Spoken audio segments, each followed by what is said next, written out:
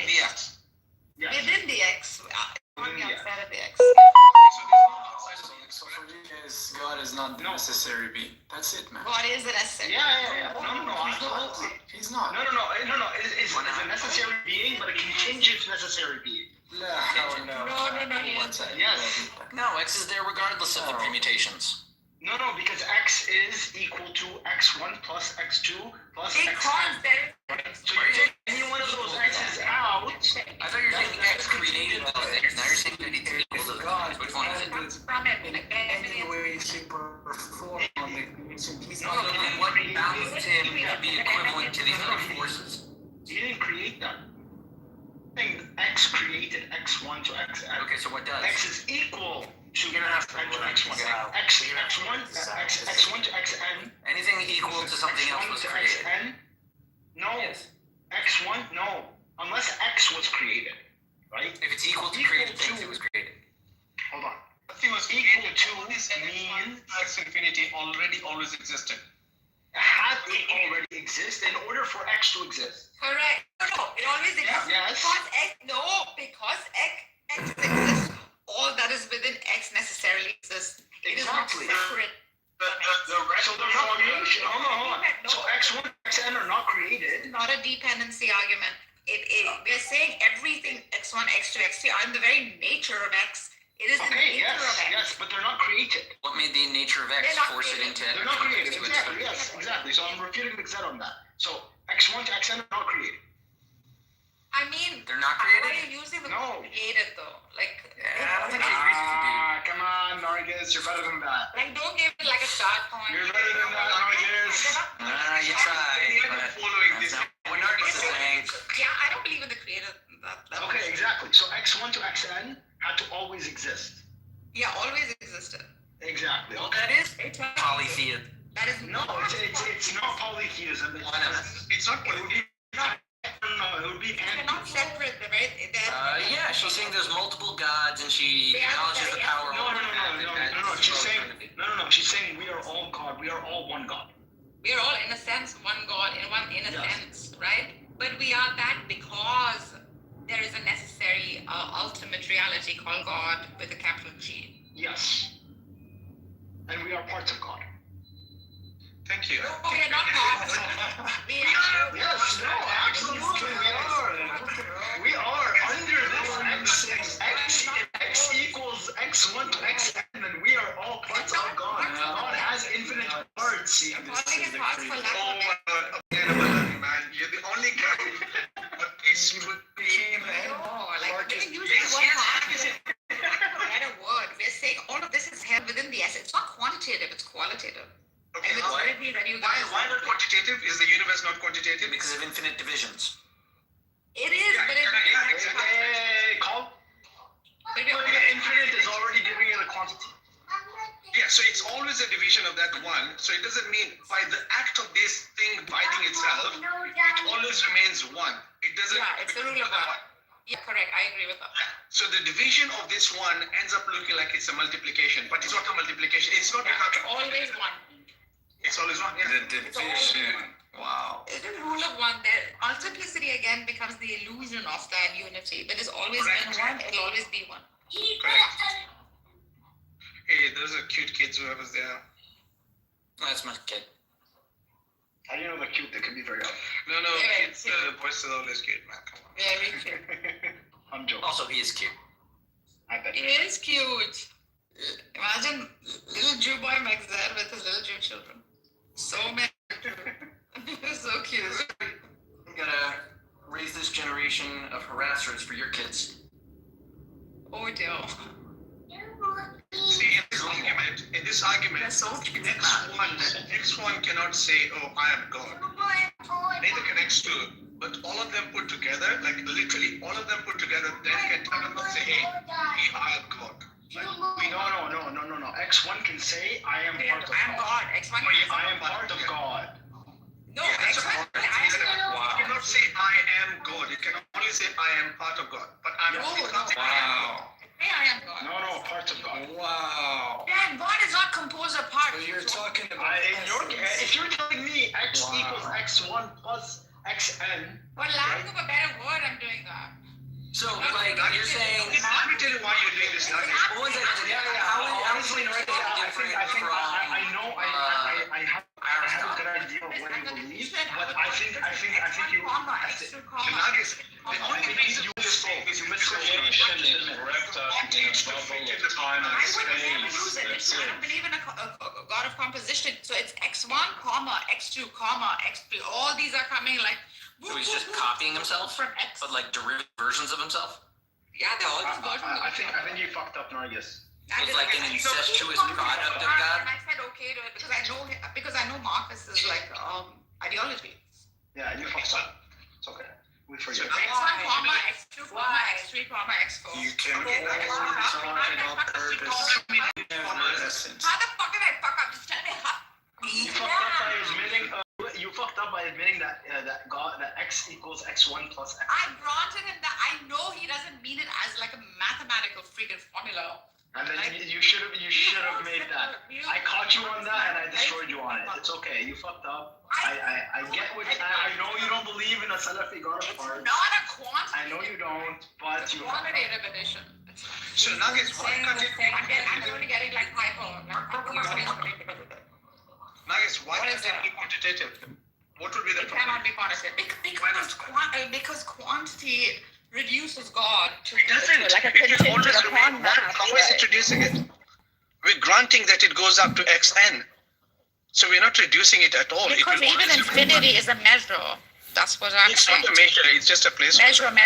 We measure up to infinity. No, it- Like my God is so powerful. It's free of Nuggets, anything. okay, who has ever measured infinity? Please tell us.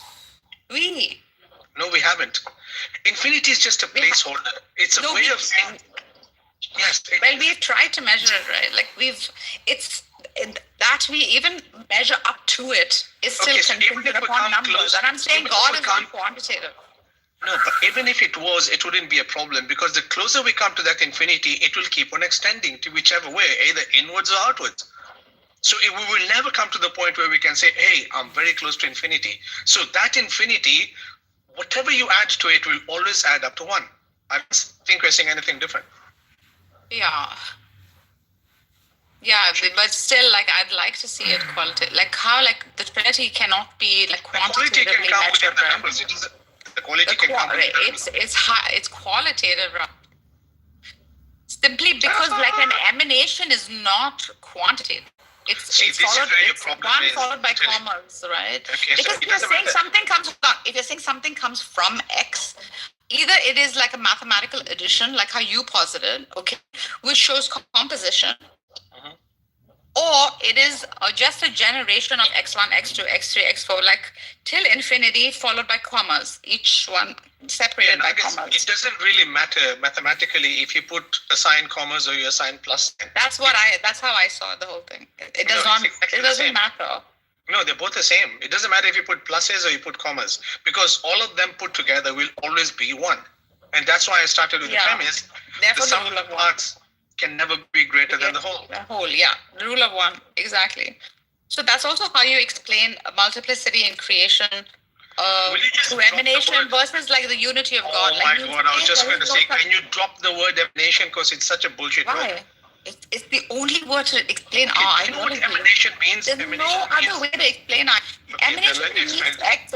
One sec. Emanation means X1, X2, XP come from X. That's what it means. It cannot Exactly. be Y, T, Z. Okay, Like if it came from somewhere, so it must have been a part of the original. it is oft. I would not say part of it. It is oft. If it came from somewhere, if I had a pen on me, was that pen not a part of me at some point? Yeah, but you're right. If X is infinite, if X till X, then like it doesn't matter whether I say parts or whether I say. Exactly. So why the bullshit thing? God Because is not I'll infinite. tell you why you say emanate. I'll tell you why you say. Okay, let me explain. comes from. That's all. No, I'll tell you why you're using the word emanate because it fits religion. Because religion wants to create the idea that God is somewhere here, and then whatever was created, the creation is separate from God. Hence, you're using the analogy that the sun is somewhere here, and then the rays hit everywhere else, but it's the emanation of the rays that we are experiencing. And I'm saying, no, that's not how it is. The x1 to x infinity must exist within the x. It cannot be separated from it. So it's not like we're emanating or coming from somewhere. We've always ever been. We've always ever existed. We must exist within the x all the time. That's your wish, man. Doesn't mean absolutely nothing. Sounds pretty You good. don't have to agree with me. Sorry? God is not infinite, man. Yeah, the question is, what do you mean by we exist in God? What do you mean? Yeah, we don't share the same essence. Breathe and have our being. It means we have always been in the knowledge of that which is all-knowing. Okay, We cannot, could not have not been. Doesn't make it real. Being in the knowledge of God. What do you mean Being doesn't in make it real? alignment doesn't mean you share the same essence. That's a No, you don't big share the difference. essence. No. Because the essence could be distinct. Some hold to the same essence, like the Gnostic would, right? Do you see the ruh that was blown into you? That ruh is of God, right? Agreed. One can say that, right? That's not true. That's a creation of God No, too. so from God in that sense, yeah, we Yeah, in understand. that sense, like from. Bluetooth device. Think of it as Bluetooth device. Nah, you're not getting Like, it. this is what the this Quran is a little says. more like irfani rather than you can't measure these things. You can't put them into like you have to see them as like just pay attention to the language. Exactly. So you should say one purpose, not How does the ruh? one. How does the ruh? As Yeah. one How God. Why, like, you're how is the ruh created when it comes from within his breath? That's what I'm saying. Like I don't know why that's you created. can't say it's It can't be created, bro. separate than God, It's right? Pieces of the knowledge of God. People, man. That's what the Quran. Yeah. Exactly. So it's not like because if you hold to that creation model where everything is created, then the Quran that is uncreated is also God. There are two gods then. Right? Exactly. The Quran is uncreated. Yeah, so that's You have to understand. Oh no, his knowledge is You have to understand the creation model. It's That's why it's that better makes to any say sense. Quran comes from God because an uncreated being, from it comes uncreated speech. Like something like that, you can explain it like that. just to say that God always knew. Yeah. Always had the knowledge of all things. He knew Yes, what? that's all What it's did he saying. know? That's It was before creation. of you, of me. Exactly. That's why I don't hold He's to the not, but he creation model. can neither beget nor be begotten. So how would he have this experience? That's why I don't hold to that creation thing. The first time, the first start. It's all that is problematic. No, it's just to say that it's not like absolute. It's just to say that But then he it's not always God. knew. If it's not He absolute, always it's not knew, like the creation. Like he always knew. That doesn't mean that It's it not was absolute. that it was there. No, it doesn't mean the creation was in Seems effect. more acceptable in like an eternal universe. It seems tricky with a created universe. Absolutely right. Well said. His will makes it real. His knowledge can stay there. So All to this some is degree, true is is this God is philosophy eternal and the debunked universe based is on our eternal. current sense of cosmology? Exactly. So What makes that- are we trying to say, using the analogy you used yesterday, that just because we say God is omnipresent, does that mean God is omnipresent because God has the knowledge or knows? Is that what you're trying to say? Omnipresence is a tricky one. Not everyone agrees with that one. Yeah. No. But then Omnipresence gets tricky Yeah, because then because God technically knows. you have to say that God is right next to you right now. Yeah, that's it's you. what I'm saying. It's you. How would basically. everyone Not say even that? next Yes. to you. Because these guys are Every using cell is- they're using the idea that God knew. The fact that I'm existing, God knew I was going to exist. So in other words, God doesn't necessarily have to be here. God just has to know. You're describing omniscience, and yes, omniscience Yeah, is not the same as omnipresence. Yeah. So omnipresence is not the same as omniscience. You can be the omnipresent where you are everywhere, but have no knowledge of the things happening everywhere in certain places. Well, you've got to be there to know what's happening. And Hey, I'm Omnipresent lumping them all together. hand. Otherwise, the I know what happens in places when I'm not there, like Las Vegas. you only wish. like when the sun rises. Right. But I know that the sun rises. No, that's silly. I mean, No, it's not we silly. need to know what's- No. I'm simply saying knowledge doesn't demand presence. Just using it. Before creating, They're two separate magic powers. You mean you know exactly what's happening in that particular hydrogen atom? Omniscience, exactly. You know everything. Yeah, God is But you don't You could theoretically obtain that one, and right? eternal and independent. What do you want? Just like know everything. Stop forgetting stuff, dude. Oh, so I can be some. Okay, so you're telling me that presence means if I know something about something, I'm also present there. No. Presence would be, omnipresence would be if your tiny little body, which is the extent we usually apply to you, expanded to be everything that exists, such that you were in all places at all times. That would be an omnipresence. Okay. Do you think God is omnipresent? It's debated. No, I'm asking what In what sense? I do not think that God is in this world. I think he's in his own world. So you don't think God is omnipresent? Not in this physical place, no. Oh, okay. So you have a God that's not omnipresent. So therefore, you must be believing in another God. Yeah, the God of Abraham, Isaac, and Jacob. Who's Which is outside different from- here somewhere, hanging in his lounge with a cigar. He's above all of existence. Cigar. If you look at like Jacob's ladder, he was like lying down and he saw the ministering angels going up to heavens, and then above that, the eternity. And that's where he says God is, up at the top. Yeah. Maybe So you the can say God idea, is not the no, he substance, actually right? answered correctly, because that's the real answer. You must say that God is omnipresent in what sense? In the sense that he knows the creation. Okay, is God here right now with us? Here's the way you could say God is omnipresent.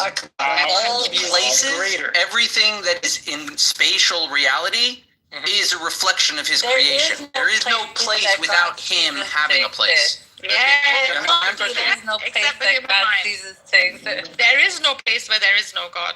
Yeah. So Point us to therefore, that direction where is this an God does I, not exist. like the Quran But he's says, not in the all physical I world. also. That's the weird contradiction I'm He's saying. not temporal. I'm redefining your omnipresence. He's transcendent.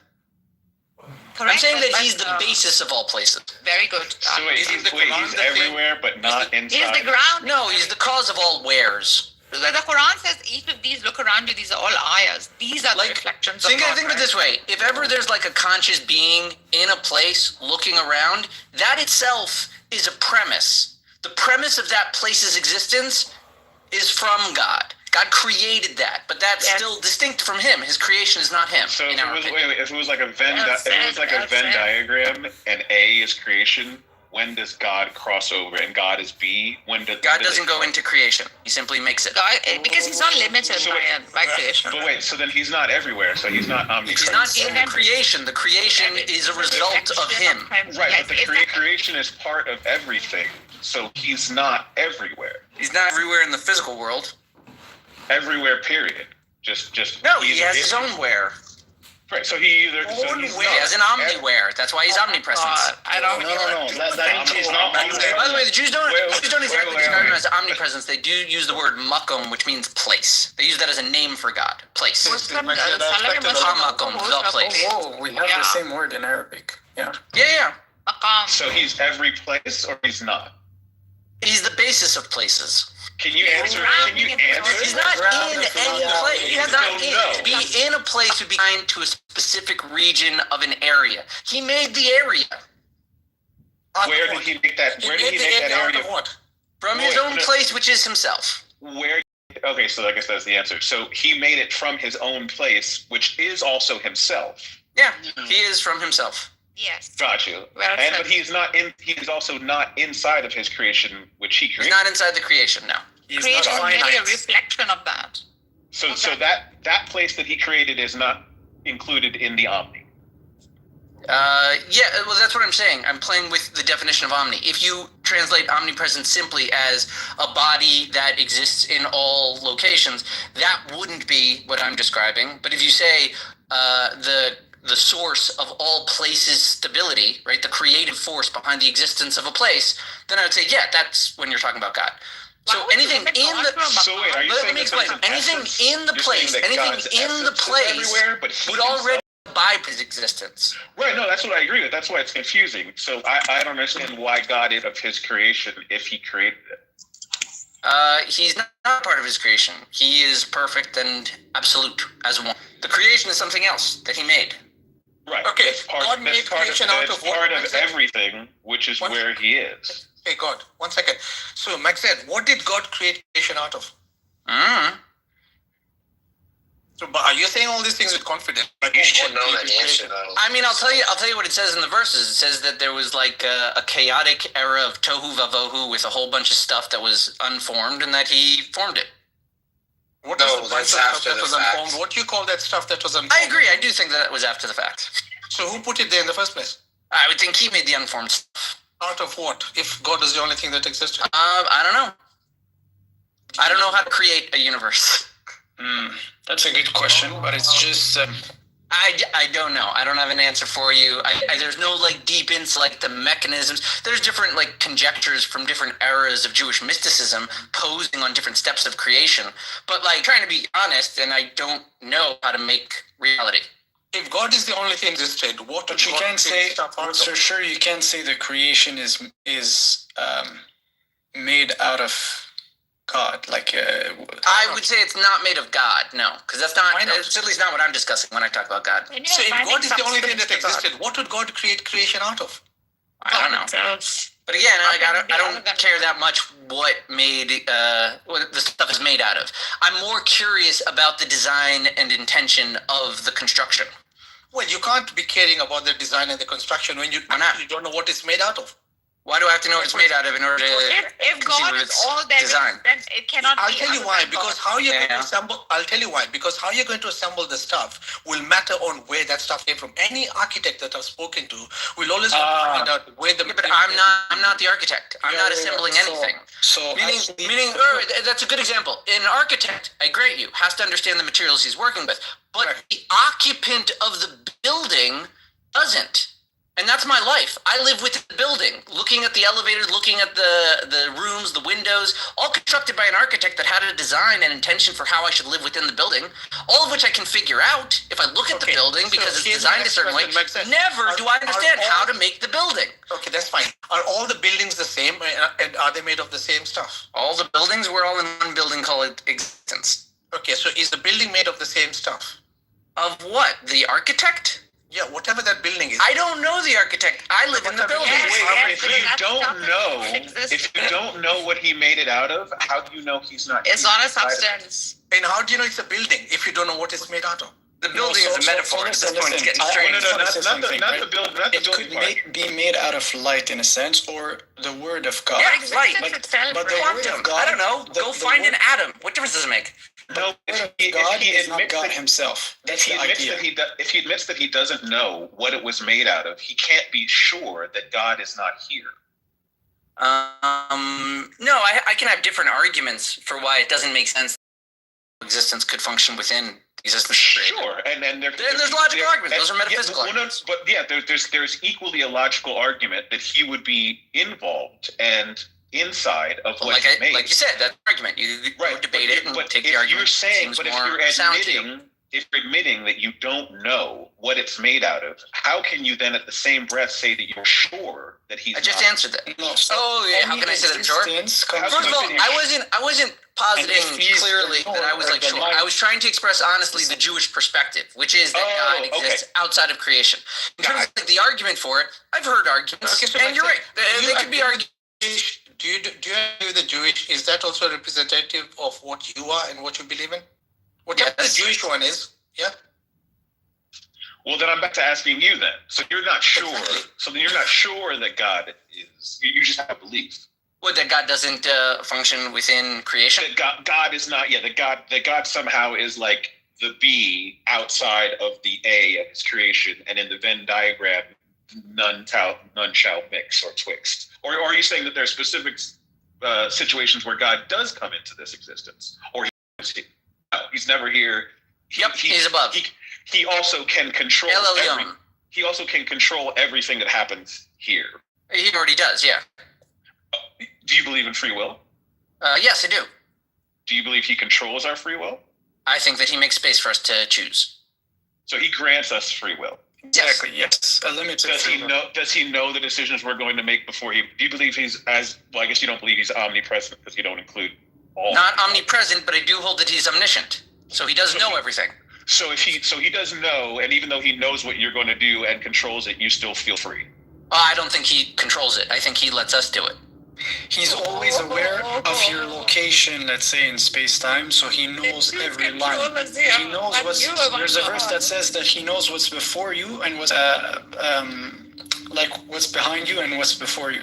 So he all where you're situated in any way, shape, or form. Yeah, I mean, he designed you and the world around you, all of it. Wait, did he design people to sin, or was that a mistake? That was an option he gave the first man, which man selected to explore. Okay, so he doesn't. Does he see Go, that as go, a go, bad go, option? go, I one want to have second, this go, one second. conversation. Hold Let's on. just Go ahead, let's go do ahead. it one God, step at a let me- time. So he designed it, right? I want to get in on this because I have Thanks, questions. boss. One second. All right, So brother. a designer will know exactly where to place whatever they want to place. So for them to place it as a design, they must go to that place. So when you say he designed it, how did he put that thing where he designed it? What? How did he put it where he designed it? Yeah, a designer must always put, even if it's a drawing on a piece of paper. designer is the place. It is. Everything is where he put it in existence. Yeah, and we all share the same end, by the way. But a similar end, but it's like relatively to where you are, you can change let's say the combinations. It's like different, see it as different lines in a sense. So God just zapped it and then he decided, it's going to be somewhere X, Y, Z in this space. Okay, wait. I don't know what you're asking about, like, where does he put it? Like, before the question is answered, he has to address, will there be a concept such as awareness? That's why I find it, like, sort of, meaning my definition for God, the one that I've been taught by my ancestors of the Jews, how they want to conceive of the one true God, they don't say he functions in the world. They see that he is beyond and above, and that he governs all that happens, and he knows all that happens, and he judges all that happens, but that he himself is not within the creation. Well, he functions in the world. So now, no, hold on. So to go from there, right? And see, Christian Orthodoxy believes that when God does enter, because God does enter the world and interact with creation, he is the Logos. Right, and we're going to say that is also God, but the Logos is the visible God, not the full glory of the invisible God. Yeah, this was like a controversial debate that the Christians side on in the 100. That's exactly what we're saying. So when about multiple powers, you're not going to be able to explain with the same scriptures what this Logos or wisdom really is. So the word of God is God. No, I can describe that as one of the angels. Muslims not very have difficult at all. a very distant God that interacts in a way that's only subjected to those people that he interacted with. It's not like interact with everybody. No, that's just an accusation from the other camp. That's not the way that's what I'm doing because I know you're accusing from the other camp. You're the heresy of my belief. The heresy of monotheism. No. You see, Right. No, you describe monotheism as unity. Yeah. As a unity. You describe it as a unity. It's like the Muslims do. Tawheed is unity. Yeah, Muslims are correctly monotheistic against your paganistic Trinitarianism. All right. Listen, slow. And by the way, if you were to abandon the Trinity, you probably could have cut off the Muslim movement. They didn't have as much with the monotheism thing. No, why should we? Because monotheism is correct and paganism is wrong. That's why you should. No. You seem to be disconnected from your ancient past, Mr. I've been being trained by these people for such a long time. It wasn't as longer than Christianity. It wasn't longer than Judaism? Yeah, Judaism was much longer than Christianity. Not Judaism. Rabbinical Judaism. Rabbinical Judaism is also older and longer than Christianity, but I grant you not as much longer. But the monotheism, right? Slow down here. The monotheism of Judaism, that is significantly older than Christianity. Everyone saw it as a change, including the Christians, which is why they wrote about it. And we were in a new era. Yeah. Until the Muslims found out your theology was stupid. Yeah, and then they wanted to worship the same religion, but they had to abandon your stupid church because they wanted to hold by monotheism. Correct. The church got. They would have been Christians. They all would have been Christians if you would have abandoned your paganism. No way. 100%. Well, when did God punish us? In my mind. So when did God punish us for our paganism? What? With the Muslims? You're saying God repaid us with the Muslims? He's getting. No, I'm saying that you guys are engaged in an epic battle with each other about how to misinterpret the Jews, and you'll continue hurting each other left and right, Christian and Muslim, until God judges you. And that's Messianic age. I don't know how long you guys will pester each other over how to read our books. Oh wait, but you realize I could flip this around on you, though, right? Easily.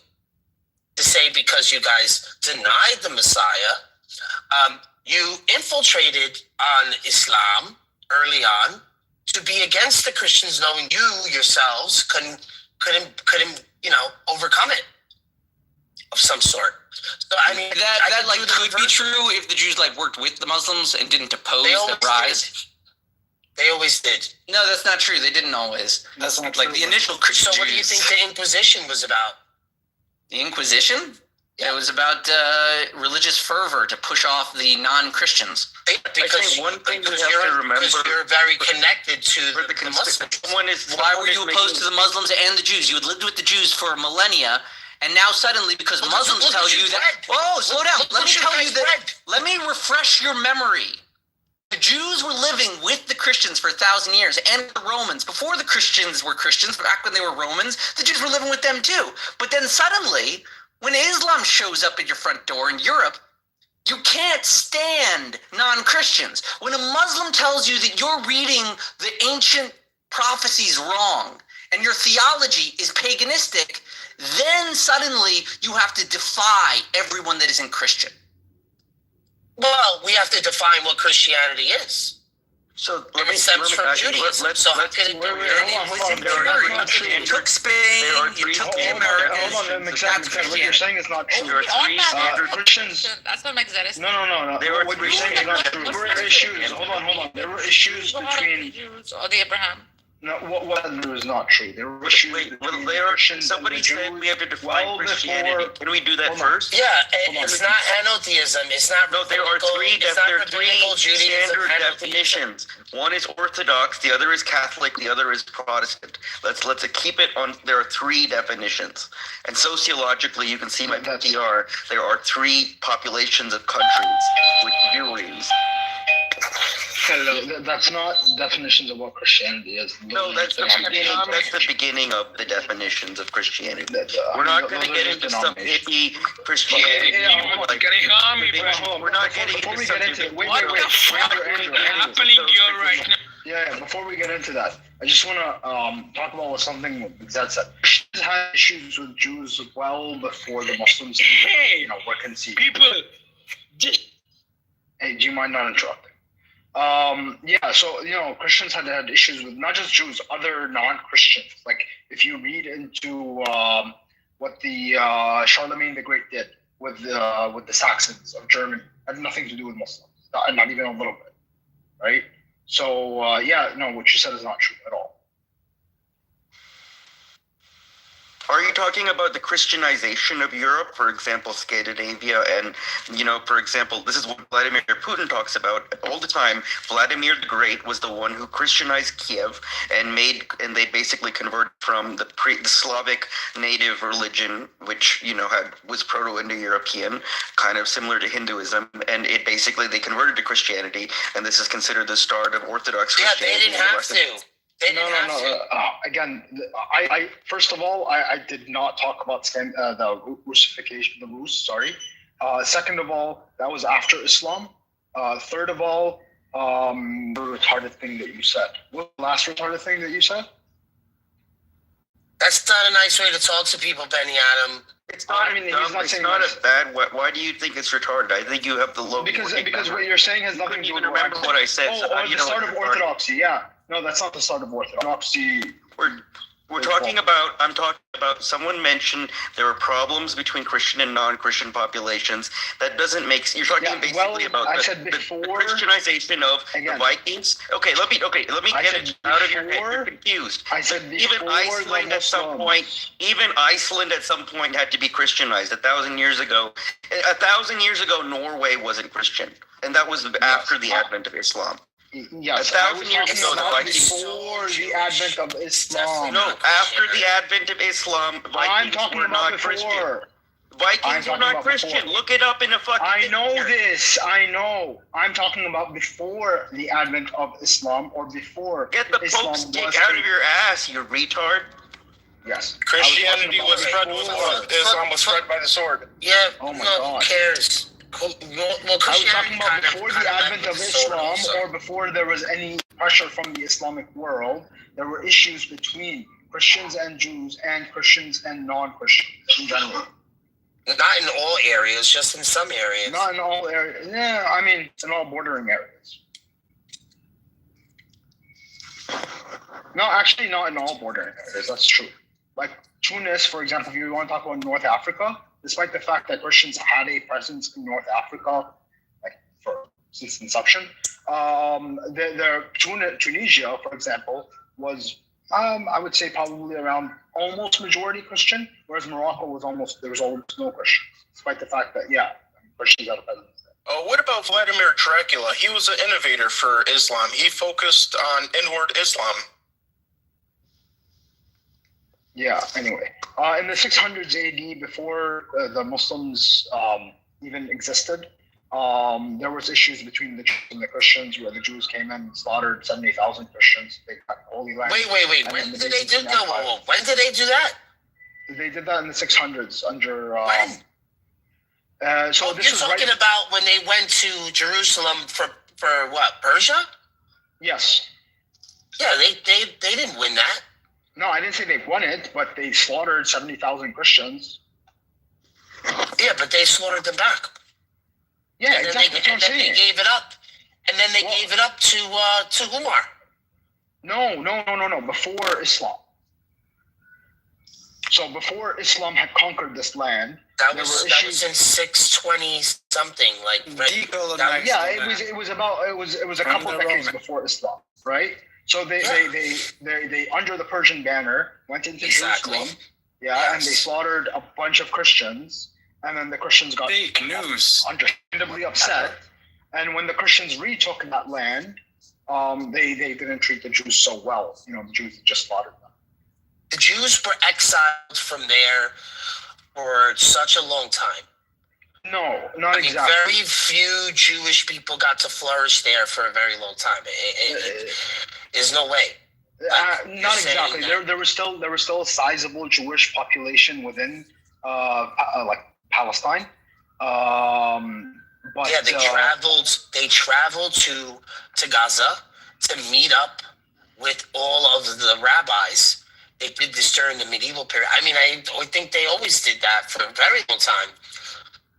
No, I think we're getting caught in the weeds. The point is that the point is that prior to Islam, there were issues between Jews and Christians. It's not like, Jews and Christians got along just fine, and then the Muslims came, and then they started challenging the Christians on their theology. What power were they allowed to have? I'm asking you that they weren't allowed to have a lot of issues. Power. All right, so what issues did they have with Christians? I want to know. What is it that they did since, since the Persian War? What could they have done? What, the Jews of Rome? Anywhere. So are you talking about after the Persians, or they were in Rome before? Up until Rome fell, they were like citizens of Rome, and when the Western Rome fell, then they became like wards of primarily Charlemagne. Charlemagne made a proclamation for them. His son also kind of favored them, but then after that, they passed hands between different lords and rulers and kings that would not grant them would not grant them simple courts. They weren't permitted there because they weren't Christian and they didn't trust what they would swear to. Instead, they had a special papal court.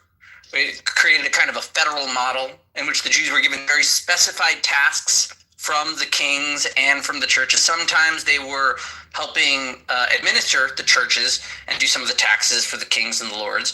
But this is all just sort of a question of where the Jews were and what the laws were at the time. And pretty much every ruler in Europe since the fall of Rome and before made note of the Jews in their population as a separate. Yeah, you're talking in the West specifically. I think when you say fall of Rome, I think you fall of the West. I'm talking about the West. In the East, in the Eastern Roman Empire, expelled them at a different point. Yes, in the Eastern Roman Empire, there were various times in which they either forcibly converted Jews or expelled. Also in the West. You can't forcibly convert Jews. Yes, They you can. have Many several times times. you can. How? You force them to become Christian. You threaten their lives and take away their property. By the way, you take away the property whether they convert or not. How? Yeah, there's a reason why there was no Jews allowed in the Council of Nicaea. Or like even converts. Because that wasn't a Jewish issue, that was Christian. No. I'm saying even converts, like a Right, Christians also. That's another point, Mark. You should be aware of this. Christians fear Christians that have Jewish origins. Historically, like they are concerned about them, they mistrust them, they believe that they may be working against usually them. up until the second or third generation. Yeah. There's I would say mistrust rightfully. that join Christianity. Yeah. Yeah, what if you're Rightfully born so. into it? Well, that's Even the thing, then, up until the even second or third then, generation. they're not sure if your family has been indoctrinating you in private. Yeah, That's the whole thing of the conversos in Spain. Well, that was actually a real thing. Like there were conversos in Spain. Yeah, And they were keeping their Judaism in private. Yes, and even Muslims did the same thing. There were Muslims and Jews, conversos and Marisos. Both of them. They were You can practice in professing. private. You can look in Spain and you can see all the hidden synagogues that they had all over the place. They had them in apartments and everywhere. Yeah, they were hidden for a reason. Yeah, so that means that they became Catholic. On the face, but behind closed doors, they were actually Jews. So there goes that rule. What? I'm sorry, what? That they mistrust Jews. They They didn't know did they were mistrust Jews. them. Yeah, they straight They up didn't did. know they were Jews. They call it Judaizing. No, Judaizing is what the evangelicals do in America. That's Judaizing. I mean, that's one form of Judaism, yes. But yes, so the point is, Migzed, the polemics or the issues between Christians and Jews did not start with the Muslims coming and saying, "Oh, you got the interpretation of the scriptures wrong." That Are you saying, it said, that the Christians and Muslims are beckoning knee to the Jew?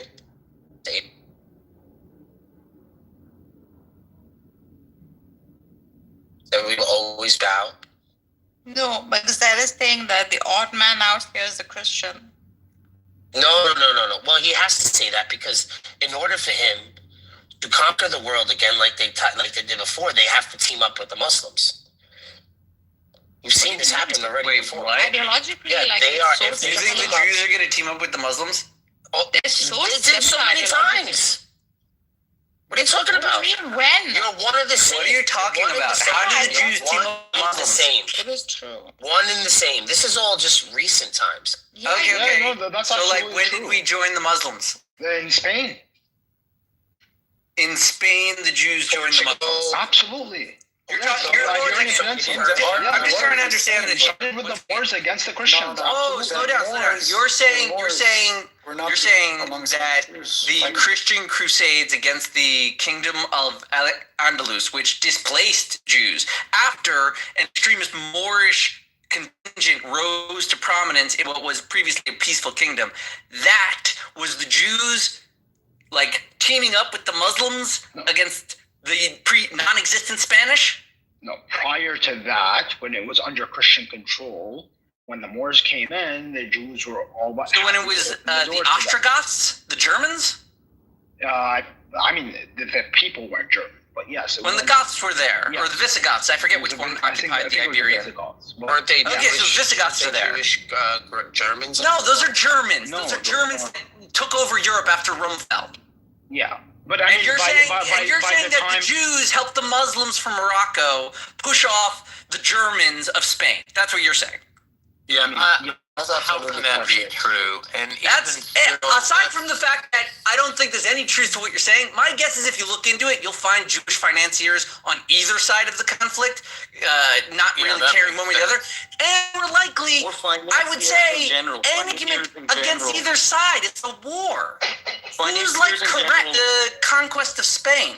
Financiers in general get like maligned for all kinds of reasons. I hate Yeah, and the Jews were financiers because they were forced into that. I hate the stereotype of Jewish They were financiers. definitely. They were. They were literally told you can't own weapons, but you must fund our weaponry. Correct. Because the whole funny thing about there's no such thing as a quote unquote Jewish, even Islamic finance has, there's no such thing as Islamic finance. You can, I've looked into it. Yeah, there's they're a called whole Jewish. topic. They're called Jewish. No, it's called neo-Fisherite economics. There's a whole topic because the entire economy of Turkey, which believe it or not is a NATO country, runs on Islamic finance. Which is it doesn't. It actually doesn't. No, you can't take interest. Just look it up. Read a book. It's Get the Pope stick. Get the Pope stick out of your ass. Get the Pope stick out of your ass and read a book and look up. I'm not even a Christian, man. Get Muhammad's dick out of your ass and read a book. Oh no, shut up, man. What the fuck? Oh, come on, stop. Don't do that. Listen, I'll kick you for doing that. Don't do that. All right. Because then you start, and then everybody's in the room just comes to a crashing fucking halt. The whole thing is, the Jews did not have a military or fighting capacity capable of doing any damage in Europe. The closest you can really get, and it would not be the Muslims and Jews teaming up, would be the Shamtai Tzvi psychosis that fled through Europe when everyone was like certain the world was going to end. Ottoman Empire. Exactly. They marched their ass over to the Ottomans. They were barely European. And then like the European copy of that, when you get northern to the Germans, you had Jacob Frank or Leo Frank or something that copied exactly Shamtai Tzvi. He said like, I'm reincarnated Shamtai Tzvi. And those were like just messianic crazes. But that was never like a war. That's like the most political influence the Jews were able to foster of like a mass movement riot type. Other than that, they were consigned to offices to manage the affairs of bishops. Yeah, so I did look it up. Yes, the Jews of under the Visigoths were Except not for my treated very well, meat. and as a result, in many circumstances, not universally, but in many circumstances, did side with the Muslim invaders. According to what source?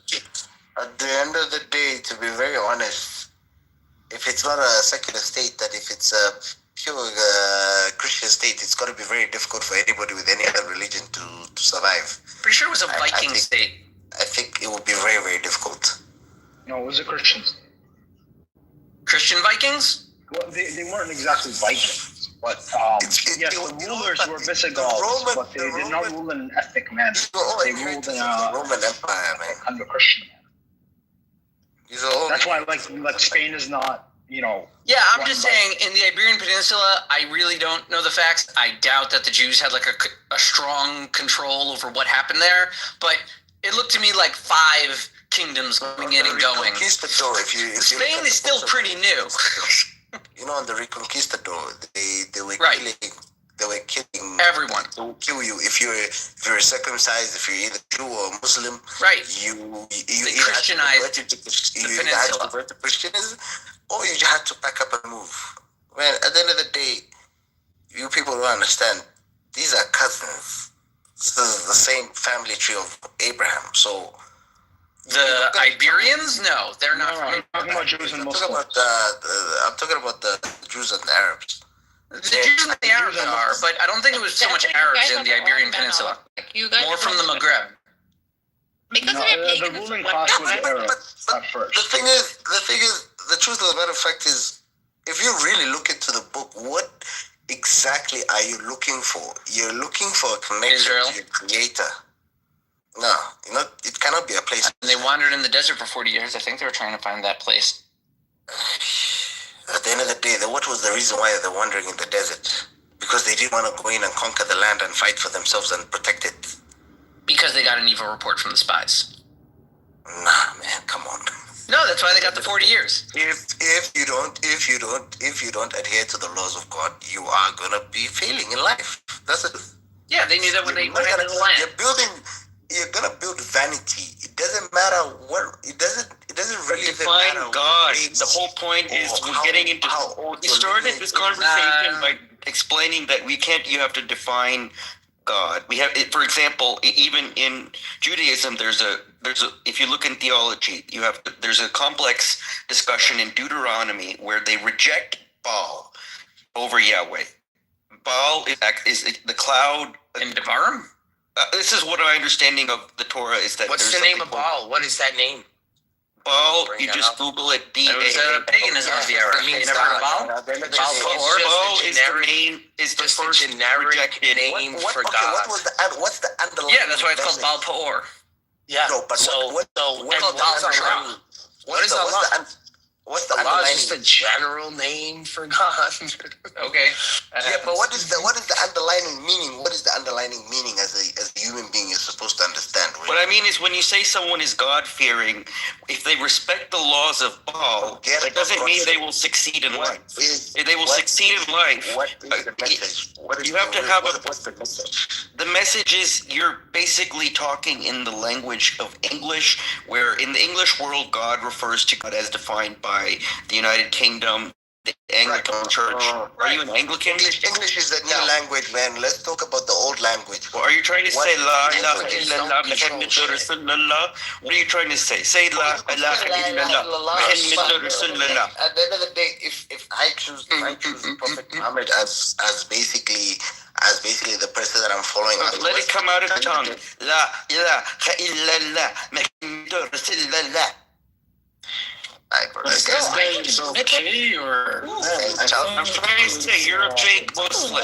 You're not even a real Muslim. What's the aggression though? No one's even attacking you, man. Calm down, bro. On stage, man.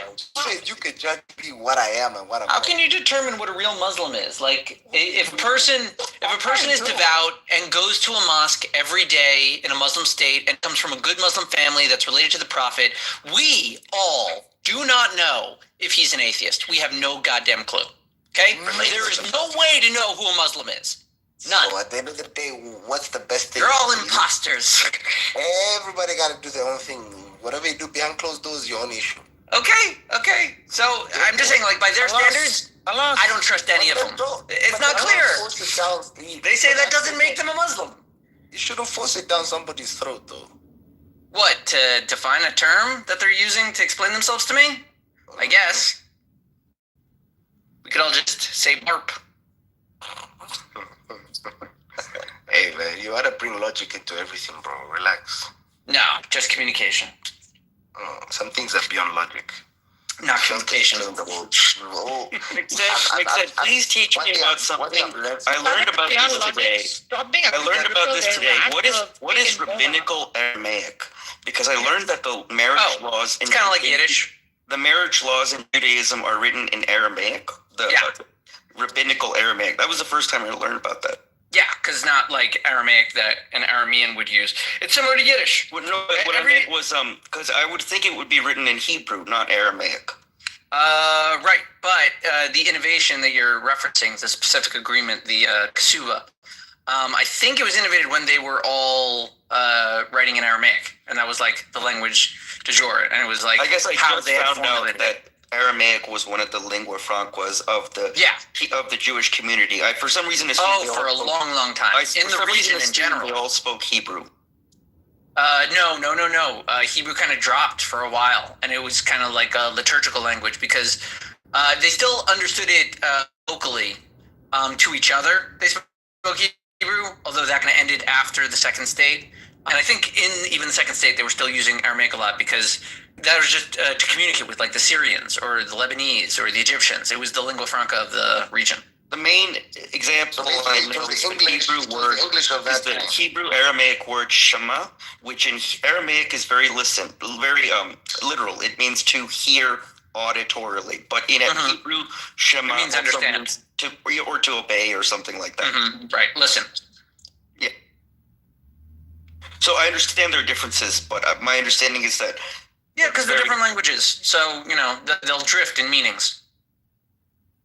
But also, when it says rabbinical Aramaic, they're saying the Aramaic that the rabbis used, which was, again, bespoke, like Yiddish. We work out our own terms, and then we define them, and then we're using them. Christianity has Coptic, we have Latin, we have... Coptic came from the Arabs. Egyptians, I think.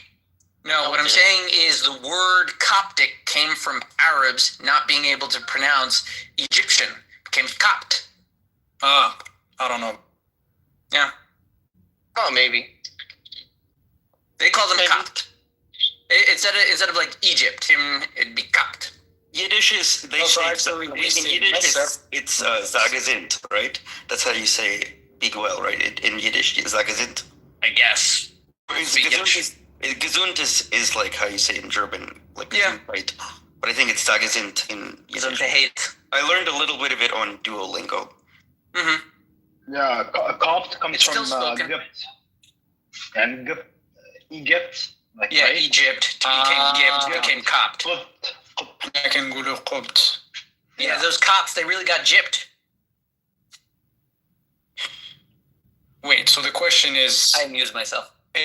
Aramaic, is it the same as the one written in the book of Daniel, the one from the 1st century? I think so, yeah. I think that might be a bit earlier, a bit, but I think, yeah, at that point they're already deep into Aramaic. The language is the same. It's just like the script might be a little bit different. Like the style I think it of was writing. one of the Uses the founders. One of the Phoenician. founders of Israel, Theodore Herzl, was very famously not sure whether they could revive Hebrew because it had been gone for so long and at some point replaced by Aramaic. But obviously one of the major successes of Israel is that they revived it. Through Arabic mainly. They have their own grammar. I mean, let's be honest. Yeah, I know the Arabs keep peddling that myth. It's just not true. Jewish grammar has Are been you studied sure? by the rabbis for millennia. Are you sure if I don't Google this, I will? Yeah, no, they did. They used a lot of Arabic see. loan words. I'm sure you'll find plenty of articles. The Arabs are trying to posit it. If you look up the actual Jewish, the people that restarted the language. There's particular people named, given responsibility as yes, they did it. Go see what their influences were in the implementation of their grammar and lettering. And it said Ben Yehuda would be a primary. Listen, I don't know if he used Arabic sources or not. I just know that the Jews have their own grammar and had for millennia. But whatever he used, that grammar is what they're using now. Yeah. No, the grammar is pretty much the same as biblical Hebrew, and by the way, Arabs have the same type of grammar like that. That's why. Okay, so then it's the same from the Bible. But in terms of loan words and stuff like that. Loan words, you're gonna borrow new words. Yeah, they borrowed a lot of Arabic stuff. Yeah. Well, why do you think Muhammad said he was an unlettered prophet? Because he didn't write Arabic. It wasn't that he didn't know Aramaic or Judaism or even Hebrew. You will not claim he just didn't write Arabic. Are you intellectually honest? I'm saying that he's completely illiterate. Can I answer no honestly? Well, I mean, just because you know a bunch of languages, you're still illiterate if you don't know how to read and write. That's true. I understand. Yeah, he's just illiterate to Arabic. There are many that speak multiple languages that cannot read any of them. You have to understand the revelations the revelations that were coming to him was given to him in a language that he was speaking at a place at a time. Are you sure about that? That's what the Quran says. Yes. Okay. All right. So Wait a second. So you're saying that this was invented in a vacuum? What? You're kind of saying that Islam was created in a vacuum. Islam was created in a vacuum, then you must be asking you. Under a rock. It was not invented in a vacuum. Because you're a people of the book. At the end of the day, what was the... Which I don't even know what book they have. From the time of Adam... Okay, if we're going to go back to from creation time, from the time of Adam up to today, what is the message behind it? I mean, you can say that Islam revolutionized the Arabic language, which is people from unique, Isaac which is unique of itself. Was blessed. In general, having talk about Noah. a widely proliferated singular text in general is going to help every language develop. Talk about what were all the messages or the prophets that were sent? I have no idea who your prophets were, because how could they be Muslim? How could they be Muslim? The whole idea is submit your will to the Creator. I get why. I get the message that your prophet was sending the world. I mean, do I have to listen to you? You're telling me to submit my will to the Creator? That's it. To know of your deficiency as a contingent being. That's all. That's what it is. You're saying that the ultimate ideal is to know that I'm human? Didn't I know that when I started? Get out of here, Nargis. That's why it's a forever thing. The ultimate goal is to remember I'm It's human? different if you're talking about Muhammad and Islam compared to like Islam itself. Because it would mean like to just submit your will to the will of that which is bigger than yours. Which will? The God. That doesn't help anyone to just tell it. Listen, giving people the message, go do what God says, that's nothing. Okay, Like, so which, there's so many pitches. No, That's what people keep forgetting over time, Red. And you're freaking a potty going human. There's something bigger than you. That's okay. So Marcus, isn't the real message of Islam is to enlighten the world, for us to pray to God more. Don't forget how the ancient people prayed and they supplicated to God always and always remembered Him. Isn't that a better message, right? With their culture, with their practices, with their rituals, instead of saying, "Oh, your books are corrupted." Like they could actually use the text to prove to us that we should be praying more, like they.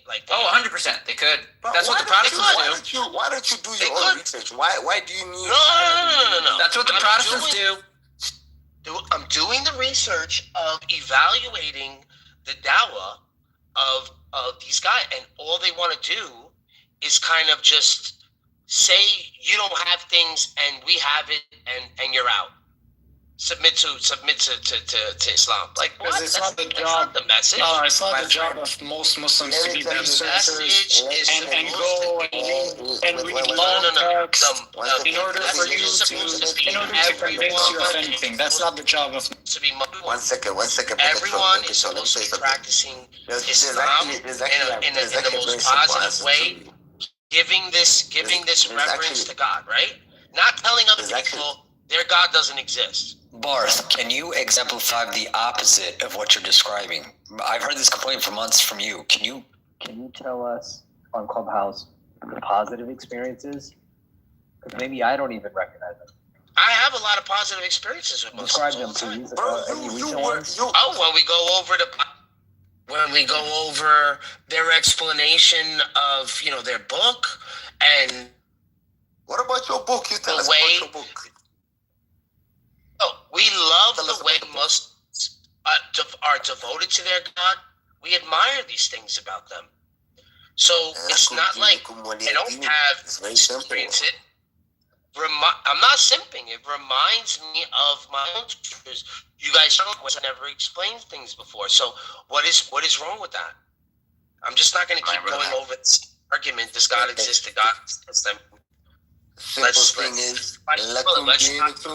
Let's die on the hill.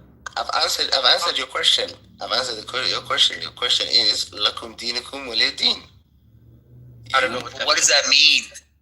So what it means is whatever you believe in, you believe in it. Then what's the point in coalescing and grouping? What's the point of this conversation in this room, roundabout? Now you're going in circles. Yeah, but that's not what 2946 says. Brother, can you read 2940, please? 2946, please, roundabout. Can you read it? What do you mean by that? Oh, I opened the read 2946, please. Roundabout. The room opener is requesting 2946, please. Yeah, 2946, please. I have amazing. If you can read it with us, verses like those this. of us that know Tajweed would appreciate a roundabout. Your mic is a bit off. Yeah. Fix your mic, bro. Fix your mic. He's just giving me numbers. Tell me the exact surah of the church. 2946, bro. You're supposed to remember this shit. 29:46. 29:46. The day. It's a verse and a surah. It's a verse. It's a surah and an ayah. Which exact ayah are you talking about? 46 in chapter 29, verse 46 in chapter 29 for the. How many times have I repeated myself? 29:46. Please read it. What about it, man? I have it in front of me. What about it? Read it. It says here, Do not argue with the people of the scripture, except in the best manner possible, except those who do wrong among them. And when they say, we believe in what was revealed to us and in what was revealed to you, and our God and your God is one, and to him we are submissive. Yeah. Yeah, Barth, you're still the circus ringleader of Muslims. Thank you, Barth. My God. I love you, Willie. You love me, Barth. I can't wait to meet you in New York City, Barth. One. Okay? What is that saying? It's saying that your God revealed scriptures that you still have, and my God revealed scriptures that I have, and your God that exists and my God that exists is one. So this is what I mean. Like, you guys can't just ultimately take this scripture and just be like, oh, well, yeah, oh, this doesn't count. This means something else. Like, but then where's the positivity? What is the point of being part of an Abrahamic umbrella? Yeah, it's pretty simple. It just means Allah is the one true God. Why should you care if I believe in the Trinity? This is the whole thing. Why should you care if I believe in the Trinity or not? Follow all the mods. Welcome to the club, Bible and Quran. New people, hi. Follow us. Can I ask you why should, but this is the whole thing, right? Why I have just to. Just allow me to ask one question. Just one question. Brother, very simple question. You said that we believe in Allah and you don't, right? You just mentioned that. What is Allah? Well, you said your God and my God. No. I'm not talking to you. I agree with your point. A Muslim said on the stage that the difference is we believe in Allah and you don't, right? So I believe in the triune nature of God, correct? No. Barth, I'm not talking. But you're a Christian, right? That's my tawheed. No. That's my tawheed. Barth, you are not. I'm not talking to you. The guy, okay, he criticized you for bringing this verse talking about the unity, and he told you that no, we are not gonna tolerate you, and we are not gonna have the same God because we believe in Allah. Asking the person who told you that, what is Allah? Oh, that's MA, right? Go ahead, MA. Yeah. So what is Allah? Wait. You didn't say what I said. What did you say? I literally didn't say something from himself. No, I said the God that we believe in, we say, yeah, it's the one true God. So okay, he's the one who created you. So regardless of one true God, Allah. What is Allah? My God. If you say Allah is the one true God, what is Allah? This is circular, right? Yeah. This is not. You're not talking about anything. You're just reading a verse. I'm saying you made it clear. No, we know who God is. We know who Allah is, the one true God. Don't say the necessary being. No. Listen. Don't. First of all, he came up very nicely, and he brought a very beautiful verse to show the respect between Abrahamic religion and Islam. And you said, no, we don't believe in the same God. And you said we believe in Allah. Where did I say this? You're putting words in my mouth. What is this I didn't say this, man. Hashem, you're not representing what I said. Brother, this guy is... You're off, man. Just crazy. You're off. Yeah. All right, so I'm going to have to... Hold on. Let me drop this guy really quick. I'll bring him back up. Go ahead. Hash this out, guys, because I don't want you guys being... No. I'm not. So Hashem. The verse says, "Ilahuna wa ilahukum wahid, wa nahnu lahu muslimun." So I agree with this. If you say that I said that I disagree, you're saying that I disagree with what God says, which doesn't make sense. So represent what I say correctly. That's it. Okay, perfect. Now that you clarified, okay, I do agree with you. I just thought that you were coming off on Megatron for saying that we have the same God, and his message about the unity and respect between Abrahamic religion. That's why I came off on you. No, so what I'm saying is we have the same God, but my criticism on him is that he does not represent him correctly by his understanding, by his perspective. Yeah, this is the best way a person can put it. Thank you so much. Okay. So now, since we're there, right? When you submit to God, right? You're submitting to Him in how and what to you, correct? And then obviously, in your book states that there were Christians before the messenger in Arabia went there and taught his people, correct? So even in the Quran, it says, I could have created you all the same. But I didn't create you all the same because I want you guys to challenge each other, right? So then why go against the very principles of this umbrella that you're under and say, you know, oh, well, you're only allowed to submit to God in this way? Why not just say they're Christian? And I could say, well, he's a Muslim. Because that's how I live my life. Like, he's just a Muslim. It doesn't mean that, like, you know, anything else. There's not that many Muslims in America. It's always 1.5%. We're getting the best of the best, the creme of the creme. And they're flourishing. Why do you think we need to have Muslims? I mean, this is something which the Dawa people, okay, those who go on the streets and like try. Because in America, diversity is a strength. In fact, we've built this country for hundreds of years on it. There's unity amongst the diversity, correct? Eventually, it balances itself out. It's been hundreds of years of chaos with this diversity. Buying and selling humans is a problem. However, diversity is a strength in this country. I don't know why Muslims all over the world don't understand. The Christians and Jews in the world feel like they're being robbed out of really smart people out of Islam. Yeah, there should be just as many. There should be just as many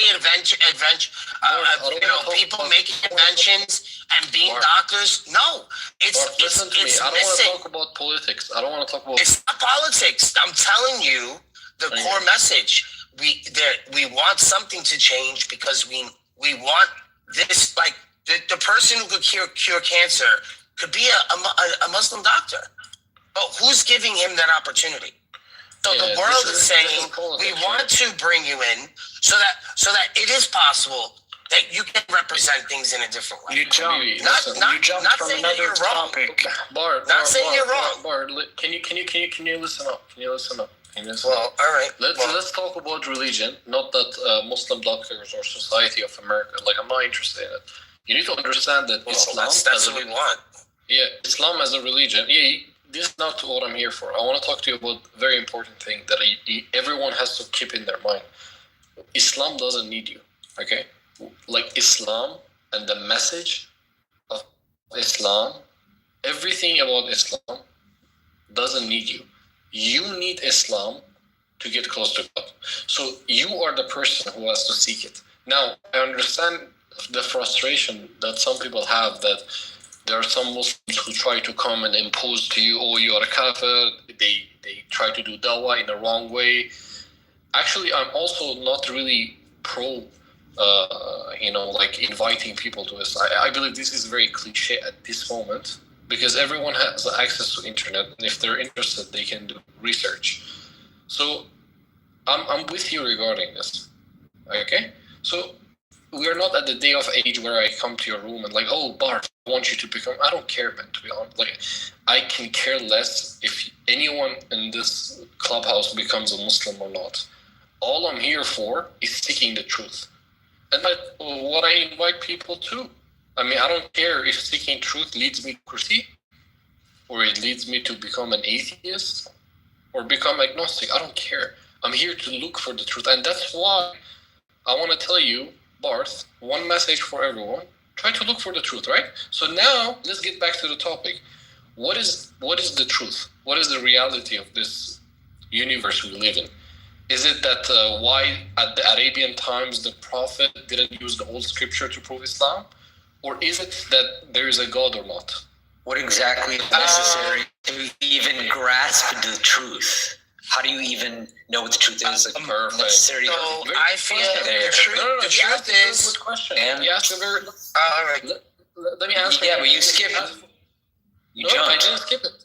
Let's address this. You skipped the title of the room, bro. What's necessary to even get to the truth? The truth isn't necessary. Why do you think the truth is necessary? No, not in America. It's necessary because why is it not necessary? I live in Texas, bro. I live in Austin, Texas. Truth ain't necessary. Yeah. Okay. So, I mean, listen, this is one view, and I respect it. There are some people who are like, okay, listen, I don't care about anything. I just want to live my life, marry like my wife or have like 20 girlfriends. Like, bro, this is you. This is like, we have something in Irfan, in mysticism, that says every person completes themselves in different ways according to the level that they're at. Some people get happy by girls. Some people get happy by helping others. Some people get happy by getting closer to God and truth. Every one of us, we're at different levels. So now you and I talking to me, telling me you live in Texas, you believe you're, the happiest person in life. I feel happy for you. There's no discussion with you. But I want to talk to people who are looking for the truth. That why we are here, who are we going to go to, why we were created, what is the purpose for us? How does your God interact with the world? What do you mean by interaction with the world? In the religion that I believe in, and the one that is the one that came before it, right? The zikr, or the hikr, whatever I forget how to say it, right? We were the message before it, right? So we already have this truth. This truth has been shared with you. Now you have the liberty, which God gives everyone this liberty to choose their own path. Mm-hmm. So for you to say I don't have truth is weird. No. So I'm telling you, I believe in a God now that interacts with the world, and this is the Holy Spirit. I read your book, and it says Holy Spirit, but you're saying this is not God interacting with the world. So then I get confused. I'm like, you're making assumptions, right? So please, like when anyone who wants to talk to me, I'm just using an example. I'm just giving you an example so you know where I'm going with my line of reasoning. Yeah, but don't. I'm not assuming you. I'm just saying you as a hypothetical. Okay, let's go one by one. Forget I'm a Muslim. Okay, I don't believe in the Quran. Okay, I reject the Quran. Let's say I reject the Hadith. I'm agnostic to everything. Me and you are sitting right now. Okay, let's not pre-assume any position. Okay, I can still prove to you there is a God. Okay, there is a necessary being. How? How would I prove it to you? Yeah. Okay. So now we go to proving God.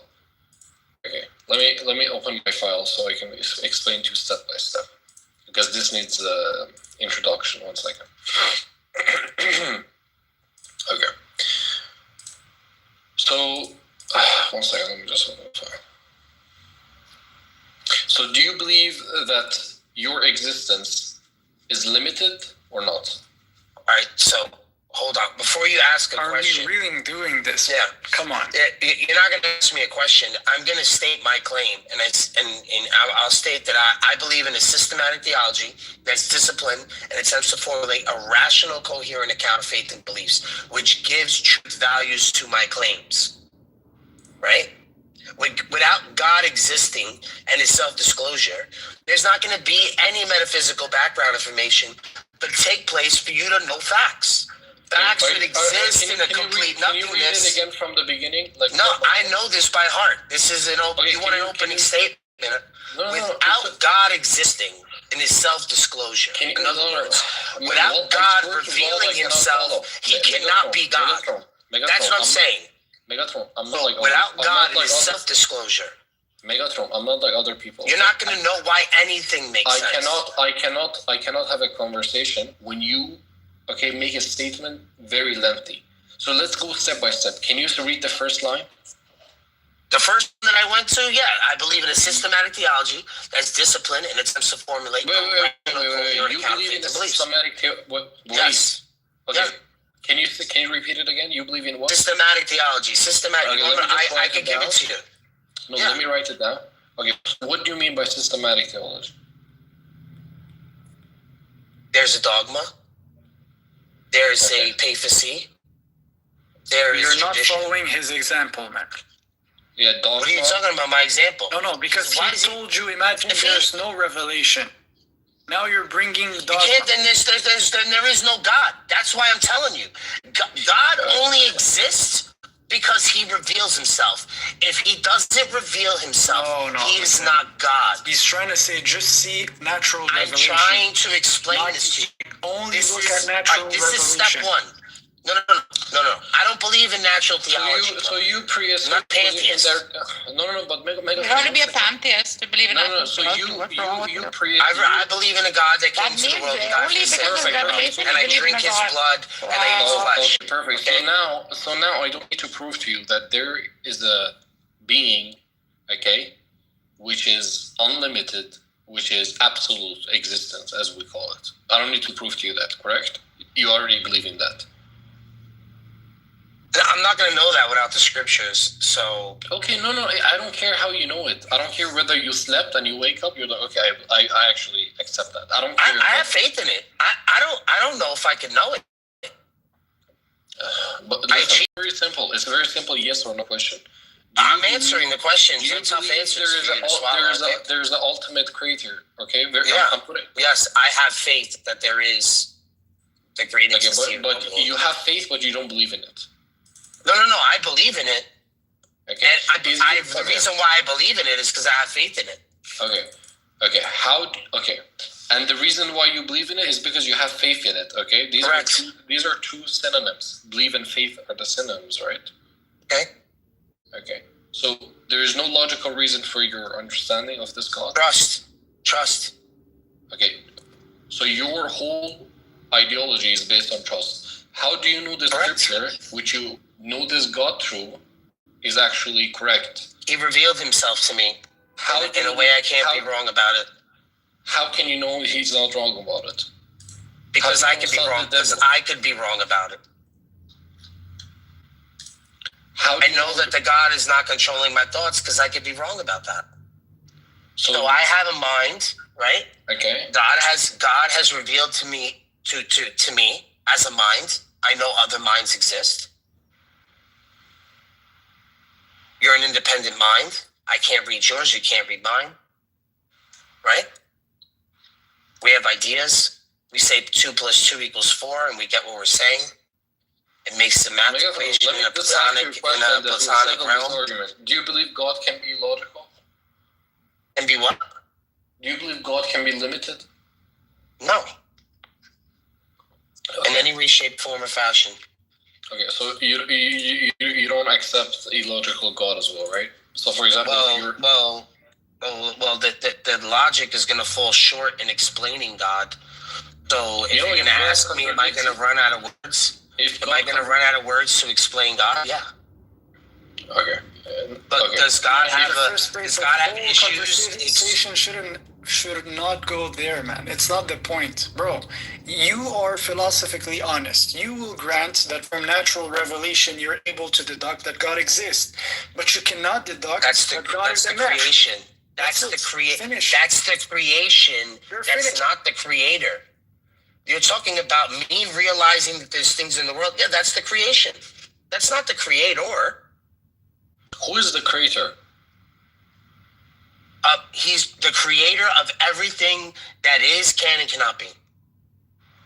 Okay, who is this creator? The Father, Son, and Holy Spirit.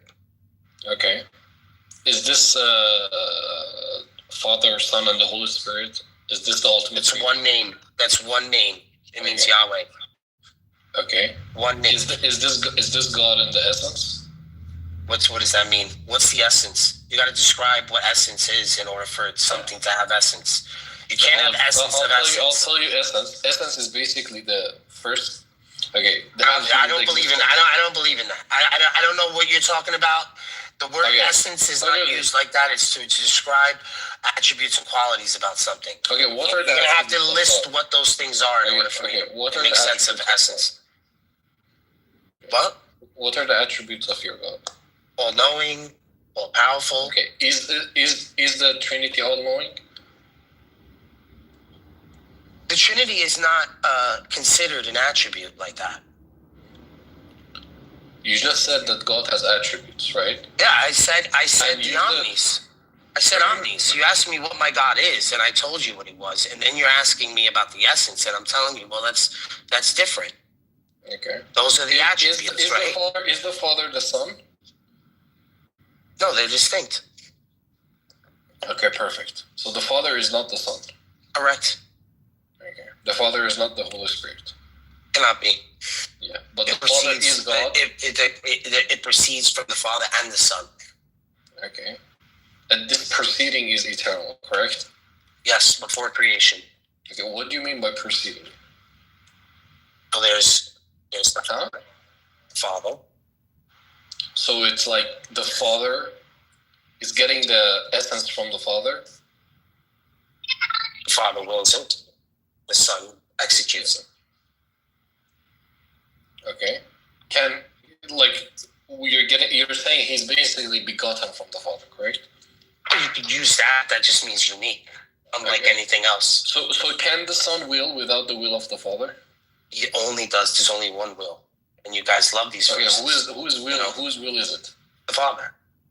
Yeah, but the one who there's a distinction between Father and the Son. So it means the will of the Father should be the relationship before. You gotta realize the relationship before creation. This was always there. He incarnated in the flesh, but the Logos always existed.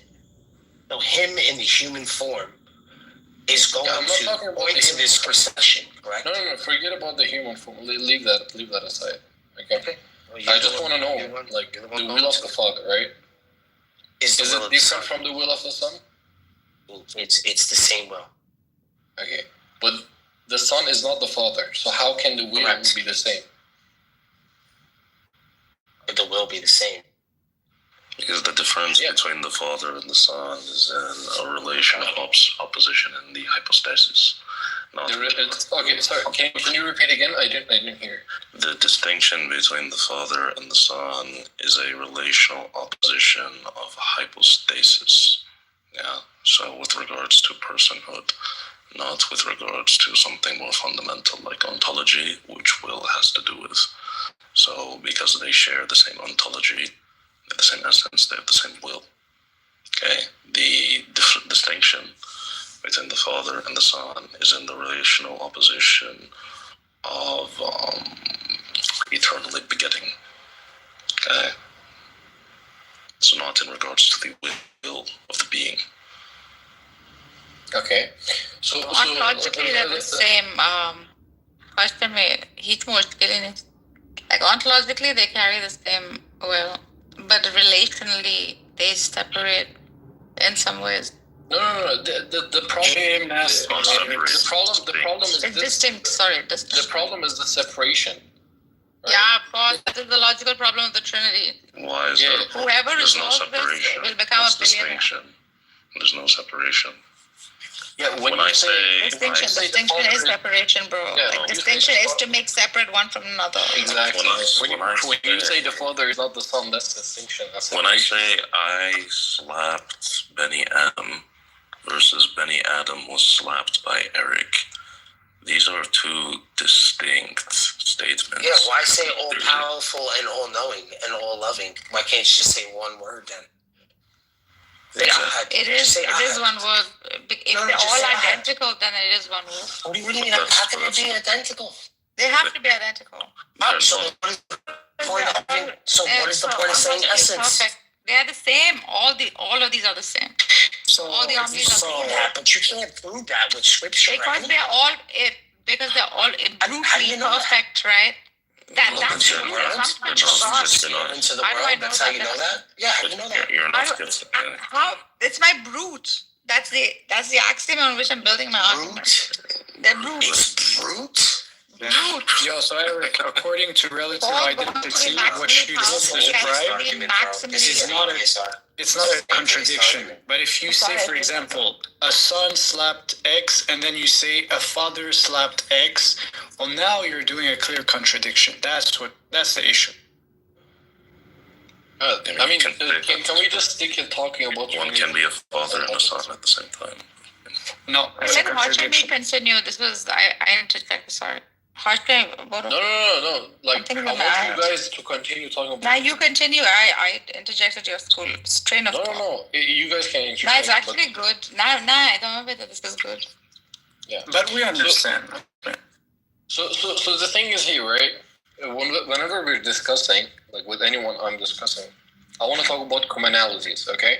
So we all believe in the God. We all believe there is an absolute being, right?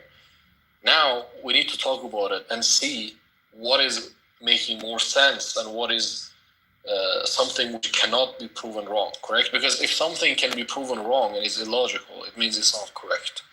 Unless you disagree with this premise, then I have no conversation with you. If you believe in an illogical God, like for example, Salafis believe God has a hand, okay, they limit God, I have no conversation with you. So I want to set this premise with the people I'm talking to. So there was a Christian I talked to a couple of days ago, and I told him this. He honestly came up and said, listen, Hashemi, I infer, okay, I don't know, and I say that this is something which is between God and Trinity. I just want to believe in it because I love Jesus Christ. He's my Lord. And I respect that. But this is what I want to set straight. Do you believe that God, okay, can be illogically, can do something illogically or can be illogical, okay? And if God can be limited. Can you just say that? One, God cannot be limited. And by nature of God not being limited, it actually makes sense. It is actually logical to say that there are aspects of God's nature I cannot fully comprehend. So when we speak of God, we speak about him analogously. So this Christian is actually correct in that he does at a certain point appeal to mystery, which anyone who believes in God at a certain point must in fact appeal to mystery. Because if you appeal purely to logic, that means your God is entirely comprehended. Yes. That means your God. A God that you cannot explain because it's illogical and therefore you feel the mystery. You'll carry on. You'll carry on. Let her embarrass herself. Let her embarrass herself. Just let her talk. Yeah, I know. Just let her talk. Just let her talk. She's totally embarrassing herself right now. She actually is. She's being a total Salafi right now. Yeah, because she knows. You can completely logically explain your God. That means your God is able to be comprehended by human wisdom. That means he can't be God. Perfect. God Wait, must transcend. Can we go line by line? Can we go line by line? Yes. God. Okay, so here's the line by line. Basically, God is all powerful. God's power completely transcends me or completely transcends his creation. Thus, there must be aspects of God I cannot fully comprehend. Now, just because I cannot fully comprehend them does not mean he is illogical. In fact, guys, what he's saying basically, let me just summarize what he's saying. What he's saying, and I agree with him, and I will defend his position, is we cannot understand God's essence. Is that what you're saying? It's not to its fullest extent. We can speak analogously of it. No, listen. Everyone in this stage, believers, if they can understand God's essence, they're limiting God. Because anything which you can understand, you're limiting God. Bro, your God is not the universal God. When you say God's essence, that isn't the benchmark on how people should understand God. You understand God in your way. Your way isn't the essence. You're not even saying anything about this God. You're just using the essence over and over and over again. You should listen to yourself. Megatron. We are going line by line, right? So let us continue line by line. Now, what you're saying is talking about essence is ridiculous, right? So how would you explain your God? So, for example, what has been revealed. I have a revelatory epistemology. Is that everything about your God? What? So then how do you... There are aspects of God. What is this guy saying? There are aspects of God you can come to through natural reason. Perfect. See, the guy Eric, I don't believe in natural theology, bro. I don't believe in natural theology. I'm sorry, buddy. Okay, then you're already in error with majesty. Megatron, let me continue with Eric, okay? Because he understands what I'm saying.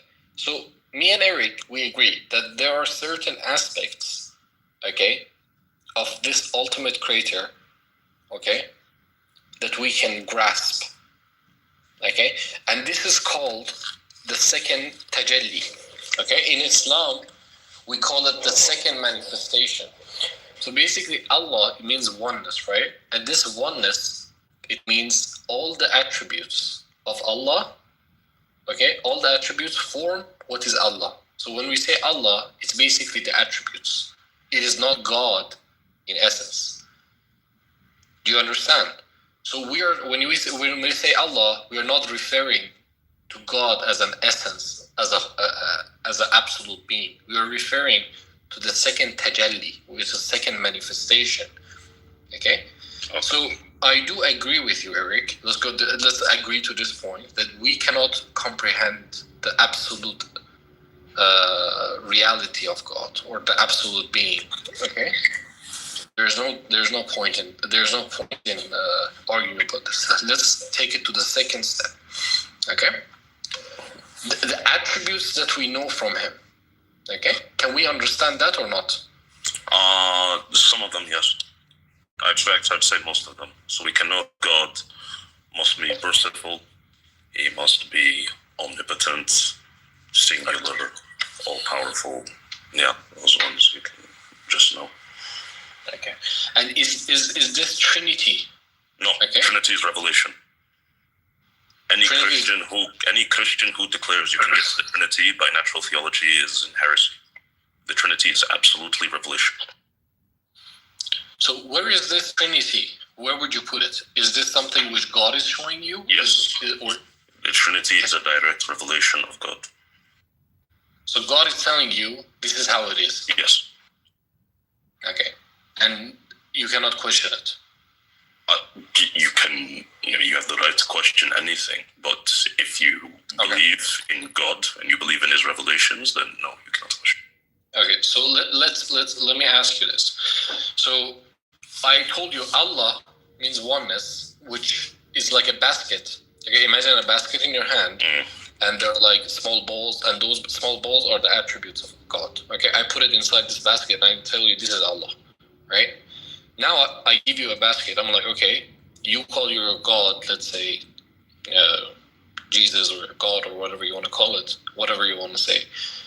You have a basket as well, and you have a bunch of attributes inside that basket. Is this Trinity part of that basket, or is that Trinity part of that absolute existence? So we would say that, it's, I guess, both, but maybe because I wasn't paying so close attention to what you were saying. The Trinity subsists within the essence of God. So it's not like separate from God or separate from God's ontology. The rational opposition between the persons of the Trinity, these subsist, okay, within the ontology. Okay. So is it part of the essence or is it the essence? No, that's what I'm saying. So each, or is God manifestation, or is God manifestating to you that? No, it's not a manifestation. No, it's for lack of better words, I'm going to use the word exists, even that's not the proper term to use philosophically, but it exists within the essence. So the Father has the same exact essence as the Son. The Son has the same exact essence as the Holy Spirit, which has the same exact essence of both. Contradiction. Yeah. Well, based on what? Where's the contradiction? We could talk about this, but that's another topic. Because if I tell you to give me more details on who's the Son and who's the Father, they have a contradiction. You just have questions, you have no knowledge. Thank you. Just mute. Contradiction in their identity, for sure. Of course, there's a distinction within their personhood. Yeah, that's exactly what we say. No, that's not. We say God is absolutely one. I understand you say God is absolutely one, but there's a distinction within their personhood. Is not a problem. There's a relational distinction, not an absolute one. No, you're gonna say you're gonna use the relative identity thing, right? But it doesn't work because it's still a contradiction. You cannot say God is the eternally begetter and the eternally begotten. Doesn't make sense. Why? Well, how could you explain this? Explain it to me. Okay, so because God has totality of knowledge of himself, right? Unlike man, So he eternally begets his own wisdom, his logos, right? That's the Son. And his wisdom is eternally begotten of, I'm forgetting what the word they use is. What's the head, shall we say? This subsists within the essence of God.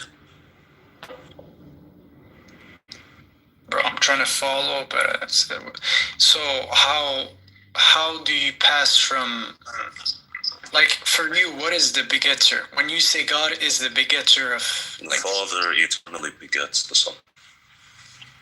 but at the same time, you're going to describe the essence as the Son. No, this subsists within the essence of God. See, that's where I like give No you problem the in that. There's the no analogy. problem in There is Show it's the a P not P. fatal problem, big What is the contradiction. Then give If the if it's Father- contradiction point the P not Yeah, let P. me- I What was- he's saying has I- no, there's no problem in what he's saying. There is a big problem. Okay, Big problem. then point the P not P.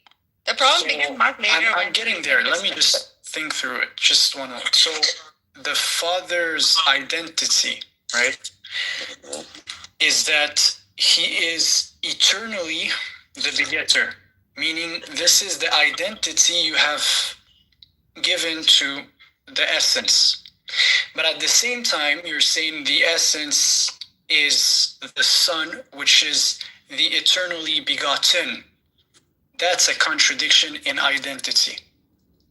You cannot say it's relative in any way, shape, or form. But I'm saying this exists within the essence. So They are both the P not P, let me tell you.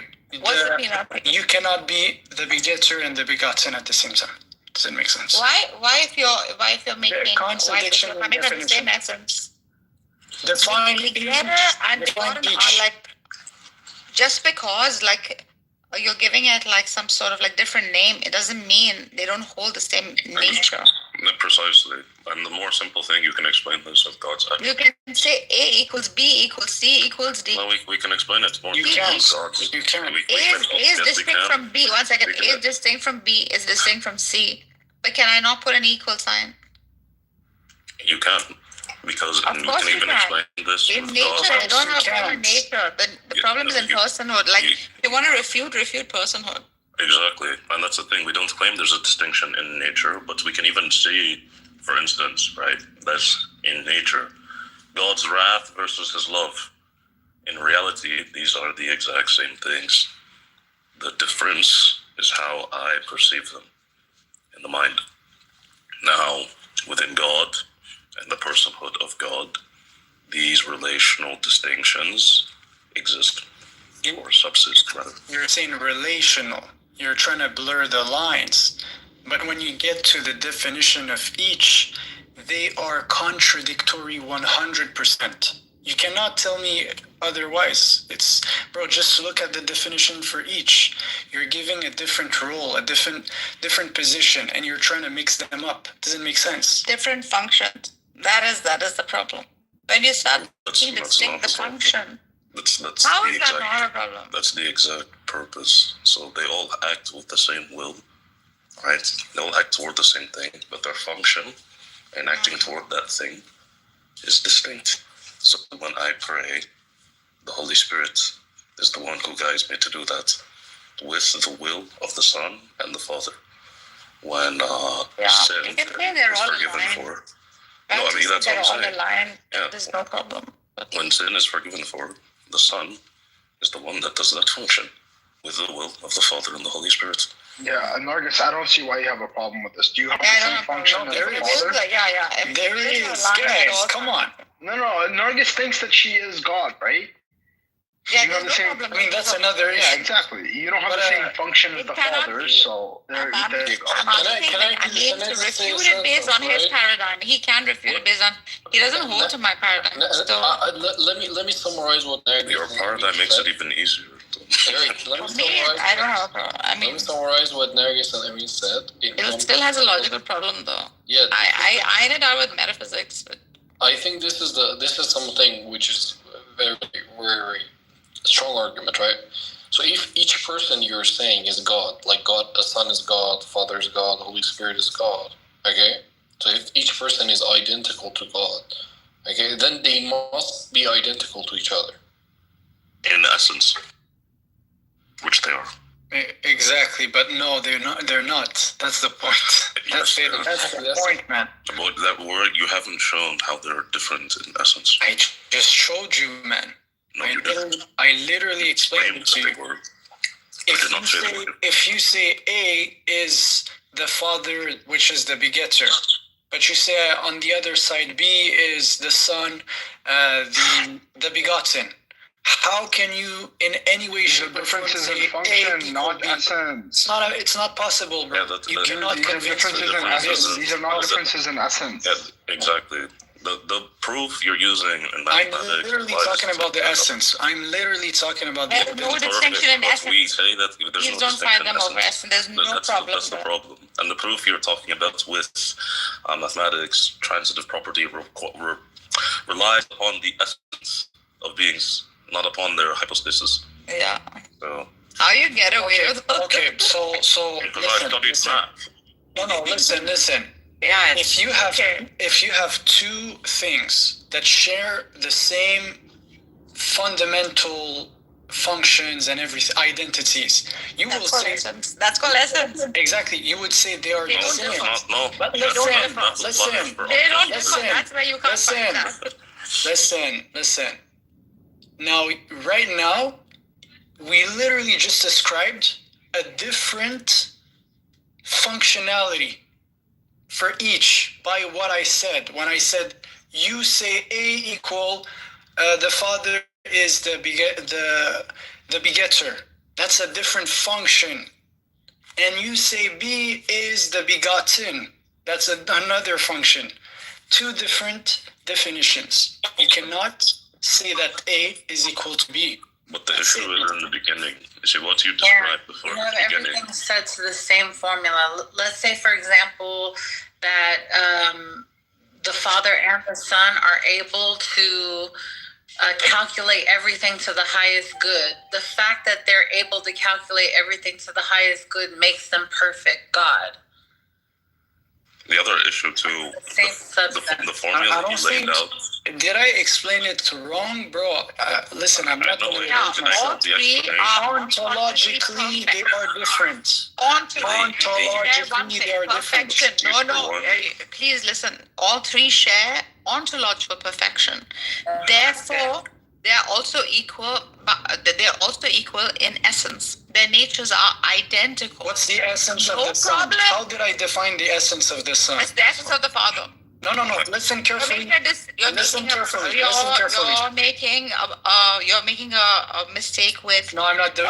You're making a mistake with function, role, personhood, and with essence. Was the Son eternally begotten? Their natures are identical. Was the Son eternally begotten? Talk. At least let her finish her sentence. Okay. The Father, Son, and the Holy Ghost are identical in nature. What does that mean? Father equals, Son equals, Holy Ghost. Okay? They are distinct in person. That means their functions and roles are separate. These functions and roles are relational. They're not ontologically distinct. Yep. Right? And what you described, they are functionally distinct. That's where you make them. Yes. That's where you're making the mistake. No. Listen. And ontologically different. Yes. No. Because listen. They don't say that. Yes. If they said that, then they don't say it because they don't want to follow the logic through I can explain why it doesn't. But if you do, this is exactly what you're gonna receive. Okay, I let you finish your point, right? Just one moment. If you say the Son is eternally begotten, now we're talking about directly the essence of the Son. Are you saying the Son is not begotten? It's not the essence. It's the essence. He's the begotten. That's part of his identity. I'm the one who's. Not if they're coming from Father itself. It's part of the identity. How about I explain something? Not if you're coming. Not if you are off Father. I don't Because get you are this. like Why is the one something is defending? off, like light is off light, right? Blue implies blue, red implies red. The problem here is when they get into like the distinction, like The blue implies blue is here no is that problem. the ones Now defending hold on, the from his Trinity are not paradigm, allowed it to is speak. yeah. So the functions you can fight that, I guess. Yeah, the problem here is the ones defending the Trinity aren't allowed to speak, but it's okay. Whenever you guys are done with this, like, No, I'm defending it. Like he has to keep an open mind and not see it as like No. and see it Never. differently. I could never concede to this. It's impossible. Yeah, of course there's a Distinct logical problem, but at least point out of the right logical functions, problem. Ontologically Nobody different. said distinct essence. Where are you getting distinct essence from? I just defined it, bro. Yeah, the I issue- literally just showed it to you. If you and say that's- the Son the is issue. eternally begotten, that's it. You're doomed. Yeah, but that's- you need that's to not- uphold Hold on. and why it doesn't work. Definition has Is to the do with sun identity. the sun sun? Is it ontologically any different than the rays of the sun? No, but Benny Adam, the thing, and I agree with what you're saying, Benny Adam. I don't But the understand what problem you're saying. is he's starting with a false definition of ontology. He defined ontology with personhood. He said that, if you have this identity, then that means ontologically you must be that. That's not even the case for objects in this universe. If I define something as, this person is, let's say, master of 1250 Brook Hill Road. That's not a real address, if anyone's trying to find me. That, right, is one identity, okay, that someone has. But that identity, not only can it change if someone else buys that house, that does not make those two people the same thing, but that does not also describe the totality of the identity of that person. Someone might not know that Phil is the master of 1250 Brook Hill Road.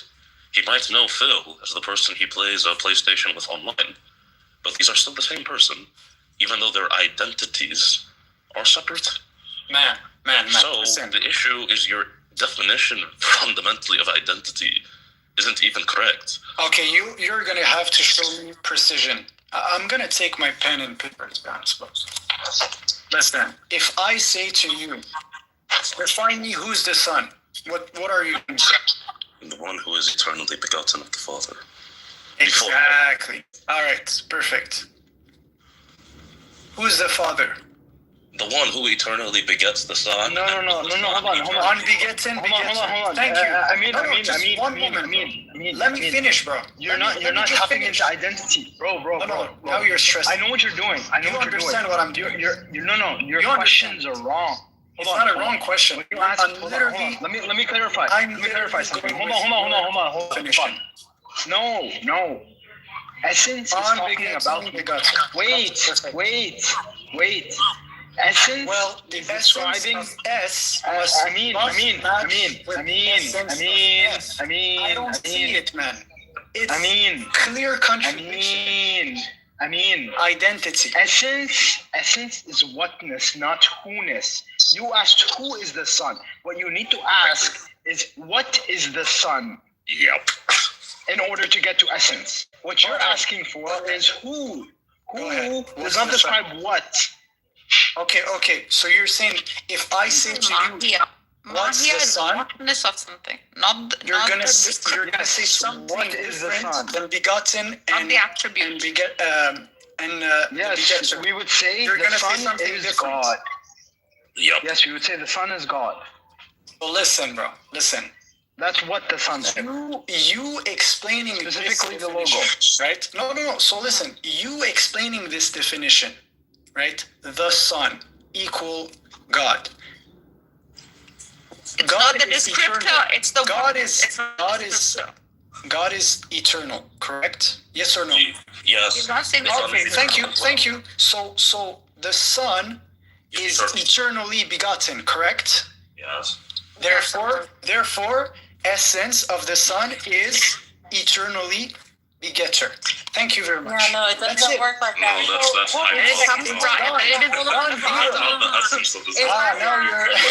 Now you're shaking. No, because you literally added Hold on a second. hypothetical Eric, these two Hold on a second. And you're cutting out too. I mean, if I have an eternal lake that stretches in every single den, and I take a cup and I take the water out of the lake, it is now changed in its function and its property. It doesn't move the same. It is, structured differently, but nevertheless, it is the same essence in that cup that I pulled from the lake. That cup has been begotten from that same water, that same essence. Okay, so does the Son have the entire divine essence? The entire divine essence. It's changing its personhood because it's in a cup, but it is the same essence. Answer this question. Does the Son have the fullness of the divine essence? Yes or no? Yes, he does. Yes, in the cup. Perfect. So when you're saying the Son is eternally begotten, there is an identity you are attributing to the Son, which is, and I'm going to repeat myself, which is the begetter. By the cannot counter it. Not the descriptor. Yeah. It is part of the Descriptors don't make essence. You're showing. Descriptors don't make that. Descriptors Father, unbegotten, begetter, Son, the not unbegotten, which means the begotten. That's it. Finish. Done. Okay, but the issue is just like Benny Adams said. You are confusing the who of something with the what of something, but these things can indeed be kind of different. So you say the Son has this identity, it's different than the identity of the Father, thus they're separate beings. Well, we actually agree the Son has a different identity relationally to the Father, but that does not mean that it is a separate being. That makes the who of the Son distinct from the who of the Father, but not the what of what they are. Their who is different in terms of their role. Obviously, their what is the exact same thing. Why you had to go to who? That was so unnecessary. You guys could have just stayed at the whatness. No, that even if you stay at the what, even if you stay at the what, I just no, there's no problem with the whatness. Please, no, there is. Please mute yourself. No. Okay. It's the problem is the who-ness. The moment you make distinct, but you can still iron that out. Are heat rays different than light rays? No, exactly. No, are the rays the same as the sun? That's a very good example. No, the rays are the sun. Let's look at guys. I don't know why I'm having a problem. You are right now taking the position that you are negate the sun being eternally begetter. Yes, that's exactly what you guys are doing. Yes. Therefore, I'm going to conclude that he lacks the properties of the Father. That's it. No one is negating anything. Yes, it's just that's a the simple position we take right now. It is a central relation of opposition, which, like we said, we can even nature. Is there an ontological difference between photons, light rays, and heat waves? No. There is absolutely zero ontological difference between any of these things, which anyone who's familiar with are just the rays of the sun. Ontologically, they're the exact same thing, and yet there is a distinction between the heat wave, the light ray, the photon, as to how we relate to it. Exactly. Or how much four things or one thing? How much the rays hit the ground. In some areas much brighter, in some areas less so. No, you that's can not still even So you're saying there's only one ray, or you're saying there's four rays? That's the problem. So you're confusing two different things. You're adding degradation, blah blah blah blah blah, into what you have has nothing to do. No, I'm just going with your example. Do we say that there is one ray or multiple rays? That's the point. There is one single ray. The photon is the light ray, is the heat wave. But how we relate to it, the first photon, how I relate to it when I'm studying, study physics, I did mathematics. The heat ray, how, I feel when I step outside, light wave, heat wave, and light ray when I look outside and my eyes start hurting. But they are the exact same thing. they're not. That's a problem.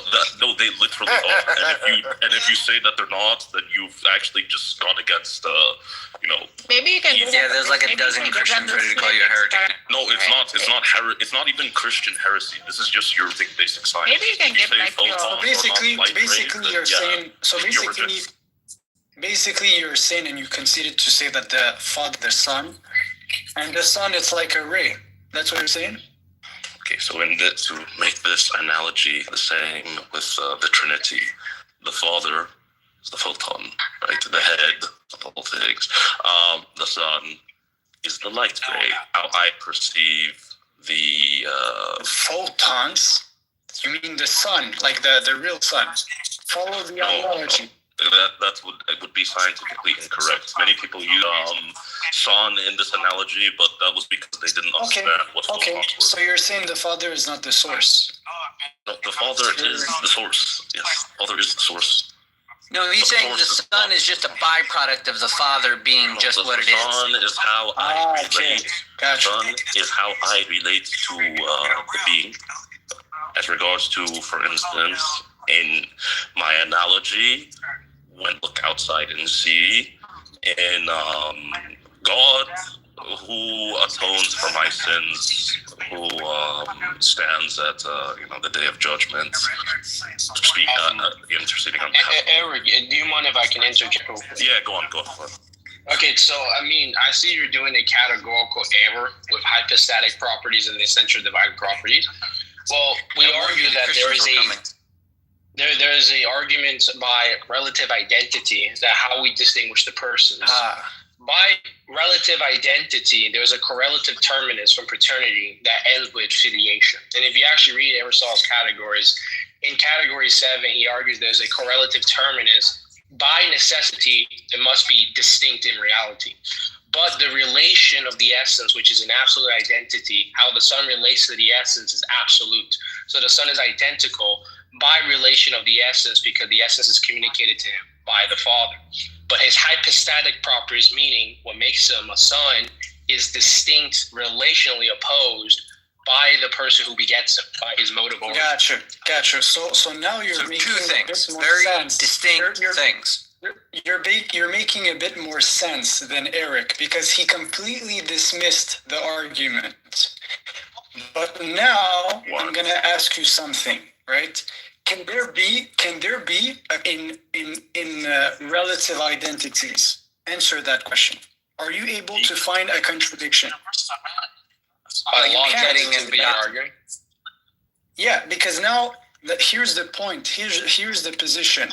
Once you have a begotter and a begotten, that's clear contradiction within the identity. You cannot make that relative in any way, shape, or form. You're going by classic logic. You're going by absolute identity. Look, don't believe me. Ask this question. Can there be a contradiction by using the law of relative identity? You'll see the answer. It's no, you can't. If there was no clear contradiction within the identity, I could say yes, maybe. But we don't count the persons distinct under the sort of God. I don't know if you view that. We don't count the persons are distinct relatively by sort of God. It's relatively by the persons. Do they share the same essence? Yes, that's what I was saying. They're all sharing the absolute identity. They're only distinct by relation. Do they differ in identity? Answer this question. I just said it. Relatively. Do they differ in identity? Yes. See, now you're judging. Okay, so I just literally answer you directly. It's by relation. No problem. So you said yes, they differ in identity. That's it. You're done. Because essence is equal to the identity. No. You cannot tell me relatively. You cannot. Listen. I'm gonna play around like you're doing. Is your mind begotten, and its definition is relatively different than begotten. In which case you're gonna say that a son is his father? In which case? you're literally dodging the point. Like you're not addressing it. To single hypostatic. Okay, so wait. I mean, can I ask you? Do you know what essay odd and essay in means? You explain.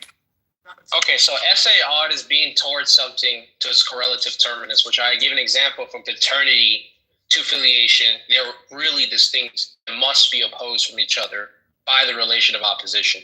But essay in means relation in a subject, meaning the essence. They're fully and wholeheartedly identical, absolutely in the sense. That's how the Son can be identical to the Father by the essence, essentially. Its hypostatic properties, that is essay odd, being towards something, being related to something. So we scholastics, we define by essay odd and essay in. So by saying that the Son is identical to the essence, we lapse the persons in that manner. We actually have a system of how we argue by essay odd and essay in. Listen, man, I'm going to use simple terms. Say that they differ in identity. You are saying that they differ in essence. What is no, they essence? don't. Oh my goodness! What is I the just essence explained it. I just explained it. Person say the Son is eternally begotten. There is no way, shape, or form you're going to show a Son that is the same, that has the same identity as his Father. There is no way. So this is a clear contradiction in the identity. You can actually I mean, you're going by again. You're going by absolute identity. We just explained what by relations mean. We have a twofold relation on what we mean, meaning in something and towards something. Okay, Josh, if you're honest, I want you to Google this. Can there be a contradiction using the law of relative identity? Show me what it says. I want to read it with you right now. Go ahead. What's the point? The point I'm explaining to you right now is this. There is two definitions that clearly contradicts. They don't have the same identity. You conceded to that. Therefore, don't have the same essence. How does essence collapse by hypostasis? They're collapsing the essence by hypostasis. That's such a categorical error. Exactly. The hypostatic properties are the relations or relative relations towards someone. We don't distinguish the persons under the sort of God. And this is actually what the scholastics has been taught by the Bonaventureans, by the Thomists, by the Scotists. The only one who doesn't use this syllogism is the Suarezzians. Yeah, we actually have a system. Invent a word, apostolic, invent words to kind of like make them the same. And you just have to say invent because you really haven't studied this point. You really haven't studied scholasticism. Only works if the difference between the Father and the Son is not essential. That's it. Okay. Can I ask one question? We're gonna move on. This is ridiculous. Yeah, we're gonna move on to somebody else. Go ahead. Well, since we're leaving, I would like to say this was a nice discussion. I'm going to go enjoy my pecan pie from Whole Foods and do whatever. Narjus, can you please not interrupt me like every 50 times? No. Just get stuck. Oh, you want relative identity? That's perfectly fine. Relative identity right here. And you guys love this one. John 10:30. The Father, one. I'll go to the Lord. There is greater than I. This is a greater in role, not in being consistent with distinct personhood. Oh, we're going to another word. Matthew 28:19. In the name singular of the Father and Spirit. We'll go to Hebrews 1:3. The Son is exact imprint. There's nature. Hebrews 1:3. We'll go to another one here because you guys don't see relative identity. The Word was with God. Is it the King James Version? Was God. So we have the distinction with God. Identity was God. Which one is that? This is the exact relative identity.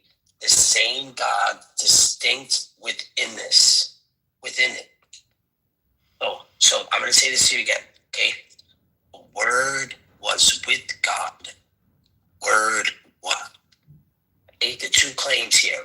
God distinction, identity was God.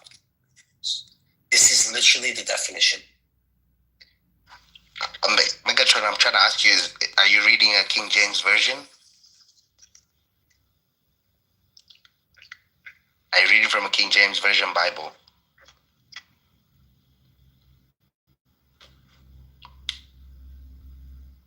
Hello?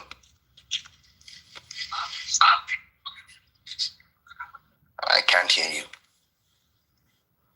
Get some more verses here. Is it the relative identity within the Trinity? Relative identity within the Trinity. Come down not to do my own will, the will of who sent me. Exactly. He was a messenger. You don't get the identity. You got it. Yes. Yeah. He was a messenger. Hebrews 1:8. Of the Son, he says, your throne, O God, is for and ever. But I'm asking you, is it a King? The Son God. Is it a King James version? Which version of the Bible? I'll show you in the audience because you obviously don't want to know for an answer.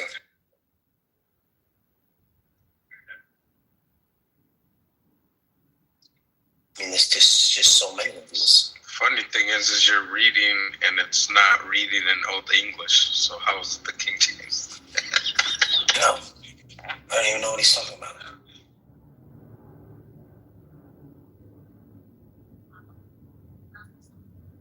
And the Father raises Jesus, but Jesus then raises him.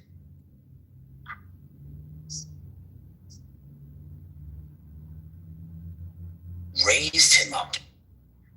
24. John 19, just destroy this temple, and in 3 days I will raise up. Very controversial verse.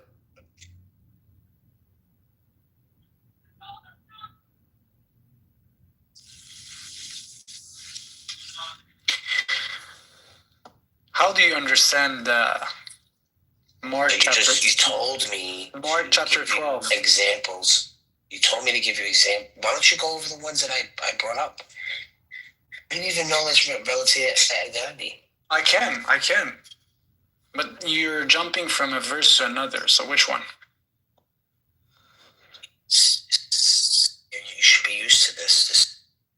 This is how. Okay, if you don't want to, no problem. Answer my question. What about Mark chapter 12? You have zero knowledge. Only questions. Mark chapter 12. Nothing. Don't be scared. Open Mark chapter 12. I don't feel like it. You don't feel like it. Okay. You think I know the verse? I think I know. You know the verse. You probably would think that I would know the verse. You know what? Yeah. I ask you a verse about the Quran. I bet you don't know it. I bet you don't know it. Why would you want to go to the Quran? No, I'm saying I bet if I brought up a verse in the Quran, you wouldn't know it. You'd have to go to it. We're gonna jump. Let's stay focused to the subject. All right. Doesn't get fun anymore. So Mark chapter 12, verse 28. You don't want to read it. The leader for Christianity. One verse, bro. So verse 28.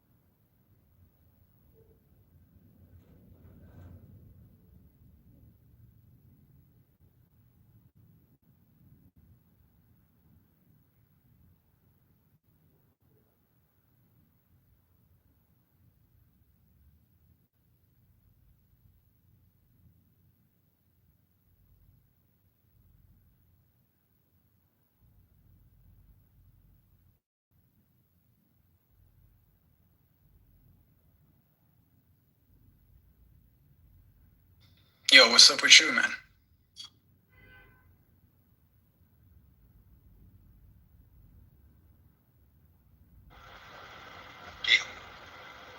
Yo.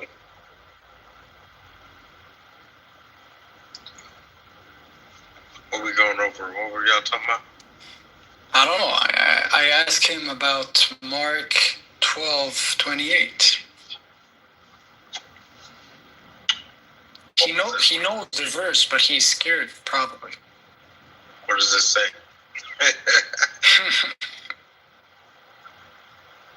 Okay, I can pull it up. Just one moment.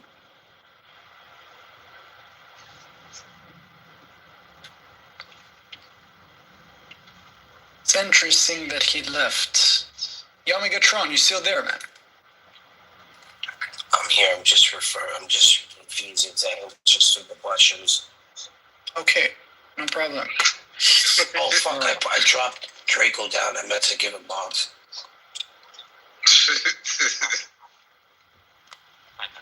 You will laugh at that, Smiler. What's up, man? What's up, bro? I mean, well, yeah. Are you gonna read it? You said. Yeah, it's there. So.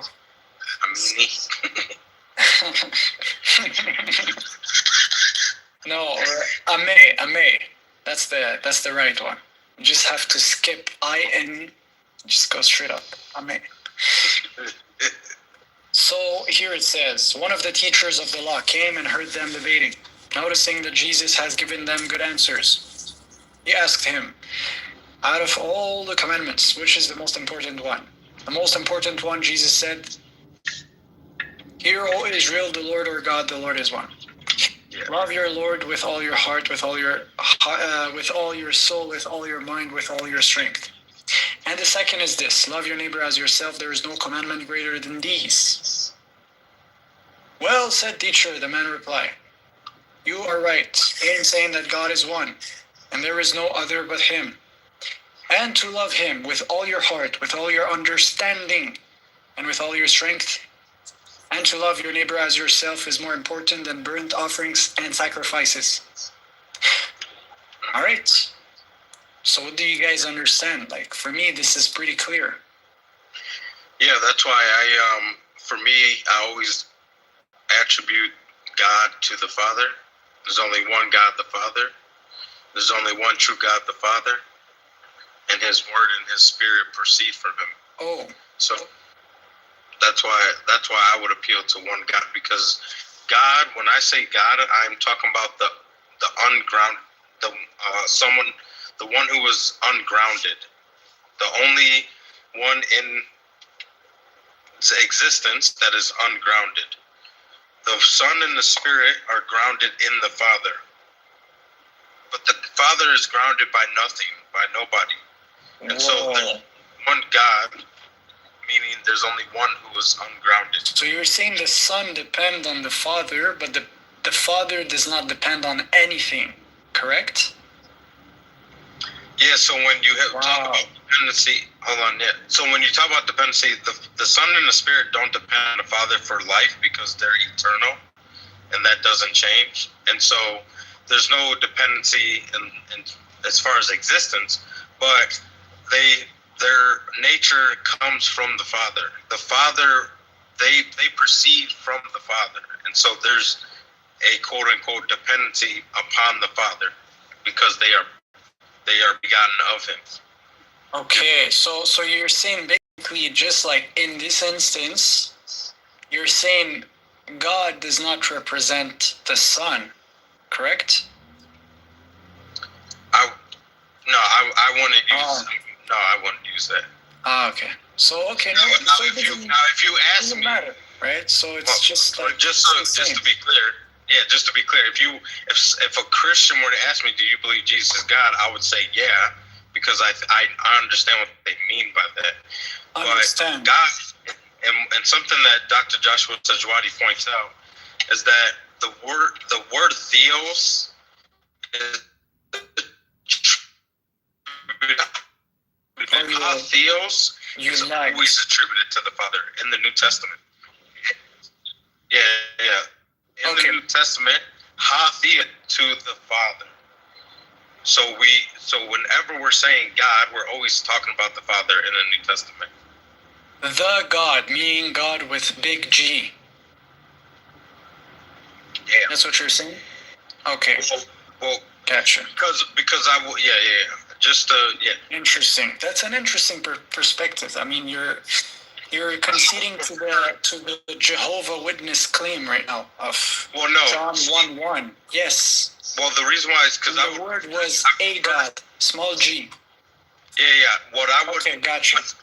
For me, when it says in the beginning was the word was with God, and the word was God. My understanding is I would say in the beginning was the word. The word was with God the Father, and the word was divine.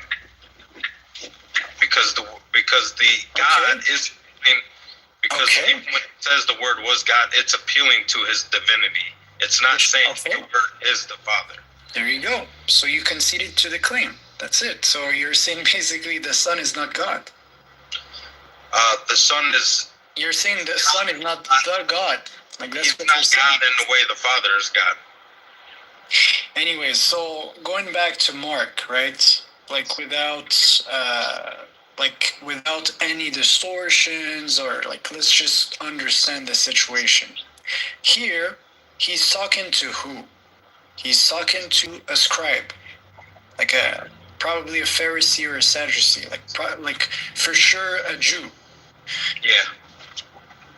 So basically, he's reciting to him the Shema. Yeah. The Lord or God, our God, the Lord is one. Right.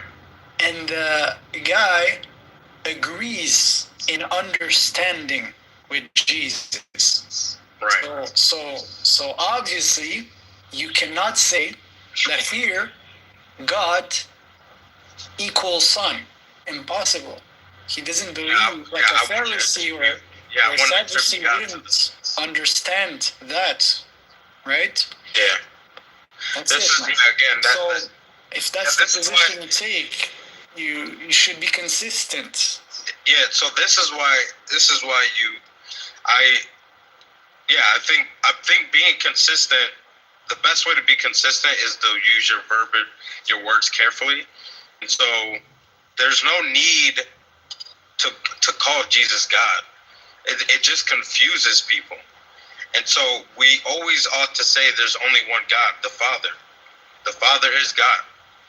And the same way the text says that there's the Word of God. There's the Spirit of God. There's no reason to call Jesus God because it's confusing, even though I agree. But wait. So you're saying Jesus? Okay, he's not. Basically, you're saying he's not God, right? So. For the sake of argument, yeah, he's not God. Oh, okay. So remember something, but remember when I say God, I have a definition. Brother, do you want to say your shahada? That's the last step. The problem is when I say La ilaha illallah, I'm gonna say Wa Yeshua ibn Allah. So I still say God has a son. So it's not. So that's my problem. I believe there's only one God, but I believe God has a son and a word and a spirit that are not him, but they proceed from him. Thus they share his nature. They're worthy of worship. So listen. So we're gonna keep it clear, right? You said that Jesus is not God. All right. So you don't believe in the Trinity at that point. It's not. Yeah. It is. If I were to explain what I just said to any pastor, Heretic. No. Get out of the church. What are you doing here? Quite the contrary. They would say, no, he's correct. This is the position. I've never heard a Christian say this, actually. You're the first one. Yeah, I mean, now actually, let me tell you this. They might not say it exactly the way I said it, but they won't say that I'm committing heresy or I'm saying something that's unbiblical. Milo, are you saying that Jesus is not God?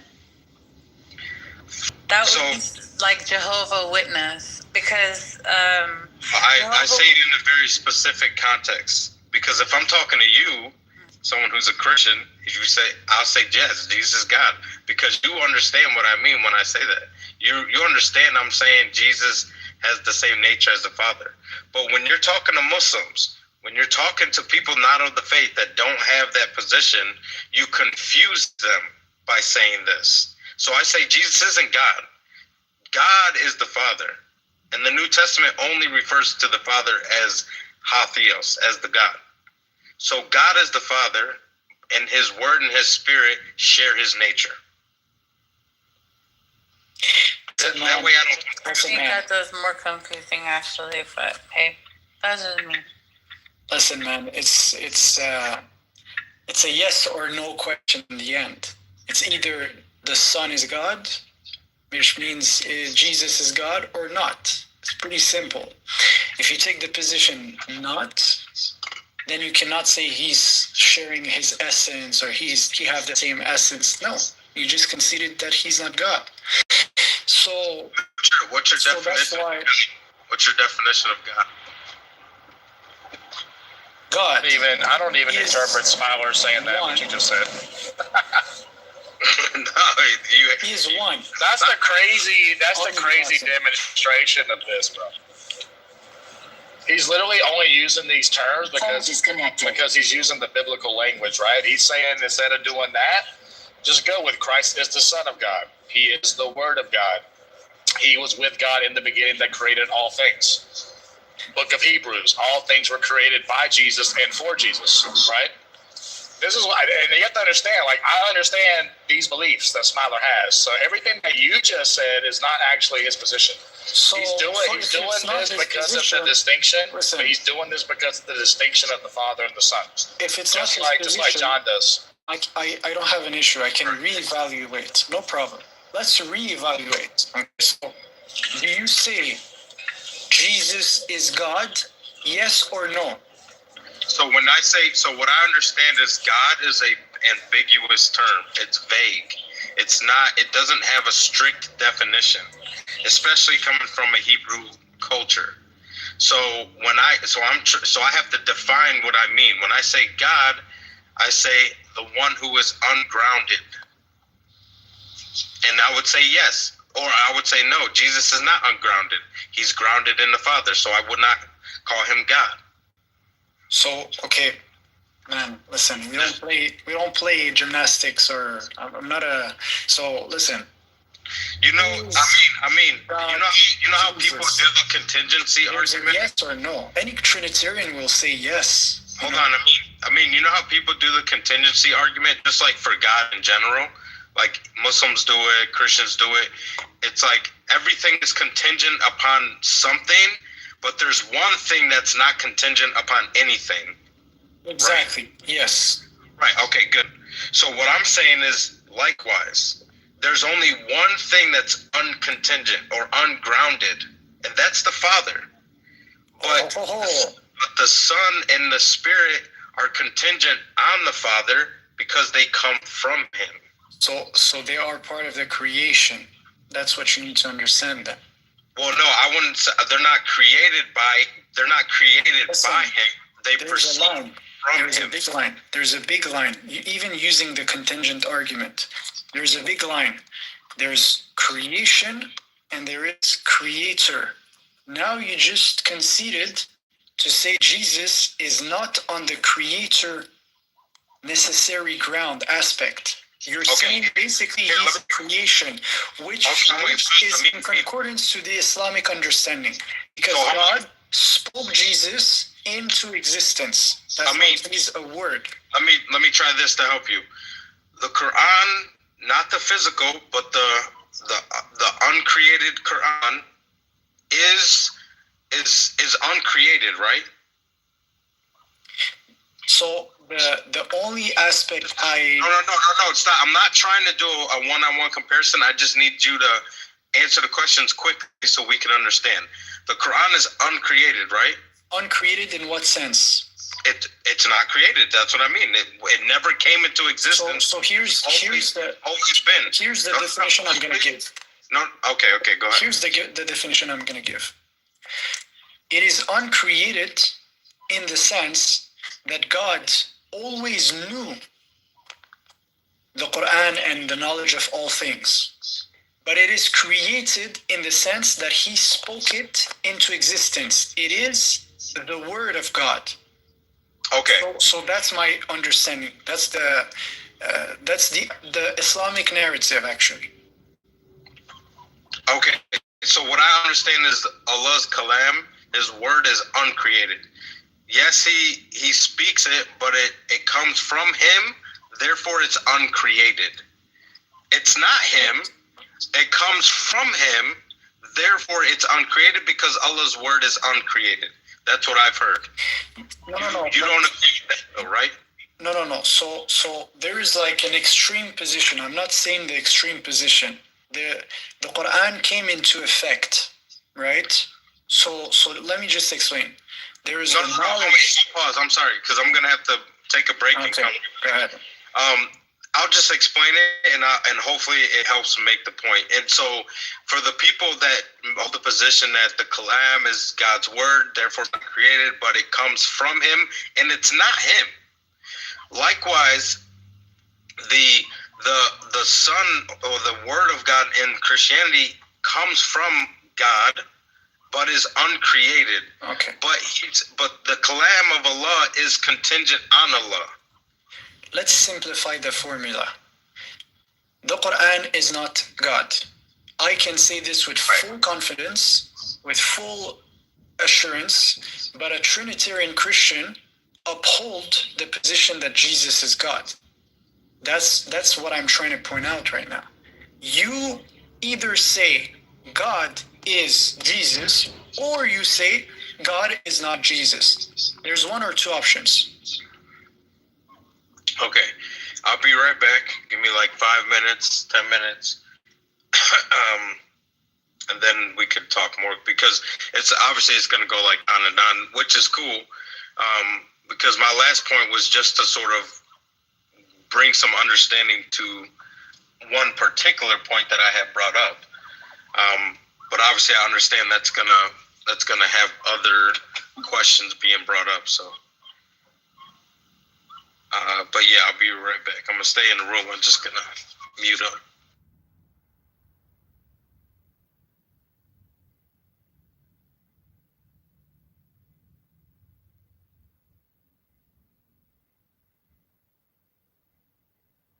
How was the philosophical conversation earlier, Amin, when everybody was up in here?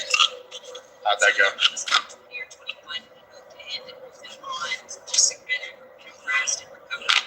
No.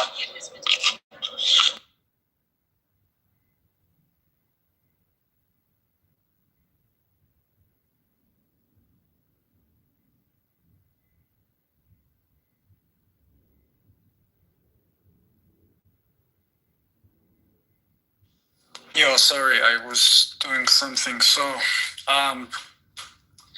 yes, Myler, got you. And Dracoit was good, man.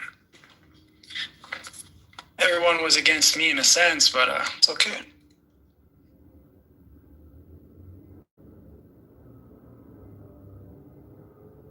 I heard a little bit of it.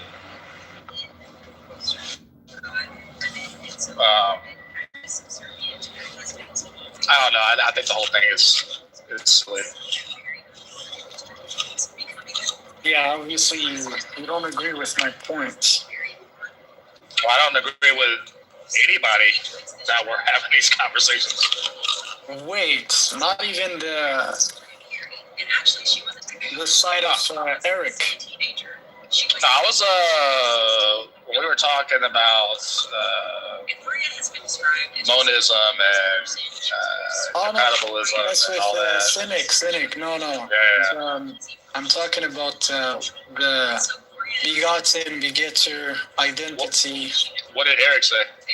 So he's basically saying it can be reconcilable, because based on the law of relative identity, you could say that the Father is the eternally unbegotten, and then you could say that the Son is the eternally begotten. But then I was just saying, well, no, it doesn't make sense because that's a difference in identity. It's a clear contradiction. Therefore, they don't share the same essence. So yeah, it's just like Trinity. Yeah, I don't think there's an airtight logical response to it. I would agree to that. Exactly. So you're taking. Yeah, definitely not airtight. Now, could there be potential explanations? Sure, but like. Oh, you're not taking his position. Okay. No, I know of this. I've seen many apologists use this argument that Eric uses. I bite the bullet and I take it. I have a more fundamental. I basically just deny the fundamental premise of the conversation.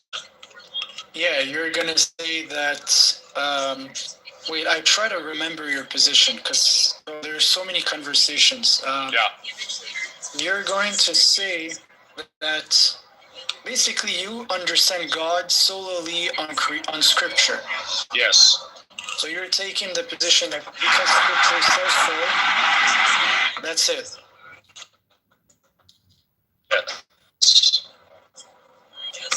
Yeah. No, I remember I had this conversation with you, but you're taking the same position as Megatron. He's probably taking my position. Well, yeah, he took your position, but man. I just have a very particular view of God. Right? Very, very particular view of God. Like I believe in like a transcendent God. So, gentlemen, what's up, bro?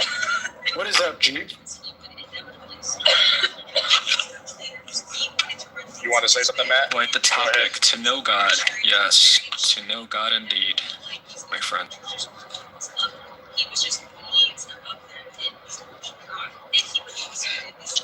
Yeah, I think my problem is like the elevation of the human mind on discernment on a transcendent being.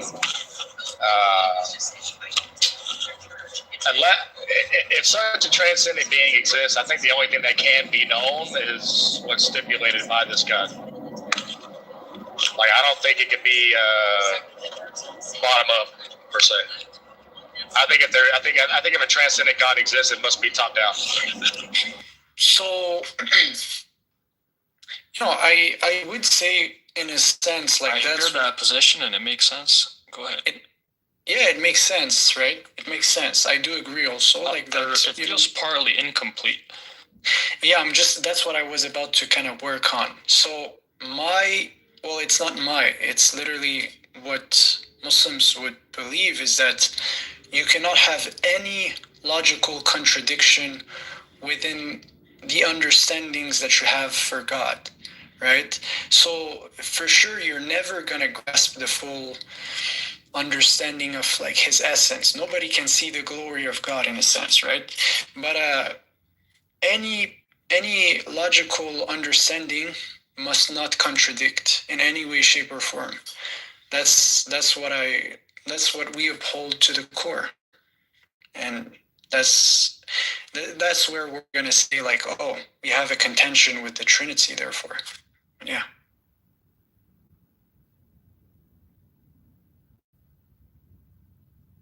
What about you, Matt? Are you atheist? Are you Christian? I am an agnostic theist. Hey, that's what I said. I am a Christian agnostic nihilist, bro. That's where I'm at. Gotcha. Just say it's funny, but that's where I'm at for real. That's where I'm at, though. At that point. Bro, you believe in scripture. Well, my thing is this, right? I think what can be known of God as certain has to be top down. It can never be bottom up. Don't listen to this heretic. I don't know. I think. Hey, Jason, I love you, baby. from our perspective, if God, right, if you try to apply the top down, if we do a thought experiment and you're going on about your day and you come across a person or anything really, this would be, you come across God, he takes some form, he appears to you and he says to you, communicates to you that he is God. At that point in time, how can you confirm for yourself that that is indeed God? Exactly. That's a good question.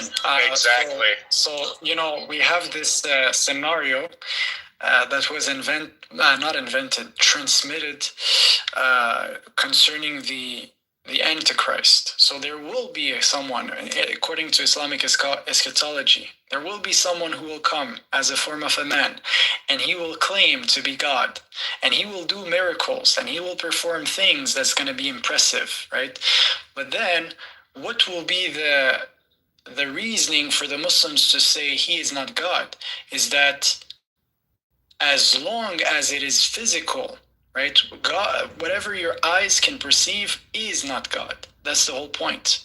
Like you cannot point at a tree and say this is God.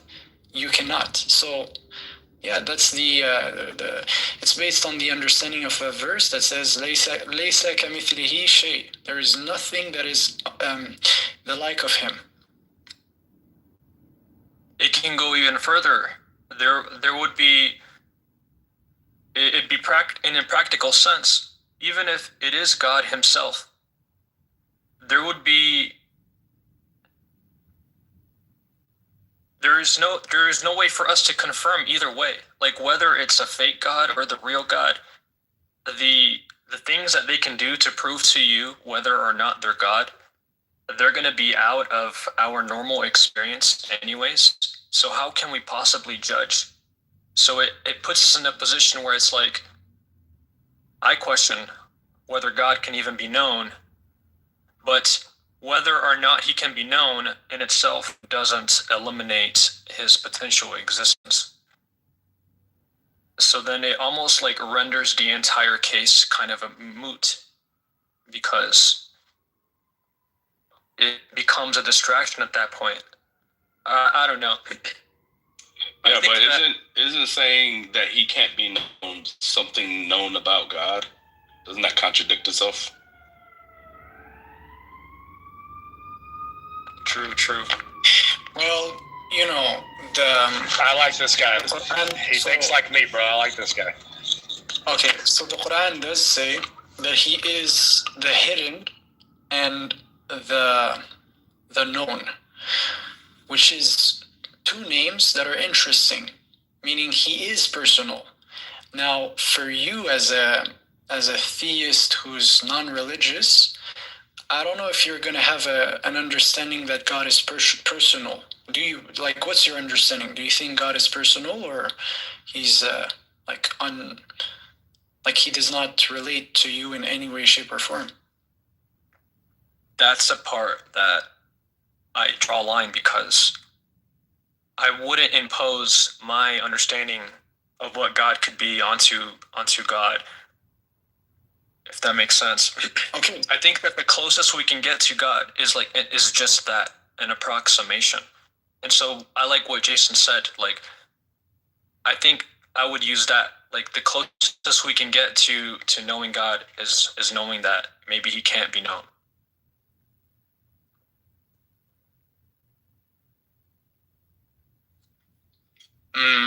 Yeah. And it could be said, you could be certain of that. Because if God were to interact with you, how would you know? So here's the point. Exactly. Because the whole concept, I'm not trying to prove the Quran by the Quran. I'm just saying there is an interesting idea that it draws. And I think this is also found in the Bible. The whole concept is that God is unknowable in his, truly in his essence. But he is knowable through through natural revelation, which means the world around you. The world itself presents like his signature, and therefore also the informations, the ways we are, like the tools we are communicating, right, or receiving informations.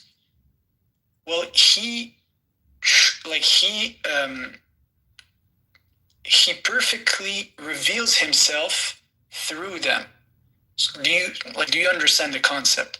If God, the artist by excellence of this universe, has taken everything in consideration, what makes you say that he is not personal to you, even in the informations that are right in front of your face? That's the whole point.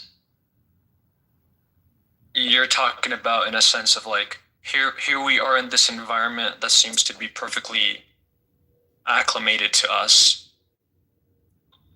Yeah. So like, for example, there's different philosophies, right? There's one who's going to lead you to like nihilism. Like you can't even say you're real. You can't even say the world around you is real. You could deduct that life is meaningless and, you're not even sure. Or there's a position that you're going to say, no, wait a second. I am real. The world around me is real. So, okay, that's an understanding I have. So therefore, if you deduct, like by using reason, that also the necessary existence is, you're going to say, basically, you're going to conclude that chance is not even a thing, does not even exist. So even the informations that are available to me all around where I'm located, it's all precise. It's all a revelation in a sense, in a form. Like it's all revealing something. So yeah, I'm gonna say like you could know what God had chose to reveal about himself based on the creation around you. And for me, I'm gonna take even scripture as a revelation, like as something of him, basically. I think that's a fair take. I use that as well to build my worldview. However, I think we still arrive at the same constraint that we've been discussing, where so much of that becomes then open to interpretation, because we look at the environment and there is nothing like in the environment that makes it clear God's involved outside of the function that it serves, right? It doesn't oh man, it makes sense in my head, but when I say it stops making sense. No, I know what you're saying. You're saying basically, you're saying, you're kind of saying, how can, let's say, me looking at a spider, how will it help me say or conclude that whatever, God exists? Or is this what you're saying, right? You're saying there is no clear-cut information that's going to translate to that. Is this right? I seen a article that was posted some time back. It was like in some language, when we get a microscope and we look and we zoom in at like a cellular level and we look at the DNA structure of the human, we can see a shape that resembles an acronym, and that acronym in some language means like God is here, and it's like God wrote a clue. You know what I mean? Yeah. So for me, I would say for us to see things like that. Yeah. To see it so obviously, we have to speculate so much, and it's like it takes us to the edge of delusion, and so it's like, because it's like so on the horizon, it makes us, it puts us in a position where it's like the closer we get, I don't know how to say this. I'll pause there. No, I see the idea. So for me, it wouldn't, like, yes, for sure, I would be impressed, but I'm saying I kind of like see the Quran in a sense already like that. But for you, you're gonna say, well, why the Quran? Because I think that all the details are taken in considerations. For example, I wouldn't separate the laws of morality and the laws of physics. I would say in the same way there are laws of physics, which is crazy, but that's the position we have. In the same way we have laws of physics, in the same way we believe there are basic laws of morality. Meaning he took us in consideration before we even came to interact with each other. Right? So now, what is going to explain me that? And the most direct thing we have is information. Information in itself, like communication, that's where all ideas and formulas were communicated and blah, blah, blah, so on and so forth. So yeah, what information around me is going to claim to be of God or of the divine or of, and it's going to explain to me, like, it's going to be like so comprehensive, like, where do I come from, who I am, where do I go, all of these questions, like all in one. So yeah, I'm going to say, yeah, revelation, that's the information, that's what speaks the theme of life. But I will not just stick to that. I would say you, like someone who is smart, could see a lot of symbolism and understanding through the settings around us, which is creation itself. And people will just say, well, it's subjective to him. But again, if it's based on something logical and rational as an understanding, it could be valid. Like, I could say, for example, today, I could say that I notice that every single day I wake up and I start my day and my day ends and I go to sleep and I wake up the next day, and it's a cycle. This is a pattern that I let's say I see. Well, for me, this pattern can explain something bigger. Maybe it's a microcosm of my whole life. Imagine if we would have just one awakening, and from that one awakening we stay up till we die. You see the point? Like, and you could see also this in nature, the season that are always switching and demonstrating that after death or after something disappear, there's always something new coming up, right? So I could see this as a sign, as a communication, but it's too subjective for most of the people, right? But I take it as a communication. I would say, yeah, I see information through this.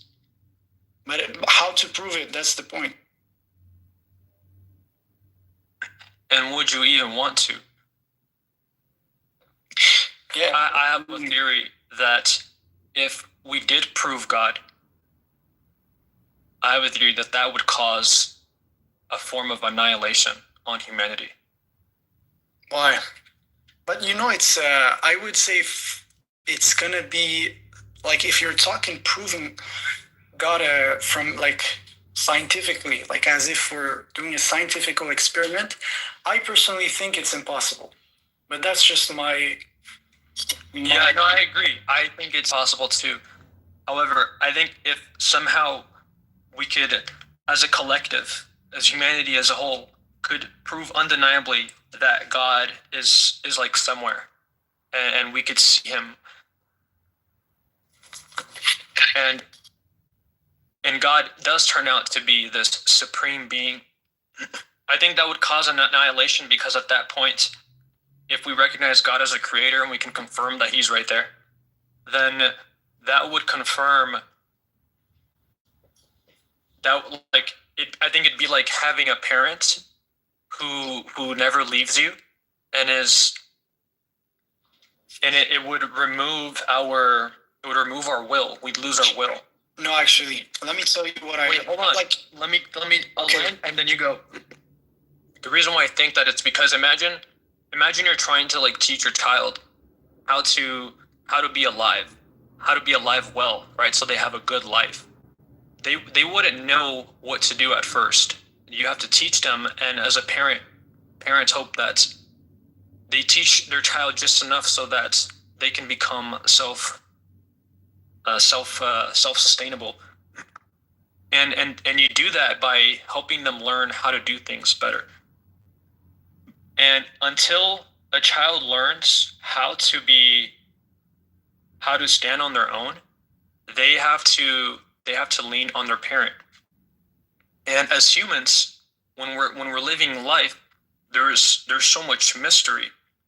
And if we do confirm where that God is present, then we wouldn't risk anymore upsetting God. Like what's right and wrong would become black and white. So therefore, okay, so like the conclusion, that's the point. Like the reasoning, I see what you're saying. Like, let's remove the see God, right? I don't think we could agree to this, but let's say like science says, okay, that's the norm. We have proofs, like enough proofs to understand God exists, and it becomes a universal concept. I think the conclusion would be rather that humans will still be infallible beings, and they are still going to struggle and forget, and they're still going to have to have to figure out life, right? So the maybe you will have more spiritual guys, whatever, but the general change, in my opinion, will be positive, because everyone will understand that there is an objective morality. We're all bound by one law, which is just, it's better. It's literally more less chaotic for humanity as a whole. That's my opinion. Is it true? The subjective stuff. Yeah.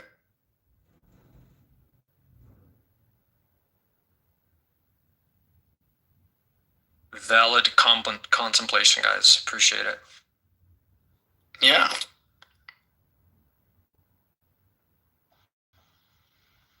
Alright, so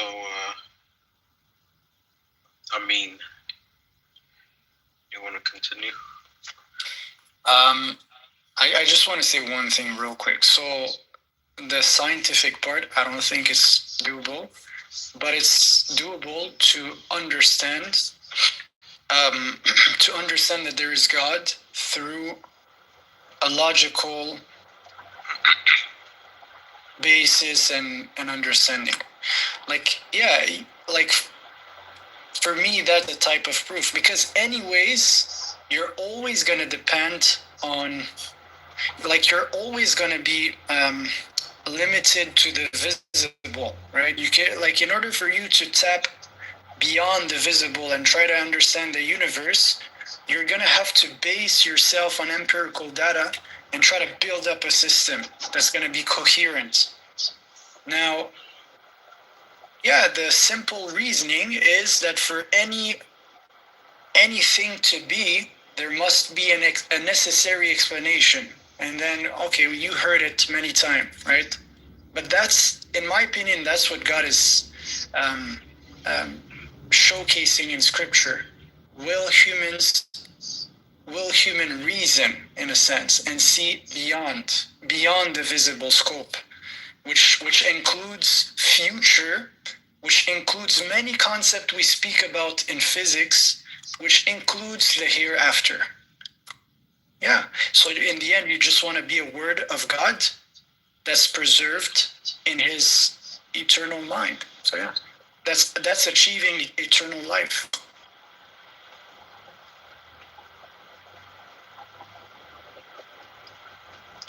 Wait, what's he achieving eternal life?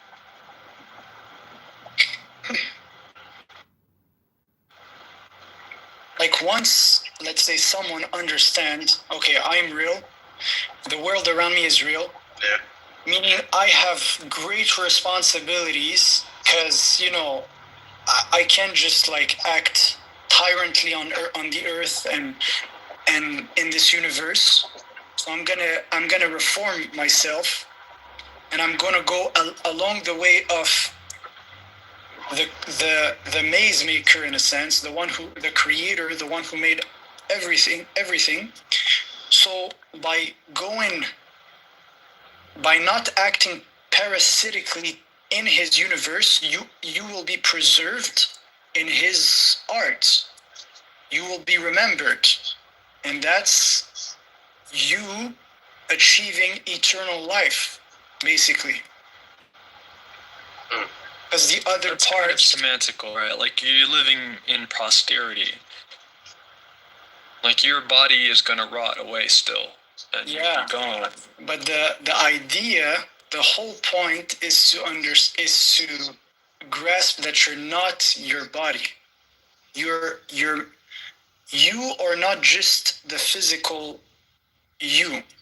You're something beyond. That's the soul. Theory, right? Okay, let's call it a phenomena, right? Because we're here now, we can interact. But if we're not here to interact, how do we know we exist? Yeah, I don't know. I don't know what you're philosophizing about. I mean, you know that's not how it works. What idea? No, because listen, I've skipped a lot of steps. I'm gonna agree that I've skipped many steps, but I'm just putting the general picture. This is conclusions of that I have from thinking about life, all right? From literally. Gotcha. Philosopher, yeah. So yeah. Have you guys heard? Have you seen the stat that nobody dies of old age?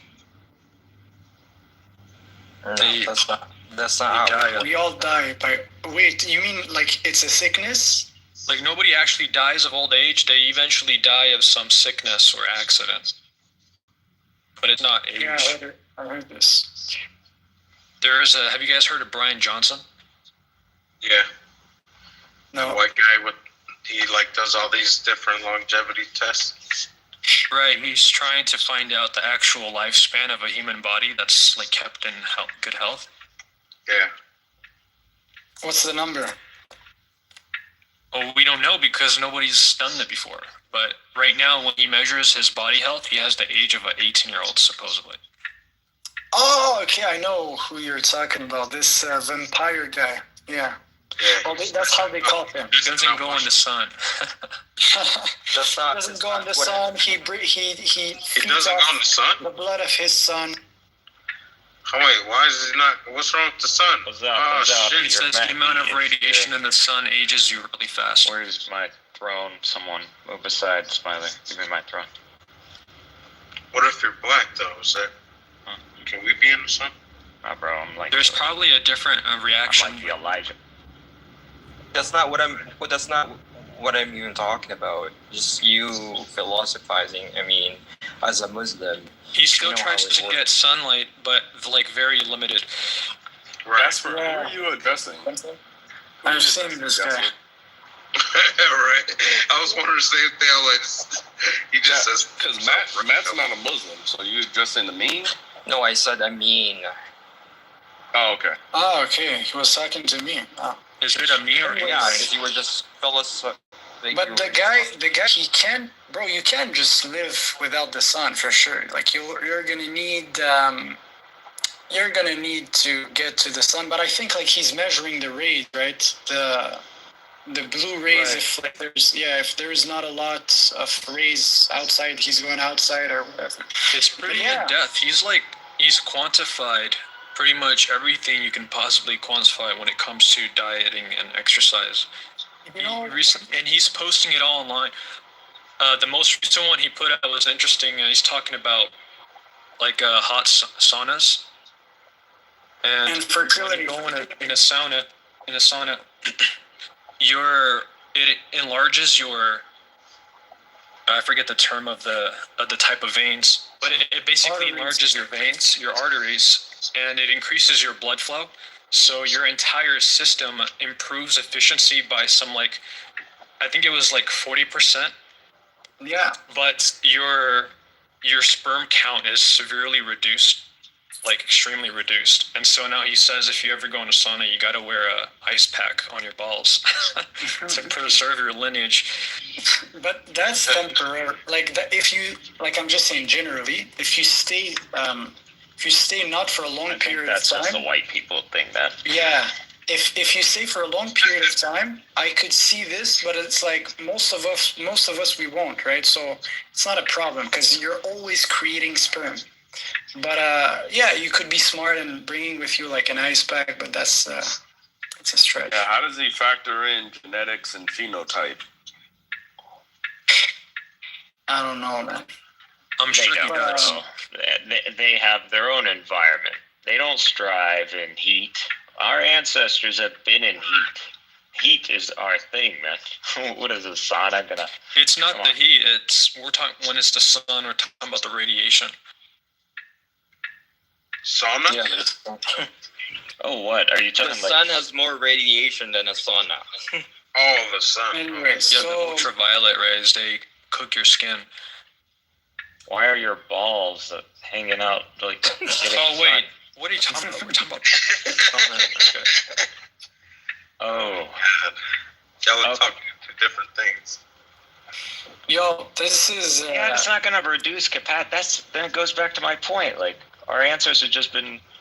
It's just because there's no more cynic, there's no more ideas that is out there. People need to make money, so they're creating this stupid idea to whatever, so that they can get money for research. And it's like exactly. No, so you're cool. So, actually, I was analyzing this dude, right? But this is just my gut feeling. This is just my intuition. There's no proof yet, but I'm gonna say that he's a Satanist, okay? And this guy, he's gonna try to sell an idea, which is to transmute your consciousness, your soul, into robots. He's gonna get there somewhere, and then he's gonna try to sell this to people. Oh, we were able to do this. Now you can live all the time you want in a freaking robot. Yeah, that's a show on Netflix called Car. Exactly. No, but that's the point. We watched it too. It's a common plot in shows you've been watching. Yeah, isn't that transhuman? All these billionaires, they're tending to this, man. Most of them. Yeah, so transhumanists. Yeah, why not? Why wouldn't we? Yeah. Because there's a clear contradiction. You do not want your soul to be sold. You don't want your soul to be sold. Who said to that would company. be your soul? No, and this is why I find it from interesting. The soul is the mind, and how do you know it's the? Okay. So what I'm saying is this, right? At we best, take your that mind. would be a digital construct of you. It wouldn't be you. No, but the point is that you live through a robot. Cyberpunk, man. Yeah, that's what they're trying to do. They're trying to transmute your consciousness to a freaking robot. All right, so then when people get to near 80 years, they're going to try to sell them to transfer their soul into a robot. But you're selling your soul to a company by doing so. That's the whole point. They can have a power over you. Well, that's one way to frame it, but there's other ways too that function. Yeah, there's many functions, but the point is this is my personal interpretation, right? I think that we have a soul. I think that we're going to get to a point where maybe they're going to say in the news, hey guys, the soul is proven scientifically now. So you cannot do this transfer of consciousness without you trying to manipulate the soul of a human, basically. And this is just speculation again. You're speculating right now. Yeah, I'm doing a lot of speculation, but there is one goal in the end. What's the one goal? I think this guy, he's a freaking Satanist 1000%. And he tries to get his hand on people's soul. That's my point. You also did say that all of them are Satanists. That is literally cyberpunk. Most of them. I'm just right there. That's why we go take down the company. That's why we literally. Why does it matter though? See, this is what I mean. Why does it matter? Why? This is what I mean here. I mean, because you're saying you're a Muslim and your belief system is that, hey, if I do Shahada, the belief that I have, this is you because you're a Muslim, is that somehow, I don't know if intercedes is the right word, Muhammad, because of your confession to your Muhammad, they will intercede. Nah, bro, It doesn't work like this. Just drop This is it. Christianity. But your confession will somehow place you to paradise. This is your belief system as a Muslim, right? No, obviously not. We don't believe this. We say you ask God to forgive you. He is the most forgiving, the most merciful. You ask God directly. You have a relation, communicate with God, and He's going to forgive your sin. Just don't know why you've let yourself become so fascinated by like the Judeo-Christian paradigm. I mean that you've conflated things. This is not an Islamic thinking to say you can sell your soul. It's not your soul anyways. It's God's. It always belonged to Him. You are just borrowing. Yeah, I agree with that. And the question is why rooms like this are interesting. This is why rooms like this are interesting, because the conversation at the end of the day is that, are you Muslims have the right path, or do you have the right way, or the Christians do? Because at the end of the day, if you're wrong, we're right. If we're right, like somebody's gonna burn forever. I'm a cynic, man. I'm literally very cynical in life, and it's a motto. And what I tell you is that Islam is the most logical and simple approach. That's just how it is. But it's also why the would most illogical? If you want also to the bet, most illogical. It's I would also not the most argue. illogical approach. Yo, Jasper, First of Jasper, all, before going there, just before going there, I just want to real quick answer freaking cynic, bro, because man, okay. So I'm not saying. You just need to play Cyberpunk. No, listen, I'm not saying that any human have a real power over the soul. I'm not saying this, but you can consent to do things that could make them have a power over you. Now, imagine, I'm just going to make this two scenarios. Scenario one, Mr. is 80 years old. He is being sold the idea that, hey, we found a way to transmute your soul into this robot. You have to do this, sign this, sign this. He's doing it. They fail. Listen, they fail. He's dying right now. He's 5 minutes. Suicided. He suicided himself. Plot of Cyberpunk. Just literally. I'm gonna do it. No problem. But I'm just saying, option one, suicide. Option two, freaking humans control your mind, right? Temporarily. No, it's paranoia. You're expanding on the worst thing you can imagine and imposing it as a potential reality. And while it's true that is a potential reality, the odds of it though are not as significant as you may. The whole dilemma, I mean, is the point of the game. So that's why the game is kind of addicting, because it kind of makes you think about the soul.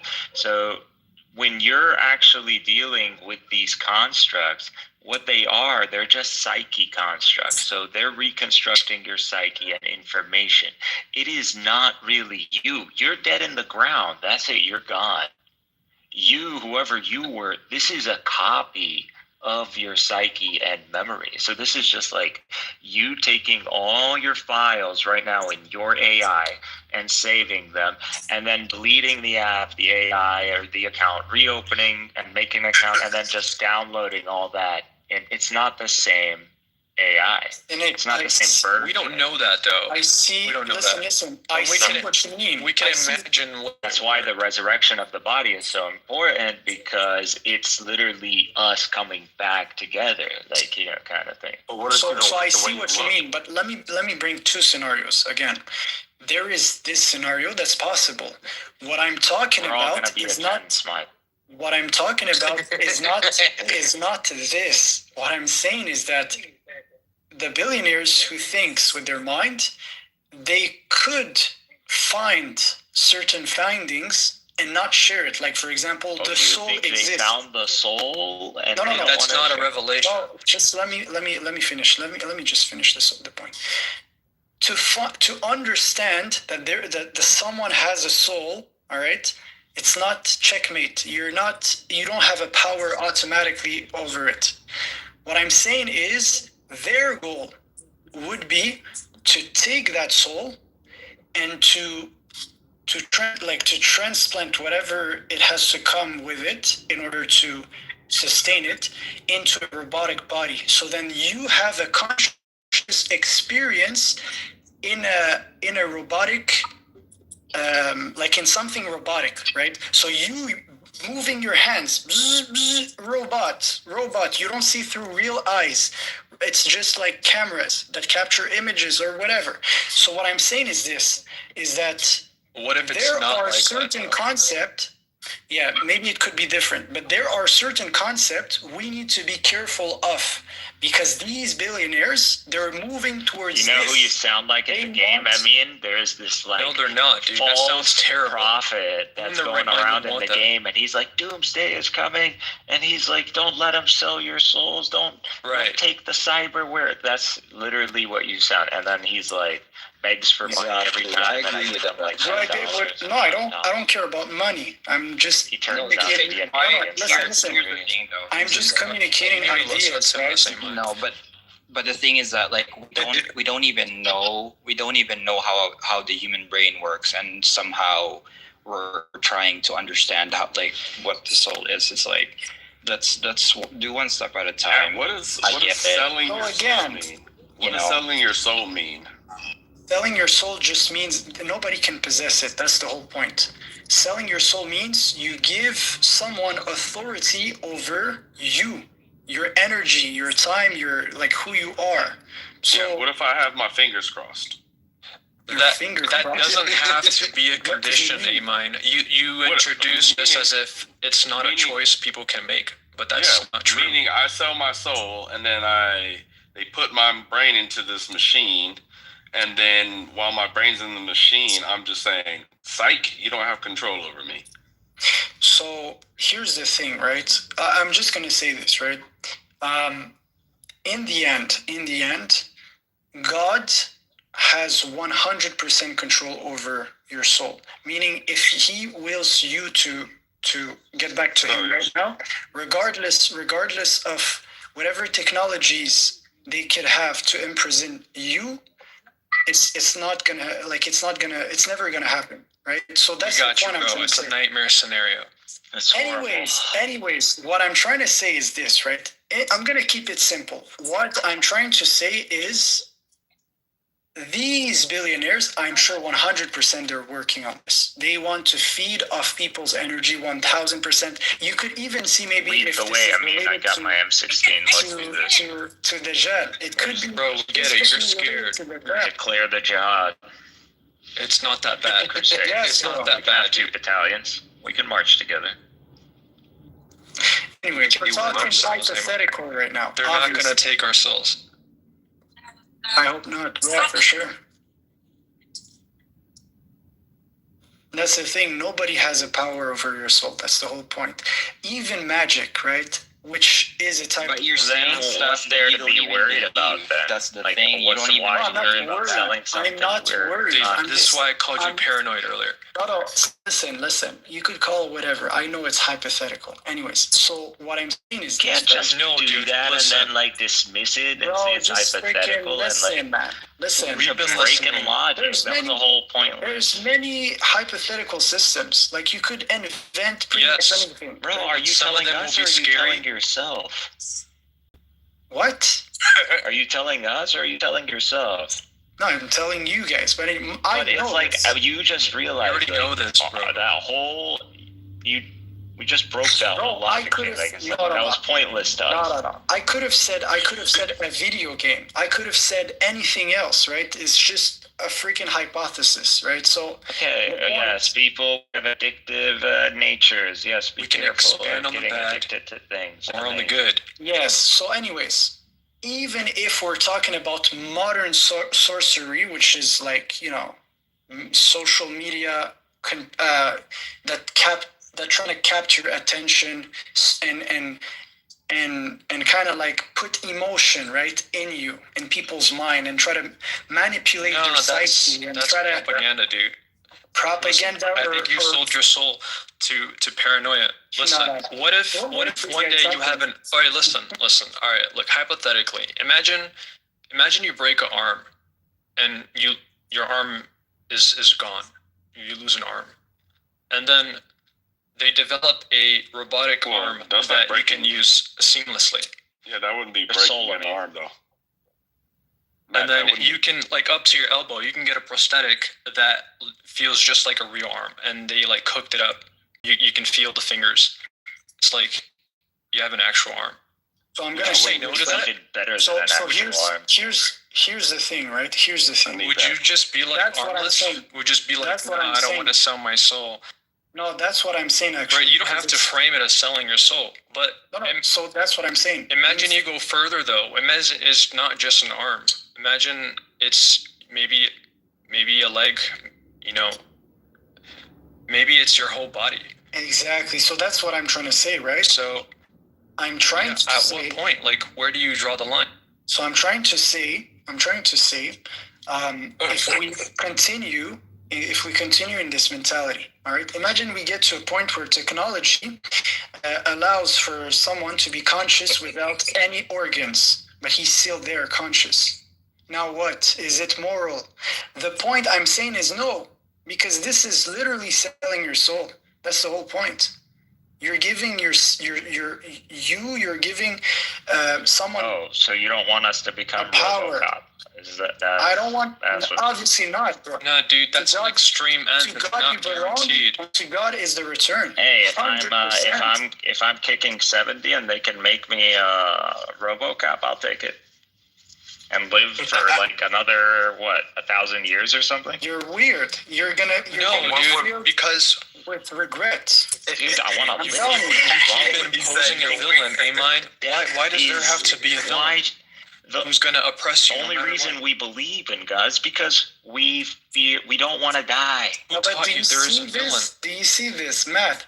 Now you're granting that there isn't a villain. That's why you're okay with doing so. What I'm saying to you is this: the soul is part of the sacred. It's a thought experiment. You don't sell your soul to a company, man. That's the whole point. Now, imagine people. Okay, but there you go. I mean, there you go. We're gonna break your logic. No. You're gonna waste our time again, and we're just gonna have to break your logic again. No, you can't. Dude, you already said it. We all know here, on principle, that you cannot sell your soul. You cannot sell your life. You cannot do any of that. God is in control of all of that. So we're all here. We're on the same page. You don't have to keep reminding us. This ain't Friday, bro. Okay, so let's go back on why Islam is the best choice. It's the cynical choice. How could we measure the best choice? Utilitarian choice. Okay, let's change the topic. Yeah, it's gonna be subjective. Yeah, because you're just subjective, man. Like you don't even believe what you're saying. I mean, it sounds. I'm bringing many hypotheses. Yeah, I'm just bringing many hypotheses. I'm saying it's subjective. Are you Asian, Jasper? You sound Asian. Gotcha. Yeah. So you're making choices based off of your subjective, observation or perspective. Yeah, which is so we all do still not sell your point. Yeah, I know that. I wanted to reply. We make an agreement because he was talking about how it's logical. Where that agreement has like a population.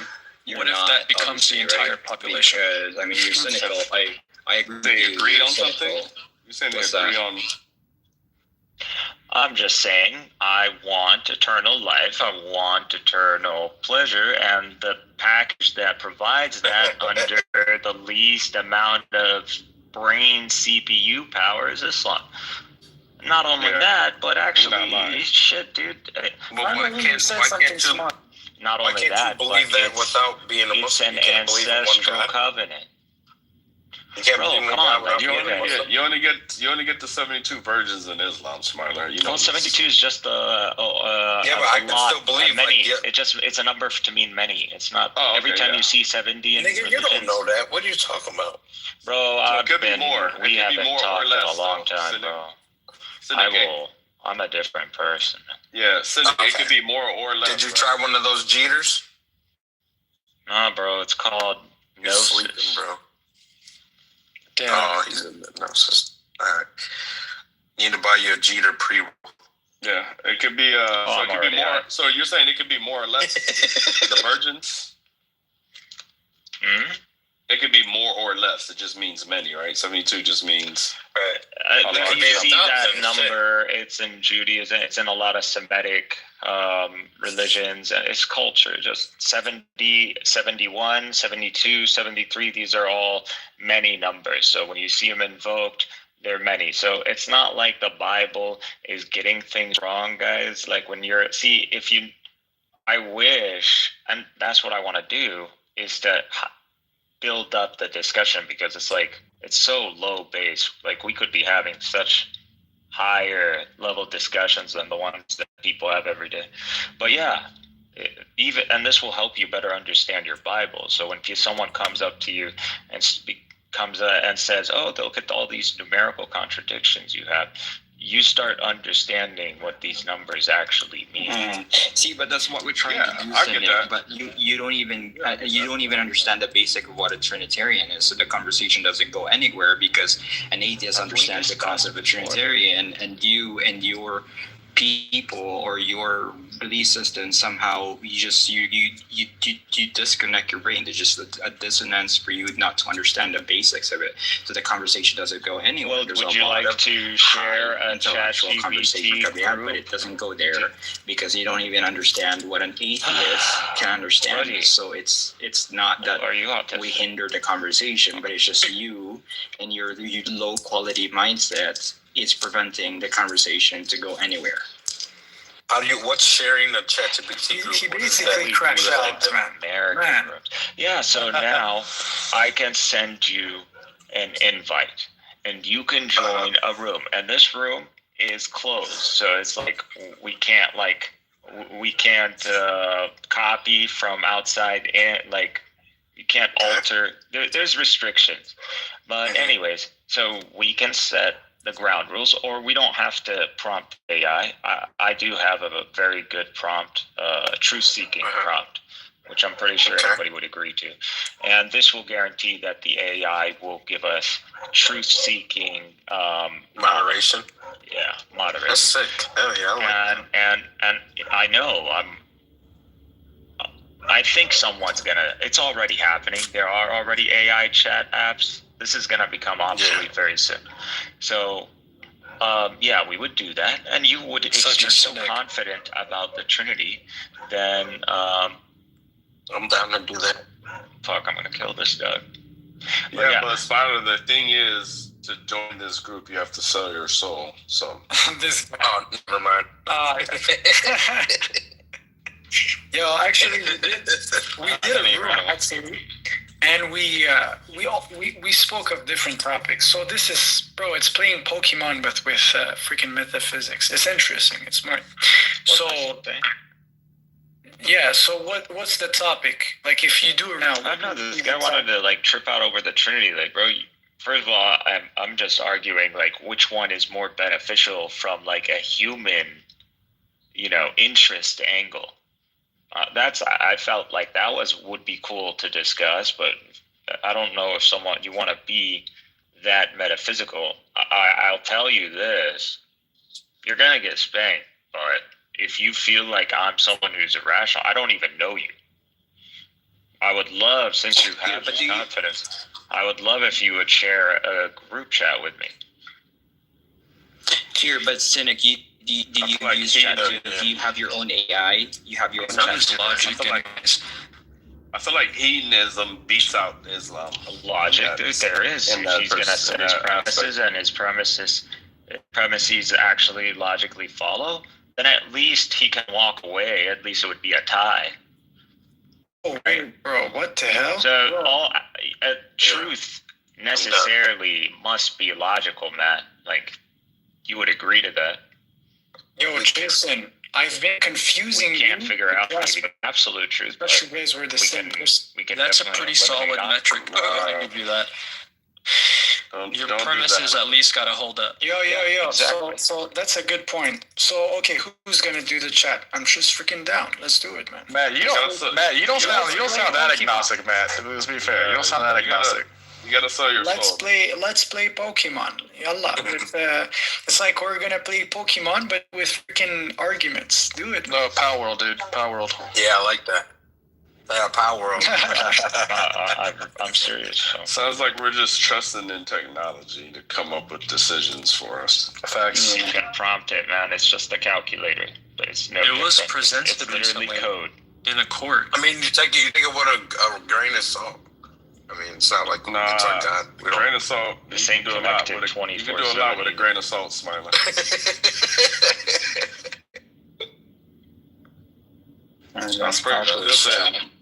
Listen, man, I had some cookies, sprinkle a little salt on there, man. Next level.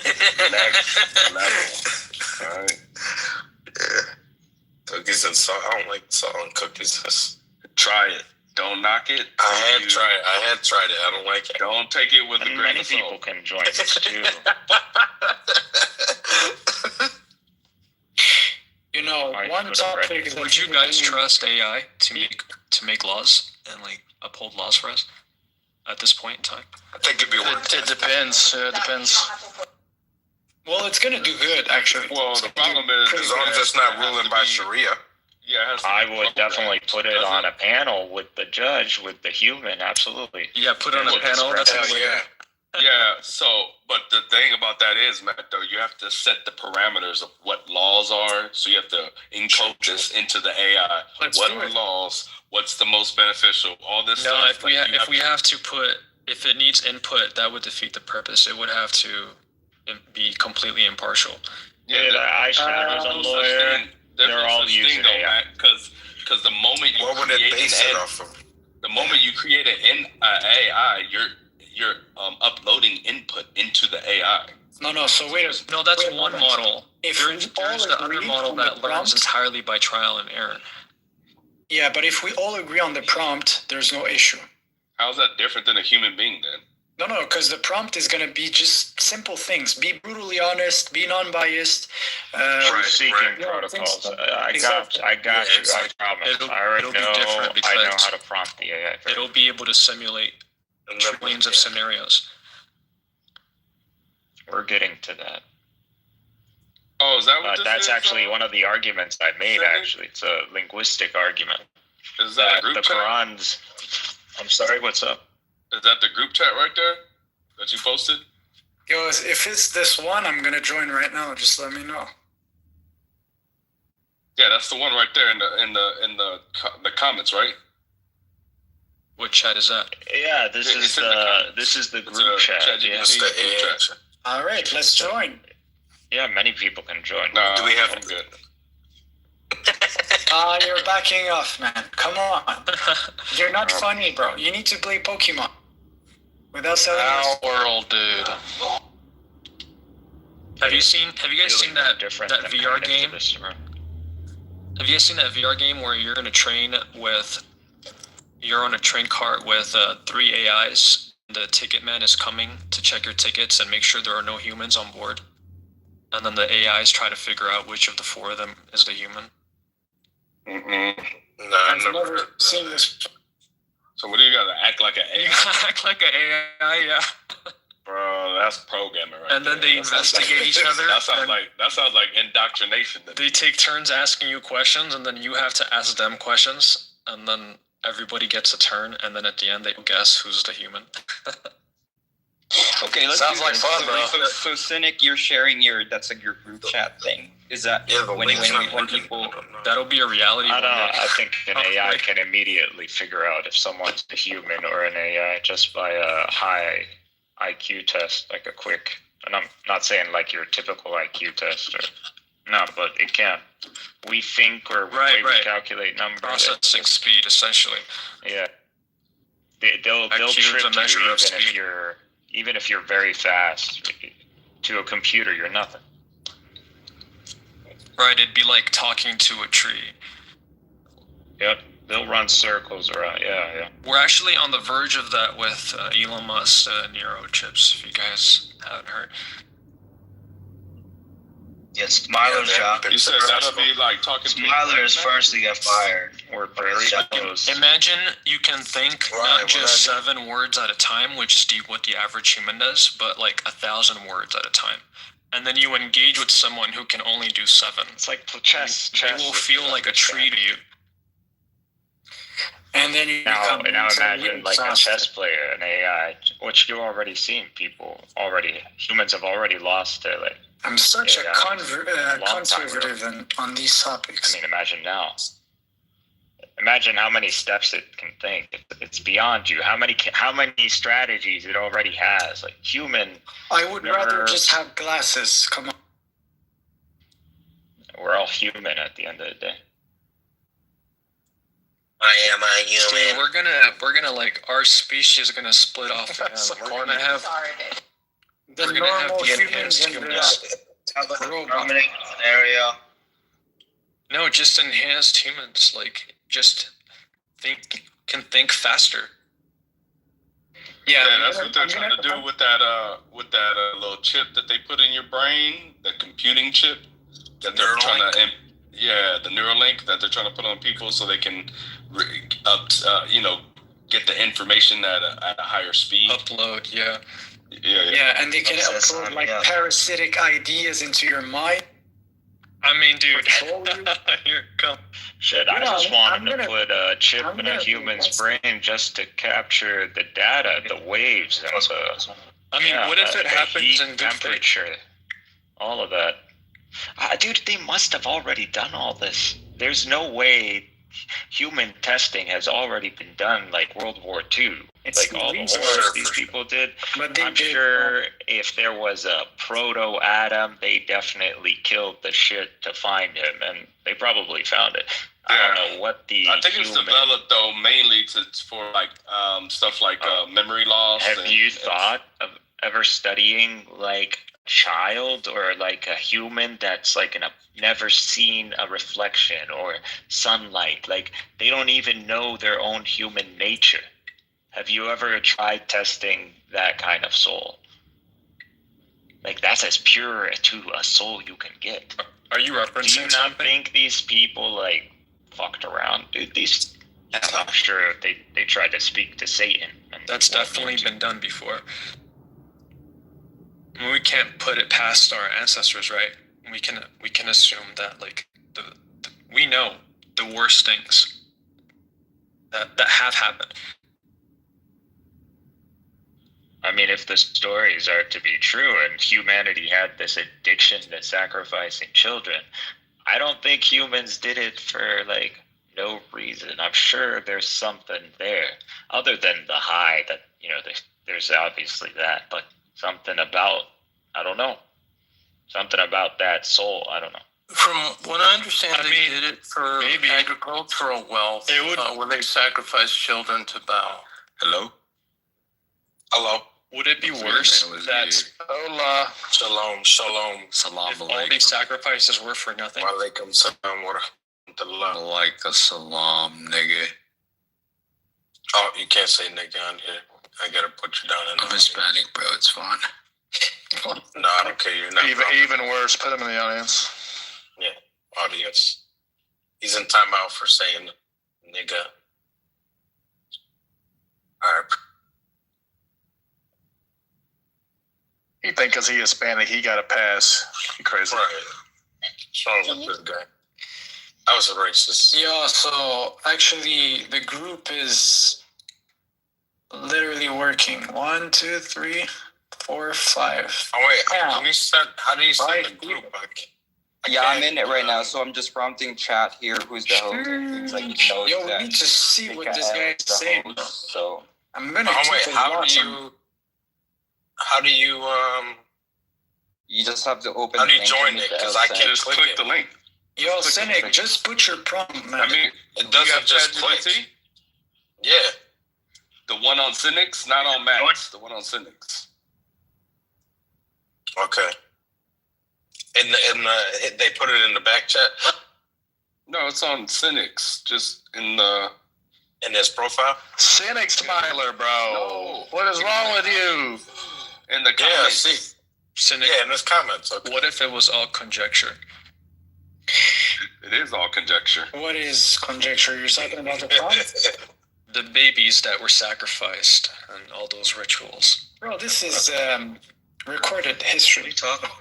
Yeah, it's not conjecture at all. I thought about it. Reason why they were kicked out of the promised land for sacrificing babies to Moloch for agricultural wealth. That's well documented in the Old Testament. I think about it in all ways. So if it's a probability, Matt, like I think about it that way, and also the way, okay, what if it was truly that this was the case? And I see like at least, you know, you keep building until something collapses. You don't abandon a theory until like you got a high probability this is wrong now. Like, but common sense, going back, trying to connect this to the topic. To a point, because you're doing these rituals as long as they satisfy the premise that you inserted. However, what if it all hangs on the line of that premise, and if you're wrong, then it's not just an experiment, but rather something dramatic, and like you lose your life or something because you're dealing with God. Well, humanity never progressed without sacrifice. Well, Cynic, bring your prompts, man. I know, Matt. You're always doing things We're based always on gonna make implications. mistakes. So Right, based on implications. And so my point is, if the implication is that it something ends, like it all ends, would a person in that time, would a sane person risk it? Risk what? Not sacrificing, the lamb or whatever, the baby, right? Like, but the point is, During the Second Temple what period, Cynic said, but yeah, the point is, like, if it's a conjecture, but the stakes have been raised so high, like humans are, what's to stop us from raising the stakes, right, on the highest? Never mind. Yeah, it's the We're gonna look at what is going to be the ultimate outcome of this. What is the ultimate outcome? Dude, there's no time, Jasper. This isn't Clubhouse over there. We're gonna type. It seems to be death. So if death is the outcome of all things, then look, why do we live? Why do we live as if there's something after death? Look. What's going to happen is there's going to be a greater divide. Because I want there. The main reason is I want there to be something after. Because it's actually being offered. Like, hey, man, I don't see humanity developing a way or finding the fountain of youth. So if something out there is offering me eternal life, I'm going to listen up. Because guess what? I'm a normal human being. I do want to live forever. I do like women. I do like life. Well, I do want to. Life is fun, man. Life is great when it's cooking, man. So here's no the problem. paradox of it. If there is an afterlife, if there indeed is one, are you willing to die to find out? But obviously, that's going to become the question. I don't know. We are gonna die. I just want to be with the best. That was my angle to begin. Apparently not, because we're heading towards expanding our lifespan, and if it becomes the point that humans can casually live forever now, but you believe there is an afterlife, maybe that's gonna be where that's humanity's choice, man. At the end of the day, our species is like any species. We are in this universe. I don't look at it. I don't think we're gonna last forever. It doesn't seem like there's a lot of intelligence life going around here.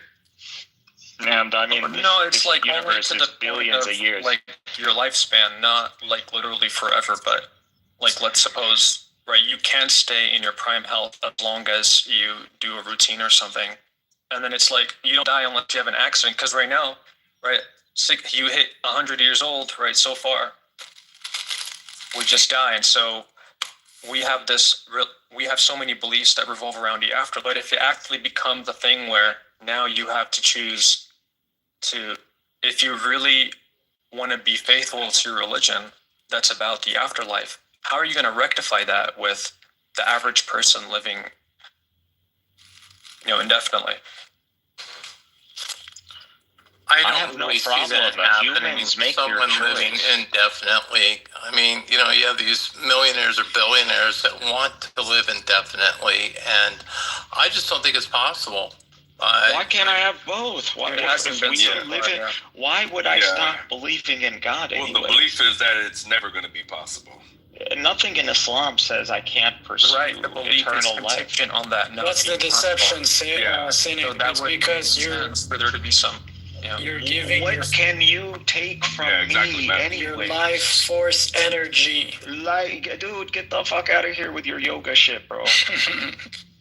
Cynic, you do know it says very clearly in the Torah. You go play with the Hindus. You don't have no control over that. No one has. No creature. Hey man, if you want to be the slave to a God is the bringer of death. One of God's names that's on you. in the Quran is the bringer of death. Well, God is the one who hang on just only 1 second. He has that authority. The Torah makes it very clear God limited the age of humans to 120 years. I don't know of anybody that's past 120 years, do you? Yeah, they got records. Not yet. Okay. What we have seen is that the average. I don't think so. I think the oldest person has been 114. No, they got lifespan has increased. I think it's 130 actually. Oh, okay, I doubt it. I'll look it up though, Matt. Thank you. It's been older than that, Smiler. I'll look it up. Oh, for real? Oh, wow. Mm-hmm. Yeah, I think in the group. Yeah, we don't even know the exact number. We just need to look at the fact that the humans have been living better with older age than ever in the past. I think your prompt or your chat there's waiting for you, Cynic. Sorry, my neighbor's dog is barking. See, even your AI understands what's being said. I don't know why you don't get it. It's a simple term. I now really understand why dogs are forbidden. I get it.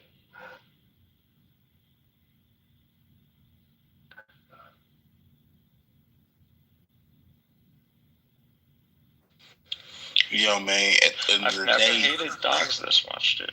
Never. At the end of the day, we just gotta follow Christ. Yeah, you follow Christ. So you follow Christ because you don't abandon God, even if it leads you to the path of even crucifixion. And even if you're crucified believing in God, you get eternal life. You're risen. You're going to be right up there. It's immediate. That's the greatest thing about martyrdom. You know, I always you're right up there. I always liked how how Christ, he was like, hey, the world is like childbirth, and like the final days is going to be like a mother in labor, but when it comes to fruition, it's like, a baby. It's like when after her mother receives, she goes through all that pain and childbirth, and then she sees the baby that was created inside of her, all that pain is forgotten. And it's going to be like that for us in eternity. We may go through things, but by the end of it, when we reach eternity with God, the Father, and Christ, it's going to be just a beautiful moment. It's like everyone, all people, all creatures. All creatures, excuse me. Everybody, all humans, anyone who's accepted Christ is going to be in heaven. And I think that is the thing about Earth today, is that we've lost that, in that we let all these physical things separate us, whether it be just the way we look, we let gender, we let politics, we let all this crap, that's all it is, the world systems separate us, when really that's not what we're called to be. We're called to be one under God, and Christ came so that we can be one with him. And so it's like, if you don't believe that Christ came, then it's time to start believing. That's all I got to say.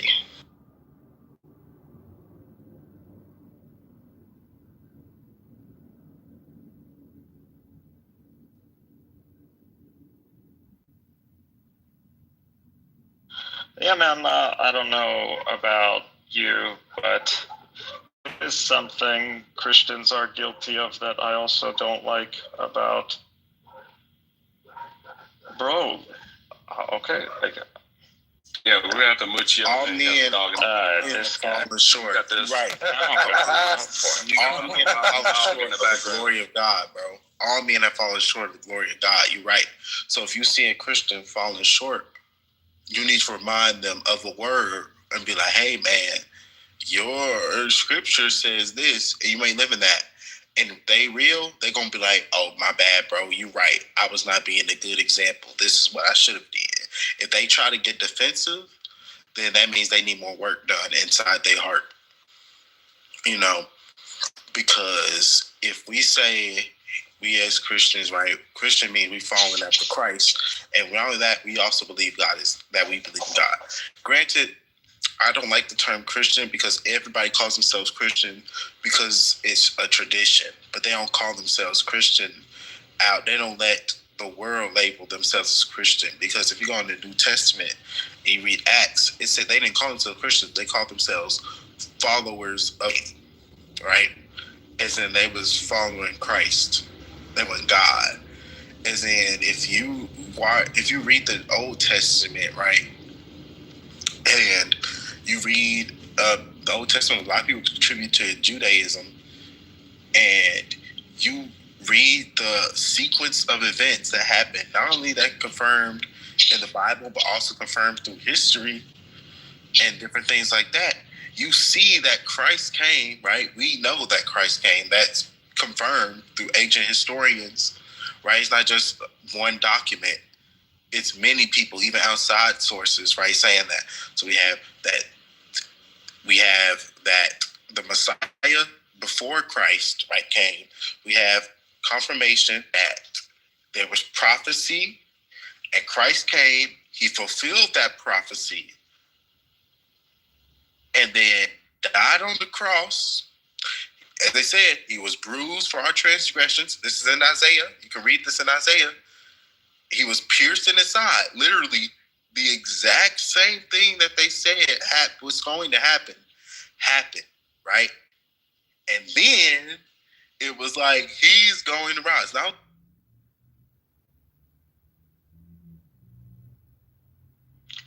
He was bruised because they didn't like what he was saying. It's simple. If you sung the tune, you would not been bruised. If you went along with the Pharisees, you wouldn't have been bruised. Come on, bro. I don't know what she's thinking over there. Come on, man. Let's leave it. It makes sense to you. It makes sense to you. The fuck do we give a shit if someone wants to believe in it? Whatever. Everybody's for preaching.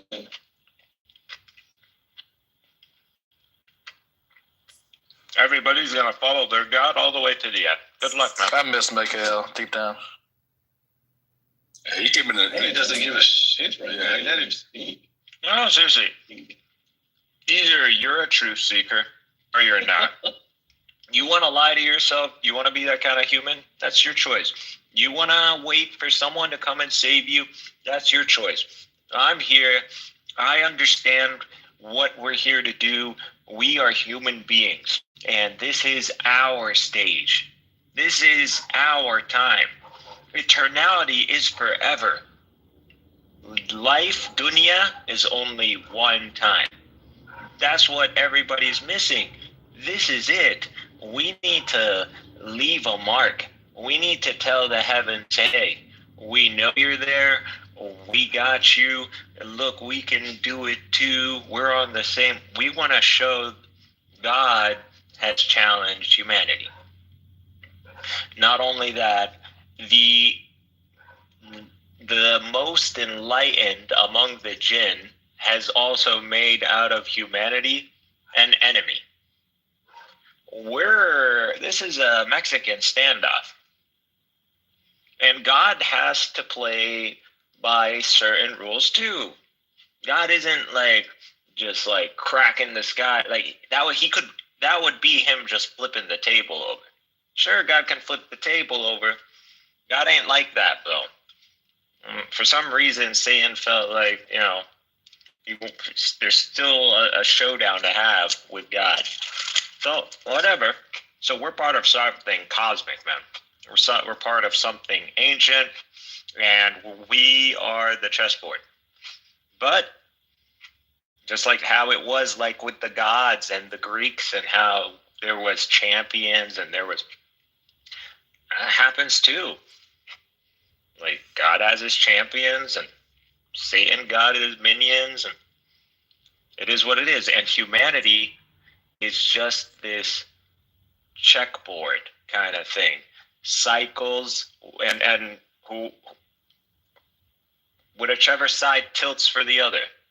And then it resets, and then cycles, and it resets. And we're reaching the end, though.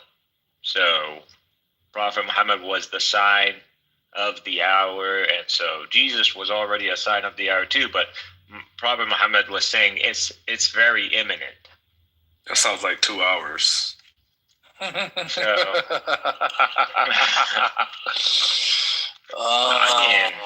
Exactly. See how twisted you are, Cynic? You don't even hear how twisted your perspective is. I'm confused. What's twisted? I think you're mistaken why they're laughing. No, because you're saying that somehow. That'd be a Christian joke. I don't know. You're saying that God is challenging humanity. It wasn't a Christian joke. It was just a flat out joke. I had to say it was good though. Bro, you haven't even replied to the chat there, Jimmy. Honestly, I can already tell the way.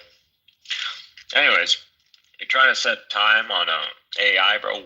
See, it's not. I don't know what you were doing there, but I mean, other people understand.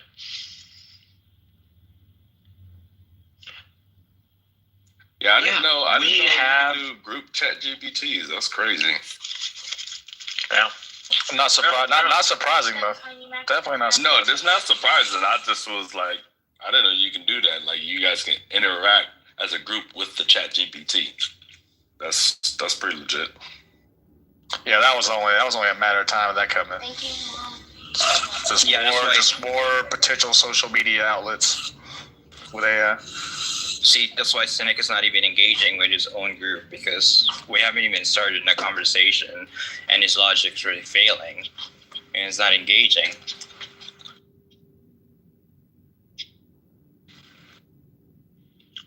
Yeah, I'm not engaging because I'm having a conversation with these guys.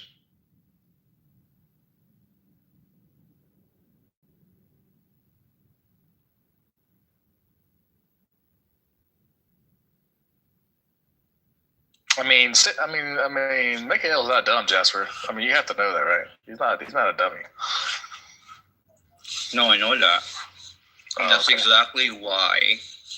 What Vago see, this is why I keep going down.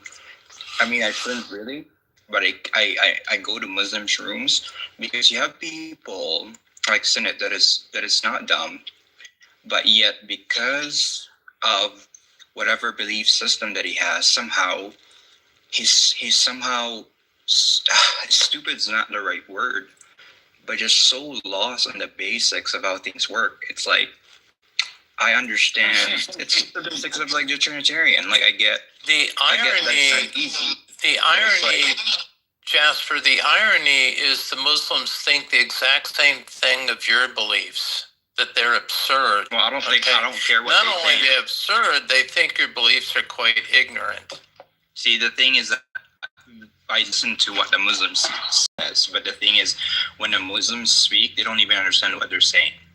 That's why, for me, it's hard to even start a conversation. Thank God. Because you have basic. Because again, this is why I keep bringing up the atheists understanding the basics of the doctrine of Trinitarian, and it's like, okay, if this person is not even a believer, understands the basics of it, of which your AI even stated that, hey, when someone says they understand something, it doesn't mean that you agree to it. That's why I specified. Well, I don't think Cynic Michael understands that, jokingly or whatever. But again, the basic concepts are there. But somehow, because of your belief system, no matter how Bro, you're just a shit talker, bro. We can have this discussion right here. That's what I don't understand. I don't even. What I don't honestly, I was gonna have a discussion, but once I saw you trying to prompt the AI for time, and I was just like, you know what? If you don't understand that, then you're definitely not worth my time. That's your AI, Cynic. You can program it however you want. How are you going to program time into it?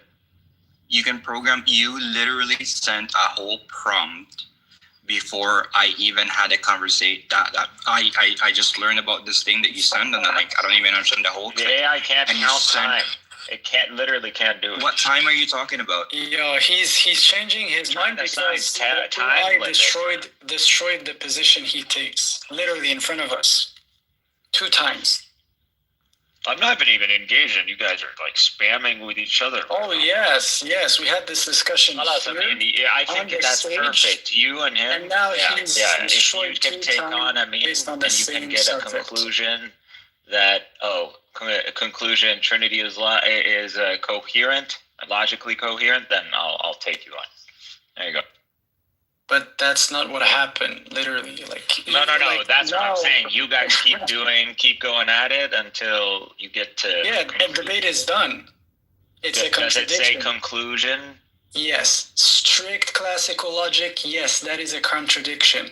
Reason. Right. If unbegotten is eternal, necessary, identity. He's gone. Thank God. All right. There you go. Yeah, Cynic, which is the argument you use for the problem of the Trinity? Which one do you use, Cynic? No. Do you use the problem of identity? Because it doesn't work with identity. What is what do you posit for the logical problem of the Trinity? Because there's the metaphysical contradiction. There is the mind dilemma, and there is the personhood category. Yeah, personhood is the best. And then, I think that's the latest one I'm working on is that personhood. But just to let you know, Nargis, we just did it. And then the mystical one is the Trinity. Do you do the identity one? Yes, and it literally. There's a problem with that. No, but it says it. The AI says it. But now, Jasper is saying, Cynic prompted wrong. Bro, Cynic just put be brutally honest, be truthfully, blah blah blah. No, it's not. Not even. It's literally destroyed, and now he's seeking protocol. Nonsense. It's a truth-seeking protocol. It's not oneness. There's no problem with the essence. It won't. So long as they say they have one essence, there's no problem. Oh my God, Najid. The AI said it, not me. How did it give the identity?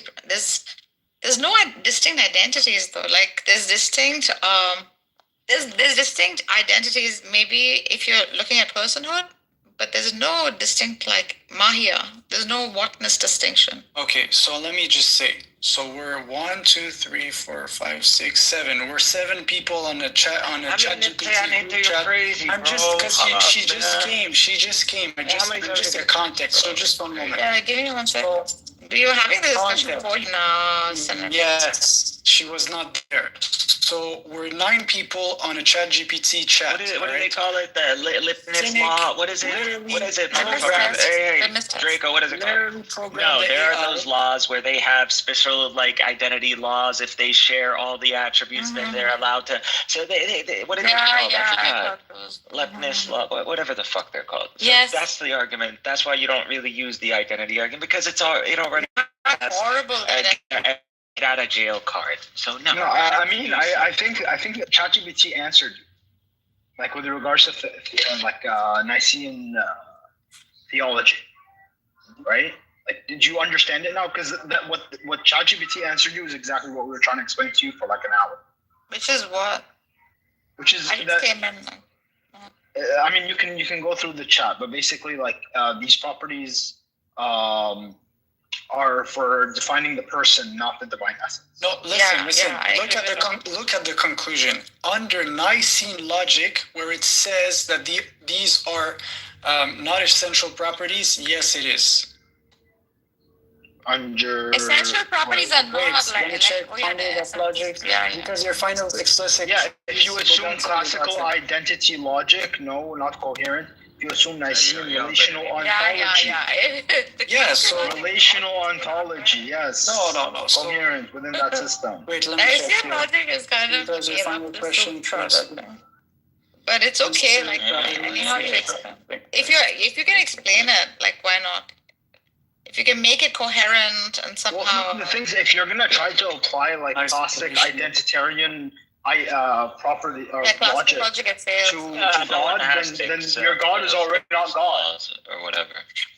You're basically saying God is like us. You're basically saying God is human. Wow. Nicene logic is God's logic? Like really? No. The thing is that if you're gonna try to apply like that's our logic, we have gone through that already. Then that's not God. Exactly, that's what I'm saying. Is Nicene logic applied to God okay then? Well, yes. Assuming that God is not like creation. Hold on. The thing is that you have to assume that God is not like creation. And Nicene logic is nothing like it's not coming from like a human. It's coming from the standpoint that God is not like creation. You obviously would not like this because you think that you are God. And you think that God is like creation. Creation and God are the same. Bro, don't you like this? No, I'm just being frank. I mean, Nargis, you saw what I put in the chat hours ago. I mean, you said LOL to what I said. You saw what I put in the chat. Nothing that I said was incorrect. Let me see. Are you talking to me? Yeah, I'm talking to you. To me? I'm sorry, which one? I thought you were laughing at someone else, who I was laughing at too. No, nobody's laughing with you. Everybody's laughing at you. Why? No, I mean, it's just spamming the chat, so over again. No. I thought it's okay. We like. I mean, he can spam the chat. I don't know. I think Mikhail's gonna kick him out by the end of the night. Well, I can't make Mikhail mod. Bart doesn't want me to, so I can't do it. No. I'm saying from the chat, not the room. GPT. Rico, what did you put LOL to? You know, I'm scrolling. There was hours ago. I was at work on my never break. I was laughing with you at someone. I didn't know it was like for my comment or something. Honestly, I don't even know if I want to talk about this conversation. Mikhail hates my approach to this. With this? The transcendent God, right? That would be yours. Yes. I don't know why he hates it. It's the most honest position to take. And see, earlier y'all said something about telling somebody they had to bite the bullet. Well, I bite the bullet. I said bite the bullet. I said, but let's bite the bullet. Honestarianism would be like, at least for me, I'm honest about that. Like, it shouldn't be so hard to build a syllogism or to understand a concept. I like the intricacy and the complexity of the Trinity. It's very challenging to the mind. But I mean, also look at it from like the worldview of like a pure monotheist. It is quite like challenging. No, if you look at it from the worldview of a pure materialist, then it's problematic. That's problematic. Yeah. But God is problematic from a materialist standpoint as well. Exactly. Yeah. That's why a lot of materialists become atheists. No, but there will be theists who are materialists. Like Justin is a materialist Christian. I don't know if you've heard freaking hold your horses so I can freaking prompt it. Like, what is wrong with you, man? What is it? Like, what? I want whatever energy you have. I want that. Like, can we like... Yo, if I'm gonna keep getting notifications from this chat, I just want to know what this is. He's an agent of chaos. That's what it is. Like radiates. It's the type of people that you create in your religion. Agents of chaos. No, bro, this is... What? Nah, come on, man. Bro, he's an angel compared to a lot of the Christians running around. This guy's like your little... I don't like the Trinity. It's enduring, like... I like the concept of God. And things need to make sense. Go continue with the chat. I was trying to prompt it, so you're done with this and give it 3 3 prompts each, and that was it, and let it land on the conclusion. But you can't control yourself, so whatever. Prompt it yourself. No, I told you, Mikhail's going to kick him by the end of the night. By the end of the night, done. I'm literally done. Amin is not going to be on this chat. Just do what you have Yeah, to so Nargis, earlier I put the arguments for and against God imply specific category errors in human reasoning. Applying the rules that govern finite contingent beings, humans, to an infinite necessary being, a transcendent God, is a misuse of logic. A transcendent God is defined as being beyond the scope of human existence, understanding, and logic. From this perspective, human concepts of can and cannots, which are based on the physical laws of our universe and human reasoning, do not apply. Correct. I agree with that. I mean, I agree with that. I bite the bullet on that. Yeah. If that's well, that's a nice way of saying that. Nah. It's a way of saying materialists will inevitably. You know what it is? It's a way of saying. It's a way of saying. Well, it's a way of saying that God truly is other. Like truly. No. I don't think that's fair, I just don't think that the only thing that allows us to have any sort of outside understanding beyond our senses, the mind, which is literally what makes us so different and so exotic from anything else that practically exists in this universe. I don't think that is a source of incoherency. I don't think which I believe is the greatest gift. I yield to Nargis. If God made us, the mind also manipulates, if God the mind spoke to the human, if God made the angels bow to the human, then the human is at the mental level. Yeah, but that's revelation. That's revelation, not logic, bro. You need revelation. We can't communicate with one another if we are not adhering to logic. It would be incoherent. We wouldn't be making sense of this conversation right now. Yeah, it would be gibberish. It's a human thing. Yeah, it's a human thing. No, but this is how God communicated with us, bro. Well, that's revelation. That's how angels communicated with us. It's not so language alone. So now we're at revelation. What are you talking about? You don't believe God spoke to Moses? Smiley? Yeah, of course, Smiley believes that. Yeah. Just make it sure. To some extent, there was communication. Speak to Moses. So there was. I know, but that's at his level. Okay. There's coherency. There you go. He's able to speak to him. It's not like God speaking. He's able to have a back and forth. Yes, but this could just be condescension from God's part. God operates in our framework. Doesn't mean you extrapolate our framework to God. But our framework is a valid framework to communicate with God. Even though he thought he was righteous, he thought he was. But the guys are so silly. Yeah, but the truth. No, I'm just saying the truth enshrines humanity. Like y'all associate man and divinity, and call both human nature and divinity, if it even exists. No, that's Nargis. Like that's Nargis and Benny Adam. That's Nargis and Benny Adam. That's Christianity. No. Maybe and I explore those things. No. I explore the only religion that does this.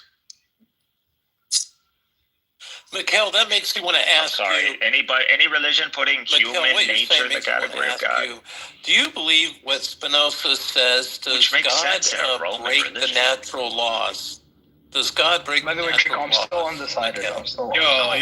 I was just trolling, Benny. I was just trolling. That's why I like that. Go ahead, Han. I'm just curious, based on what Mikhail was saying, what Cynic was saying. Does he believe that God breaks the natural laws? Because Spinoza said God would not create the natural laws just to break them. Yes, God does not break the natural laws. Okay, so you believe but what God you agree has with what special Spinoza channels. said. There are special channels in the world. There's these like intertwined dimensions, and they're very compacted, and it's like really, and you would practically be like causing a black hole if you tried to like get on its level. Like it's not. So I do believe this. You know, I've gone off the deep end. I do believe like one could. So basically, there's no miracles. You just could don't know transcend space and time. Like you can communicate. Well, I don't think Mikhail's saying that's teleportation. I think he does believe in miracles, but he probably doesn't think it's. No, I'm taking. There are literally natural back doors. And nothing breaks natural laws. Yeah, but miracles do not break natural laws. They stay within the bounds of nature. No, they don't. Yes, they do. Well, wouldn't that not make anomalies it within nature? That's all.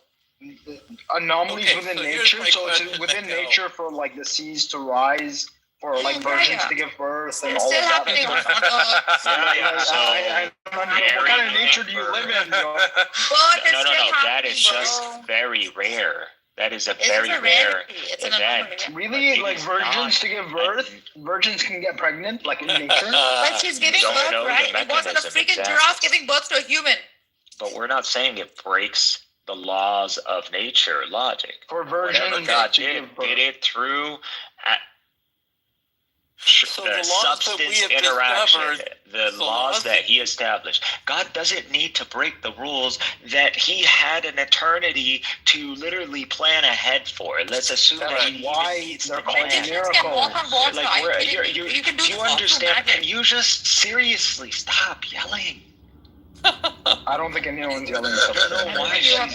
Why are you? Calm down. Like everybody. Mikhail's behaving today, bro. That's actually true. Yeah, I'm impressed too, Draco. He's chill today, bro. He's chill. It's like you're ringing in my ears, and I have a headset on, so he's chilling. Well, that could be your issue. The thing is, Mikhail, so my question is this. You don't believe that God would break the laws of thermodynamics, right?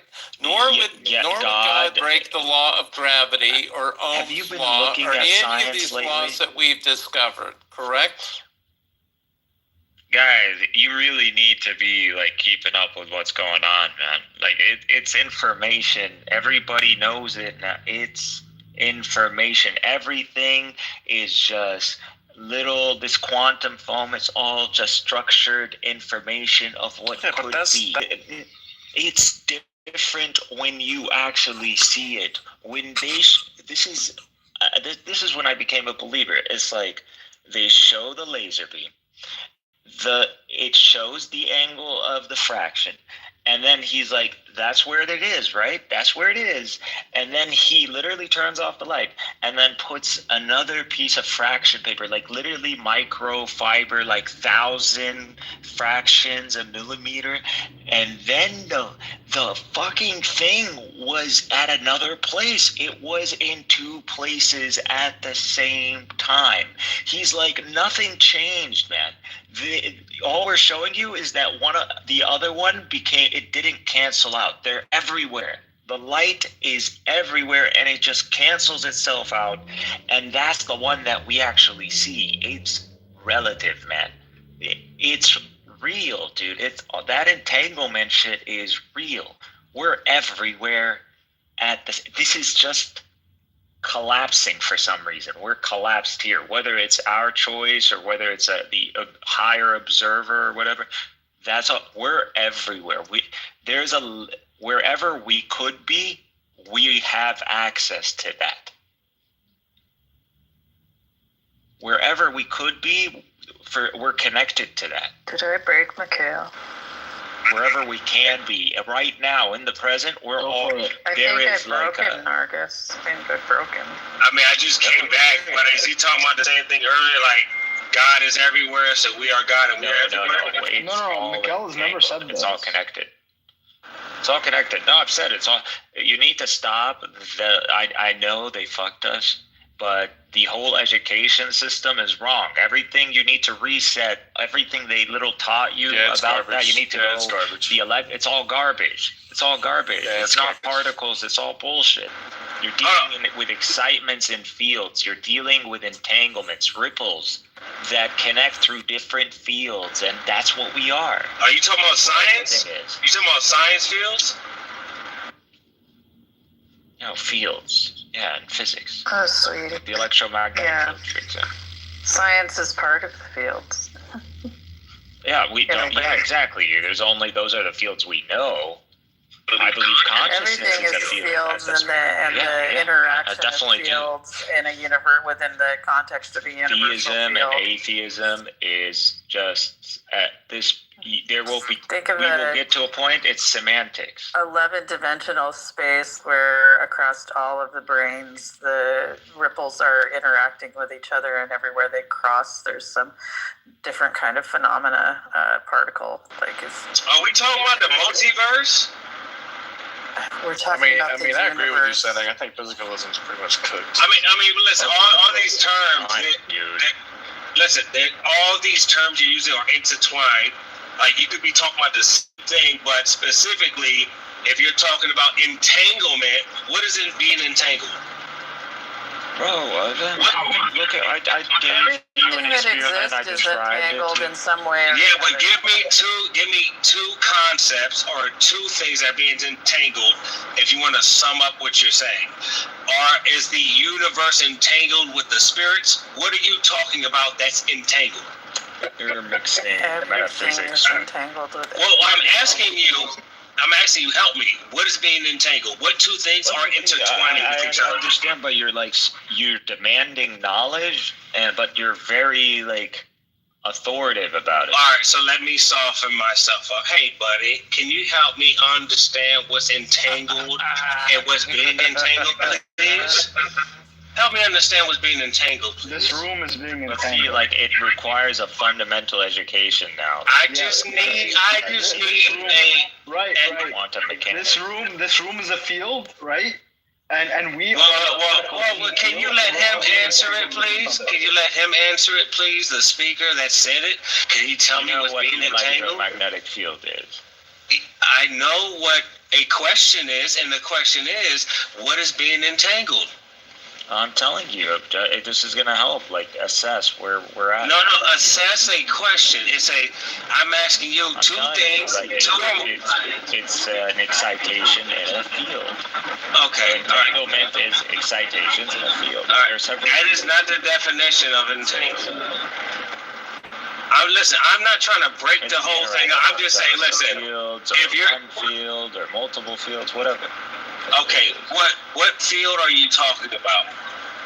There's many fields. That's why I told you. Do you know the electromagnetic field? I know there's a field. There's a playing field, like a field of grass. There's a field in the science field. There's a spiritual field.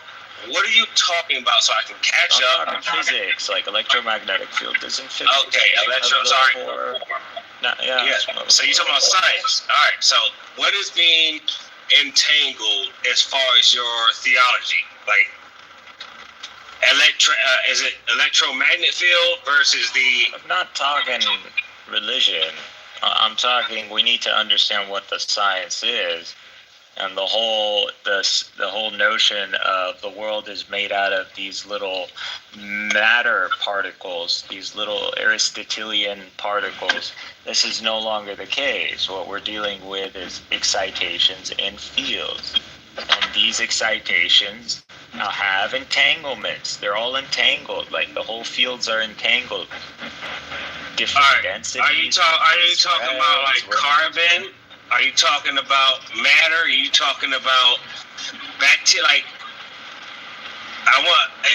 Help you get straight to the point. When you say what you're saying, are you talking about? Sinet, Wright is talking about the penultimate fundamental entanglement between man's will and God's will, and the tension and the conflict between those two. All right. Well, you just said energy. Think of you said energy. Understand? Think of a symphony, and think of all the musicians, and think of all the instruments. They are all playing. They're all different, right? But they are combining, and they're giving you a specific melody, a song. Yes, right? But they're not different fields. That's a bad example. You have frequencies coming from different instruments at different times, at different paces, and that's coming, and it's vibrating, it's interacting all together, and you're getting an outcome. You're getting a world. You're getting a system. Yes, you're talking about the web of things that work together, like a symphony. You have the instruments, you have the voices, you have the fact that it's in a oval-shaped area, so it echoes and it bounces back. I know what you're saying, but when it comes to the entanglement in the way you were saying, is it something more? So, if you talk about the frequencies, right, and then you talk about the vibrations, those are not the same thing. So yeah, right. So now think of consciousness. If everything is a field, if everything is just everything, but like sharing different relations, spatial, dimensional relations with one another at different densities, at different spreads, if that's what it all is, that would be the case for consciousness as well. Not at all, because consciousness is untangible. I disagree. I understand maybe but I'm not coming at it from a religious perspective. No, you're coming at it as a scientific. No, not natural science. Not natural science. Don't use the words natural because, listen, natural and science don't. All right, sure, man. I'll say science, whatever. But follow me. Excuse if I'm loud. I'm in my car. But listen, if you're breaking down what you want to call natural using science, which is the measurement of evidence, you have to learn to separate. I'm with you. To me, it's just semantics. It's not semantics. It's law. It's legal law that you're trying to say that science is natural. But that has nothing to do with what we're talking about. Don't go back. Let's continue. What? Yeah, we can just say science. To me, natural science just means physics. Let me ask you this. When you believe in God, whatever God you believe in, right? Does science prove the God that you're talking about? Of course. And now, in what way?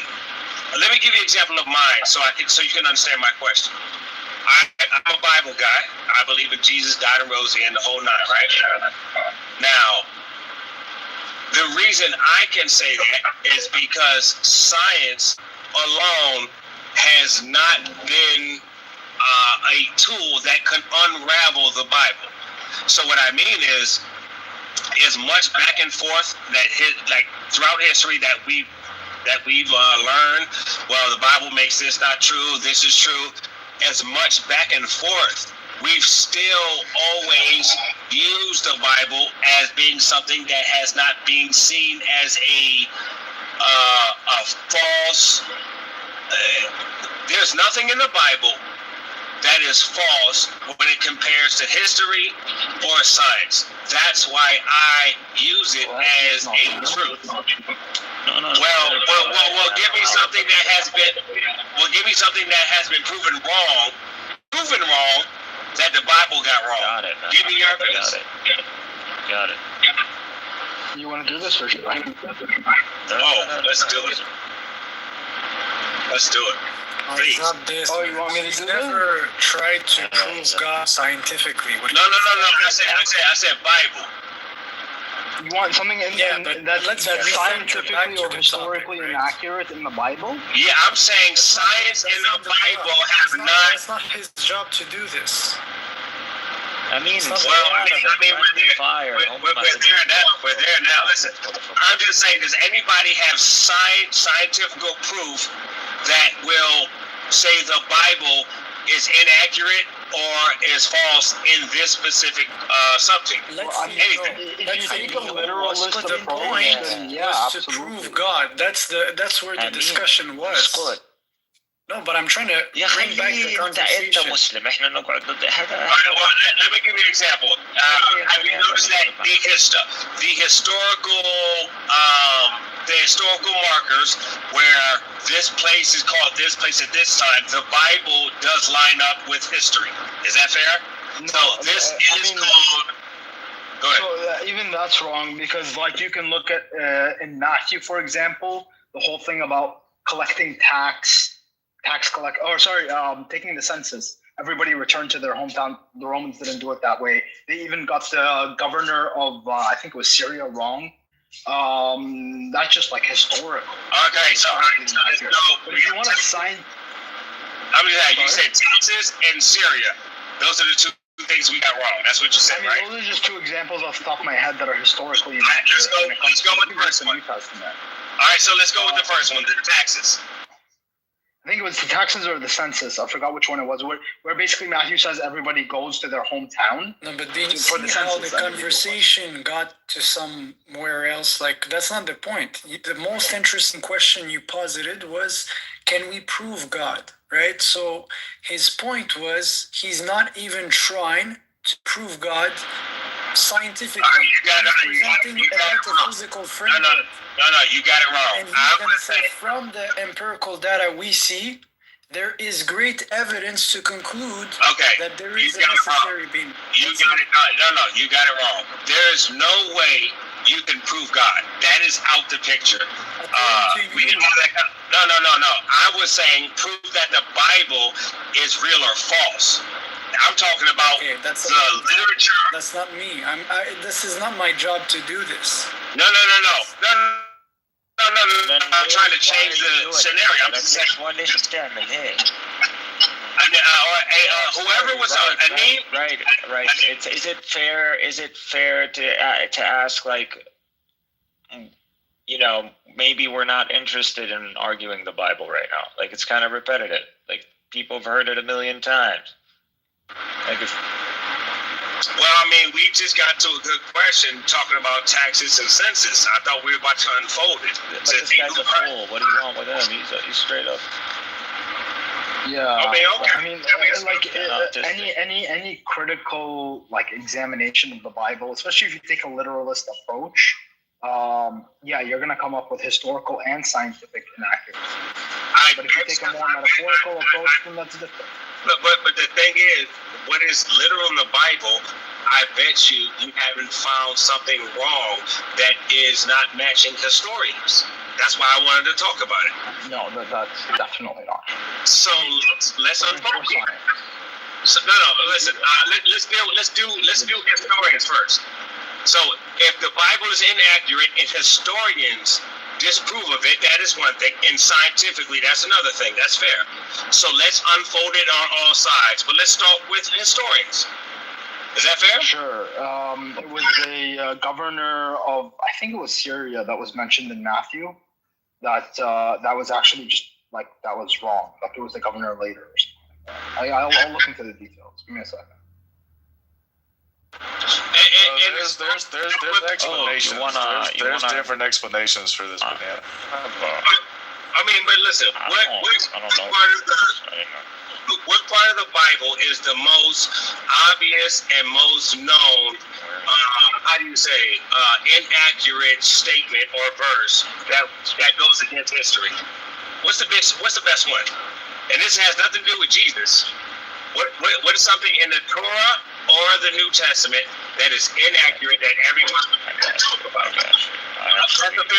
I forgot I downloaded the book If Hamid Yahud, like the flaming of the Jews written by that rabbi, and I literally got the categories. So I got you, man. This is category A, which is the only, I believe this is the one that I would come straight up to someone with. So David's census in 2 Samuel 24:9, Israel 800,000. Judah is 500,000. This was the census, the population. And 1 Chronicles 21:5, Israel 1,100,000. Judah 470,000. Conflict 800K versus 1.1 million. 500K versus 470K. Oof. How many entered Egypt? Total 70 persons. Genesis 46:27. Exodus 1:5, Deuteronomy 10:22, Acts 7:14, 75 persons, conflict 70 verses 75. 3. Age of King Ahaziah at Ascension. 2 Kings 8:26. 22 years old. 2 Chronicles, CHR, if I'm getting that wrong. 22, 42 years old. Conflict 22 verses 42. Asia, Kanaya. So what do we disprove? Are you telling me that this many people did Listen, this? man, I have this book of this Jew who straight up Middle Ages wrote a book about why he left Judaism. And in it, he pretty much writes every single, numerical error. He has other errors as well. All right, lineage errors and all that. You're talking about how many people came out of this place at this time, right? Yeah, there's a bunch of examples, like my question, Asia's ascension. It's all over the place. Was he there? He's a rabbi. I understand that, but was whoever's writing that, was he there to speak about it in a first person? It's not that it's there. It's in the Bible. He's appealing to the text. No, they're not contradictions. They're just, different accounts. All right, so the first thing is potentially different traditions. No. Potentially, the Bible says this. He says that. Correct? Correct? The Bible says this number. He says this number. Yes? No, he's using both numbers from the Bible. Okay, so you're saying there's a contradiction in the Bible with the same event. Two numbers, both numbers. Here, man, I'll just copy it for you, and I'll drop it. Let's be regular. Hey, listen to me. Regular, like we're sitting across the Starbucks table. Man, I really don't like doing the Bible discussions, man. Seriously. I love the Bible discussions, and I think you love it. I really don't. So let's talk about the Quran. I would love to do that. We could talk about the Trinity. I have one question. If you could pass that, I'll talk to you about anything, and you answer it straight. You got one question for me with a yes or no question? Now that's interesting. I will go there with you. Answer to the question. Listen, is it a yes or no? Understand. We both have clear definitions on. Well, listen, there's no clear definition. Obviously we're adults here. We're truth seekers, right? So we're not gonna. I will answer any question you have right now. Go, shoot, go.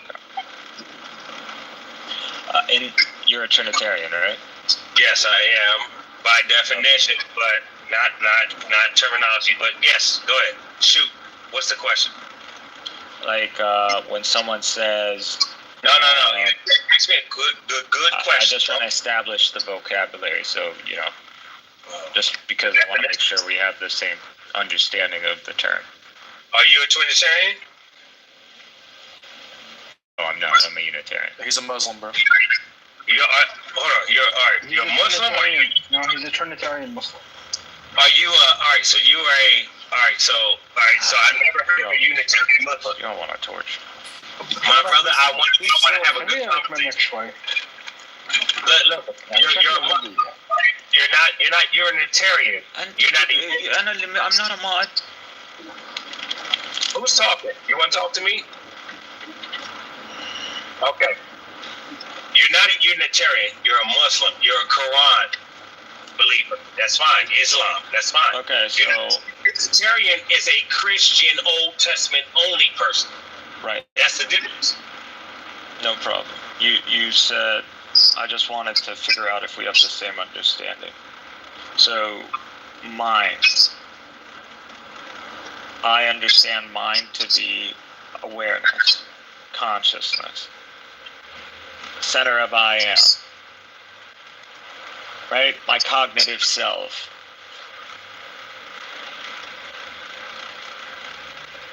Who I am as I see myself as like a whole. Me, my essence, my being, my spirit. So I can keep giving synonym if you're interested, but I think consciousness would be the most modern term, or awareness. So consciousness, as far as what you're talking, is not the.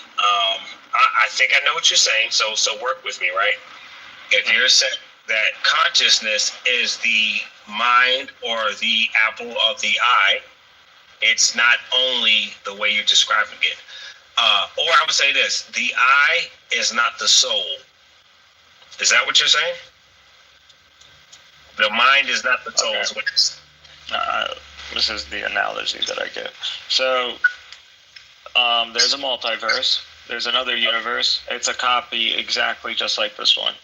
That's your understanding? There's a you in that universe as well. So you ever watch Marvel or any Marvel? No, I don't recognize any of that to be truth. No, we're on two. It's a hypothetical. He's using analogical truth here. That's what he's doing. I mean, use something that's real. He's giving you a thought experiment, and he's but let's. Okay, fine. God could create this exact world, just like this one, in another one, right next in another galaxy. In another galaxy. Well, in another dimension. Fine, in another dimension. Okay, go ahead. Continue. A dimension far, far away.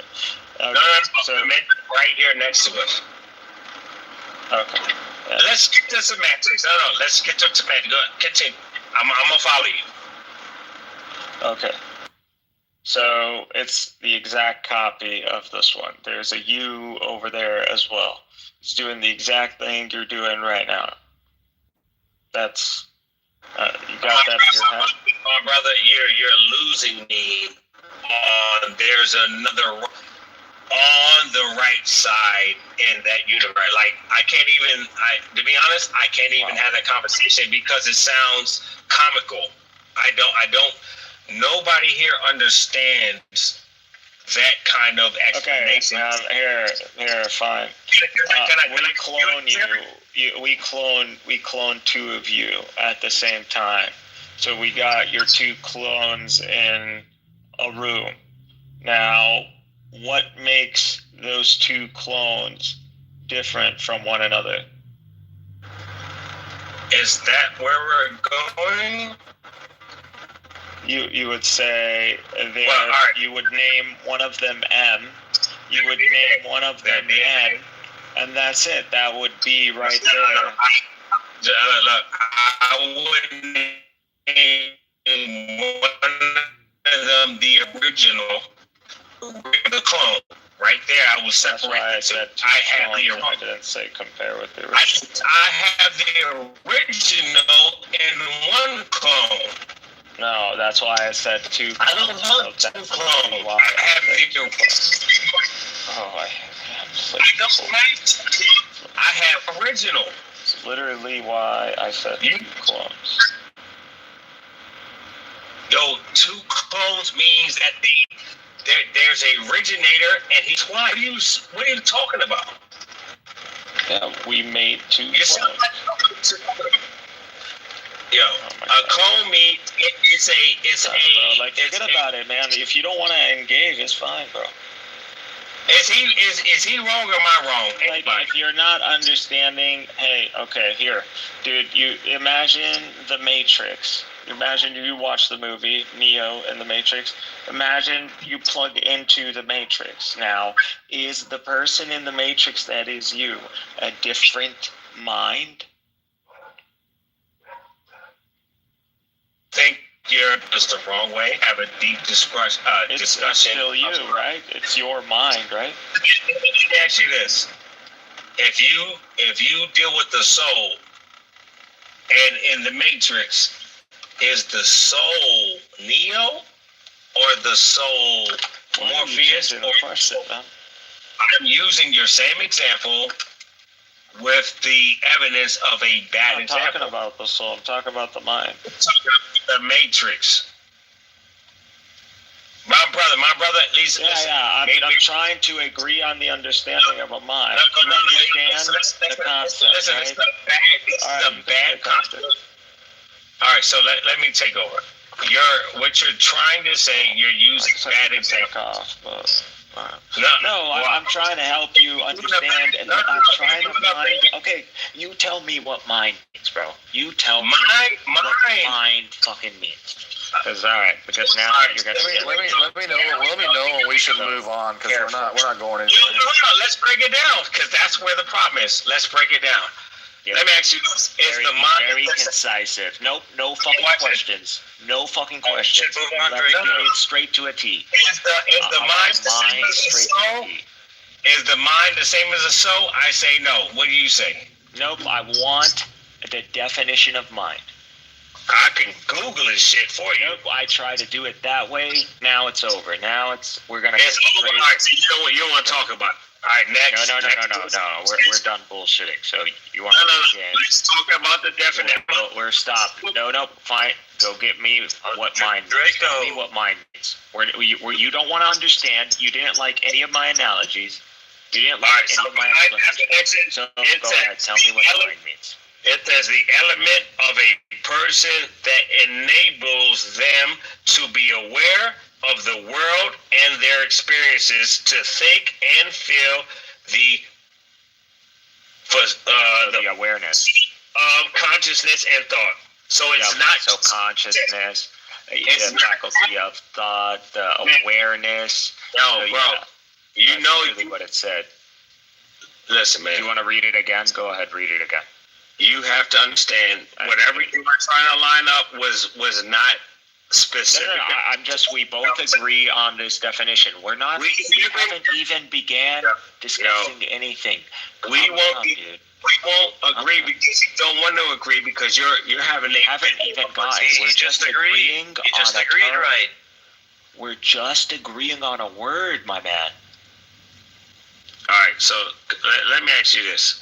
Like, you see what's wrong? What is going on, dude? You understand? You feel possessed. Well, you're fucking up on your argument. No, it's like we're not even arguing anything. Draco. No. Listen, he's fucking up on his argument. He's sloppy. No, the argument hasn't even started yet, bro. I'm just trying to agree on you. I tried.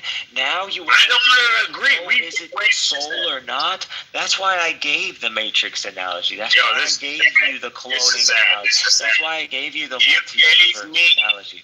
So you understand that you gave me Mr. Pretty. Now, you Mr. Know-It-All. You gave me. I agree on the definition you just read.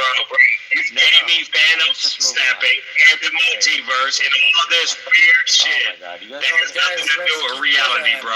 I'm gonna be straight up. Your mic is messed up, right? Your mic is messed up.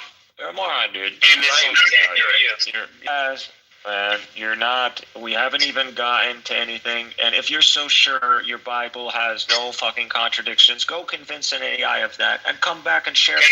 I promise. I'll confess that Jesus is my God. If you can get an AI to convince. What man wants to have an argument with a Christian? You can't convince a logic calculator. Man has an argument with a Christian and brings up the multiverse. You can't convince a bunch of learning zero. Brings up Marvel. You brought up Marvel and the multiverse. What Christian talks about that weird shit? I'm not a fucking Christian. Are you serious? No, am I? No, but Draco does. Oh, right, your mic is a bit. It's not working well. Why would I be? It's just like full of low IQ people. But anyways, let's keep it chill, man. You were getting somewhere, so. All right, you got it, bro. The argument, yeah. No, there's no finishing. Can we reset the argument?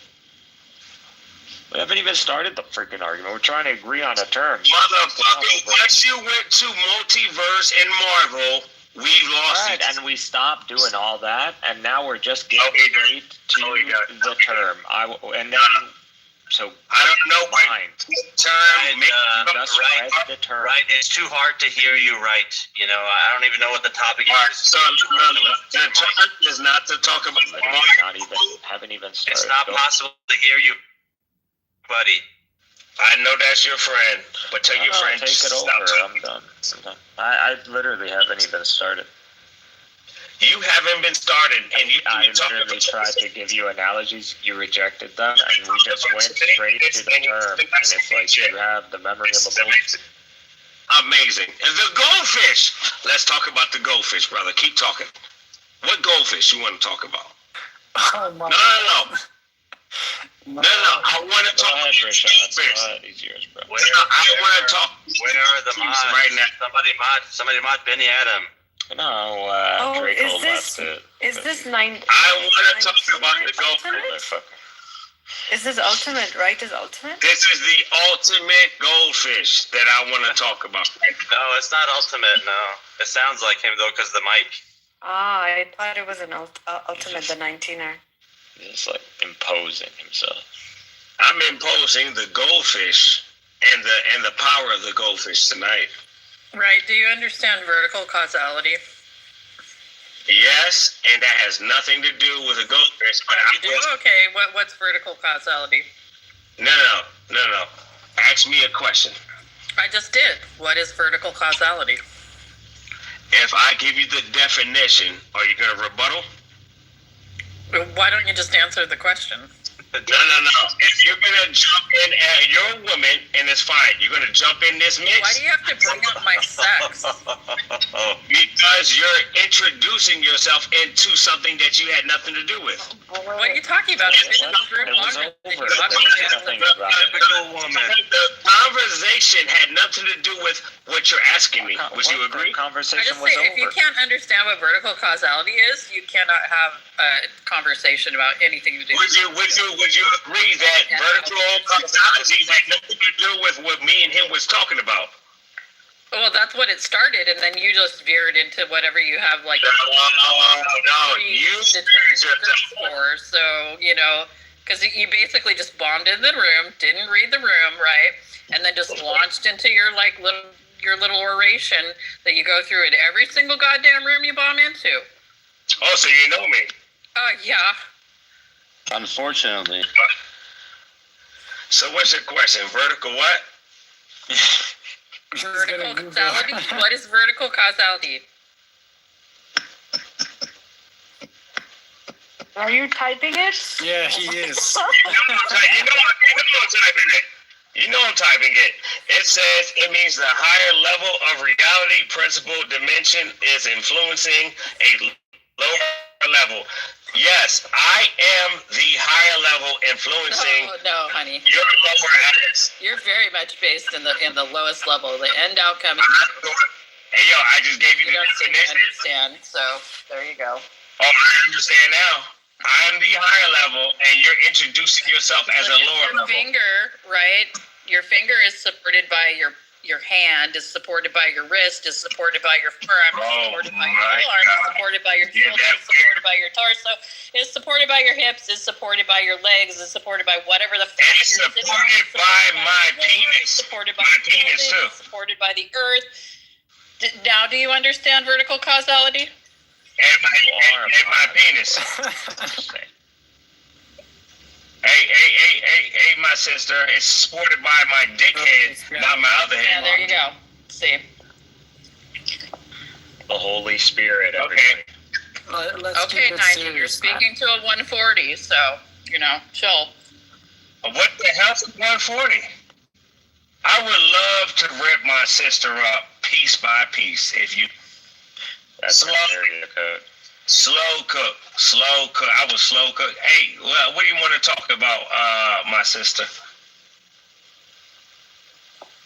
Well, obviously, not vertical causality because you have to look at I want to talk vertical causality. I want to talk about vertical ass whipping. Can you remove this person, please? It's complete waste of time. Well, let's not. Yes, please remove him. No, how lonely are you? Like, we're not. Laura and Nargis, you're both there. Just fucking do it. How lonely are you? Remove this guy. They want. Thank you. Yes, I did. Okay. Oh, wow. I have peace. For the love of you, Dr. Z, for the love of you. Thank you, Nargis. Now we're zen. Fight for alpha, so then, while they're resting for the next cycle. Then, Yeah, thank you for the psychoanalysis. Women have mental orgasms. Yeah, all women are the same. Thank you. I'm having an orgasm because I'm eating the most delicious fried plantain right now. It's so good. Yeah, see, they just have orgasms for everything. They're just so into it, everything they're doing. Are you okay? Would you like to experience some orgasms, Miko? You have to at least meet her halfway this time. I still got. Don't be a tease, Nargis. Come on. Deprived, huh? Oh. Let me show you what orgasms are. Oh, yeah, sure. Don't tease an insult like that. Come on. Nargis is trying to steal your Kundalini there, Mikhail. What are we even talking about? Oh, man. Oh, dear. You got him all hot and bothered. Too late. It's like, bro, it's like humanity. There's no way Nah, we're around for a reason. Cora, are you Greek? No, I'm just named for a Greek thing. Oh, okay, because I saw Greek in your...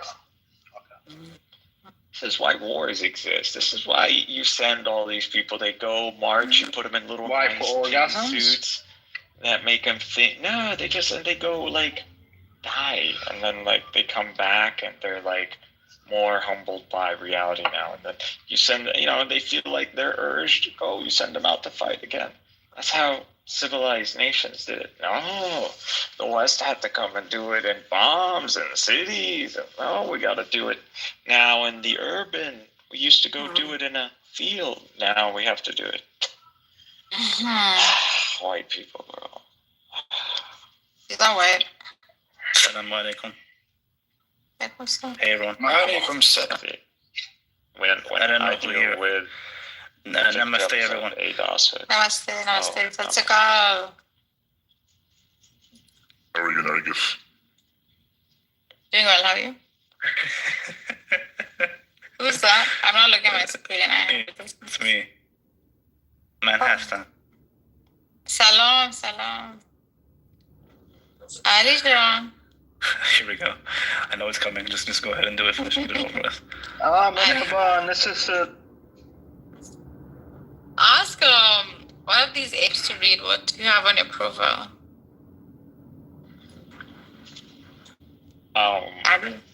What was that guy's name that like? There's no Persian on this profile. What do you want to ask me? Who dropped you down? Oh, one second. I don't know who I'm talking to. One second. Ali, where's that Arabic thing you had on your profile, which you were like asking around? Okay, I'll put it back up. 1 second. Okay. What was his name? Who? Here we go. Someone dropped you. Who dropped you? Marcus. Oh, yeah. Okay, I put it back up. Such an idiot. Classical theism, you have to believe it's static. Everything is static. Anyways, forget it. Does anyone here speak and read Arabic? Static. Can somebody... Yeah, it's actually mad. Translate, actually, maybe, what's his name? Cynic can translate. Cynic is probably better than me. I mean, I'm slow. No, Cynic is good. This is a poem? No. Well, no. We had this conversation going. It might be translated wrong. I don't know. This isn't Arabic, man. This is Persian. No, I asked it to translate the Farsi into Arabic, so I don't know. It says al-haya, al-mauta, wal-mawi. It's missing some words. As-sa'ada. I think it's trying to say life is death and death is happiness. There's a dad with 2 dots on top. Like, what is that? Yeah, I'm saying I'm like interpreting what it's supposed to be. No, there's no Persian letter like that. This is AI generated, so it made mistakes. Oh, okay. That makes sense. Yeah. No, I asked it to take. What happened to your voice? This is annoying. Please don't do that. Sorry. Anyways, I asked it to take the Farsi and translate it into. Just give the Farsi. Okay. Okay. Yeah, probably better off reading Farsi. It's just some weird shit. I think he tried to like AI, like create a slogan or something. And No, it was AIs a poem. are pretty It's a bad at famous that. poem, but I just tried to like translate it to Arabic. Because like translating it, because English doesn't, like when I translate the Farsi to English, it just doesn't sound good. I'm sure if you like, you can Google it and find better translations. AI fucks up with this kind of stuff. Isn't it weird how AI fucks this stuff up? Especially like, poetry. AI is not that great. The script and drawings and stuff. Yeah, you can't it's still getting stuff wrong, you know. You can't use Have you automated seen the things to Sora, translate though? poetry. You have to have another poet translate. No, even like I mean, AI literally just created letters out of nowhere. Like, Oh, you could create people. I mean, Star Trek, right? People create languages. What are you talking? yeah, I know, but if you're asking it to translate to Arabic and then it creates like a dal with 2 dots on top, like what the fuck is that? Yeah. It needs I need a Rumi AI. Rumi AI. Okay, it's life is yours, death is mine, peace is yours, stress is mine, happiness is yours, sorrow is mine, everything is yours, but you are mine. It's that? Oh, that's beautiful. Yeah. Is it Hafiz? How could a Jahil Persian come up with such a beautiful poem? Is it Hafiz? Wow. Why'd you just call it a... Astaghfirullah. Anyways, that's it. Now Have you written the Farsi on? All Persians are Jahil. That's good. Who wrote that? What's the original Persian? How does it sound? It probably sounds pretty similar to what they speak now in Afghanistan, at least. Okay, I can have it here. I'll have it. Yeah, Afghans speak like a more original Persian. That's Yeah, what I heard the that. Afghans always tell me. Yeah, it does. It is. Oh, you concede. As a Persian, you concede. Wow. That's right. Yeah, I can see it, obviously. I mean, it's also like quite archaic. Oh yeah, I mean Afghanistan itself is quite archaic. Like they still live the same way that like they lived when Alexander the What Great. are you talking about, you clown? I actually like that Farsi. I'm not gonna lie. I want to know. I mean, you know it's true. What are you talking about? Go look at the cities. What are you talking about, bro? I mean, yeah, man. Like Afghanistan hasn't changed that much from when. Why don't you go take a trip with one of these vloggers? Go take a shot, bro. Come on. Are you joking? People are traveling around Afghanistan right now. Westerners, white people, women hanging out. What are you talking about? They're saying it's about These are like influencers that are like invited to try to like up the image and shit. Like we are such Watch Arab. He's Lebanese. He's Christian. Watch him. He goes spends an amazing time over there, dude. It's chill as fuck over there. It's really gotten good. I'm not kidding. Yeah, I'm saying there's people that has traveled in the last 10, 15 years, and they're saying this is the safest it's been in like 20 years. You know? Yeah, they didn't have safety like this during the during the last regime. Complex. Only the Taliban. Nothing repetitive. None of the crap. None of the stereotypes. No, it's really changed. It's very لا dude ما تعملها. أنا أصلاً بحبش لما هو الناس تعمل فيه. After they became Sufi, I think the Taliban just changed up so much. It's become lovely. The Taliban became Sufi? Yeah, they became Sufi. When? They never became. They were kind of always spiritual. Well, there's a spectrum of them. They're not all. What are you guys saying? They're not Salafi. They've always been the same group. They just even in the late 90s, they were doing the same thing. They got undermined because of 9/11, not because they changed. They're just rational Islamists. That's all. Did you get you really think so? You really think so, Rasha? No, if you look back in the 90s, right? There was a period where there is a civil war, and so there's a lot of violence, and there definitely was a lot of violence, no question. And then there's a period where they took control, and in that period, they're not doing the same thing. They're doing the same thing as they were now, right? They're very strict in punishments and rules and stuff, but they're not going around harassing people. So this time around, it's not that much different, but obviously 9/11 really changed the narrative, and that's what undermined at least their effort. But they were being supported by the same groups now that are saying, they're people you shouldn't support. But I don't think they know how to run a government. They don't have experience running a government. And historically, the spirituals were always the greatest warriors. That's a Afghans are doing very good. They should actually look up the news. They powered up all of Kabul is running electricity. They got infrastructure. They got an airport. A lot of and by the way, interest free. The Afghans are serious about it. So all that Chinese investment. They're not paying interest. So yeah, I mean China is obviously investing in Afghanistan, but it's part of their Silk Road. But hold on, so I just googled it. No, it says the Taliban are not Sufi. They follow an ultra conservative literalist I'm in Afghanistan, by the way. Just letting you know. So. Oh really? So don't say anything bad because they'll chop your head off. No, I'm from the U.S. I'm from California, but I'm Afghan, right? So I come here once every year or twice every year, maybe. I visit family. So I was just listening to what you guys were saying. The way of life here is quite historical, I should say. They haven't modernized much, but whatever brother was just saying now about not wanting to. One second, I don't know what's going on here. But when you say they haven't modernized, there hasn't been much time for them to basically build railroads and new buildings. So they're still reconstructing from years of war, but they have new buildings. They have new hotels. There's tourism. By modernized, I mean the Western. There's a few main countries. Yeah, there's a few main cities, right? They have a new dam. They're actually doing infrastructure development. Mazar Sharif, a few of our cities, we have. We do have some new hotels, new developments, and there's actually a lot of new pre-built homes here that are available for purchase that are beautiful. But by modernized, I mean when you drive around, you're not going to hear music, right? We don't do interest. A lot of the bullshit that you see in America and in Canada, it's not present here. Best way to put it. You mean liberalize? I second that. But at the same time, we're not some. Look,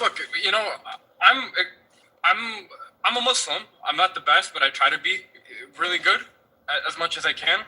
But I'm accepting of gays. I'm accepting of whoever you are. So I guess that's pretty unconservative of me. But being conservative is pretty retarded, and being liberal is pretty retarded too. I think you need to have a middle ground, and I think that's what Afghanistan represents in a way. And I know that does sound crazy because they would behead you and shit here, or they used to. They don't do bullshit like that anymore. But if you do rape, obviously that will happen. If you're gay, nothing will happen to you. Now they're very accepting of why do you think they're building tall buildings? Come on, man. Sorry? So the thing is, we actually need to eradicate any Islamic state that exists on the planet. Benny Adam is super racist, man. Rashad, he's just fucking with you, bro. You let people get to you, man. Not every. No, but hold on about the Sufi thing. I actually did look this up. So apparently, the Taliban are not Sufis. They're not Sufi, man. My father is a Talib, right? No. They're actually quite hostile Sufis.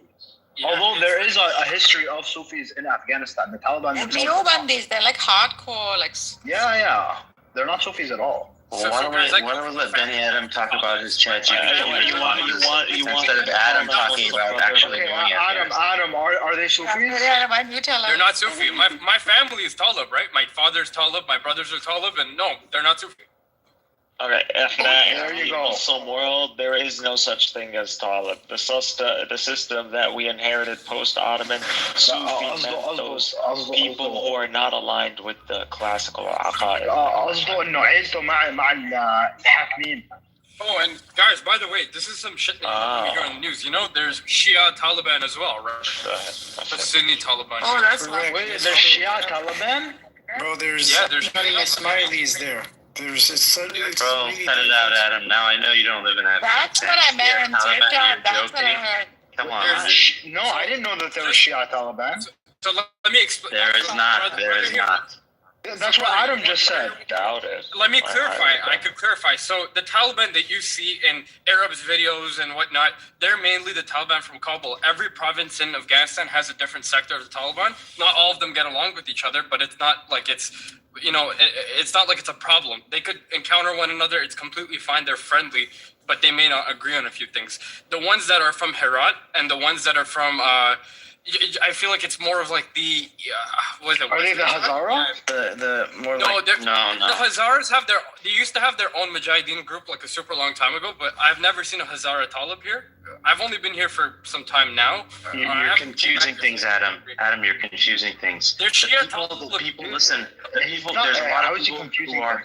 Adam, listen. No, he's confusing people as in not us, them. Yeah, the people he's talking about. The people who are Mujahid, the Mujahideen, not all of them are Taliban. Taliban is a different group. I know this. So yes, there are Mujahideen. I know, brother.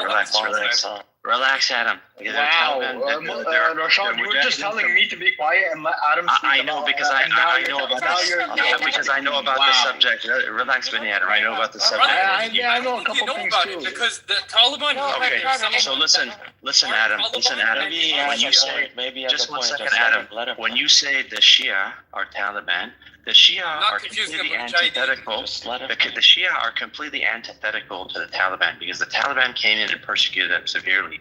So the Shia from Mazar-e Sharif in these regions, they would never say we're Taliban, right? So if you're going to say there's a person, in Mazar-e Sharif and they say they're Taliban and they're Shia, by the way. Let him continue. No one knows the subject better than Rashad. Hold on, continue. I mean, but wait, just quickly. I was just in Mazar-e Sharif. I am family with Shias that are in the Taliban. Like, that's how it works. So then you're saying politically, they've taken positions because the Taliban is the government right now. Yeah, because there's no counter, there's no response or fighting between them. So that just means, okay, so then that makes sense. So people who are involved in the politics could say, I'm part of the Taliban because they're part of the government or politics. But the Taliban as a organization, their principles and their position does not accept someone to be a Shia. But that's the not Shias confusing. that used to be just Mujahideen and they had their own little parties, they all became a part of the Taliban. And the reason why they became part of the Taliban is because they don't have a reason to. I have very distant family that is literally involved with this, right? So I don't know if you guys remember, but back in the 90s when the Mujahideen, I'm younger, right? So I forget when it was, but when the Mujahideen were fighting the Soviets. Yeah, it's earlier than that. It's the 70s and the 80s. Yeah. By the 90s, it was a civil war. I know you're young, that's why I'm saying. Yeah. No, so for what my sisters and everyone tells me, there was Hazaras so these Hazaras, I forgot what it was called. I'll literally find out in 10 minutes. I'm going to go by. These Hazara guys were fucking huge. Like, they're like 6'4" and they're humongous, like Mujahideens, and they were literally teaming up with every other Mujahideen group to fight the Soviets. So that's where these Hazara Mujahideen groups Yeah, you're talking about the Northern Alliance. They became the Northern Alliance at one point. Yeah. Yeah, I know. So the point is the Mujahideen has different, you're talking about a formal group or a general idea. There were a lot of people who were Mujahideen in the general sense. There's no such thing as Shia Taliban. There's no such thing. But I like I said. No, it could be like he's saying. It could be that from the he's saying there's Shia that are like participating in the asked if it was like enforcers or police or like peacekeeping forces. It said no. Even that, like they've taken over complete control of the Taliban. They're everywhere. Wait, so there's no Shia in the government right now? That's impossible. They have I asked about that. There's some administrative roles, but powerless practically. Like they got. Although Shia is from the true Islam. There's just very few. Hey man, I'm just reading the ChatGPT. No. So I'll tell you how it works. I apologize for being hostile. It's just this topic. I'm like pretty antsy about it. So. In Kabul, the Shias have no say at all. But if you go to Mazar-e Sharif or if you go to Herat, the Shias do have some control within the government, but it's not as like major as it is with the Sunnis, right? So, but the Sunnis and the Shias, they're all under one group in the other provinces that are more predominantly Shia, I guess you could say. So it is common. It's not like hard to see. If you come to Afghanistan and you drive around and you go to these Shia provinces, you will encounter Shia Talibs. But they became Talib by force, not by will. Yeah, it's kind of like how like under Saddam Hussein, everybody was a Ba'athist because like that was the only ruling party, and you couldn't not be a Ba'athist and be part of the government. Wait, Cynic, So was it Cynic you don't or think Muslim? I asked Which for one do that, man? have You don't the- think I've asked? Wonder like if they were police or enforcers that are Shia or appointed by them, like as I googled even it as token. as well. Yeah, They there are ethnic are Hazara and not allowing them to Qizil have Bash. arms, man. Wait, you guys, I have to. No. I have one question before I head out. The guy who said Northern Alliance, which one, was it Cynic or was it Muslim? No, that was Muslim. Okay, Musa, I have a question. So, my father, a long time ago. My name is Rashad. Okay, Rashad, sorry. So my father, a long time ago, so my father, he was a part of one of the Afghan Communist parties until the Talib took over, and that's when he became Talib, and that was by force. And then my brothers and everybody became Talib as well. I was gonna ask, do you know what party that is specifically? There was two groups, the Parish and the Khalq. From these groups, there were some people who were supporting of the Soviets, but there was people that resisted, and then they formed groups afterwards. They formed groups in response to like the formal groups that formed around the Soviets. So I don't know which one he was, but what it was back in the day. My father, he was a part of this party, and he was one of like the main guys. I don't know what it was exactly, but what happened was when the Talibs took over, my father did participate, and it's confusing. He participated with the Mujahideen fighting the Soviets, but they had their own communist party in Afghanistan. But once the Taliban took over, he became a part of them. And then at that point, my father did get caught up with legal indictments related to like internal issues with Afghanistan. But then later on in 2021, he was released out, if that makes sense. Yeah, no, a lot of people that did that. I just don't know if he got involved with the Taliban or other groups that were resisting, because there was a lot of groups that were resisting. The Taliban came later. The Taliban weren't around early. Wait, Adam, is your father Shia or Sunni? My father's Shia, but I do have cousins that are Sunni. But so you are a true Muslim, Adam. Nargis, stop it. No, but really, the only true Muslims are Shia. Nargis, stop. So wait, hold on. So your dad, So your dad was a Shia communist that became part of the Taliban? No. What? My dad was Sunni. I have family that's Shia. My dad was Sunni. He was. Oh, okay. I thought you said the opposite. Okay. It was weird. So my dad, he participated with the Mujahideen fighting the Soviets, but he was also a part of one of the Soviet parties in Afghanistan. It's very confusing.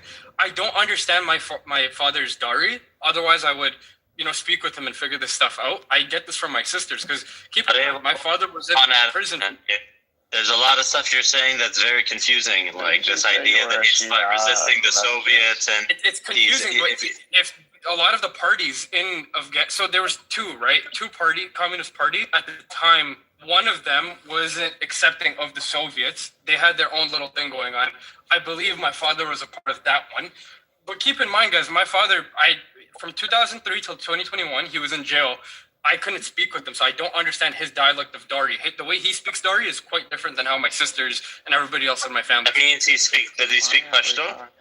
He doesn't speak Pashto, no. He speaks Dari, but the way he speaks it is very, very different. I just don't really understand too much of what he says, so that's why I can't communicate with him and figure this stuff out myself. But I get it from next time he's around. Hit me up. We'll talk to him, inshallah. Yeah, no, he's a great guy. I mean, unfortunately with the U.S. and whatnot, that's what caused him to get indicted with a bunch of bullshit. But it's Rashad, you speak Dari or you speak Dari, Hold on. So I'm looking this up. Apparently, so there are Maoist factions like Shola-e-Javid and Afghan Liberation Organization, who saw the Soviets as Shola, not Shola. Shola is a food. Shola. Shola. Shola Javid. Shole, I think it means Shole like flame or something. I don't know that. I don't speak this pigeon language. And the Afghan Liberation Organization, who saw the Soviets as imperialists and fought alongside the Islamic Mujahideen. Yeah. That's why the Arabs can never take the Persians seriously. It doesn't matter if you had nukes, it's hard for me to have get the the stories from my Star sisters Destroyer, the Death Star. I can't get it from the the direct source. So. Are you listening to this, Rashad? Are you listening to this Arab? No, I know, right? But by the way, Adam, you don't have to just rely on everybody. All the There's Arabs actually, there's actually a lot of historians that have written about this, both Afghan, Muslim, and others. I'll give you the name of a guy who I read recently. He's written a lot about it. So But what, yeah, you think ChatGPT is wrong, bro? Like, why is this even? Yes, ChatGPT can be wrong. It's not God. Bro. No, but his again, guys, you gotta prompt it right. You gotta prompt God right. You can prompt God wrong, and God will give you the wrong answer. But if you prompt God right, you know. It's so that's cute. exactly How what upset atheists you. would have gone and thought. Dude, you rely on ChatGPT way too much. Like. He loves it. Yeah, He's because so obsessed have with you it. been a motherfucking Afghanistan? Everything you know about Afghanistan is via the internet or via watching Al Jazeera. Yeah, but I get different sources. No, the problem with ChatGPT is when you don't know a subject at all, it doesn't give you the right steps to build up your understanding. I see. We've had a lot of discussion. It's not the same. I'm uploading. No, it's not the same. People just don't know how to make it a thing. The people here love ChatGPT too, because you could speak to it in Dari and Pashtun, and they'll respond back, which is pretty fucking crazy. I didn't know you could do that. Man, I wonder what type of hallucination is doing, and because there's not a lot of content that it's trained on in Dedi or Pashto, so I wonder what kind of stuff it's responding to people. No, it's actually good because like I've seen people here use it. How would you know? How exactly would you know? Guys, I speak Dari. You could speak to me in Dari, and I could respond back to you. AI Like, is very it's not good. hard. So it's my beast Panj. My beast Panj. Sponge. Well, my AI knows the dialect. It will detect my Arabic. It knew I was a Gaza. بعدم از هیرات استک مادرم از کابل بود. الان کجا هستی؟ I was shocked. Fuck, I don't know what that means. She switched it. No, you switched it a little bit to Persian. We wouldn't say we wouldn't say Alan, we would say Ale Kajast. All Kajast. Amida Khamad Kabul. Are you Afghan? Are you Persian? I thought you were like... چی خوردی؟ I don't know. چی خوردی؟ چه نوش فرمودی؟ چه نوش کردی؟ Yeah, see, you say Noshkadi. I mean, some Afghans do know that, but not the Afghans that are born and raised in or come from California. Yeah, it's a very pure kind of Farsi. Yeah, I grew up in Los Angeles, and I grew up around all the Iranian people. Like, you're not. He was truly great. Like, I'm just saying, Alexander, like he could have been a prophet. Who? Debatable. Where were you in Kelly? Yeah, very possible. Yeah, I think he was a prophet. Like, so is Plato, Alexander, Rahimullah. No, come on, Nargis. You used to hate Alexander the Great. I'm just bringing him up. Bastard Alexander the Great, motherfucker. Did you think I doxed him or something? I don't know. Okay. I mean, they're all like an entire empire built. He built an empire. He gave you guys civilization. I didn't dox. Who did I dox? People dox me. I don't dox anyone. I don't have that kind of time. No one's talking to you. Jesus Christ. He left. Yeah, that guy's gonna have some trouble getting back home. He's gonna get like triple security screen for all of this. I don't know why we wasted all that time talking fucking about Afghanistan. Who gives a seriously? I mean, it's a. Actually, you know, I'm not gonna troll. Afghanistan's actually super interesting. It's called the graveyard of empires for a reason. Yeah, Cynic. It was the Afghans holding up. Cynic, listen, Cynic. It was the Afghans, and especially one particular Afghan who was holding up the resistance for Palestine. Do you know him? What are we talking about? Wait, there was Afghan. Have you heard Abdullah Azam? Yeah, that's our guy. No, it's not. He's an Afghan. Not everyone belongs to you. I don't know. I don't know if we're talking about the guy who they always say, like, make Al-Qaeda or help, like, create Al-Qaeda. Is this not him? Or am I tripping? Yeah. You sound confident, so that's why I'm looking. He was, he was the one. He was the one that said the real fight was in Afghanistan. Yeah, he's one of our boys. Yeah. But why did he leave your boys and go to Afghanistan to fight? Because he was not one of your boys. Because he was struggle. Yeah, we're Palestinians, bro. Yeah, he wasn't Afghani. I'm saying he left. He left Palestine. He said we have to go to where the real resistance is. It's over, bro. We learned from the best, the Yahud, and we exported this knowledge to everybody else. This is literally, even the Jews are behind Al Qaeda via us. How did we learn how to do all this explosive shit? What, you think we knew how to do this? Learned it from them. They're the ones who first car bombings was them. Bus bombings. Look it up. Actually, the first suicide bombing in Palestine was organized by a Japanese woman. It's actually a very interesting story. Dude, really? You owe a lot to the communists. Like, honestly, like the early years of the resistance was all led by communists and social. But it was a bipolar world, and you had to pick a side, and everyone was picking a side.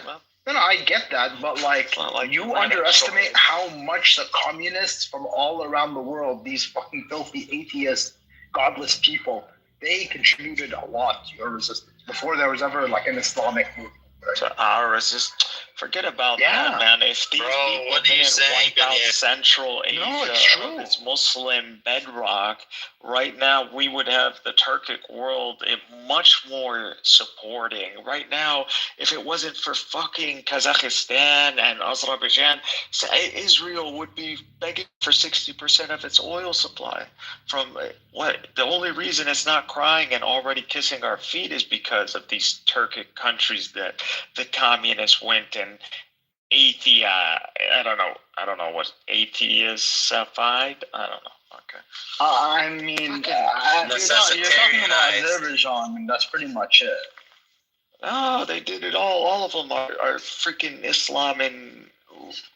Dude, the Turks. Dude, listen, man. Turks have never actually been North Korea. Like, let's just be honest here. The Turks have never actually been. Benny Adam, but he's right though.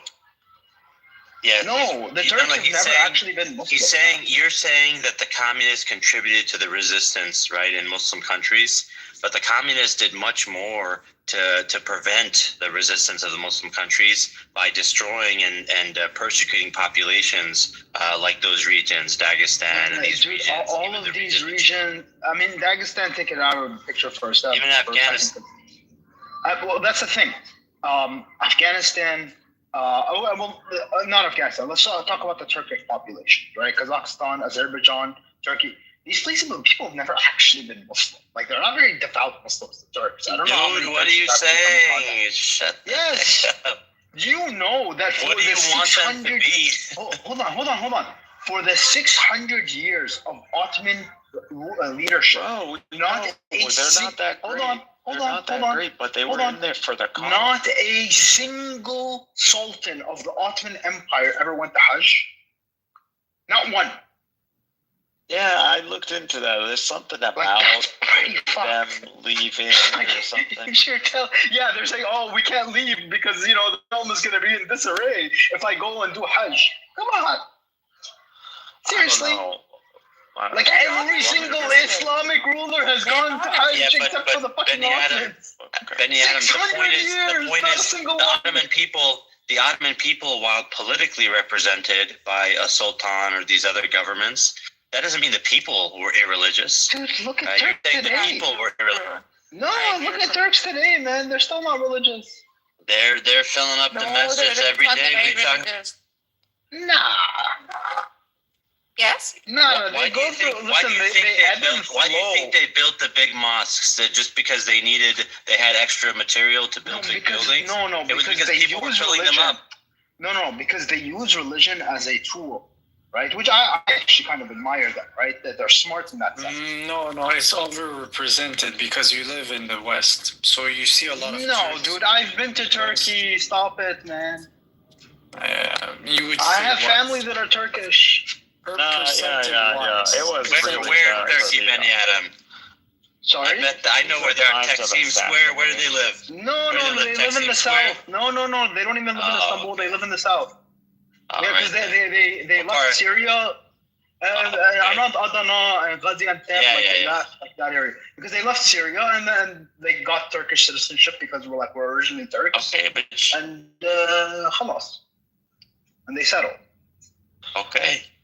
So what? But you go to the rest of Turkey, you travel around. Yeah, I've been around Turkey, man.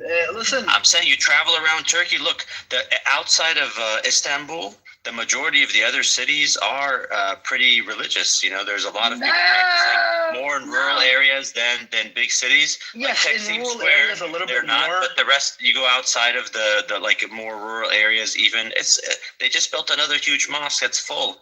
Look, I get that. Listen, in the rural areas, yes, they tend to be a little bit more religious. But the thing is about the Turks is that they will always be more nationalistic than religious.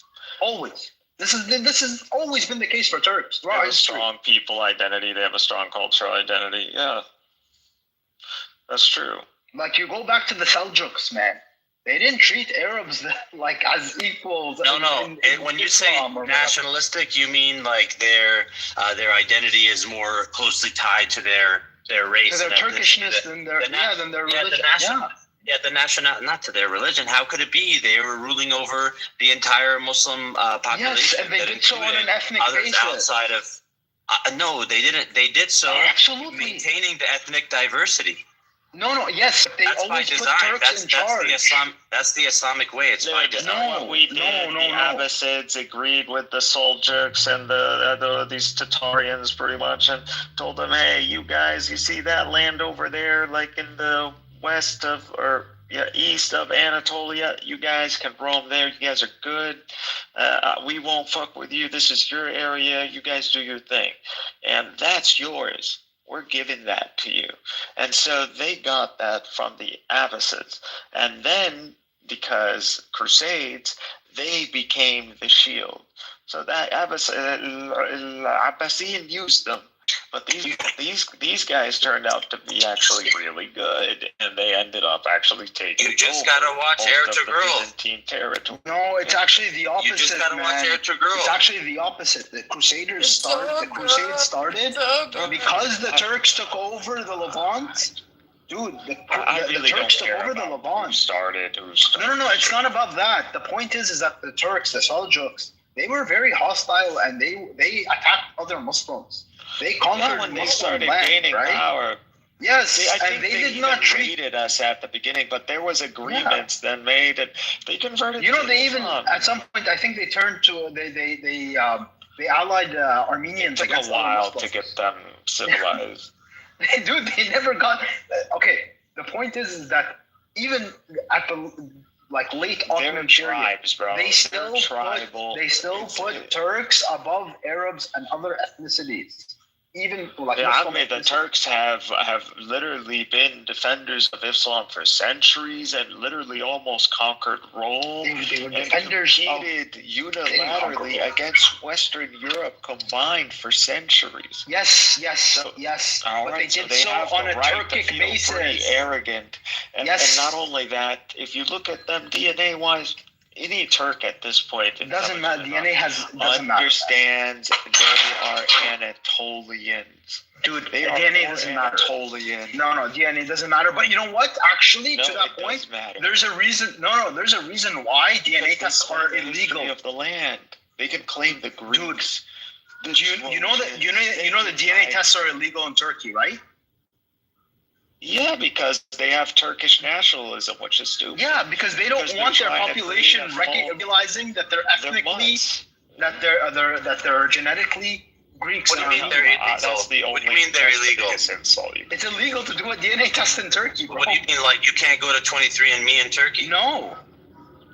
It's because they don't allow it in the country, meaning they don't allow that company. They don't allow that. No. They don't allow DNA testing in Turkey, as far as I know. Turks going. DNA testing is not a thing that people just do at the airport, right? There's companies, there are private companies that run this. A lot of people I don't think those are allowed. Here in the U.S. Even here in the U.S., people don't want to allow it. Even here in the U.S., people don't want to allow it either. Sure, but the thing is that in there have been actually cases, and you can Google it, where Turks have taken DNA tests, realized that they're like Greek or Armenian, and killed themselves.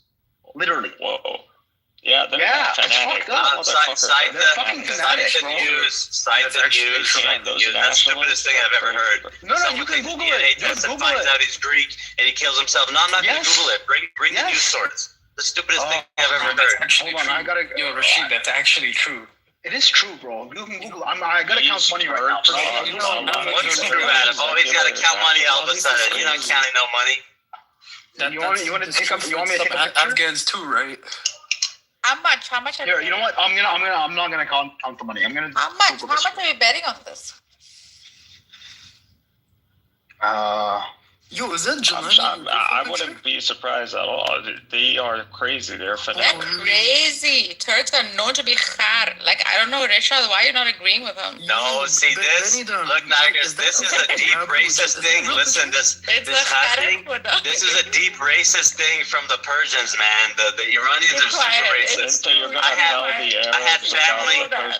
I know people from Iran that have all their jokes are the butt of all their jokes are the Turks. The Middle East is a trio, or if you want to include the Turks, they're gonna get it's not racist. Now we are Persians and Turks and Arabs. We know each other, man.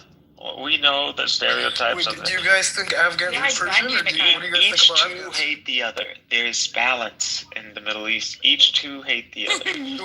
We will always get together. A Persian or Arab will talk shit about a Turk. A Turk and an Arab will talk shit about the Persian. A Persian. Here, Rashad, check the chat. Rashad, check the chat. I actually Googled it for you. And we'll all shit on the North African and we'll all... Yes. We unite when it comes to... AI generator, why do they have his eyes blocked out? Do you guys think Afghans are Persian, or do you think they're Turk? Or what do you think Afghans are? They're Afghans, bro. Try not to... Afghans are cool.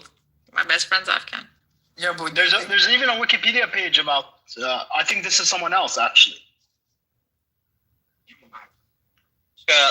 This is hilarious. Please, Benny Adam, scroll to the of this page and read what it says at the bottom, just above the line of privacy policy about. What does it say right above that, at the bottom of the page? The bottom of the page? Yes, scroll all the way down. What does it say at the bottom? I don't see what you're saying. What are you talking about? Go scroll all the way to the bottom of the page. At the bottom, there's links for contact, about, and privacy policy. Right above that, it says something. Read it. Main article is fake. This World Green News is a fake news generator. Click on that link now. Okay. Oh, sorry, buddy. Hold on. See this smart ass. Look at him. Nargis, I'm leaving the church tomorrow. Rosen, what? Are you leaving tomorrow? No way. Shut the fuck up. Are you really going? Yep. Did you get everything resolved? Yep. So happy for you. Can you let me know when you land? Mm-hmm. Are you excited? Yeah, it's a big change. Are you excited or what? So happy for you, bro. Let me know when you get there. It'll be nice, Rosen. It'll be fun. Much needed for you, I think. Yeah, actually, now ChatGPT says there's a lot of that was the whole Armenian who killed himself was like... The whole site thing is, the site itself is a fake news generating site. It's just Turks trolling Armenian section. Yeah, that's pretty funny. I'll tell you a joke. The joke, Nargis, is there was a man. He was. There was a challenge. They said. The challenge was that who's the strongest person, if they can hit their head against the wall, to break the wall. So the Persian man steps up, he can't do it. You know, the Afghan steps up, he can't do it. And they say, oh, we got to call the Turk. And the Turk steps up and he rams his head, and he's unable to do it also. And he's shocked. And then he says, wait a minute. Then he goes to the other side of the wall, and he sees there's another Turk holding his head against the wall.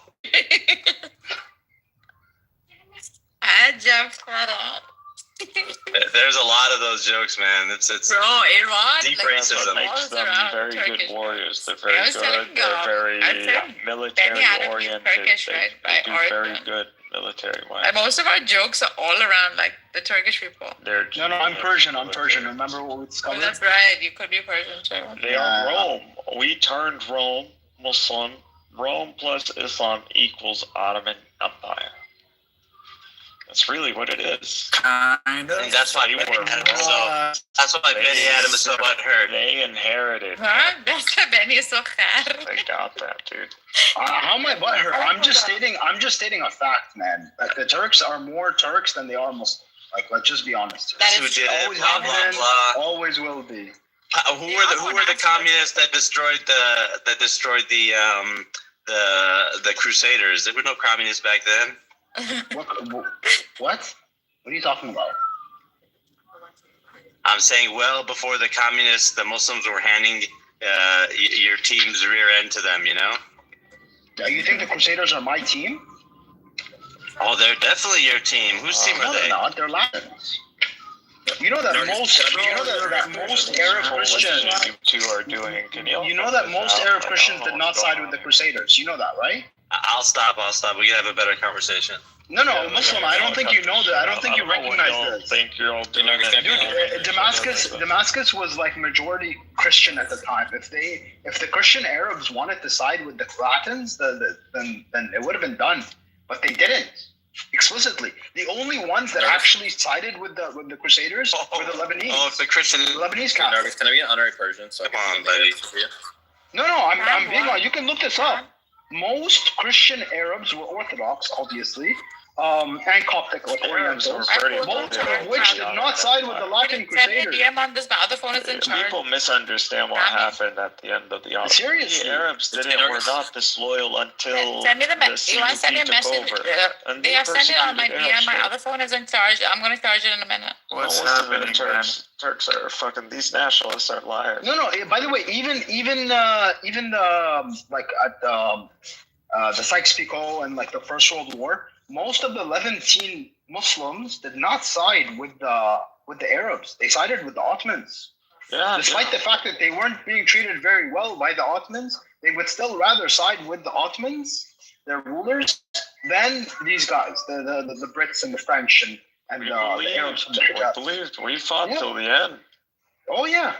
Some of the intelligentsia of like Syria and stuff, they were like, oh, let's pick a side. But the vast majority of people, they were like, no, what the fuck? Like, these are the Ottomans, like we've been under them for 400 years. We weren't treated as equals with Turks, but we're not going to take our chances with the Brits and the French. The logic, bro. It's more they're Muslims, we're Muslims. That's it. Like, that's how that's not how the Arabs. No, that's not how the Arabs of the peninsula felt. They're secular. They massacred the shit out of us in the Levant and then Syria, and after that it was the Arabs turned. And so there was stuff, but a lot of Levantes for the most part.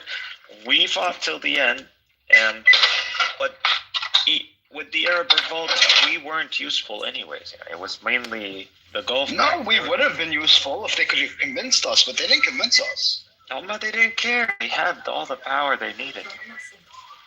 I mean, we were already fucked, man. We were famine, wars. We were toast, man. Yeah, yes, but like obviously, had they had us on their side, it would have been better. World War I was, I believe, was literally like, I think if people think this stuff is about to happen in the future, I think it already fucking happened, and we're already pedophile. Thanks. Okay, sure. Yeah, you support rape. You support rape, and you're a pedophile. All right.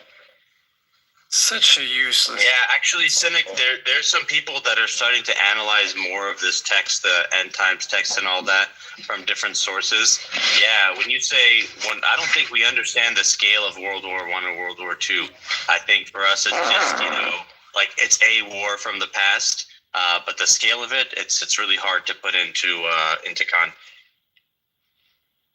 Well, it was a disaster war, and it's a war in where, you kind of saw like Ottomans and Germans on one side, and in a way, I want to think of like the Germanic people as the closest when it comes down to the Christianity that we can come to an understanding with, like in a sense, because the Eastern side or they're really they're the ones who represent like Byzantine Rome, and to them they see themselves inheritors of this. So the World War I, if there was no Israel, there would have been the rise of the Byzantine Empire again.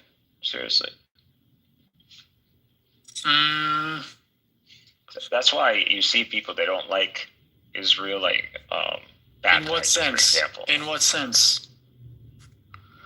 Think about it. If there was no Israel, if things went the way, if the Greeks got their way and the Armenians pushed in, right now Turks would be a little enclave, maybe on the Black Sea, and this would be Greece, and Armenia would practically be right next to Syria. The whole Christendom would have been much more powerful. Definitely the rise of a Constantinople again. Imagine what the competition, especially now. Look at the rise of people who want cultural Christian, like a center of power. That would have been powerful. The British were never willing to concede Constantinople to the Greeks. They didn't even give them Cyprus, bro.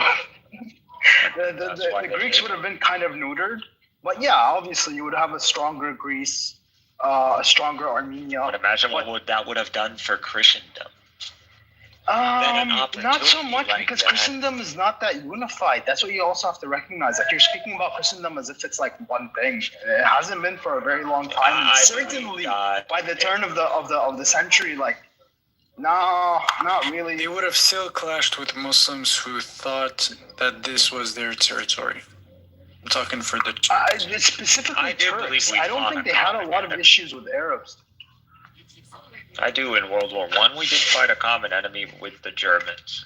I don't know what's up with these Russians, but they paid the price. You see what happened to them? Their atheists ended up wiping them out. So this is what they get. I don't know why that guy was literally coming down our throat for some reason, that Russian Tsar or whatever.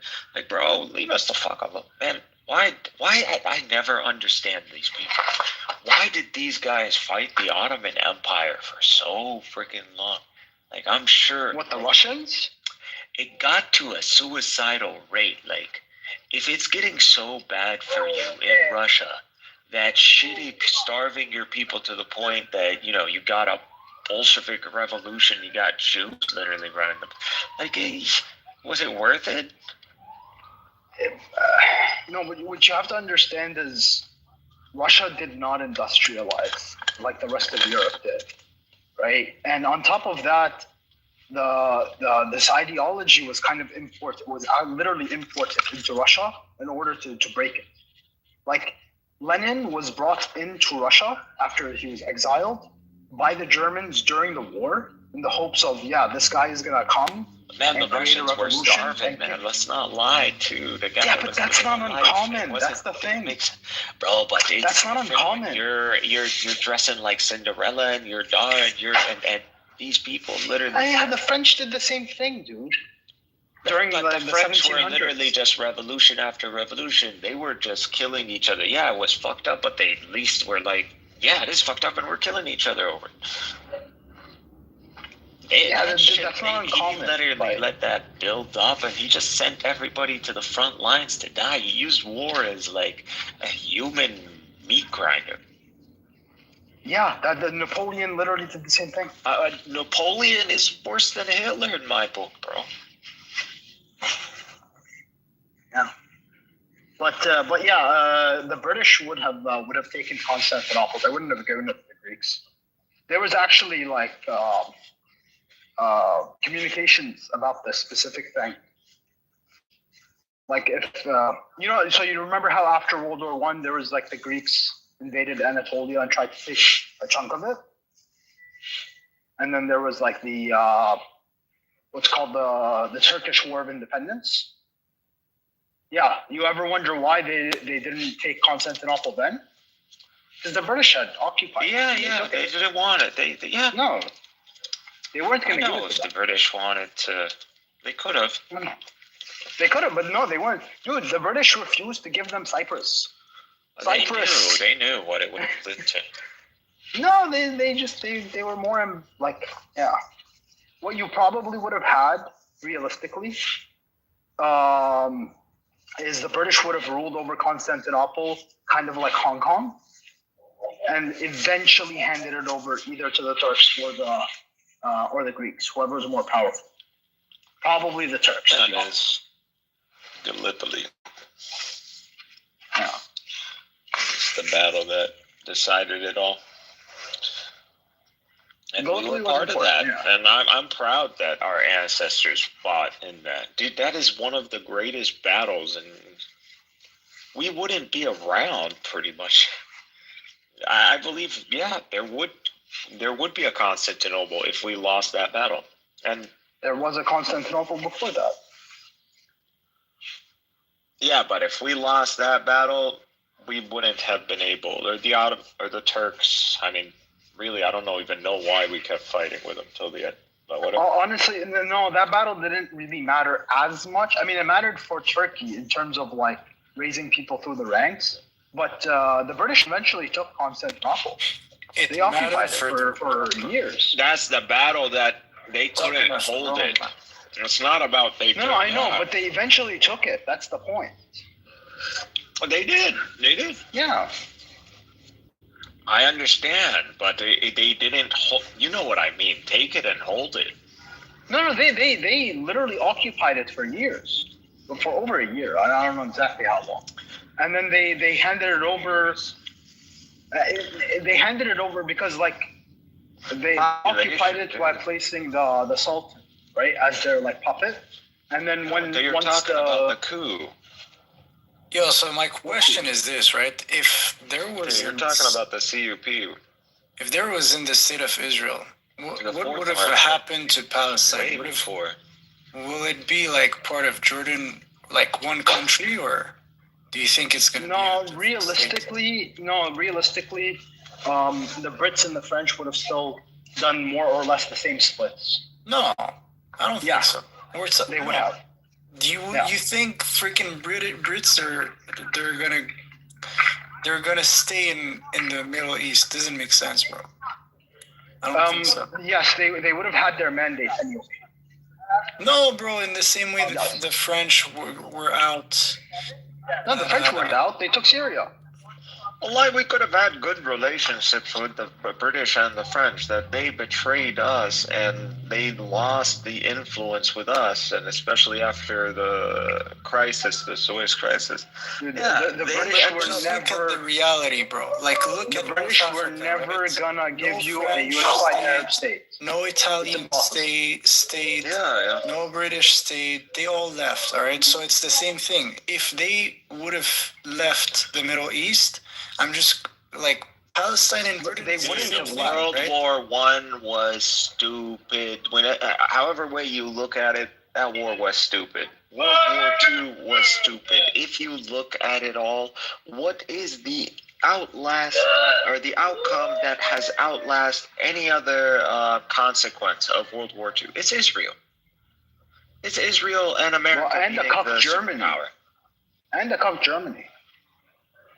Germany would be a lot more powerful today. They're all good. No, but they're cooked. I'm with you. But if you go today, you ask even an American, how many people died in World War II? How many Americans? How many Russians? How many Germans? They won't know anything. You go, how many Jews? 6 million Jews. Yeah, I know. Israel. That's it. That's really what happened. All of this. Antichrist is here, bro.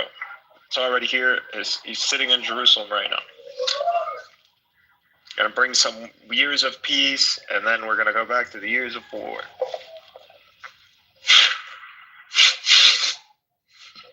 Yeah, to be honest. You guys are thinking about guys like descending from the sky. I don't know, bro. I'm seriously starting to think, what if the Messiah is exactly like he came before? Like, hey, guess what? You're going to go to heaven. You're going to go to eternal life, but you got to die. Like, you got to suffer. Like, this is going to be, you're going to go straight away. Now you're taking that position. There is no one coming. No, We've waited too long. There's no one coming. I'm saying there is something. There's an event. There's a second coming idea. There's no one coming. This is it. If you look at the ground today, it is very much just like the coming. Bro, Ahmadis were right, man. Get over it. No one's coming. Is it not? Is it not looking exactly like the time before Jesus? So I don't think you guys see it in the right way, man. You guys have 3 independent groups that are waiting, in a sense, for a figure to come. We're talking about like half of the world's population. No one's coming. Don't you think they're gonna figure out? Don't you think they're gonna? No one's coming. No one's coming. Okay, listen. You are that Mahdi. You are that. Listen. I'm not saying. I didn't say no one's coming. I'm saying. No, what I'm saying is. I didn't say it might. We don't know. I'm saying it could be an event. Just like try to. You don't know exactly if it's a person. I'm not saying it can't be a person.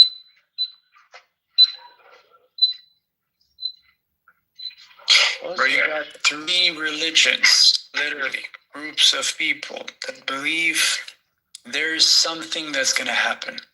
When in history, you guys' ideas that are not real. Man, this is all real, man. Like you're literally... Every generation they've been feeding us. Mahdi was supposed to come ages ago.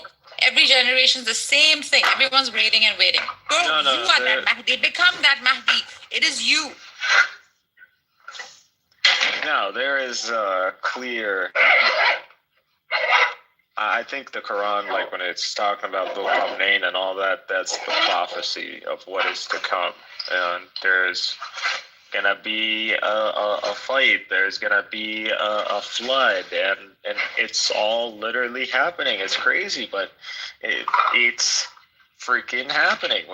If you compared the eschatologies, if you're looking into what the Jews, it's always a perspective, and when it's overlapping, like it's like, and it's happening in the same.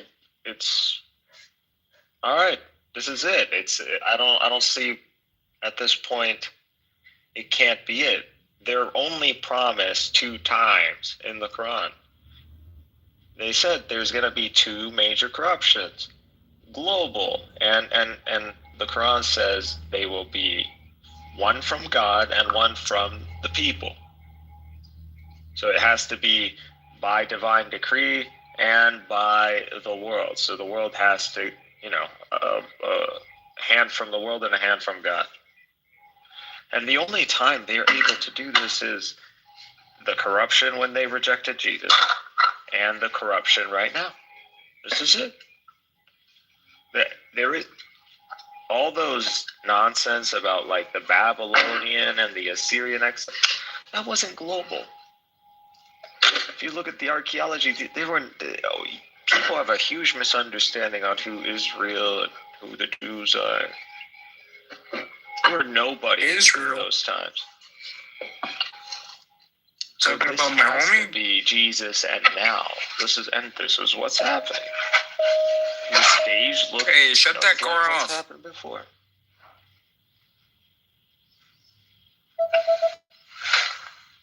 Look at the West Bank today. You look at Jerusalem. It's crazy. Screw the West Bank. It's like Romans and Judeans. You look at the Zealots. You look at the Sicarii. You look at the Sanhedrin, the Pharisees. So what? It's all PA. Think PA and think PLO and think Fatah and think Sanhedrin and I don't know, man. I'm skeptical about. Check it out. It's out of red die for the Jews, my boy.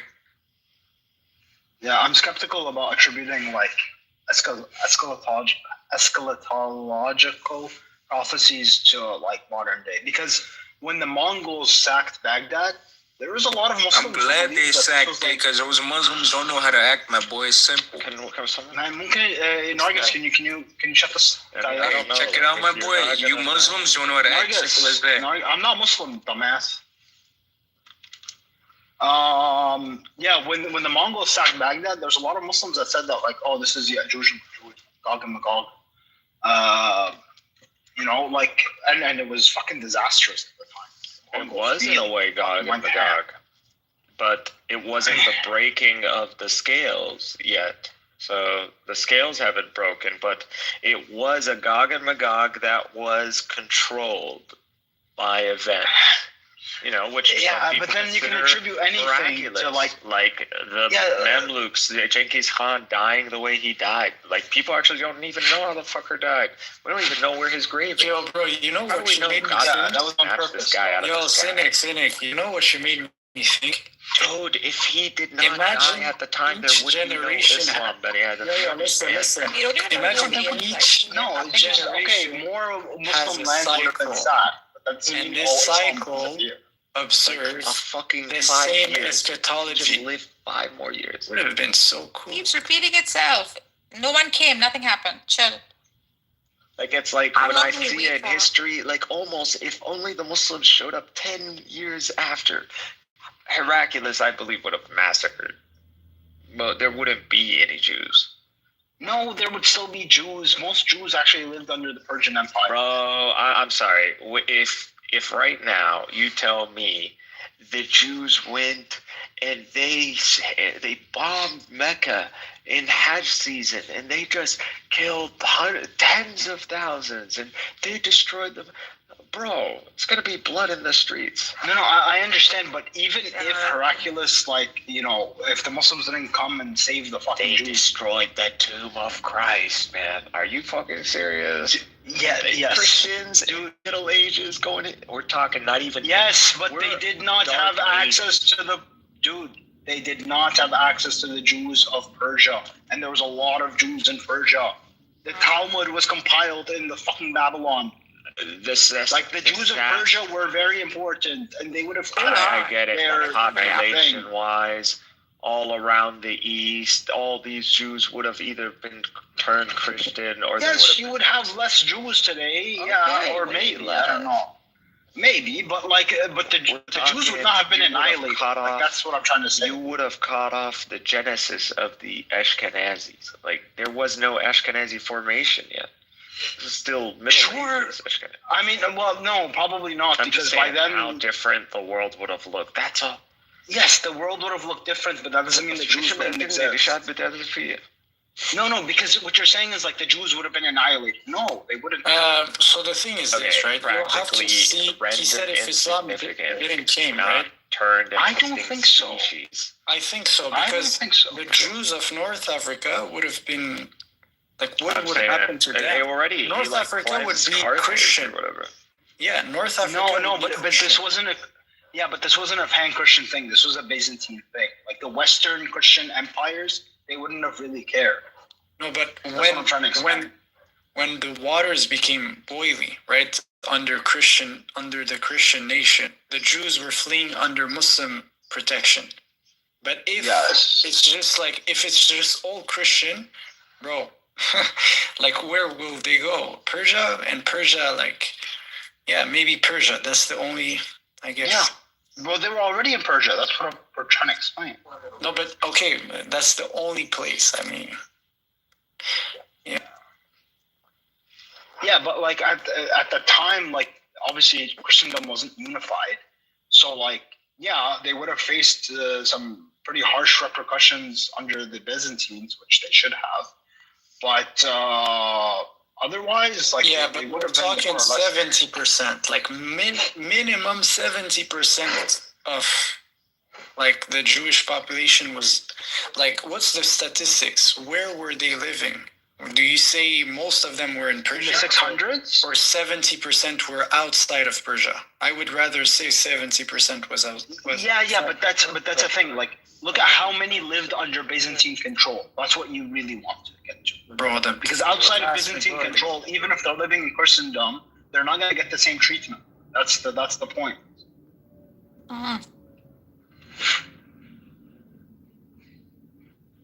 Like, there's a reason why. Raiding. It was scorched earth. It was the apocalypse. Yes, but dude, there's a reason why. There's a reason why when the Muslims conquered Jerusalem and a lot of the Byzantine land, the rest of the Western Christians didn't really give a shit. It took them 400 years to come up with the Crusades. Dude, they didn't care. That's the point. That's what I'm trying to say to you. There was like a mini ice age, bro. Like there was like straight up. The sun went out, and it was like the moon for freaking. What? Yeah, look it up. There was like a mini ice age in like the 6th century. Okay. Like a few years. And how is that impacting Spain or Italy? What are we talking? I'm talking about like how bad the conditions were going into like that century. The Western Christendom. Yes, Western Christendom did not really give a shit that the Byzantines lost some land. What are we talking about? The Roman Empire? I'm talking about the rest of... There was no Roman Empire in the West. It went down. So what are you talking about? Why are you saying Western Christendom, like the Western part of the Christian world, they didn't give a shit that the Byzantines lost land to Muslims. They similarly didn't really give a shit that the Jews went in and slaughtered a bunch of people. No, pre-schism. Western Christianity pre-schism. Yes, the Western part of the so you're Christian talking world. The Roman Church. Not just the Roman Church. Western, like it's its own reality. Like as in geographically, emperor or something. No, geographically. Like the Western part of the Christian world. Okay. Did not really give a shit. Like whoever was Charlemagne in France and all of these Ostrogoths and Visigoths and these fucking people, whatever they fucking were. That's post-schism, isn't it? Like Charlemagne? Yeah, that's post-schism, bro. What's going on? Catholic.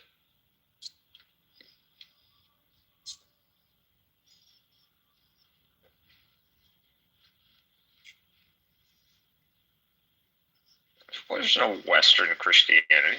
Bro, Church of Rome. Shit. I mean, that similarly, was part. The Roman Empire failed anyways over there. Yes, the Roman Empire fell. Again, we had this whole the Roman Empire fell, but at the same time, there was other empires in the West, including Charlemagne. Charlemagne, like, we're talking about post schism at this point. No, Charlemagne was dude. What are you talking about? Talking about the monarch, the Catholic guy, right? Just Catholic. Yeah, this was before the schism. Okay, if you're trying to say in the 600s AD, in the 600s AD, right? Okay. Pre-schism, 300, 400 years before the schism. The Christian world, right, was the Byzantines in the east and a bunch of different empires or kingdoms or principalities or whatever the fuck they were in the West. See how it's changing now? Like, I'm not the one. You need to clarify exactly, because you're saying Western. I'm like, yes, the Western part of the Christian world. How many fucking times do I have to say the same thing until you understand it? Geographically, like France, Italy, Spain, Germany, you know, those places of the Christian world, the western part of North Africa, basically everything that was under the West Roman Empire that had fallen 200 years prior to that. Okay? All of these places were largely Christian, including North Africa with the exemption of like Morocco. Tunis was mostly Christian, right? All of these places could give less of a shit about what was happening in the Byzantine Empire. So when the Byzantines lost a bunch of land to Muslims, they didn't really respond. They didn't give a shit, including the Holy Land. Similarly, when the Jews came in and slaughtered a bunch of Christians, because our world is not, the kingdom of God is not of this world. What? Kingdom of God is not of this world. Too much. Why didn't they give a shit? You know the answer. Why didn't they give a shit? Because that was their thing. Because they were fucking orthodox. They weren't. No, this was before the schism. For the nth fucking time, this is 400 years before the schism. I'm really upset about that. So they were one unified church, and despite that, they didn't really give a shit what was happening in the Byzantine world. Yo, fun because fact. there was an understanding that the secular is worldly, the religion is spiritual. Did you know that there was a battle named the Battle of the Three Kings? Had Morocco lost that battle, North Africa would have been Christian. I would say maybe Egypt. Egypt would have maybe protected the thing, but yeah, a lot of North Africa was Christian.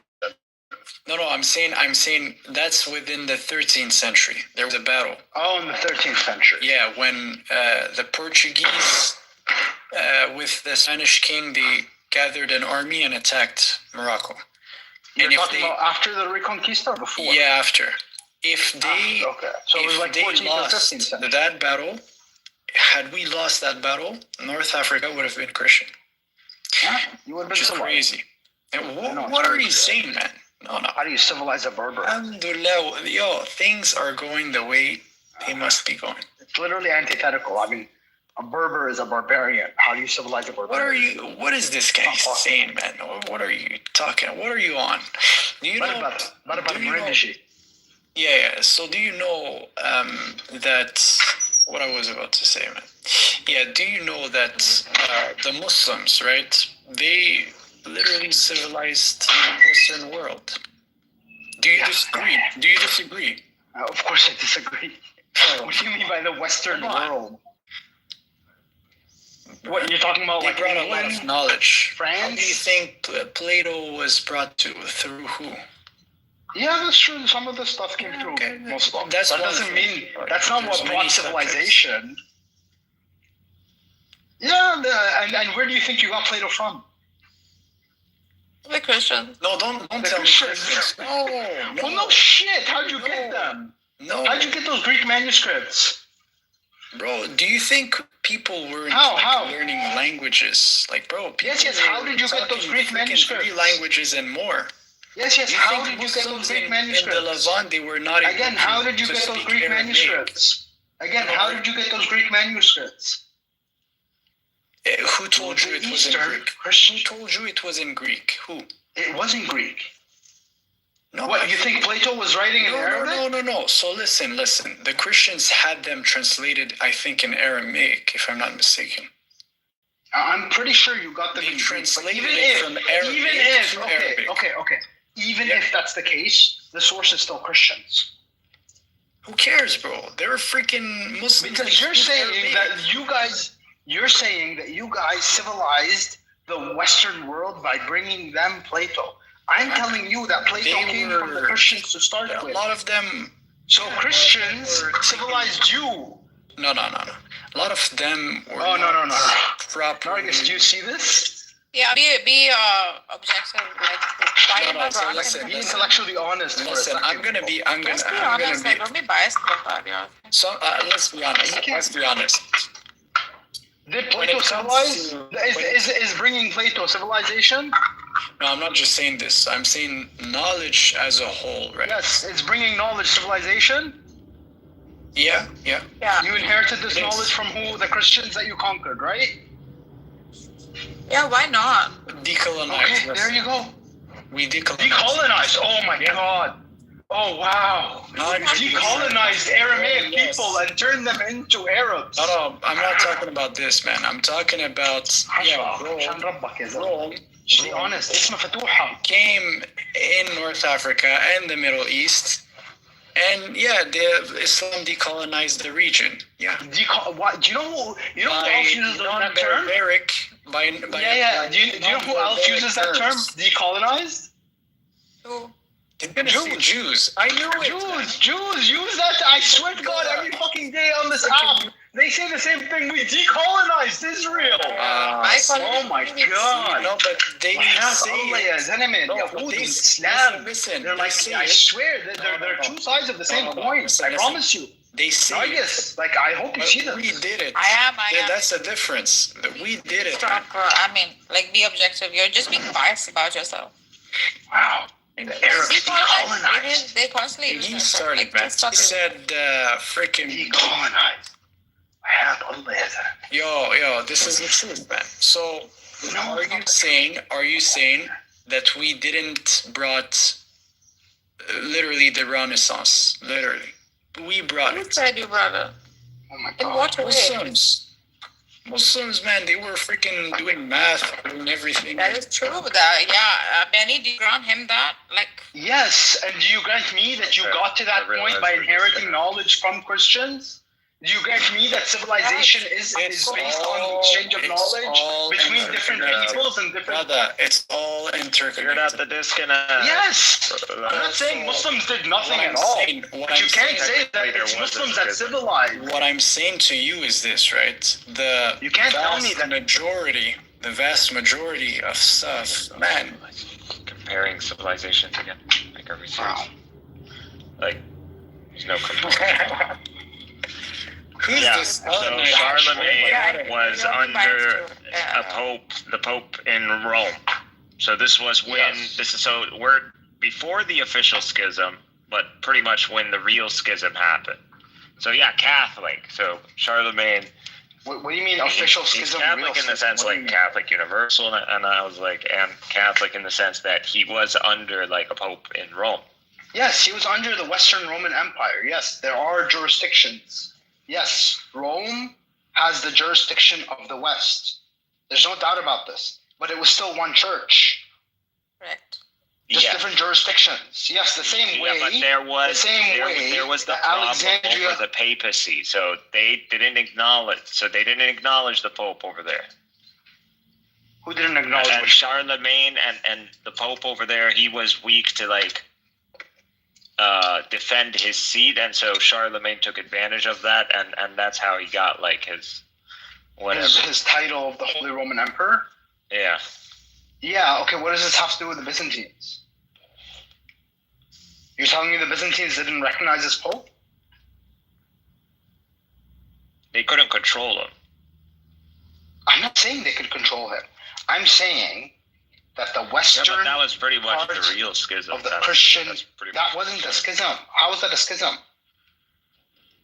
Because that's pretty much when this like fracturing actually took place, as in like the Pope in Rome was pretty much compromised in a sense. That was not a schism.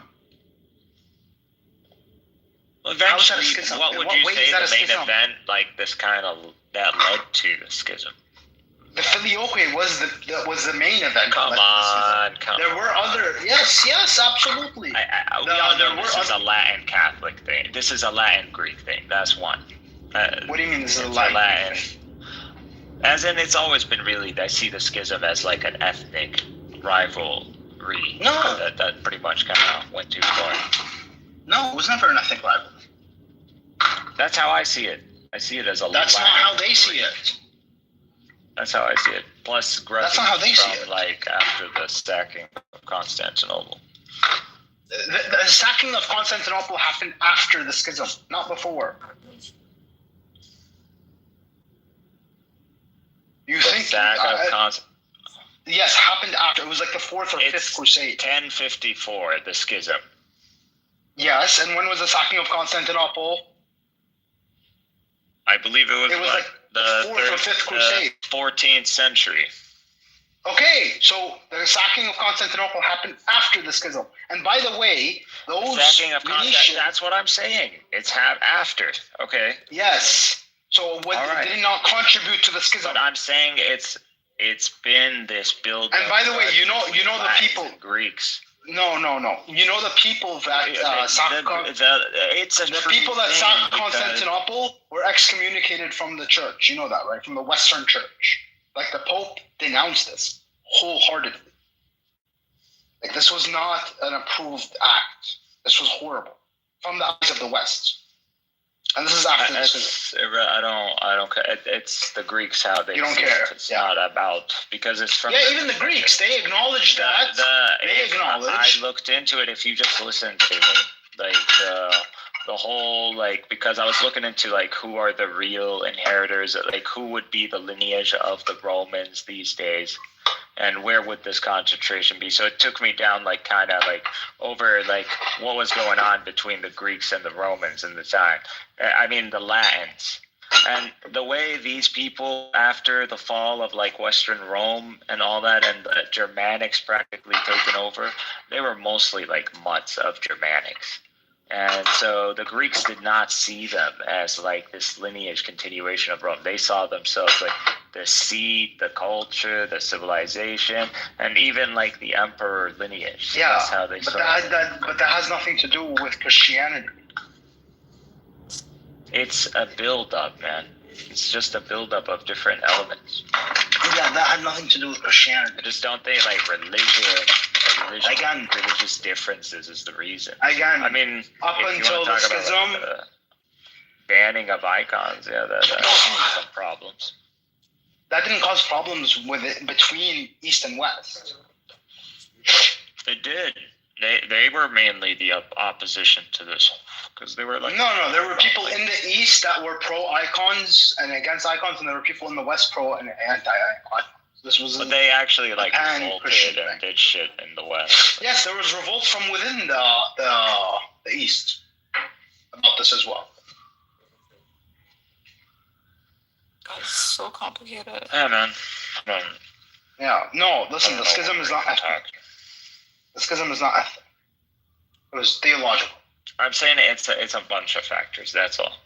I don't think if you Googled it right now or search it, it's going to say, this had nothing to do with ethnic tensions between Greeks and Latins. There's always been ethnic tension between them. Not really. Not to this extent. Obviously, there's even under the Roman Empire, there was some. I mean, it was bad. I remember it's family, but bad. Maybe kind of how some relations between Algeria and Morocco, for example. But after that whole sacking of Constantinople, it became bitterness and No, man. Like I said, the sacking of Constantinople was denounced. That's what I researched, man. I'm not saying I made. That's what I researched on that because I told you because I was looking into the whole Roman lineage stuff. That's it. That's what I found on that. You're way too obsessed. So and the way they were cussing them out. So Frank was a cuss word, So they didn't see them as actual Latins. And they wanted to present themselves. The Franks weren't Latins. They kind of are. The Franks are literally a Germanic. The Franks were literally a Germanic tribe. Even where the Roman Neo-Roman Empire. What's the tribe? You're claiming something you're not. You're a German. That's how the Greeks saw them.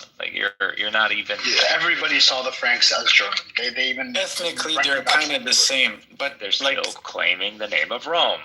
There were others that claimed that. There's Russians that claimed the name of Rome. No, but French, they're right about it. They kind of do. Yeah, I'm not. If you go back in time, who cares about? You trace it back, kind of. They branch forth. Why we even got to this conversation? But anyways, the reason you brought this is because you want to. Are you trying to say that Islam, since there is a split between Christians, the knowledge was weakened, so therefore Islam was kind of preserving the knowledge, or? No, he's saying acknowledge the Christendom too. He's saying just don't make it all about it. No, but why he's I'm trying to make a connection with the previous topic. We were talking about eschatology, weren't we? Yeah, well, the whole point is we're going through cycles. Humanity goes through cycles. I think the Zechariah to Zechariah is a big clue. If you look at like the Judeo-Christian like kind of paradigm, like there's two Zechariahs, like try to that time, this 600-year kind of cycle or flip. So that happens, you know, and it's always just this. It's a two eras kind of thing. So it's a stage or an epoch that includes two eras. Remember, like that whole creation sequence I'm telling you about, or what that you keep seeing in the religions and all that. It happens everywhere, and it's like, and everything, even humanity, is following a pattern. But the pattern is not forever. There is a dawn, and then there is a dusk, and there's an end. And the balancing of the scales, the correction that happens, isn't going to happen anymore. There's going to be, those scales are going to break. And when those scales break, you're going to get Gog and Magog, you're going to get the flood, because there is no control mechanism this time.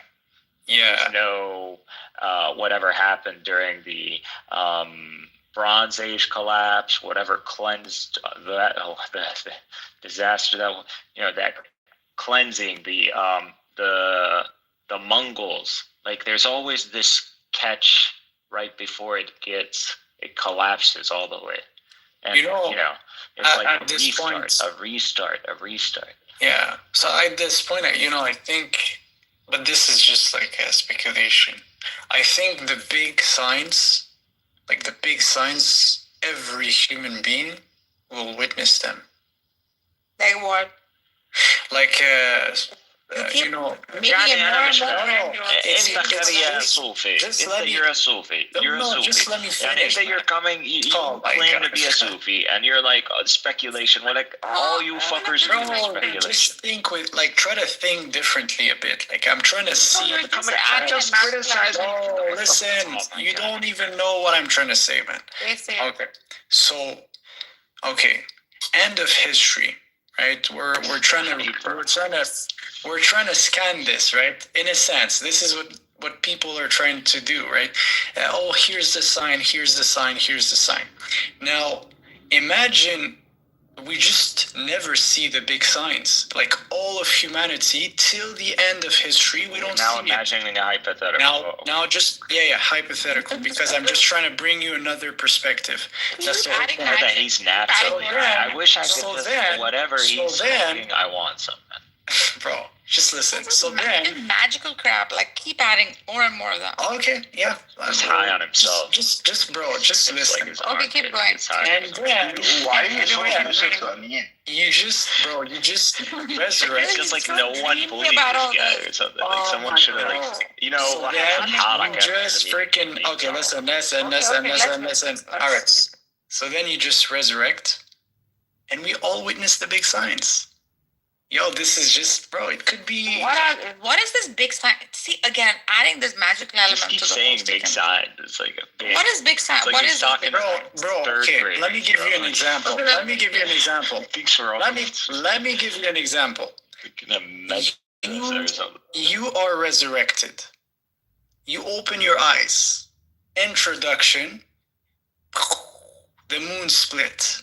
That's crazy. Oh my God! Oh, that's and then Gog and Magog, and then I need your directing. It's like Star Wars. See how he laughs also when how old are you? I didn't say you're not even. This guy's like pretty much our age. Bro, there are some jingles, like you're obsessed with them. Yeah, it's just like war, and then bro, you take your sword and bro, you need to go to paradise and right, yeah. I'm so sure you and your freaking paradise.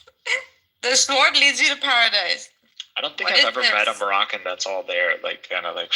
Oh, but it's cute. Like I mean, it's still rosy glassed, all rosy glasses. I haven't even met anybody on Clubhouse here. That's actually. It's cute. He still has hope. I've actually kind of like worried about Morocco. No. Just listen, bro. So the point, what's the point?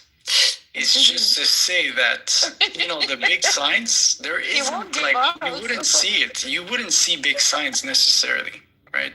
So you're going to see them after. So then all of us, we're all going to witness them. So it's just going to be clear. Wow. Nobody's going to deny the Messiah. Wow. Yeah. No, it is. It's smart. It's smart. It's smart, I know. I didn't write it down. Okay, who's going to deny the Messiah or the whole concept of judgment if, bro, he wakes up and he sees big signs? Nobody's going to deny it. You are that sign. The waiting is done. 2,000 years is too long. Dude, no one's coming back. Neither is the Shia Mahdi coming, neither is any Sunni Mahdi available. Jesus, I don't know. I mean, so long as you keep like freaking. There's some coming. I just think there's people who see it, and I think like the Jews see this stuff, and they've invested a lot of time deciphering our shit after Andalusia, and they are just like how people are riding the stock market. Like you have people looking at news and trying to get the information ahead of time. Imagine if you know literally how humanity and the rise and fall and how that all comes down, and you know the exact signs. What if you how is this guy different than me? See how Khidr was around. How he's different than me? He's also doing some speculation. Like I don't know what you're on. Because first of all, I mean, you're not even saying anything. Like you don't even provide. Bro, I'm trying to provide actually something. 1996. No, listen. I don't know. I'm actually trying to make sense of the freaking narrative because there's big signs. So if everyone witness it, they're not going to deny Day of Judgment. Like first saying it for the seventh time. Like exactly, because it makes sense. Give me the big signs. Give me the freaking big signs. You keep saying big signs. Bro, big signs. So the sun rising from the west. Yes, exactly. So the sky is rosy, the ocean is boiling, the mountains are like shaking. And it's like a day of judgment setting, this is it. When did the sun rise from the west? This is all we have. Oh my God, this is the apocalypse is indeed coming. My God, you just shut up. You've been venting the whole time. Right. Here, this is the only person I talking told is you guys. So please be quiet. You shut up. I'm so sad. I'm sick and tired of listening to him mumbling, man. Where have you been? The sign of the apocalypse. The raising of the knowledge from heaven. Why is he still talking? Like I'm just sick and tired of his rants, and he's still going on. Okay, क्या बोल रहे थे? This is it. What are we waiting for? Sun rising from the west is that's all been being said from generation. Imagine a world with a bunch of amines and Z's taking over the world. Why can't sun rise? Hold on. There was a lot of amines. Oh my God. Why can't sun rise from the west? We're gonna be so I believe you. It can. If the earth rotating around its axis, if the earth rotates around its axis a certain way, right? Shut up. If the earth rotates around its axis a certain way, something can happen that will have the earth rotate around opposite axis, right? Okay. Anti-clockwise right now. It will start. You would make it. Wow. You would rise from the west for you jerks, so you guys can see it from your own eyes. So do you see how that's improbable? Jerks right? will see it from their own eyes. Yes, I'm saying it's improbable. Wow. No, listen. It's improbable if, like, we're talking about it, like, in our lifetime, right? But if let's say years and years went by, okay, and then you're resurrected. Maybe the sun could, maybe the earth could rotate. Resurrected. Where did resurrection come in this whole thing? Like, when did all of us become Christ? Well, you will die, right? So if you can die, the point of the resurrection, the day of judgment, everyone's going to be resurrected. We agree on this. Okay. So the point is that how many time will pass between December and freaking how do you say this in resurrection? Yeah. How do you say this season, freak man? Fall. What's the other one? Fall. Which season are you talking about? Winter, summer, spring. There you go. Thank you. Oh So gosh, how I many understand seasons? How many times it's going to be between December and spring, which is resurrection? Now think about this. If many years went by, now I could envision some different ecosystem and the earth being not green and whatever. So yeah, this is literally just possible. relax. I mean, just relax. Like, it's always weird to me when people ask, like, why did Islam show up like 600 years after? It's like, yeah, bro, like, what? God created the heavens and earth 6 days. And you understand how many sixes there are? Like 600 years? Like, do this Zechariah thing. Second temple, and then just, Hasmonean, and then the destruction.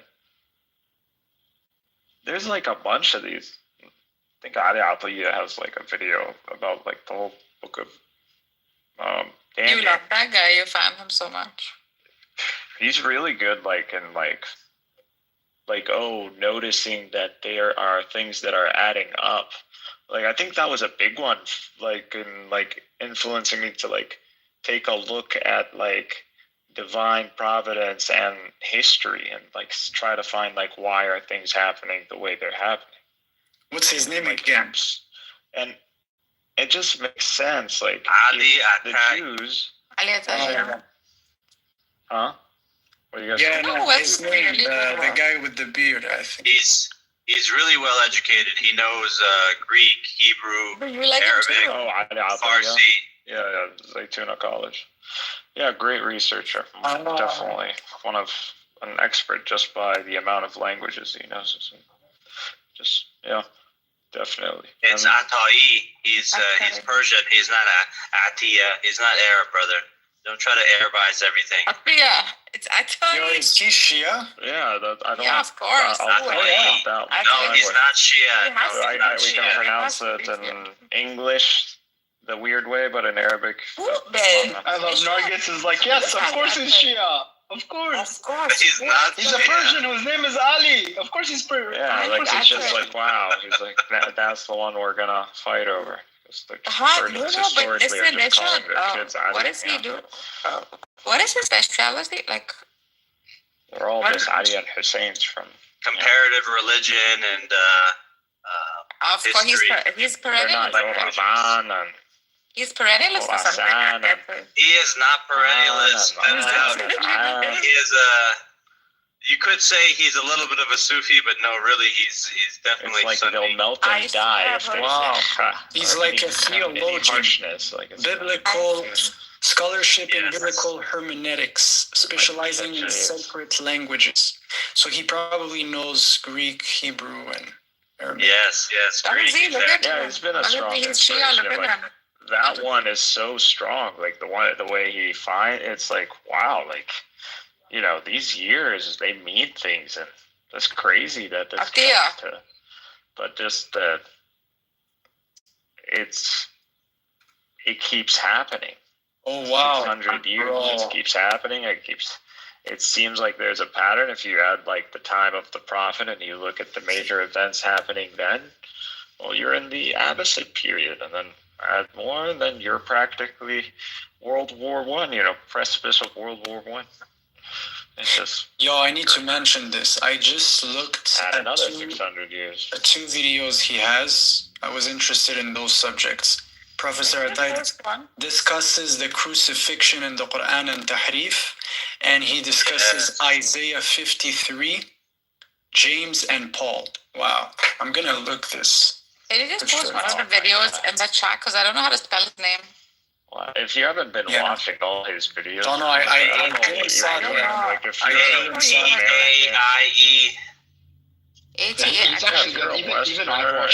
if you're a Muslim Westerner, you should already be subscribed to this guy. He should be your. Honestly, if you go to Paul Blogging Theology, he has several long videos on there. He's his main guy too. Paul Williams, right? Yeah, I follow him. With a guy who speaks Greek. he reads Greek. He will always understand more about that book than you will ever understand. Yeah, that's true. I don't agree. Maybe I'm gonna learn. A person will never understand the Benny Adam doesn't agree because he doesn't have the Holy Spirit. Benny, it has to be a contrarian somehow. If you don't know Arabic, you will never. Holy Spirit transcends language. We're not Muslim. Language is fantastic. If you know language, you know Listen, my book is written in a specific language. Which one, Benny Adam? Which translation is guided by the Holy Spirit? Which translation do you think is guided? Because some of them are really off. The Pashira. There you go. Maybe Aramaic. Now we're talking. I'm more interested in learning Aramaic. And actually, Cynic, I don't agree that merely someone who knows Arabic will know the Quran better. In fact, for many Arabs, they don't understand it because the Arabic slang that they're speaking, right, the dialect that they're speaking, is somehow like it's become distant from the. Buddy, I don't know where people got the idea that they think that we're like the colonized nations that have been pooped down to a minority that doesn't know its past. Alhamdulillah, all our corpuses are together. We know all the nahu, we have all the sarf, we know all makharij al-aswat. Our thing but that's is something like you have science. to study. We have I'm saying you have to study it, but whether you're Arab or not, you can study it. So here's the honest position. The honest position. Of course, that's what I'm saying. You need to know Arabic. So the honest position, I think, is that you can read, you could have a deep comprehension of the definitions of the words, but the overall themes and patterns, detections and stuff like this. Listen. If you go talk to someone from Morocco or Algeria, he is Moroccan. They're not even speaking Arabic. That's why It's French. What are you saying? No, half of it is French, bro. And he's. This guy needs to be contrarian. Have you heard what I just said? I don't know, man. The A's are so like. Listen, I told him. I literally said, the language will not make you a greater. What's happened to him and Benny? It's shit that you're causing a lot of damage. I hear you're like fucking up. You're trying to become a crash. Reading is a skill of itself. To read and comprehend what you're reading is a skill of itself. All right, so that's what I said. I'm not saying that. Of course, understanding and all that, like there's more to that requires for you to understand the concepts. But even to understand what's being said, I'm saying that some Arabs, their Arabic is so far from the Arabic of the Quran that when they read the Quran, they don't know most of the words. So they won't, even if they're not a Muslim, Muslim or not Muslim. That does not apply to Moroccans, actually. If that's what you were saying. Where is this guy? What is this guy saying? Bro, if you go to Morocco, they learn Arabic, they master Arabic. Yes, if you speak to a Western Moroccan who didn't went to an Arabic school, I understand. This is true. Yes, obviously. I'm saying any of the Arabs, stop it. Any of the Arabs, any of the Moroccans, if they studied formally, then they know because they can switch. They can switch from Moroccan Arabic to Fusha. The Moroccans are the worst. We all know that. Listen. Listen. Here's. I am the proof that this proof you're. But even they know just how one to. Moment. You can tell them to speak Fusha. I'm the living proof. Listen. I'm the living proof. Yes, I'm the living proof. So listen, I've never studied in an Arabic school. Yet, bring me anything from the Quran, I will understand it. Why? Because my brain is making connection between the words. I recognize them. That's it. It's within the language. 70% of Darija is Arabic, literally. So, I don't know about that. Do the research. That sounds like Darija is a whole different level. Do the research. Don't believe me. It's like saying But look, I mean, it's like saying people who speak Farsi, like Nargis, she can pick up a lot of words from the Quran as well, right? Yes. The Farsi has a lot of Arabic in it. And the percentage is smaller. Listen, so smaller. if you look at Darija, 70%. Oh wow, yeah, 70 to 90% of its vocabulary. Exactly. Oh, guys are starting to wake up. ايش يعني الدارجة اصلا يعني؟ الدارجة is the local language اللهجة السائدة يعني. If Arabic language was the مش لهجة لا لغة يعني.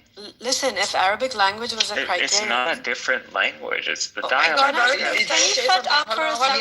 Let people speak. So deformed. Both of you shut up for a second. Yeah. It's like a very deformed. You guys Mike, you idiot. Jahil But it's based on Can you shut up, Nargis? Mute your mic over me. Mute. I'm saying if Arabic, I don't think you're very Bani well. Adam, 1 second, please. If Arabic language was the criterion, then the people of Makkah and the Quraysh would have understood the language and would have accepted Islam right away, right? Yeah. So it's not the language or the Arabic speaking person to understand Quran is not the criterion. The criterion is your Dr. Z, 1 second. There's something important, Dr. Z. The Arabs who rejected the Prophet, they knew exactly what the Quran was saying. They didn't have a problem understanding it. They rejected him because of the implication of the message. So it's not to say that they couldn't understand it. It was words that they knew.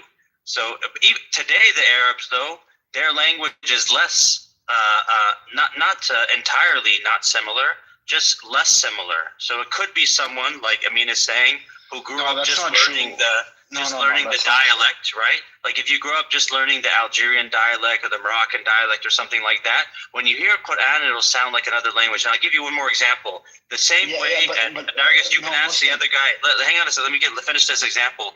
There are people like that guy who came on here that he said he's from Afghanistan. If he listens to the Afghan news station speaking formal Farsi, he won't understand what they're saying. I know a lot of people like this. Yeah, me too. Yeah, Rashad, what you're saying. Might be 50%. No, hold on. Take it from someone like as an Arabic who grew up in speaker, the a West. person who speaks Arabic would have at least 50% or 25-30% understanding of the Quran. Better Depends than a on which Arabic. person. Right?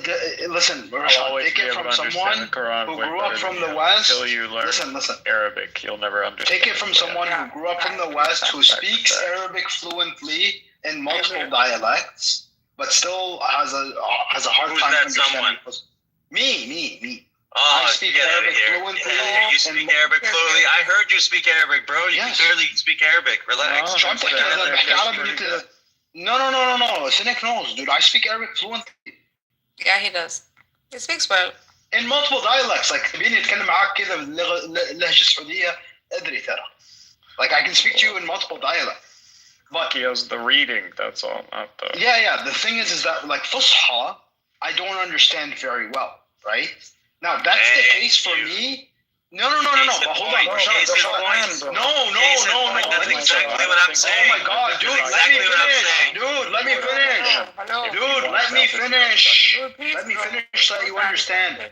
This is because I grew up in the West. Had I grown up, right, in like an Arabic-speaking country and gone to on any level to an Arabic school, I would know Fusha like backwards and forwards. Exactly. No problem. That's true. But to be clear, Benny Adam,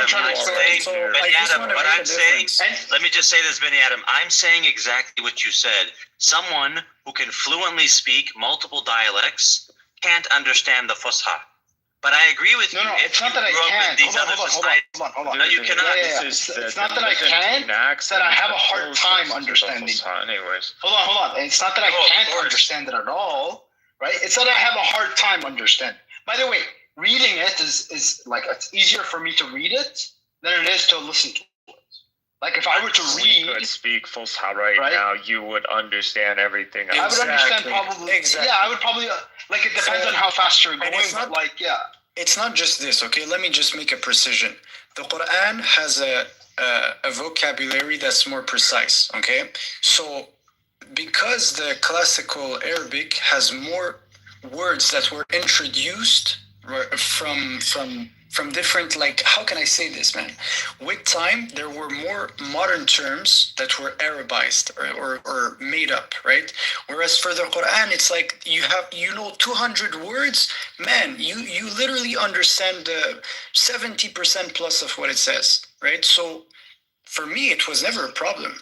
I always read it and I understood it because the vocabulary, it's there, man. It's not big. Honestly, like when I read the Quran, I understand most of it without having to like look into the actual word by word. أظن أنك ما تستطيع أو أنك ما تحاول الوصول إليه. That's true. If I tried, لا تستطيع أن تتكلم بالعربية الفصحى. Yeah, I get it. Yes, if I tried harder, if I really put my mind to it in a year or two. أن تفهم. Yes. If I really tried hard in a year or two, I could get to a proficient level of like standard Arabic, Fusha Arabic. If I really like cynics. أنا على يقين بأنني لو استمريت بالكلام باللغة العربية الفصحى ستستطيع فهمي بشكل He speaks like the Quran. Is it the same Quran? Yeah, like the thing is that like if it's like the news, for example, it goes really fast. That's classic. You watch Space Tune? Yeah. You never? Yeah, I used to watch it when I used to. Yeah, when I used to go. If you watch Space Tune as a kid, you know how to speak Arabic Fusha. Yeah. Like, I'm not saying I don't know it. I'm just slow at it. How did you learn how to? Cynics Arabic is like Quran. Hard way because it takes a while to kick in. No. Cynic speaks like a Palestinian. Oh my God, their Arabic is the best. I'm gonna say this, right? I do think one of the best dialects. Let me say let this, the right? person speak. Can you guys not let one person speak, please? One of the best dialects, I would say it's the Jordanian Palestinian. It sounds good. Beautiful. It's like in the middle. It's in the middle. But some guys will say like, Syrian. I wouldn't have any other accent. No. If you want the closest dialect to actual Fusha, probably Sudani. I didn't say the closest. Yeah. The sounds the best. Yes, the one that sounds the most neutral. Okay, bro. Yeah. Sudani is weird. Bro. Weird Arabic. And I don't think the Sudani one is the closest. I would say it's not good. Yeah, it's not close. When you say, I've heard there's some people in Yemen that they're. Yeah, Yemen. Yemen. spoke. Yeah, I don't know. بئر الماء. No, Quraysh spoke Bir al-Ma. They would say like us. They talk more like us than they talk. ولكن إحنا أحفاد الصحابة man. صدقنيش هذول قحطانيين وبطيخ. Seriously man. He's saying we are the grandchildren, like the descendants of the Sahaba. All the Umayyads came and everybody wanted to be in the Yo, I want to say something, right? You know, هذول العرب ما عرفوش يحكموا بعد الرسول. Yeah, the Umayyads came. They didn't necessarily mix in with all the like. معاوية وأهل الشام مسكوا الدنيا. Oh my God. Yes, but Muawiyah was not from Damascus. He was born in Damascus. Got his head cut off. Ali became a hostage puppet, political tool by literally 2,000 freaking Egyptians. Like 2,000, literally 2,000. What the hell? It is a joke, man. Listen, we can all agree that Egyptian is the weirdest Arabic. After all, Eħna Sham, we're civilized. We don't let 2,000 Egyptians come and take over our shit. I mean, it happened in history. Super nationalist. No, it's takabbur. Rashad, do you know what takabbur means? Yeah, he's yeah, that's cynic. Glorifying himself. Way too much. No, history Sham is different, man. Who takes pride in being Muawiyah? I'm an Arab. Like I'm a. Yes, we are Arabized people. My father line is Arab. It goes back to Arab. I don't know about that. I think there's seriously. No, I don't believe it. There's a lot of people who claim to be, of descendants of so and so, but in reality, probably are not because. Like, no. As in an Arab tribe, regardless. He's saying, "I am Arab." There are Arab that families. thing. Palestine is mainly Arab families, and then Fallahi families, like local families. Fallahi families don't have association with a tribe, or they don't have a last name designation that gives them off as a. But we all know who the Arab families are. We all know who the Fallahi family. There's no difference. You can probably reliably trace most of these families no more than 400 or 500 years. What do you mean? Dude, we have literally over 1,000-year-old families in Jerusalem. Yes, there are some, but most families cannot be traced more than like 400 or 500 years. No, bro. I don't know why you're saying that. I don't know. While there are people who make claims that we're descendants of exactly. But the shajara is the key thing, right? That's a real. You do not have a shajara, Nargis. I mean, maybe you have a plant, you have a tree in your house. You have a bonsai shajara, Nargis. You don't have no other shajara. Right now, Bani Adam, if you search up like an Arab family, I'm not saying that there aren't information on whether they're actually on my mother's side. I'm not saying that there aren't any families that can trace their lineage back 1,400 years. I'm not saying that. I'm saying most families can't trace their lineage back that. I want you to understand something. There isn't as many Arab tribes as you think. Like Egypt, post-Sinai, this is not ours. Like this is, you see it. They don't even have, a lot of Egyptians don't even have last names, man. So that's because of the British. I think that's just how it was always with them. No. The British forced them to do like something, right? So like only your name, your father's name, then your grandfather's name. I just don't. You're telling me all these people had last names? Yeah, a lot of them did, or like they'd have tribal, like family. Actually, well, it coincidentally maps with the DNA. Like that side of Egypt is mainly E1B1B, but the Sinai. But that doesn't mean they don't have families. All right, whatever. Maybe they develop families. They develop families over time. Like this is normal. Like I said, but Arab tribes. Most families in the Levant, can barely trace their lineage back 400 or 500 years.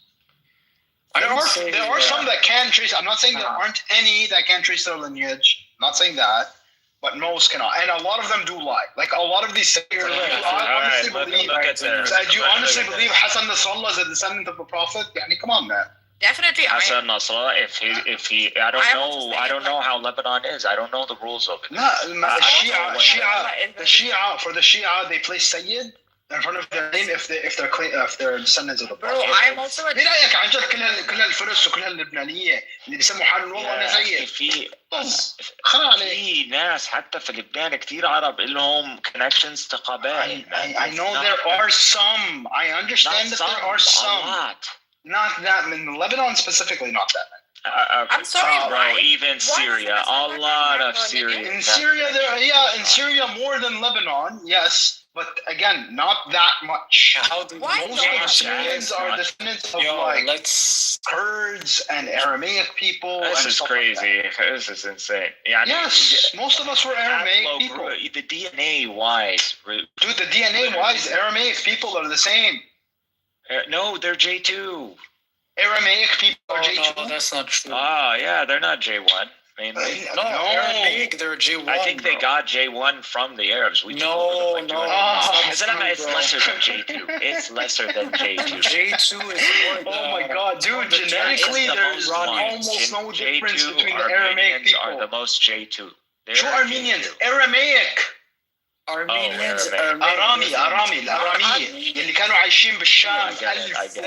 These are practically us. We're the same. Yes, exactly. We are the same people. Exactly. That's what I'm saying. So we are Aramaic people that became Arab. Most of us, most of Syria, most of Palestine, most of Lebanon.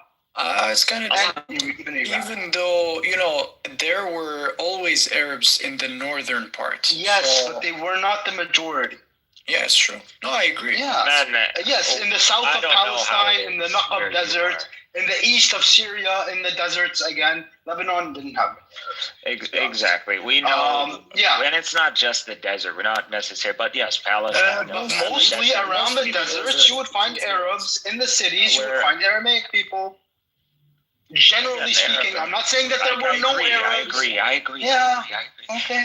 It's fine. If you want to call the local people like Aramaic, that's fine. I don't care. Yeah. That's fine. They spoke Aramaic, sure. Yeah, exactly. But there were they also were Aramaic Arabs, people. as long as we understand. Yeah. Yeah. I'm not doubting that there were Arabs. There Arabs. was always mixing too, so it's not. Yes, there of course there were mixing. Yes, but again, like Aramaic if is you more actually just do identity via ask lingua ChatGPT. franca. Yeah, it's just identity via lingua franca. That's all. Right, anyway, It's not really a culture. That's freaking evolved. Oh no, it was a culture. Aramaic still a culture. Like there's still Aramaic people in Syria today, in Arami. They're still there in Syria. That's attachment, like a religious more. Yeah. Like we can't, like, No, not actually. So yes, typically it's religious, but not exclusively. There are Aramaic communities in Syria today that are mostly Christian. Hold on. That are mostly Christian, but have Muslims that live with them and partake in their culture. Yo, Benny Adam, you see the president you have? The president you have? There's Amir al-Mu'mineen. There's whatever, bro, whatever. Anyways, this guy apparently he even saw a Christian Syriac, Orthodox Syriac group who showed him. He's been meeting with them for. They showed him a proclamation, a covenant from the 7th century. Apparently, I don't know if it's true, man. They have it. I don't know if you saw this. Yeah, it's possible. Bro, I was impressed. What the hell, bro? Like there are Aramaic, like they're protected from Omar. Like what? There. You know, haven't you ever heard of the Covenant of Muhammad? Yeah, that's Muhammad. Yeah, that's what the Coptics did with the Coptics, the Jews, and the St. Catherine. No, this was specifically. No. This one was specifically with the Coptics of, I think, St. Catherine's. We were good to them. إذا دخلوا علينا ب 2000 قرد وقتلوا خليفة وعملوا فطور بخليفة. لا, I'm good, man. هم علموا علينا مش احنا علمنا عليهم. هدول مش مسيحية عملوا هيك. اوكي I'm sorry. هم ما علموا على الشام. هم علموا على العرب الجزيرة. I don't know what's going on. احنا we were with Muawiyah. We were like, nah, we're not. I still can't believe Rashad claimed that my Arabic is shit. He did say that. Yeah, he's trying to like downgrade me, you know? He did not say that. He did. That's why everybody keeps saying Bani Umayyah. No, he was rage baiting us for real. هم بني أمية أصل العرب أصلا. فخر العرب بني أمية. وبني هاشم. أصلا بني هاشم هو موجود في كل مكان يعني وخصوصا في الشام. Yeah, man. But like, that's the thing is that like I don't really trust. Hey, I know. But like, I don't really trust all these families that claim to be like, oh, we're Arabs or we're descendants of the. I don't know how it is. Maybe I agree. The more north you go into the Levant, more you're gonna get into it. But the South has always been Arab, man. Since Herodotus. Arab, no, Herodotus mentions Arab. So what you're talking? Yes, I know. Like you're talking about the Ghassaniyin. You know, it's even attested in the Bible. Yeah, the Ghassanids. Yeah, and the tribes in the Naqab. Yeah, so there were Arab Christian, like for real, like the Ghassaniyin. Arabic. Yeah, I know. From the 5th century. Ancient art. Yeah, but those aren't in Syria. Those are in modern day Saudi Arabia or Jordan. No, Jordan. Like Jordan, Palestine, Jordan. We have the third oldest church in the world. Do you understand? Like, was it the third? Yeah, third, bro. Yeah. Fuck. They destroyed that was a loss for humanity, man. Just what happened in Gaza was a loss for all of that evaporated. Like we had a Masjid Omari. Like an Omar mosque. See what ISIS did in Palmyra? I cried, dude. Like, I didn't actually cry, but like, I was fucking pissed. Like Palmyra, Tadmur. Like this is like antiquity history, older than Christianity, older than Islam, Judaism, and all of that. It's fucking destroyed it. Can you imagine this castle that was preserved in the middle of a desert for thousands of years? They took a bucket of paint and fucking splashed it on the wall. Yeah, man. No culture. Fucking street rock, bare idiots. Remember propaganda, Taliban, the Buddha, They know how to play that angle. They know how to frame you and No, because like honestly, like Muslims have controlled this land for thousands of years. They haven't done any of this shit. Why would you come about and start doing it? Like, this is retarded. Why? I mean, honestly, like, we kept shit around so much that, like, when they came, like, to Iraq and they wanted to, like, excavate, like, for Babylon, the people were still, like, there were still tiles that people would use. Like, it was still that, like, people didn't really fuck with it. Like, they didn't care. Yeah, same in Turkey, same in Libya, same in Morocco. Even in, like, Egypt. The Egyptian pyramids, like, the pyramid robbers, they made sure, like, they like, you see the entry. I don't know if you've ever been to the pyramids and how you get into them. And yeah, I've been inside. Yeah, if the Muslims wanted to, none of this would exist. Yeah, that's true. By the way, you know the Nag Hammadi library? Look at all the gold they're finding. The Arabs didn't even think about, like, let's go get this stuff. No. There definitely was grave robbers and all of that stuff. There were, but why didn't it become like a king or a monarch thing? Like, they must have known that there must be a lot of gold. No, so king actually, they used to excavate. They used to do it, but they didn't, like, destroy anything. You know, on the most like for Egypt, for example, the Copt, they were massacring a lot of. Like, they were, you know, the noses, like, they were the one who literally smashed them. I don't know, man. I think the Arabs knew something about the Egyptians and, like, the stuff I've been, like, kind of telling people about. It's just, like, I think they were, like, I don't know. Maybe we shouldn't, like, unreveal all this. I don't know. There must have been people who saw it. It can't be. I think But you know the Nag Hammadi library that was discovered in 1945? Yeah, that's the miracle. It's interesting. It's theorized that was actually an attempted grave robbery. No way. No. Yeah. That's not the story, bro. No, it's theorized. So there was an interview where the guy that discovered the text did with his brother. And when they were talking about the thing, the guy, he mentioned something about a dead body. And then his brother, like, kicks him, and he was like, no, there was no dead body. Okay. Was it like the funniest or a satire or what? No, that actually happened. And on top of that, he didn't know what he discovered at first. So he took these books back home, and his mom actually used some of the papers from the books to, like, stoke the fire. Bro, listen, I've never heard of this before. Yeah, you can look it up. Ouch. What? It's fucked up. Yeah, these people are like men. They don't know. Masakin, they don't know anything. They're like poor people that, like, فلاحين وهيك. They don't know this shit. Okay, then again, if they didn't find it, sorry, but, like, we wasn't wouldn't it the guy who lost a sheep, or this one with the Dead Sea? No. That's the Dead Sea, It was just right? like a random kid. I think that was a Dead Sea Scrolls. Yeah, okay. The Dead Sea Scrolls was also Bedouin kids, and they found it, and it's actually a lot of the stuff we found is coincidence. When it comes down to the bodies. Living is coincidence, right? I think the tablets, the whole Bronze Age tablet, the warnings, I think that's a big deal, actually. The Alamero tablets. What's happening, man?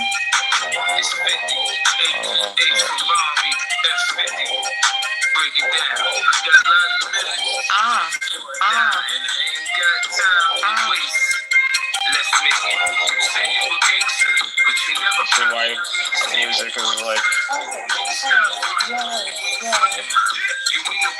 cool.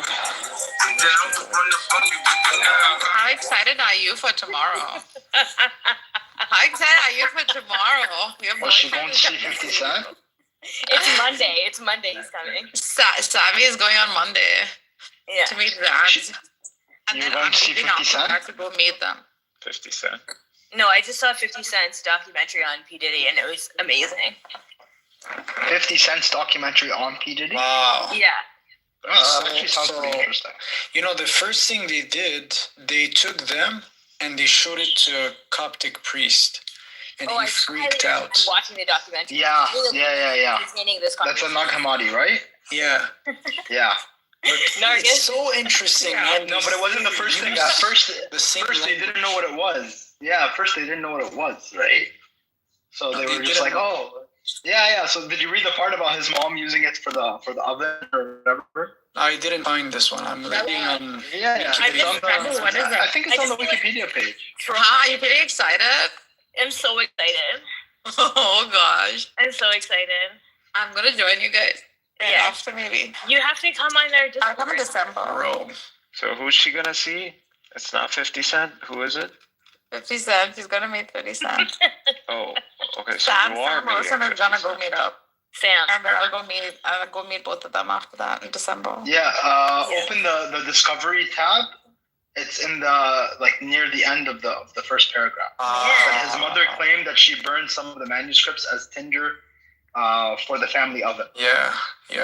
Yo, the one of the greatest book I would say is the Gospel of Thomas. El Amaro.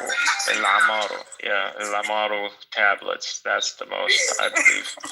People pay attention to those, and you actually pray Ali Imran, and it warns about Hebrew attackers. Wait, what are you talking about? Bro, there's two conversations. Wait. El Amaro tablet. You guys need to drink How do you some spell water. that? Like, take a break. Go for a walk outside. Get some fresh air. What do you want to talk about? What do you want to talk about? Shut your app and undownload. I think we refresh. Turn off your phone. You guys sound y'all understand women y'all can if you want to do the girly thing. You sound like you have frogs what is it? How do you spell this? Al Amaro tablets? Yeah, here, let me. I have the whole Nag Hammadi collection. I have them. Yeah. There's a couple different websites. There's a really good website where it shows you the different translations. I have the book. I literally have it. Yeah, but you have different translations of the text. So if you want to compare and contrast.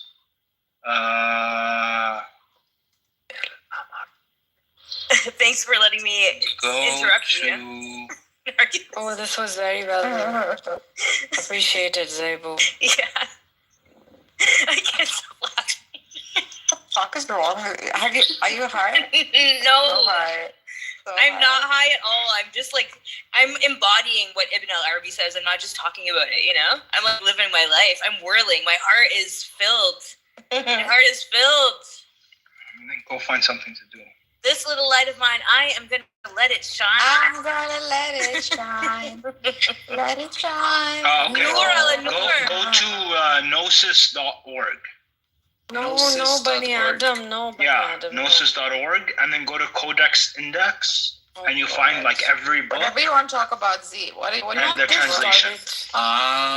Let's talk about it. Whatever you want. Just whatever you want. Actually, Z is doing quite a good study on the Quran, and she and I have been talking about you. Oh, with who? I'm doing? Or you doing? What you are doing? I'm gonna tell you. Mikhail is doing a similar thing too. Oh, please. He is. It's really good.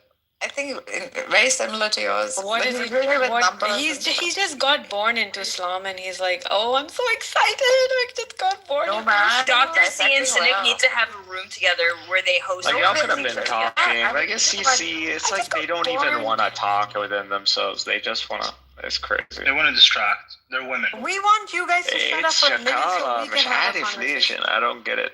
Men in this one, heck, when you get close to Gnosis, women try to pull you away. Hey, you're not. They're like the devil incarnate. Lower your gaze. It's every time. Hey, clever. The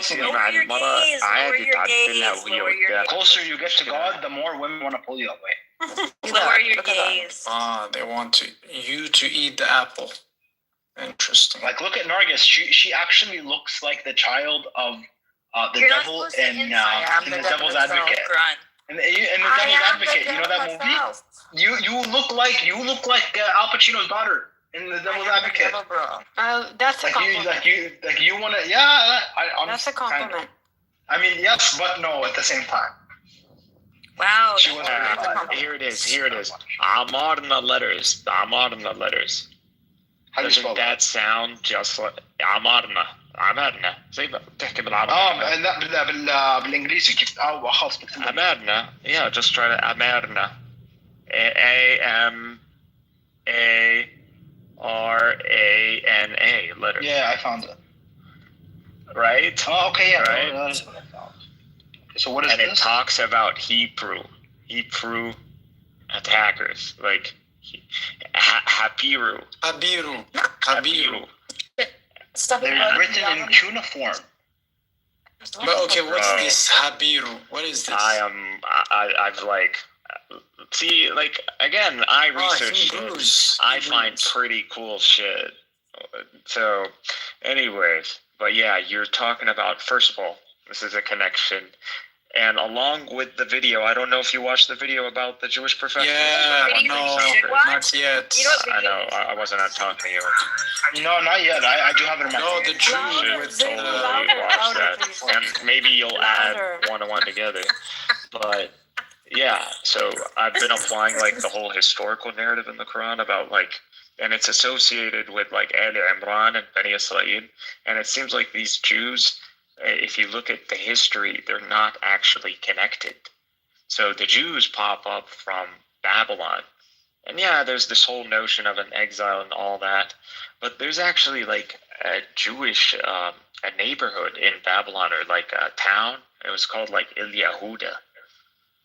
And it might be where the people just come from there. Why? Because none of the archaeology, the only references we have to Israel archaeologically are extremely ancient, like Bronze Age, like Egyptian, the stele, and then very recent. So Bar Kokhba, minting of coins.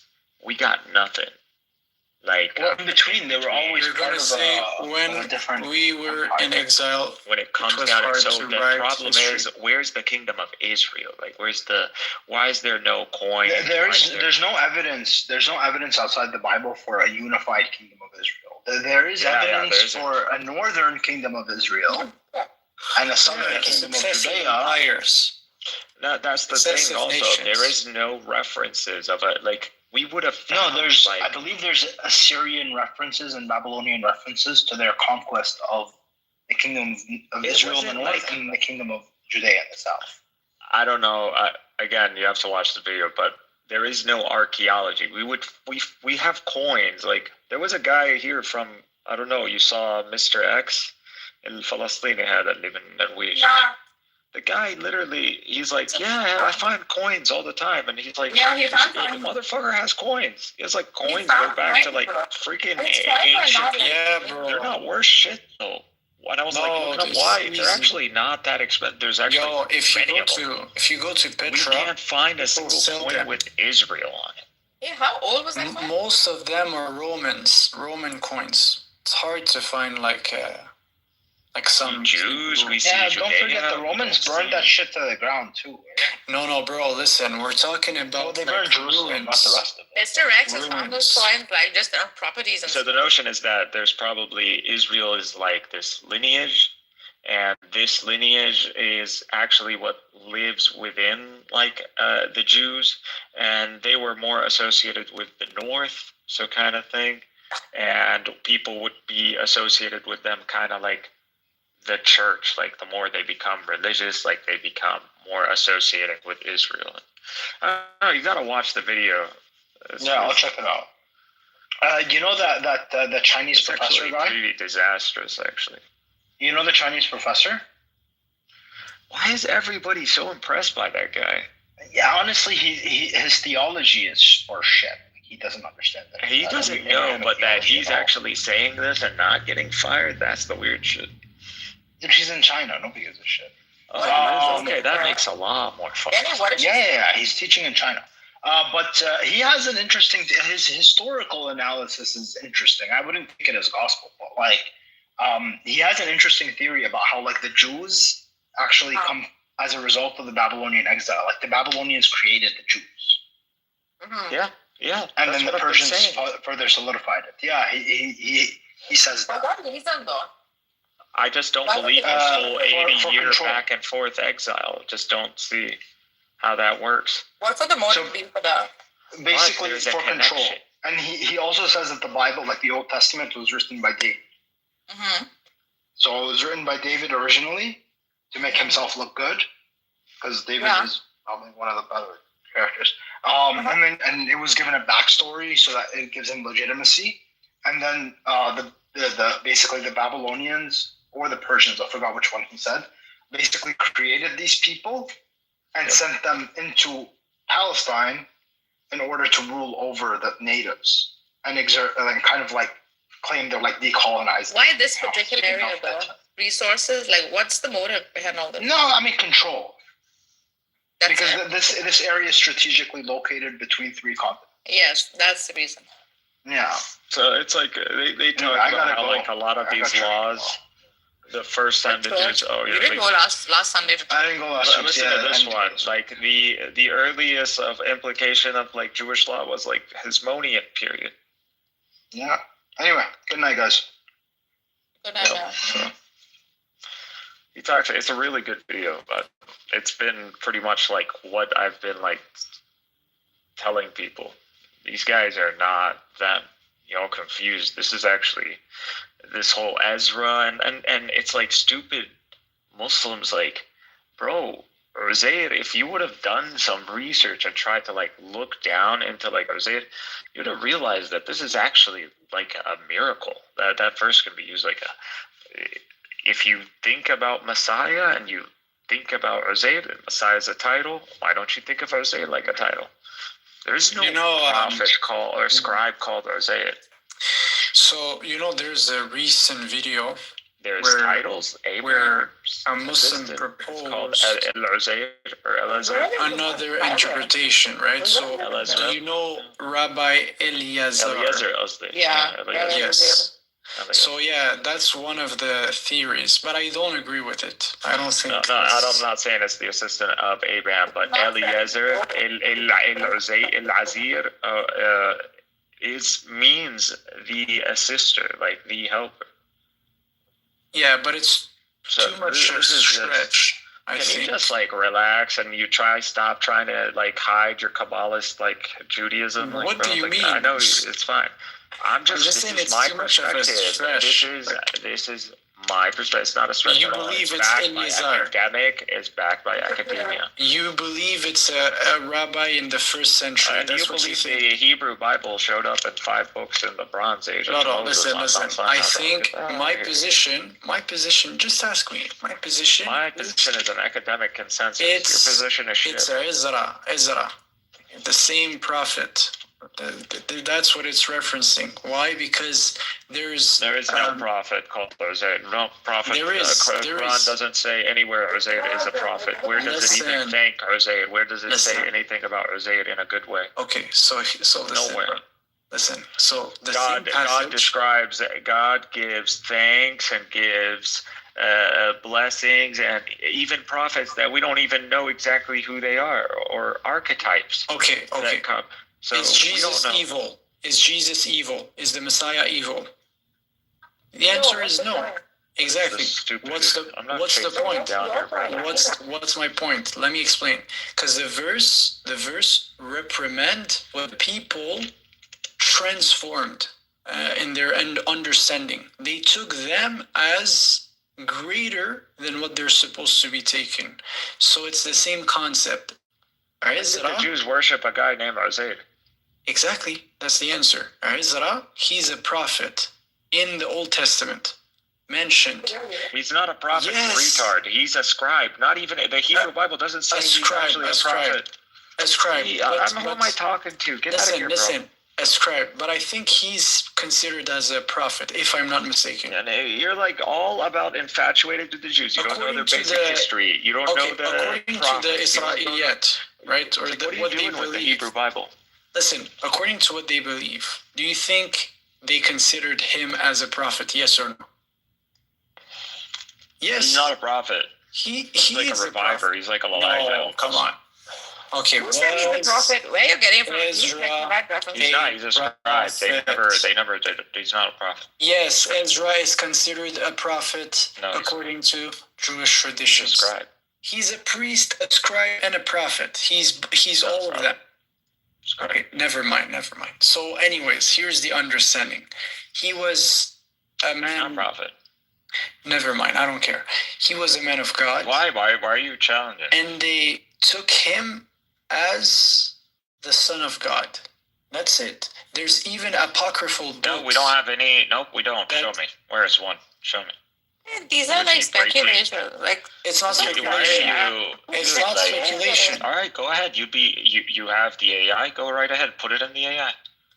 Bro, we've done the research there. No, Allah, bro. No, we did. You don't. We didn't. We spoke about it the other day.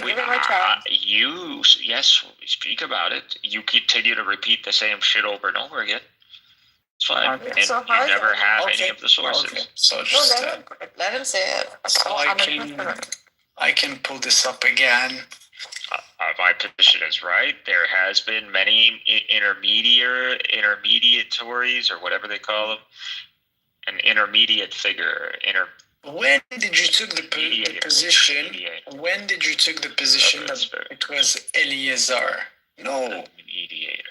It comes from that the notion of intermediate between you and God, and this figure would be like Metatron or Enoch, and what they would call this figure, the intermediate, El-Azir, El-Uzair.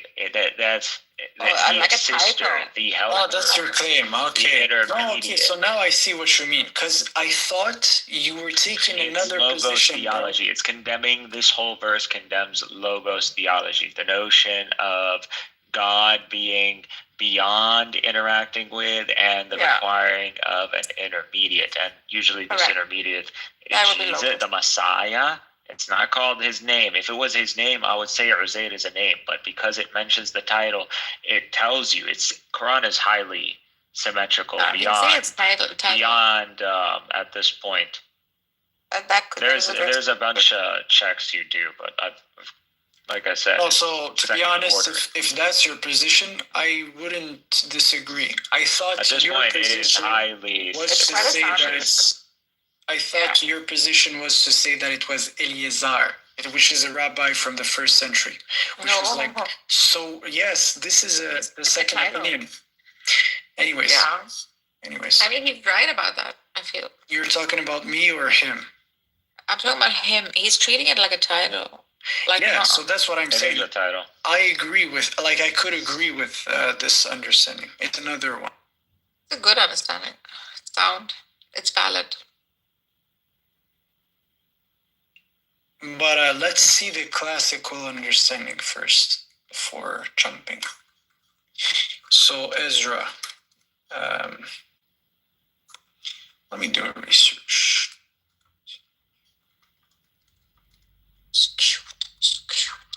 It's fine. I already researched. You're not gonna find off. I don't know. Yeah. So. There's really these Jews.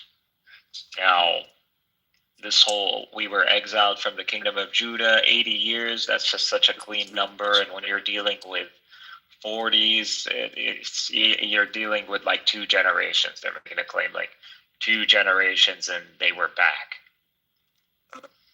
It's just, God wiped out Israel or the old generation in 40 years. This is 80 years. That whatever, those guys, they're gone. That these are not the this is double wipe right there. Yeah. If this was to rectify a generation or punish it, it wouldn't have been 80. Why not? But do you think? I don't know. I feel like the book in a way gives like these ominous clues that I don't know. Something's off. I'm feeling like I'm getting close to it, and it's just like. So it looks made up. That's the thing. I'm like. Strategy. What are you guys talking about?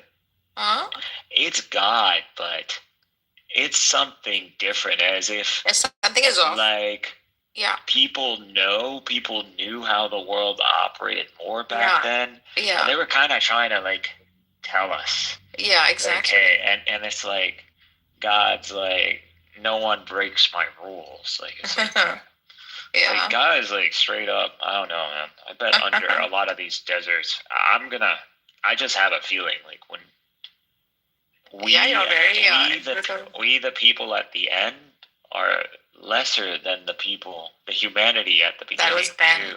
I absolutely agree with you.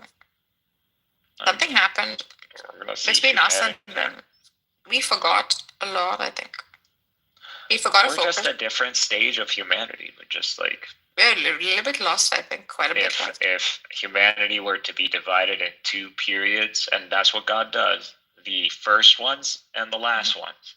Mm-hmm. And then some families have the right to be part of the first and the last. So they're in that gapping middle. Like they're on the other side, or they start in one side until they're in between two epochs, like the grand ages, or the grand times, you could say. So God created the earth in 2 days. So we have these like two ages, you could say, whatever the grand time even. Yeah, it would be like the beginners, or the forerunners, and then the progeny, or the final, the forerunners, final frontier.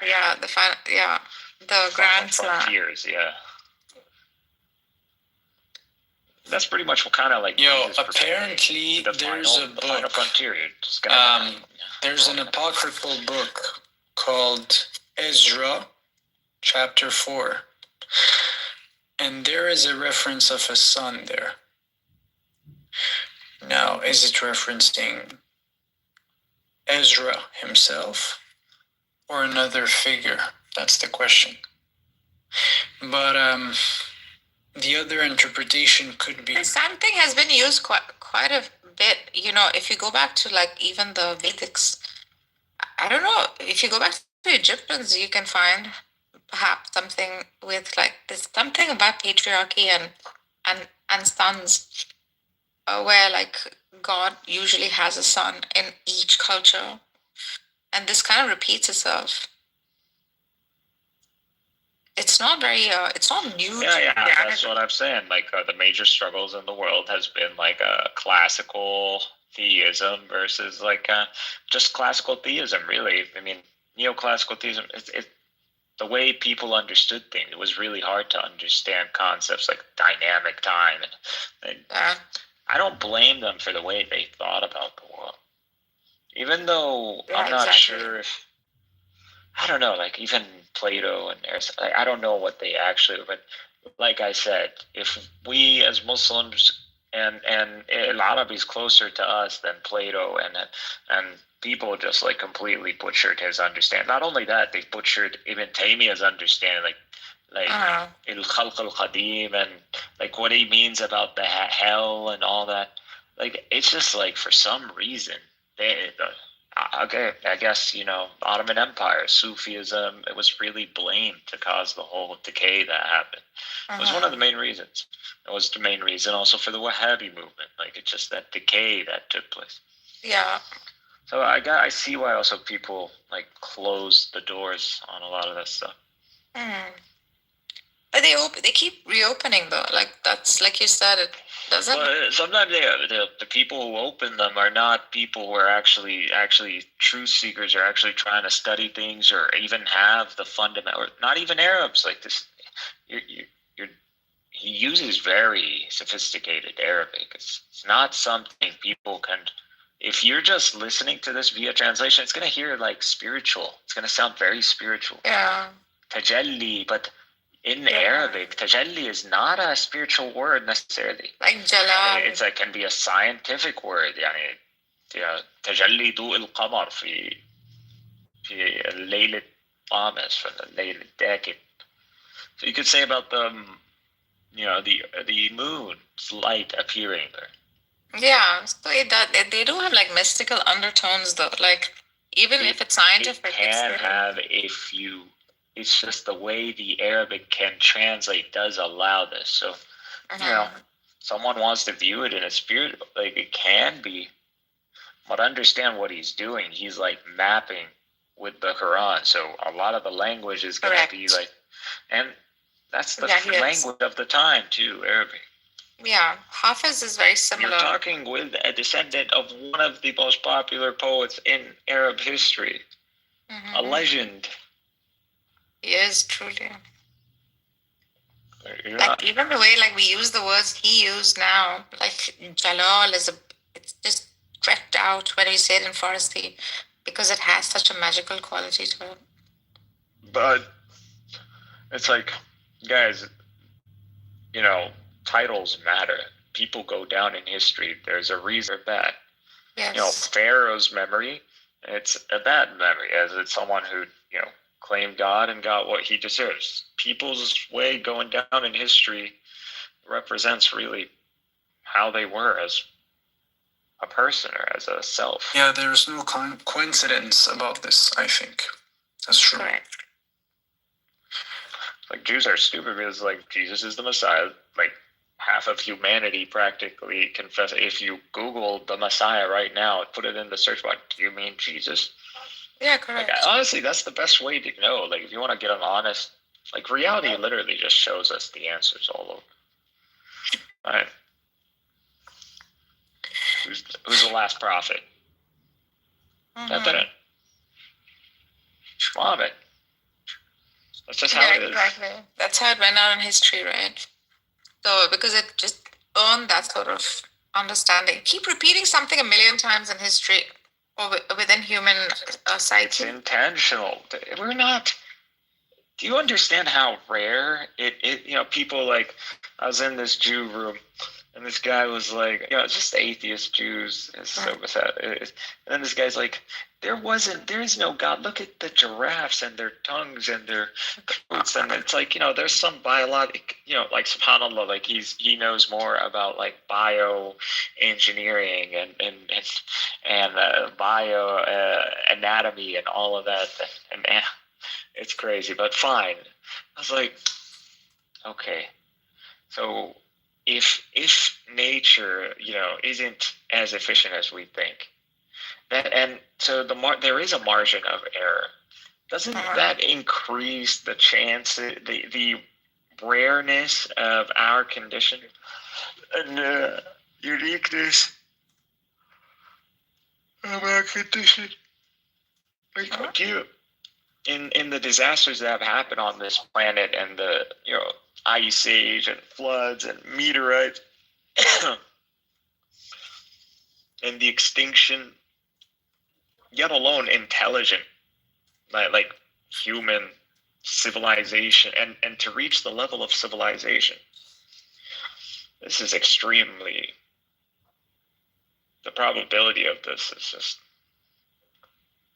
just shouldn't be happening. And then to see the way there's patterns freaking everywhere. Yeah, it's the patterns is a giveaway. 7 rainbows, 7 colors, 7 heavens, 7 observable planets. What is this? 7 layers. What is going on? I mean, I don't give a fuck what you think. Math is definitely fundamental. Something's going on. There is patterns. Like, what is up with this 7? 7 layers of the fucking atmosphere. What's going on? Yeah. Something with the numbers. I agree. I mean, the patterns are a blessing, I think. It somehow allows us to sort of calculate for the future a little bit. I don't know. It's too much. Listen, algebra isn't a civilization leap. Learning algebra isn't a civilization leap. Last time I checked the scales, I don't believe humanity freaking took 1,000,000+ years I know that number, depending on, but let's just go with million plus years to figure out algebra. If you're at geometry, if you're doing pyramids, if you know the meter, if you know, pi, and you know shit, and one could argue they knew the speed of light too.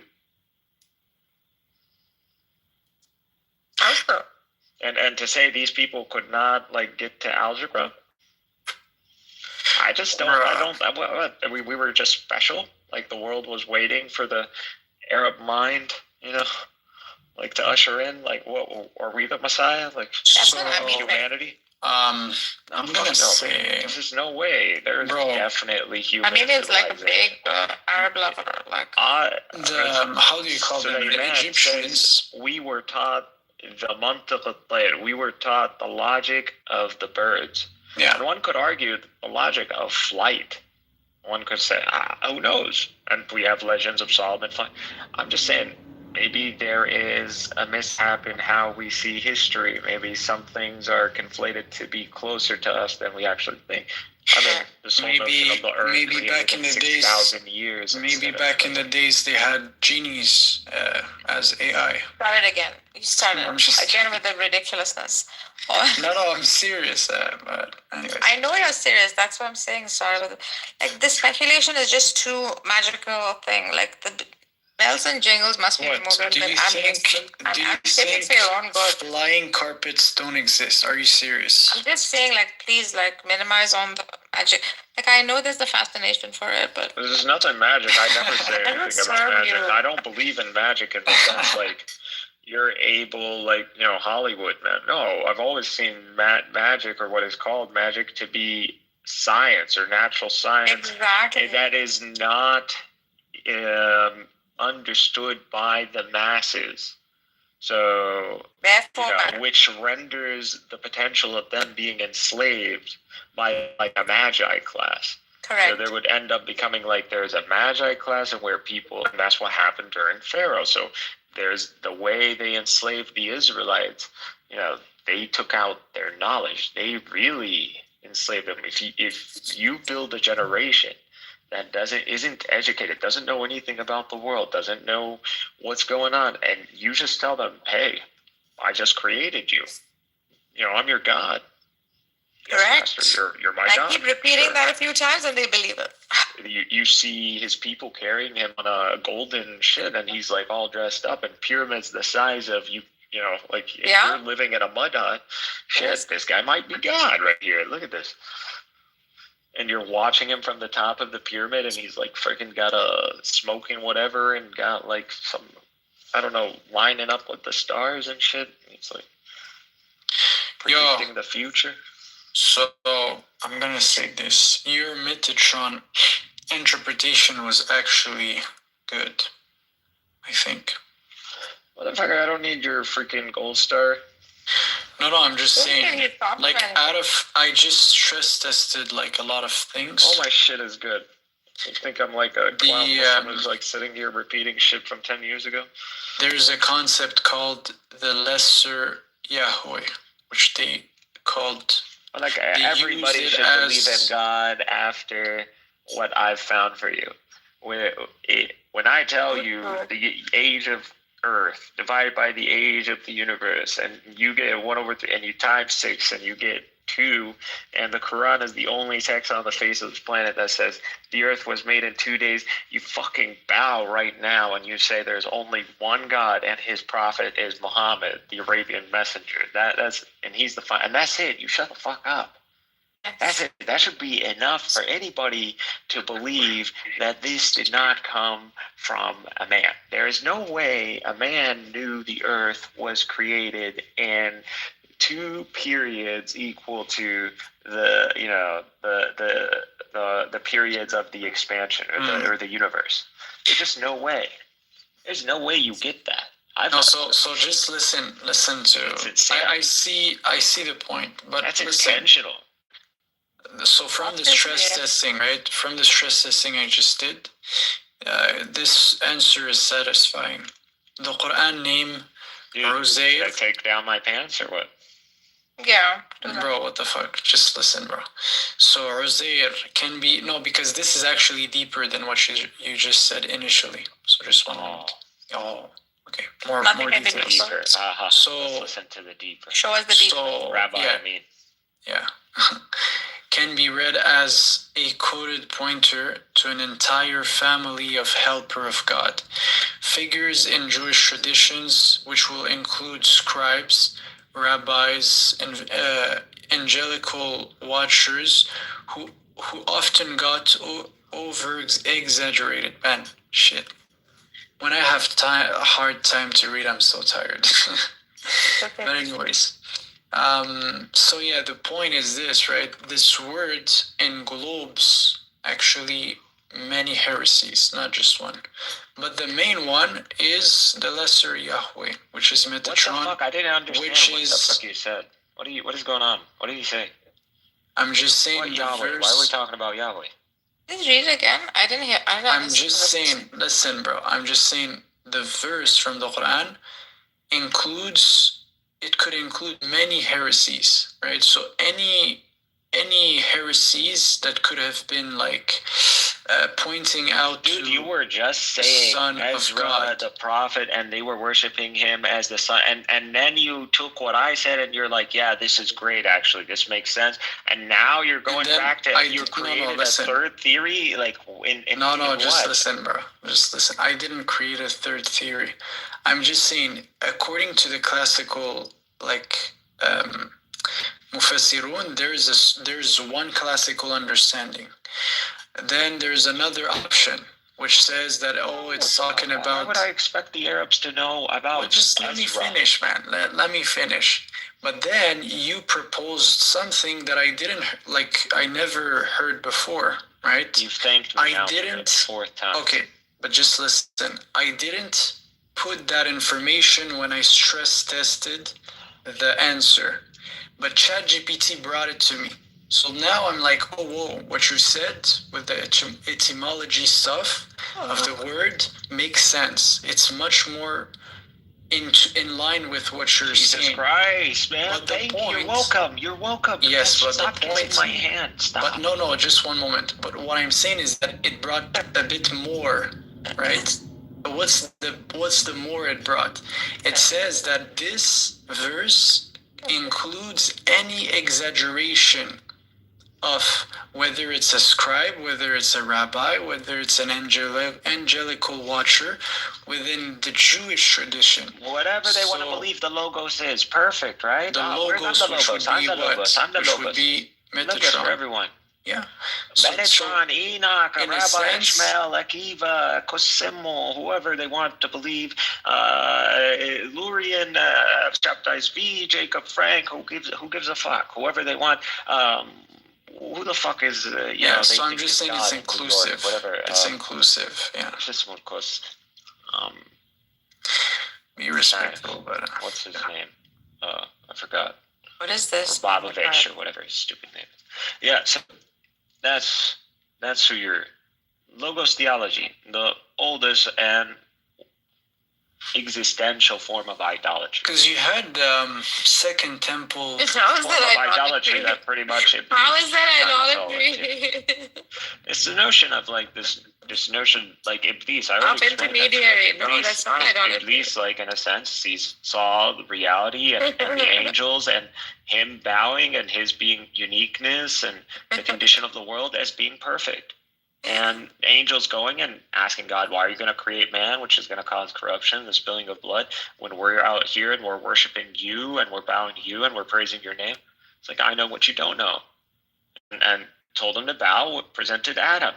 And he communed to them the truths or the names of truths that they weren't able to grasp, that are beyond their nature, beyond their ability, that humanity linguistically was able to express to the angels, proving human language and human knowledge is at a heavenly level. So humanity is this paradoxical being who's just hopping out of the factory and just like the Wizard of Oz. He knows shit about things that these angels, and they're like, oh, look at my wings and look, I'm so special. They couldn't know. And me, and I'm like, I got like a little bush leaf around my hip, and I'm like, yeah, by the way, that's what this called. And he's like, why is this primate know more about like, quantum mechanics than I do? Yeah, because like the way I think. Yeah, that was funny. It's just What is this guy saying?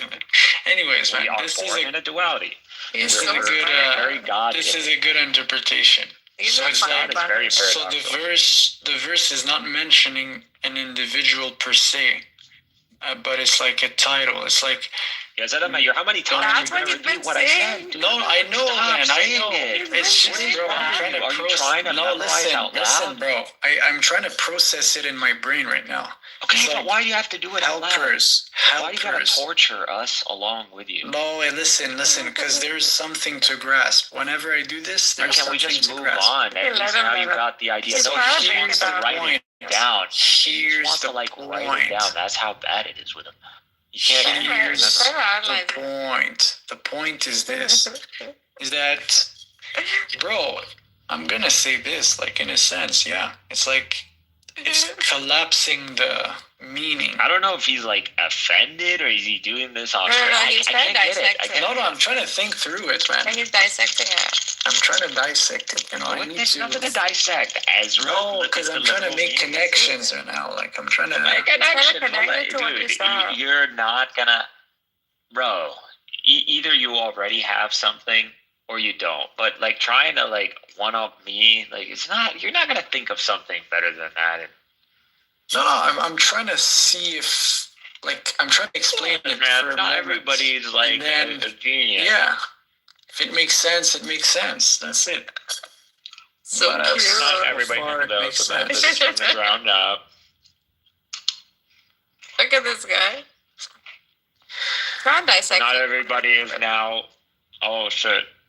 So Hazair would just be translated as help, right? It's just going to be translated as help. No, consider it as the title and then go from there. I got the helper. Like going through existing. You're going to say the helper or the, because it's not plural. Fucker. What's his name? Keep it at the title. Marcus. Yeah. Well, that classical theism, static, axiomatically, historically, static. A God that doesn't change, doesn't experience time, no succession in moments. Throughout Christianity, Maimonides, what was contention? Something he had a contention about something. He dropped you or something. Yeah, he was crazy because he was like, I taught you this years ago. It's like, motherfucker. Oh, yeah. You believe in a static God. No, he's like, a pantheist, full on. Like it doesn't matter. He's a pantheist. Okay, well, Spinoza's a pantheist. Spinoza can be read as a pantheist also. No. That's not pantheism. Pantheism is like Kabbalism. We're all within God. Yeah, it is. Yeah, right. But ask, what's his name? Muhammad. Pantheists are just confused. I don't really think they he can be read as a pantheist also. No, Marcus is an idiot. He doesn't know anything about it. Hamid has a good paper on it, I think, that he gave me. I never read it, but Spinoza, I believe, can be read as a pantheist also. I don't know what you're talking about. Pantheism as a concept, as a metaphysical concept. Yeah, as a I understand it that way. We exist. All that exists is God. All the space is God. Everything is God, and we are within God. Pantheism is Kabbalic. God is outside of this world. God is more like. It's pantheism. I know what pantheism is. I know it. Thank you. You're not going to educate me on it. I already know it. Right? It doesn't matter. Pantheism doesn't change anything. Whether you're a pantheist or a monotheist. No, it doesn't. It doesn't. Because it comes down outside of, right? Okay. Like, I think most Islamists would hold to pantheism. Pantheism is incoherent anyway. With what? With Islam, it's very. It doesn't make metaphysical sense. What are you saying? Are you denying? It's like, pick a side. Are you a monist or not? Like, we exist in God, like all that there was, and we exist in God. Like, what does that mean? Yeah. It means that, right? What he means by in God would be like we're of him, like a rule. Fine, but how are you not denying creator distinction? We're in God. The God creation changed himself. God constrained himself. No, it would be in like dependency and how far you are from God. Like that's how you would show like dependency would be like a descriptor for again. These are not. I don't until I hear the person who's a panentheist and explains to me. I said, I don't treat pantheists all the same. I can't. Yeah. Kabbalists don't think the same way as. Yeah. I don't know. That is true. It's not uniform. So no, he was talking about classical theism, time. No, and you don't understand classical why theism you by time, necessity is static, by axiomatic demand. It's dogma. It's so important historically to see always been the dogma. Yeah, and it's so important to see the whole notion of dynamic time was the. Yeah, they don't see it through time. It wasn't something that was entertained up until very modern. Bro. Relativity. Yo, listen, bro. Time is relational, they don't even want to see it through time. That's why Ibn Taymiyyah is like a very pioneer, like in what? Neoclassical. Yeah. Because he's like introducing something at the time. Yeah, which is unheard of. That is true, and but therefore, it's not like he was just able to dumb it down to and still misunderstood. Even he's misunderstood. And the problem is the point of the misunderstanding about Ibn Taymiyyah is literally if understood, the whole understanding of it, Ibn Taymiyyah changes. Ibn Taymiyyah, a lot of it, just like one guy is like Moses, the other guy is like Al-Khidr. I don't know why I have such a That's really, Ibn Taymiyyah and Moses are like I'm so close to Ibn Taymiyyah, man. I don't know why I could never open my heart to him. Although Ibn Taymiyyah literally believes in the tajalli. That's literally what he believes in. Although I read one of his works, excerpts from his work, Hamid had sent me. My heart never. Maybe I'm closed-minded towards him. Again, I don't really care for. See, the way I see it, I see like more people, less people, more for me. I think, bro, I think the verse in chapter 9, verse 30 could be implying something else. But, so here's the fourth option. Fourth option could be that Rozair is about the Messiah, but like the helper. But, but just listen. But the hint would be that it's in the book of Ezra. I don't know. That could be a good, that could be a good one. Are you fucking okay? Yeah, bro. Of course Ezra is in the fucking book of Ezra. No, not Ezra. I'm saying Rozair is the Messiah. Rozair is Ezra. No. Because there's a book. This is not a coincidence. There's a book called the Book of Ezra. They're not. They don't have to be correlated. Like I don't know why you're making that connection. Why? Because in this book there is a reference of a so-called born of God. Right. So this is not a coincidence. That's why I'm trying to figure it out. So. Yeah, it could be a fourth theory to take in consideration. Yeah, maybe. I honestly don't know what's. But because the simple word for word is literally Ezra. It's the natural translation of this term. Bro, I already gave you the answer. Like, what are you trying to find more than what's there? I'm not denying I'm literally... Like, what are you adding? I'm trying to see if it's... No, don't try. You're speaking out loud, so it means you have something. Okay.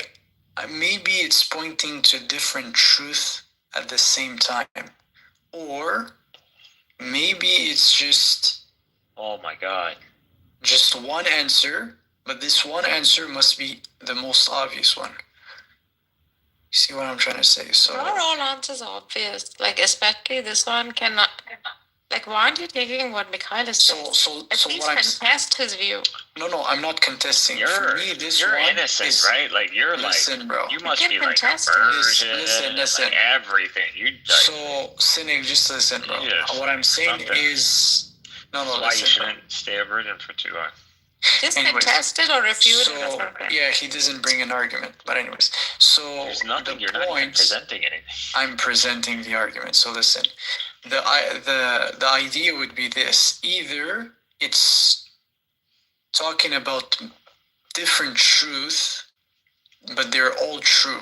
What different truth? Where is it? What it's is it? the most obvious. I'm down, bro. We're down. So here's the four. Yes, I just told you. Where is the new piece of information that's like, oh, this is as cool? All right, like this. Okay, chapter 4. Ezra. Chapter 4. What are you chasing?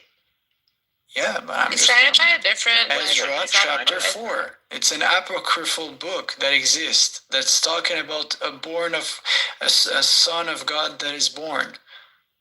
Alright, so you could read this and make sense, like make connections. I don't think that's a coincidence that alright, you go explore that. Yeah, so that's what I'm saying. It's like if you read the word for literally what it translates to, which is Ezra, word for word, like Arabic and Hebrew, line by line. This is where it leads you to. But if you're taking the meaning that you brought, which is equally smart, I don't see how it's not smart to say it just means the helper, and it could mean anything. Could mean any heresies. He didn't say it's the helper. He say it's a title. Like, it's the title of an intermediate or a helper. Of an intermediate, yeah. Like, someone in the middle, like doing some function. No, so بنقول اعزروا. So in Palestinian, حتى in الفصحى أعذره يعني. So like just take from him or just accept from him or just let it slide or but can be like to relieve from him. So it's like, oh, this guy's carrying a lot, like go either. Yeah, pick it up from the... What are you trying to speculate? No, it's like now I have 4 options. There's 4 options. Option number 1, classical view. It's Ezra. Point. Option number 2.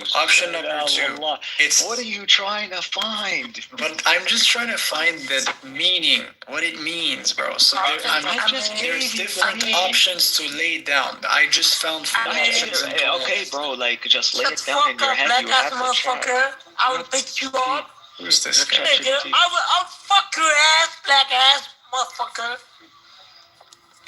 This is because of Barth. I realized that we're getting all these. Shut the fuck up, nigga. You Somali not like Abagoose. Who kicked him out? What the fuck? Yo, Nargis, you kicked out. No, I didn't kick him out. I didn't kick out anyone. Okay. I came to kick out Ram.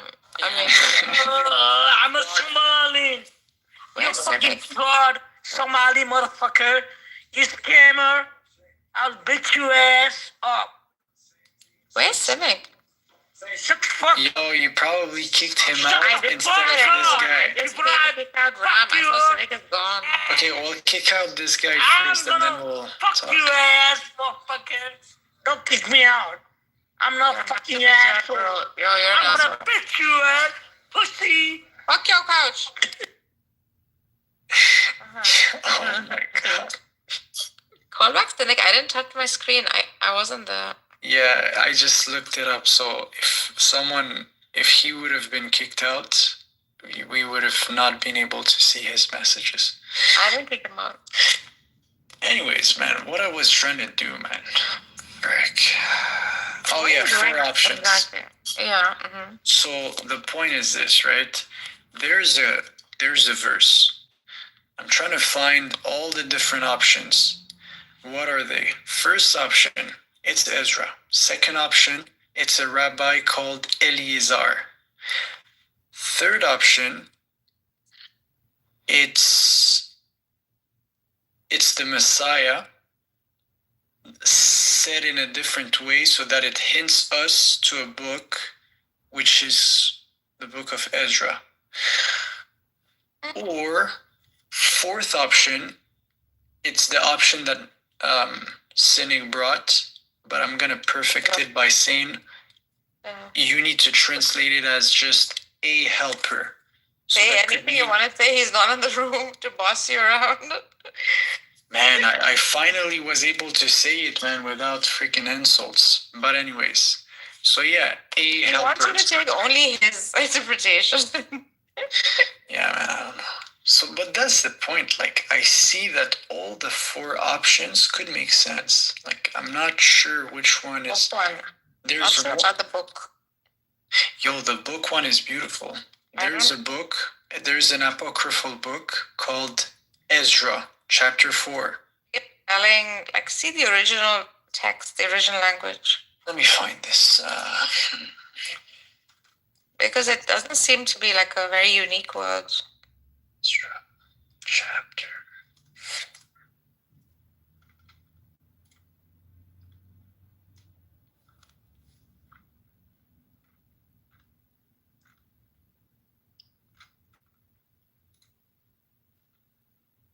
Sit down.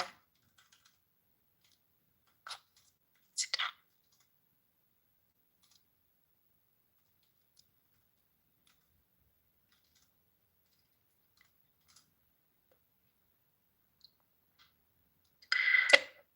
Sit down. Down. There's no one around. Sit down. Shh. No one around.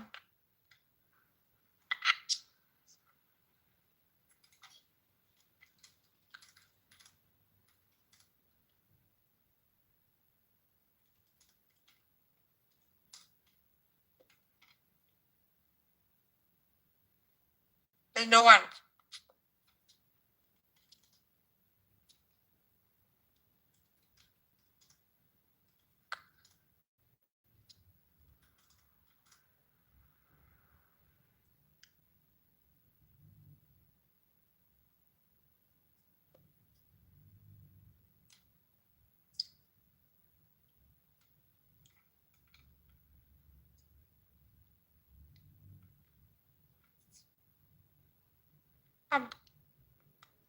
Apocalyptic Ezra.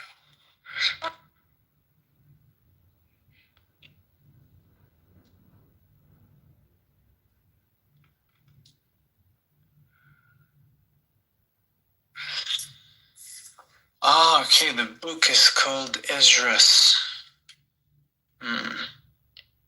Esdras. Ah, okay, so in the book of Esdras, the prophet Ezra sees a man crowned by an angel, and he says, "This is the Son of God, whom they confess in the world." Oh my God, I think that's the one. Yeah, so that's the one. So 2nd Esdras, chapter 2, verse 42 to 47, which is an apocryphal book. It's not part of the canon. But see, it's not a coincidence. Why would Ezra the prophet say this? And it's such a weird statement. That is a very good find. First, I never thought much of it. The book and the prophet. I mean, the book and. Yeah, because I think sometimes it's much more literal. The Quran is much more literal. It doesn't always have to be. I don't know why you think. That's why it says أَفَلَا تَتَفَكَّرُونَ يَعْلَمُونَ. Because it wants you to dig like this. Yeah, I mean, there's already 4 options, but in my mind, the 4 options could make sense. It's weird. It's crazy. Like, but the first one. Go with the most probable. Like, eventually, that's the only thing we have, right? The most probable option. Yeah, I mean, Ezra, if you take the word Ezra in Hebrew, look, I'm going to type this.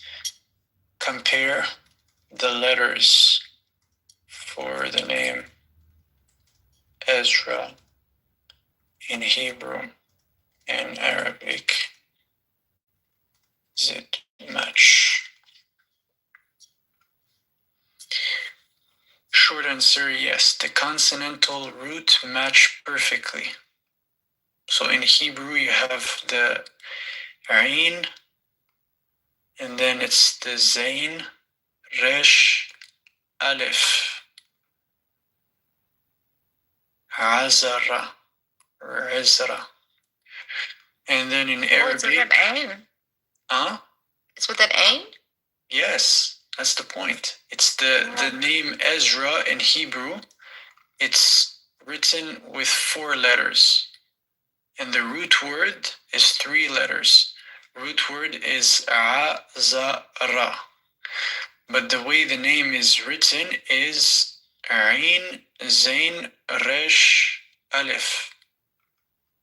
And in Arabic, it's the same thing. Ain, Zay, and then you have, yes, here you have Ya and Ra. So you do have the Ya, which is, it's not found in the Hebrew, but the root word is the same.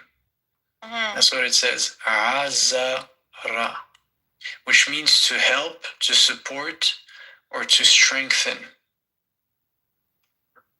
That's why it's interesting.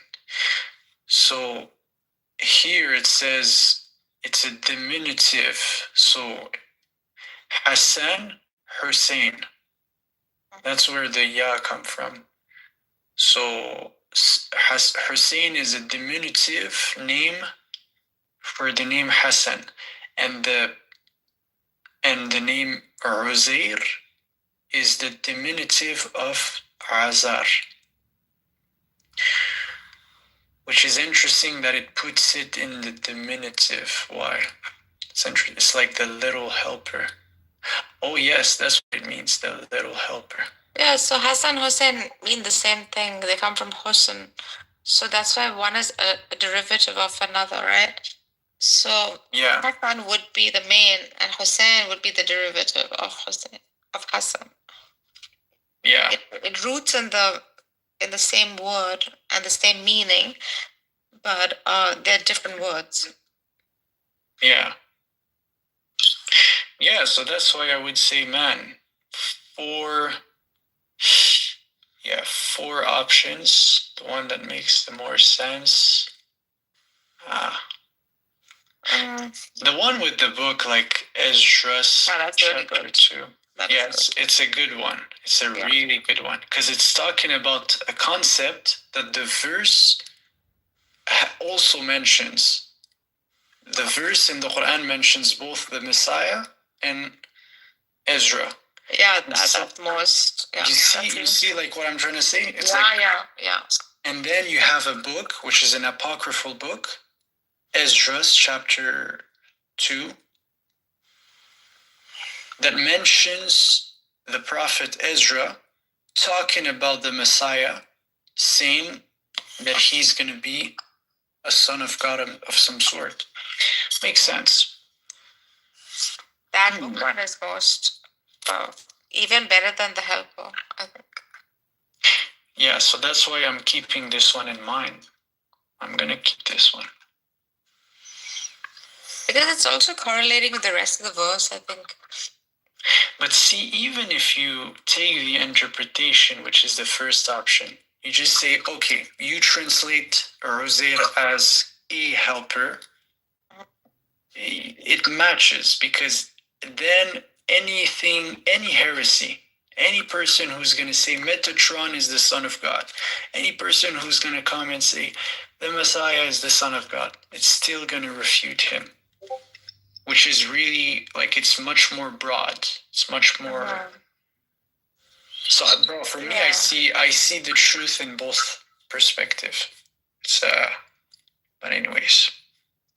Same possibility in both, basically. Hey, Danny, you there, brother? Yo, what's up, Sam? How are you, bro? Hey, bro. Oh my God, Daniel, is that you? Bro, I'm so happy to hear that you're going to see... How long have you been here for? I've been here just a few minutes. But Sam, I heard about your trip, and I hope everything's going to be... I think it's going to be super fun, man. Yeah, I heard the same. So nice. I can't wait to hear how it goes down. Me too, I told him to. Zabu was like so happy to have you. It's going to be fucking fun. We're going to have so much fun. We're going to smoke so much weed and watch so many movies, and I'm going to hold the boobies up, and we're going to... and we're going to laugh about how Nargis isn't here and that how we're smug that she doesn't get to enjoy our happiness. Whatever. I'm so happy for y'all. I don't feel jealous of anyone. I enjoy and people enjoy. Don't you know me by now? I'm definitely going to come. Yeah, I said the same. I want to come too.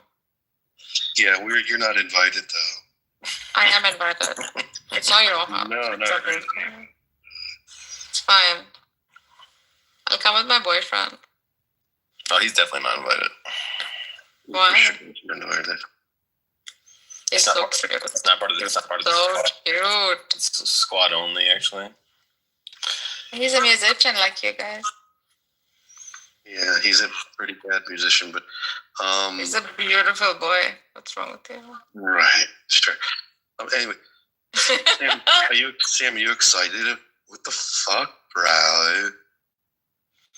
Well, I'm not looking forward to the many days of travel ahead of me. Tomorrow I have to get up at, 9 a.m., Uber to a train to New York City. It's going to be like 6 hours.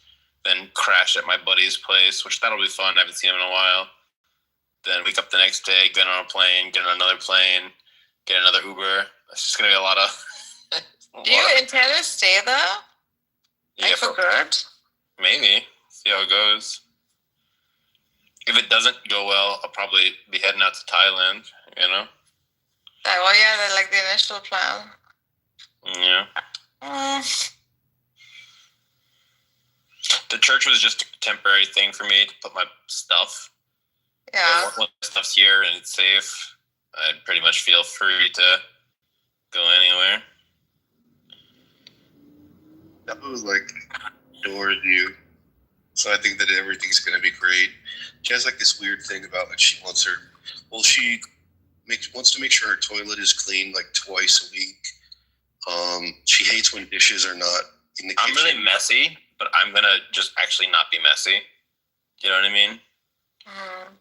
Sleep is not bad. Because I'm going to think about this as like, what is the minimum threshold for like, I want it to be like, even if not, she didn't enjoy me, that I would be like a boon to her. Do you know what I mean? Being there. So like, dishes, clean, keeping the place clean, you know? I don't think those things matter at some point. Like, they're very trivial in the larger scheme of things.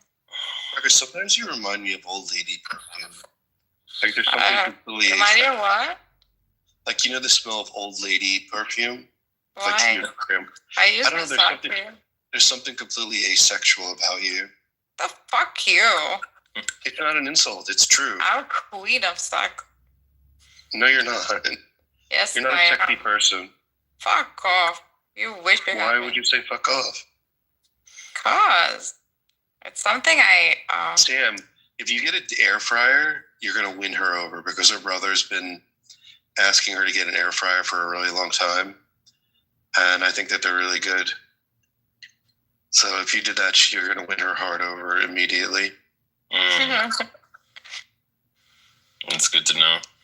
Really won me over in spite of me.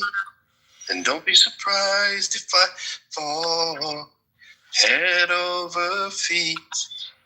Sam, you got it going on, dude.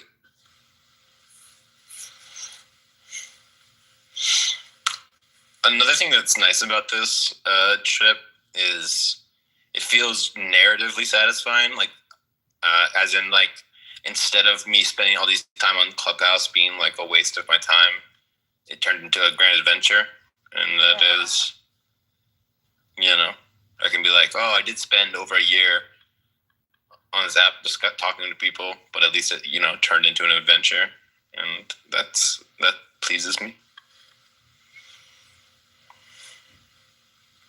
It wouldn't have happened otherwise, and like how much your life is gonna be different. Yeah. Fate unwinding and twisting and turning. Yeah. But I want to be in Thailand with you. Ultimately, that's like my goal. Yeah, your chance, big boy. I know, but I didn't have money. You freaked out. You had all that chance. I was offering to fucking fund you getting there. I know, but I'd feel like such a little bitch. Well, I feel like a little bitch because I was in such a depressed state of mind that I just didn't want to do anything.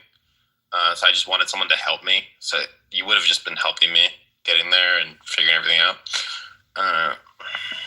Can we still drink? Can we still plan? I mean, if you, I'm still open to the idea. I mean, I think ultimately, like, a good life for me would be me having a team of people I love, living somewhere very cheap, working on like a YouTube channel where we like interview intellectuals. I think is like, sounds like a really good life. Cause I mean, I have enough money that I can fund that for a couple of people for over a decade. And hopefully if we're good, which I think we would be good, we could just start making money within a year or two. So we wouldn't even need to like run out of money. So I don't know, it just seems like a fun dream, you know? So it sounds beautiful. And I think that what better setting than like Thailand? I think it's really cool. I just wish that I had more dough, and I know that you did offer to pay and everything, but I don't know. I guess I'm like prideful. That's my bad. And I'm just glad that Nargis is not going to be there either with her granny perfume and her granny panties. Fuck off. I am so fucking hot. Like, I'm so into spectrality. I don't know why you'd say that. I'll try anything. Anything. No, you fucking stop it. Why do you use profanity? You had a fucking poll with me being asexual. What the fuck is that? You just seem like sisterly or grandmotherly. Fuck off. Why is that an insult to you? Because I'm not. But it's something about you that I think it's not a beautiful thing. It's not beautiful. I pride myself. Why is your vanity so high? It's not vanity. I just pride myself for my freaking ability to be open to any kind of sexuality. You've only slept with like one man, and fuck off. As though. As if. I don't know. I just feel like. You feel that. That's because you're projecting. I know. What? It's me. Yeah, because you're projecting it. Because you're probably grandfatherly. That's probably what it is. Well, okay. You can say that. Like, oh, no, you. Like, if that's what your thing is, but. Oh, no, I don't think it's a bad thing. I don't think it's a bad thing to say that you have like a different vibe sexually. I think it's a good thing. It speaks about your wisdom. There's something more wisdomly than. I'm not wisdomly. What do you get so offended for this from? Because it's that one thing I pride myself in. But why? For my heightened ability to be like a seductress. You're not, though. Yes, I am. No, you're not. You can look and put up an altered image, and you're going to win a lot of people. Anyone can do that. Well, what beyond that can you provide in terms of sexuality? I just don't share it with everyone. That's the thing. What? I will flirt with you, but I will flirt till like I can leave that. Like I'll flirt till I tease, and then I'll walk away. No, but I want something that's not airbrushed. I want like the real thing, and everything about you is airbrushed. That's not for you. Yeah, I mean, if you had intrigued me in a way, I would have, maybe considered that an option. But I will never intrigue you because I won't walk the talk. No, but you're airbrushed. I want something real. I am. No. I won't give you my recent one. Dude, your photos are all edited. That's what I'm saying. They're all airbrushed. Why? Why would that be intriguing to anybody that is an artist? Because I'm not trying to interest you. Who are you trying to interest? Like Mikhail Cynic? I already have someone to interest. No, you don't. I do. Yeah, you say you do, but I doubt that. That's too bad for you. Not too bad for me. I don't care. I think that you gained some weight. I think that's what your hang up is. But you don't understand that a lot of people are like, you Christians are narcissists. You think 3 gods are one. I get your God did another hour. Alhamdulillah. What time is it, damn it? Alhamdulillah. Why are you freaking projecting? But I gained some weight. What are you talking about? Well, first of all, you can hear like a little bit of heavy breathing when you talk or when you move around a little bit. Yeah. So it's obvious that either you don't exercise or you're just out of shape completely. So, I mean, if you gained weight, you can just show people, and you know what? People are going to... No, but don't you understand? There's one way to test this. So, Nargis, I want you to say... No, I'm not trying to. No. It's called... You just got to say the phrase, big, beautiful bubbles. Big, beautiful bubbles. Okay. I think she actually kind of passed the test. Because the way a lot of fat people, they look big, beautiful, bubble. Like there's like a strangeness to it. So that was interesting. Oh my god, you guys are sick. The abject fear you have of like, well, first of all, Sam has seen me. I've seen Sam. I've seen Zabu. We've all seen each other. We've seen each other on video. But the fact is, like, your terror at being seen in this way is obvious that your vanity is in question. I think that you gained some weight after the divorce, and you're just ashamed of it when you shouldn't be. I haven't looked better than I do now. No, but like, you don't understand that, like, a lot of guys are kind of into that, like, thickness. You are. You're probably gained a lot of weight after the divorce. No, I haven't. I saw the pictures Cynic Mikhail posted. Not as you're a lot different than me. Do you look heavy? I don't look heavy. You're joking? I look fat to them. You just go to the nightclub get with on her a video. and dance Get on a with video. her fat ass, Daniel. Get on a I video don't look call. fat at all. Get on a video call.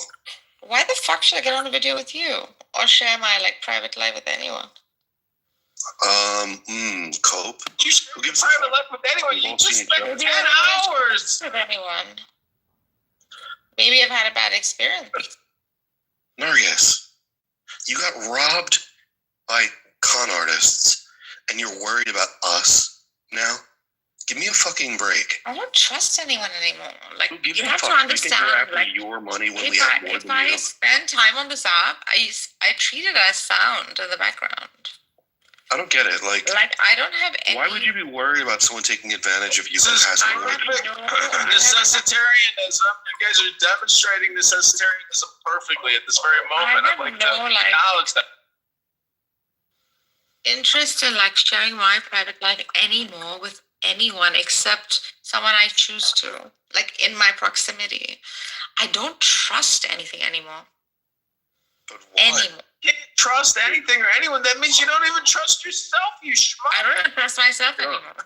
John, you have to know when to chime in and make it entertaining. You don't have that ability. You're not gauging. Who the fuck are you? The head of Iran? No, but brother, honestly, like, if you were able to gauge, like, the flow of a conversation and make interjections at, like, opportune moments, you'd be great. but you just can't read an audience. But Nargis, if I'm wrong about it all, I will just be like, totally apologize to you, but this is my impression. You can have an impression. No one cares.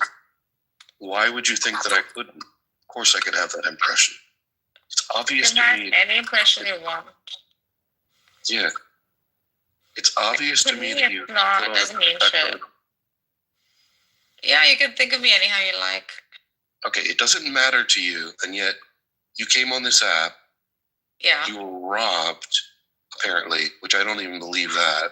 Mm-hmm. And I won. Now you're fearful. And I won off of that text. Why would anyone believe that any of that happened? Like, why? That because you're not seeing it, right?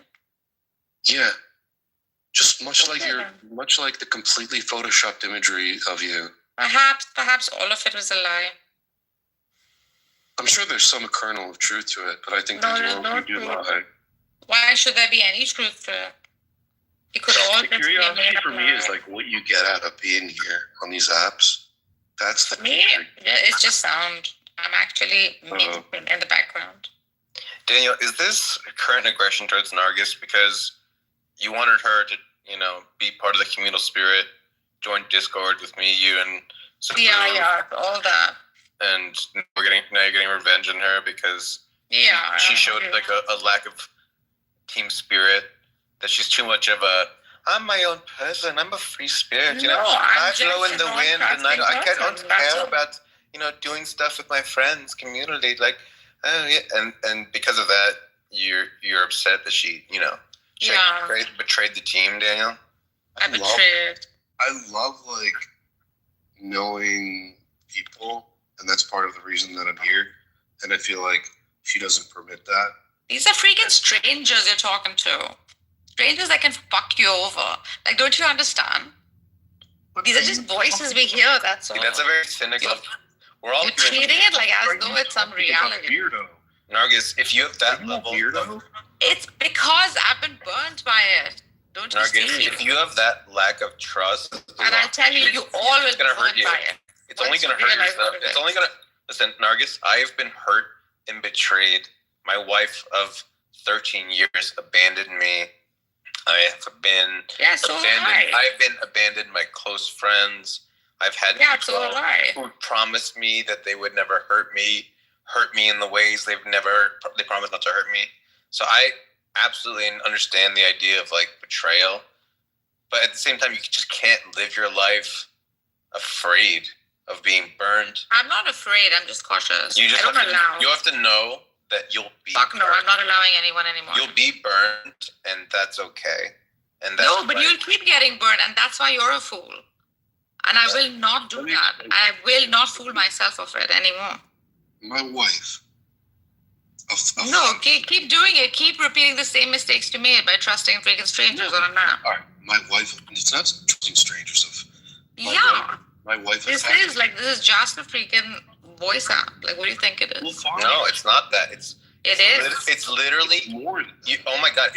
We are consciousnesses in a fucking universe for some reason that exists for some reason, and we're like sharing information and ideas and our emotions and thoughts and feelings, and we're getting to know each other, and it's just as real as if we were in person. It's just that we just happen to not be able to see each other, but it's equally real as if it was in real life. I don't buy any idea that this is just a voice app. If it was just a voice app, what would happen is we wouldn't know each other's names, and there'd be an endless stream of random new people. Then it would just be a voice app, because then there would be no community, there'd be no learning about people, there'd be no growing connections, learning people's strengths and weaknesses. But all of those factors are on this app. Now, if you think that you have to visually see someone for it to be a real relationship, that commits you to the absurd position. That commits you to the absurd position. Like, you're still in your naivety. Unless you live with someone under one roof, that's where all the absurd position. That commits you to the absurd position that blind people are unable to form relationships because they're unable to see the people in which they're interacting with. I think no one would want to say that the blind, someone like Helen Keller, was unable to form a relationship.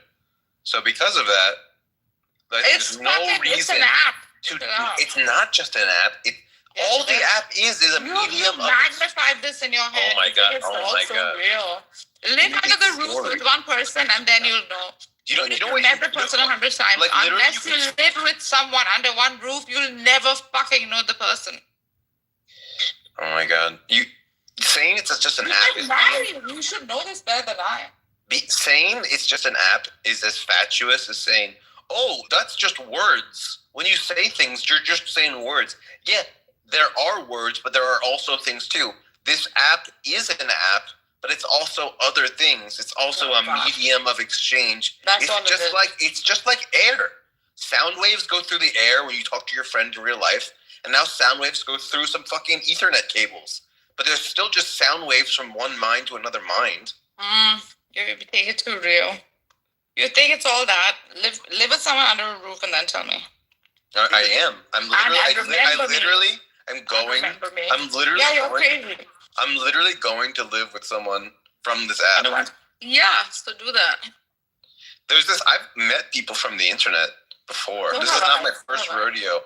And I have this deep theory that who people are on the internet is just the same as who they are in real life. That, like, I'm getting to see a window into your souls. I know who you are. You can't. People are unable to, in fact, hide themselves from each other because they're just not very good at acting.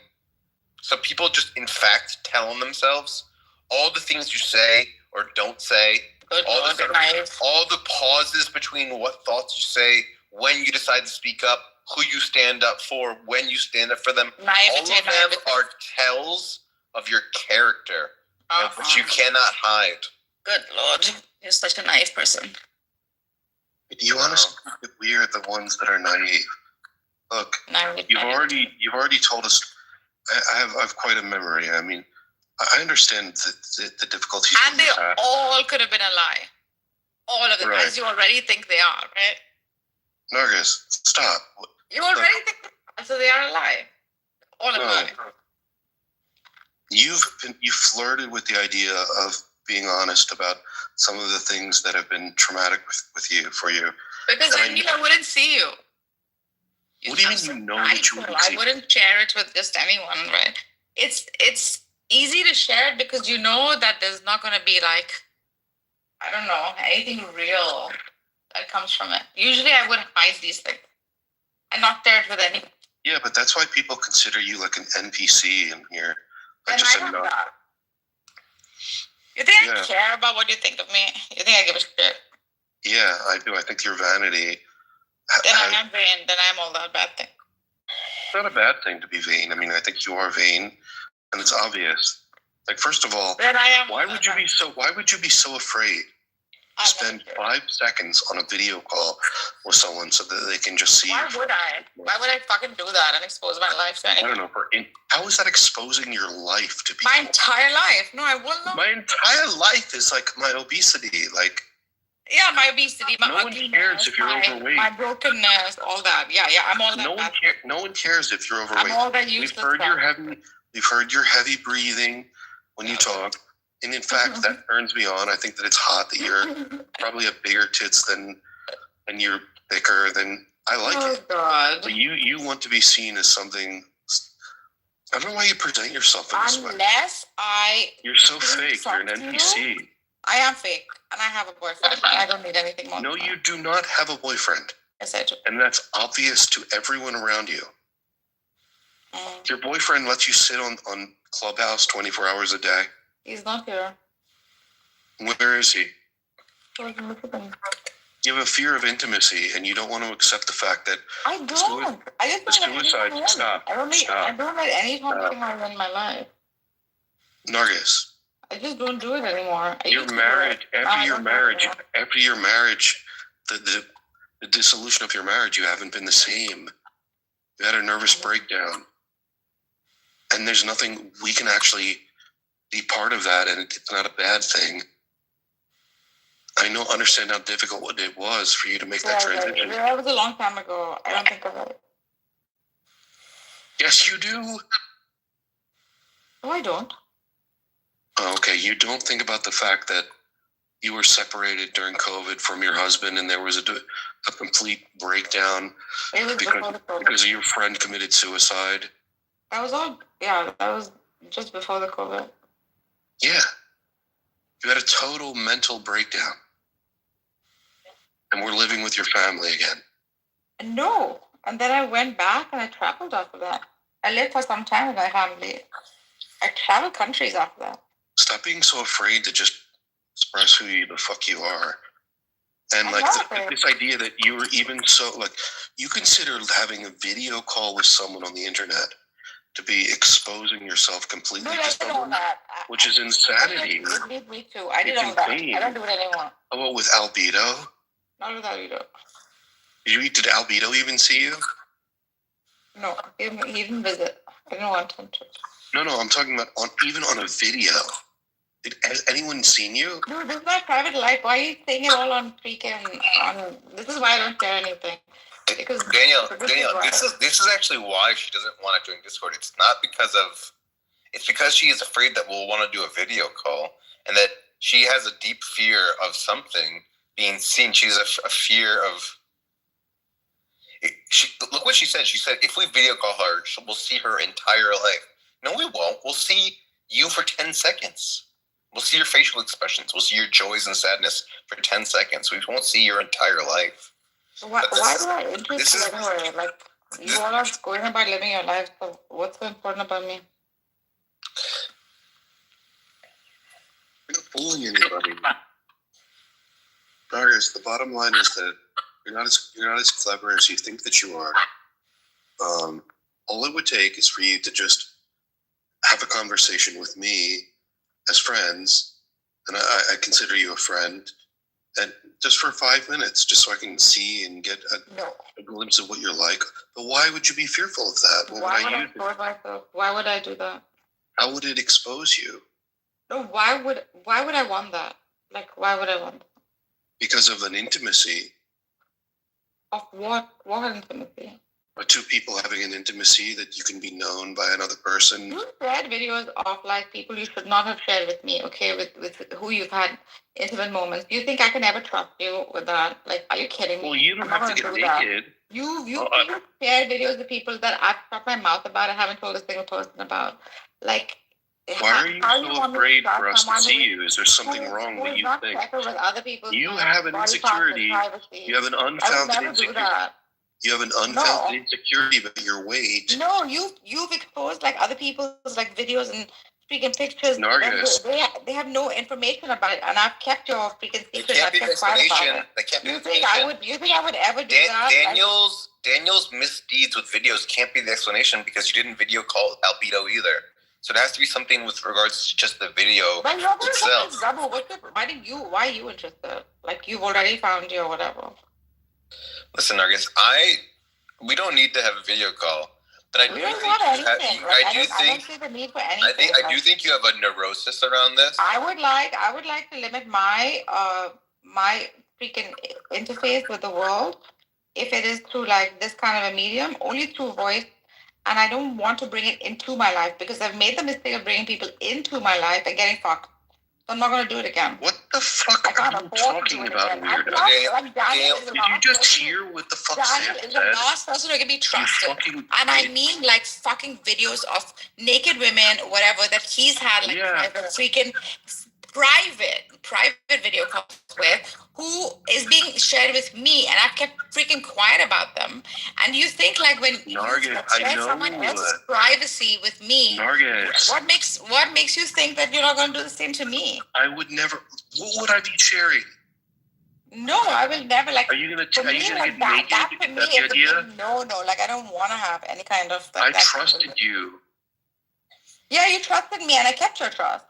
Look, the bottom line is that people are intrigued by you and want to know you, and you don't want to be known. I don't want to know because I have my own life. That's right, because you're afraid. My own fucking life. No, you do not have a life, Nargis. Yes, I do have a fucking good, freaking flourishing life. Nargis, you do not. I have enough means to like. Socially, you do not have a normal life. And you know that. Danielle, here's my theory, and I think it's not unfounded. That Nargis, for most of her life, had the face of an angel. She was just, men would fall in love with her she would walk by and it would just ruin people's lives with her beauty, and it would just be this electrifying thing. And now she's a little bit older. She's still beautiful, but she no longer has this enchanting effect on everyone, and she feels a lot of pain about that. Yeah, a lot of pain. And even though she is still very beautiful, she can't see it in herself. I think many models have this thing where they don't understand that they're still more beautiful than most women. I am not because they're not, instead of being in the top 0.0001% of beauty, they're now in the top 2% of beauty or some stupid, you know what I mean? But for them, they can notice the difference. They see the men no longer wolf whistling at them at the same frequency. They see, men aren't offering her to go on yachts. Come with me on my yacht, please, please, please. That's no longer happening. And so now she has an insecurity about it, even though she is still very beautiful. I think that's pretty understandable, Daniel. Don't you think? That does make a lot of sense. I think you're right about that. I think that she's a very beautiful woman, particularly when she was younger. But I think that she did gain weight.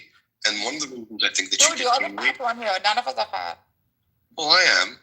I've gained a lot of weight. Okay. But I was a very athletic man. Yeah, so don't call me fat when I'm not. I didn't call you fat. Just let me finish. Yes, it's true to say that you've called me fat, and I've accepted that. It's the first time I called you fat. Because you've been calling me fat.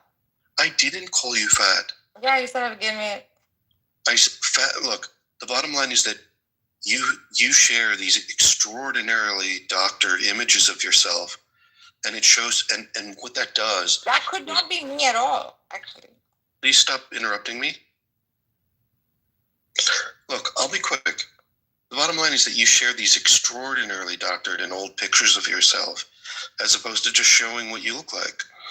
And that's a tell. It's if you were playing poker. If you were playing poker, that would be a tell. This is a bluff. So the bottom line is that we know that you're ashamed of what you look like. We know you're ashamed, and that you shouldn't be ashamed. Maybe you've gained a couple weights. Maybe you've gained a couple cup sizes. Stop. No, maybe you've gained a couple cup sizes as well. Some men like thick women like that. I do. I like it. I can tell that you're thick. Yeah. Too bad I'm taken. So. You're not taken. Stop it.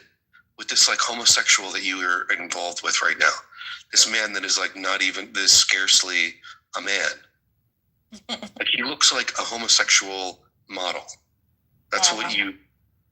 Yeah, so if you want a gay guy, which is fine, but the bottom line is that you spending 5 minutes on a video conference call is nothing more than just a simple exchange between people in this day and age. This is how people talk, right? You can't even be yourself, Nargis. Why? And what is it that you're afraid of? Are you afraid of rejection? I'm not going to reject you. I don't care how obese you are at this moment. I won't do it.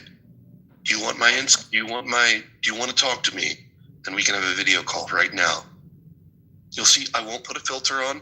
You'll see what I look like. I'll talk to you as I talk to my friends in real life. I'll engage with you in a way that I engage with my family.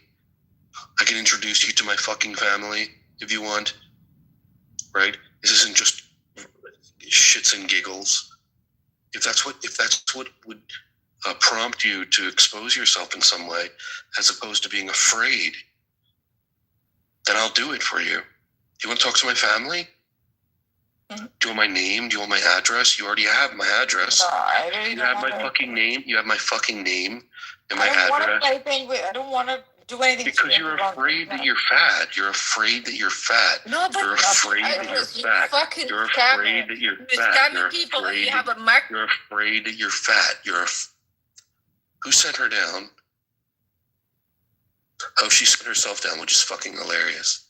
Sam, did you do that? I didn't move her down. I moved down the Leela girl because she was interrupting you. Did you accidentally move her down? How could I move down two people simultaneously? Okay.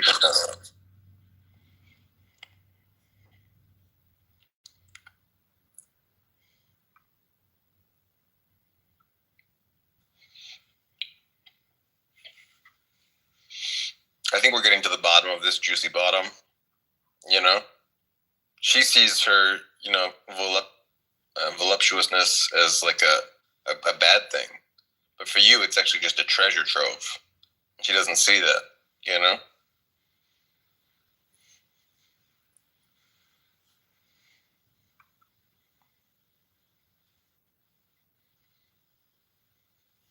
If only she could see in the mirror the beauty that you would see in her, Daniel. You know, that would solve all of her insecurities, all of her neuroses. But she's unwilling to. She can't get past her neuroses.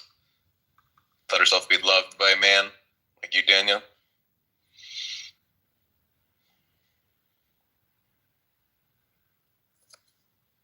But Nargis, please come up.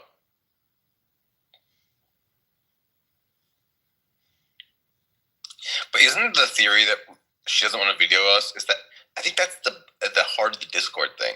She thinks that we'll want to video call her. You know? Absolutely, bro. I think that sort of like solves the case because it's a deep insecure. It would if it was just that she didn't want to video call you or me.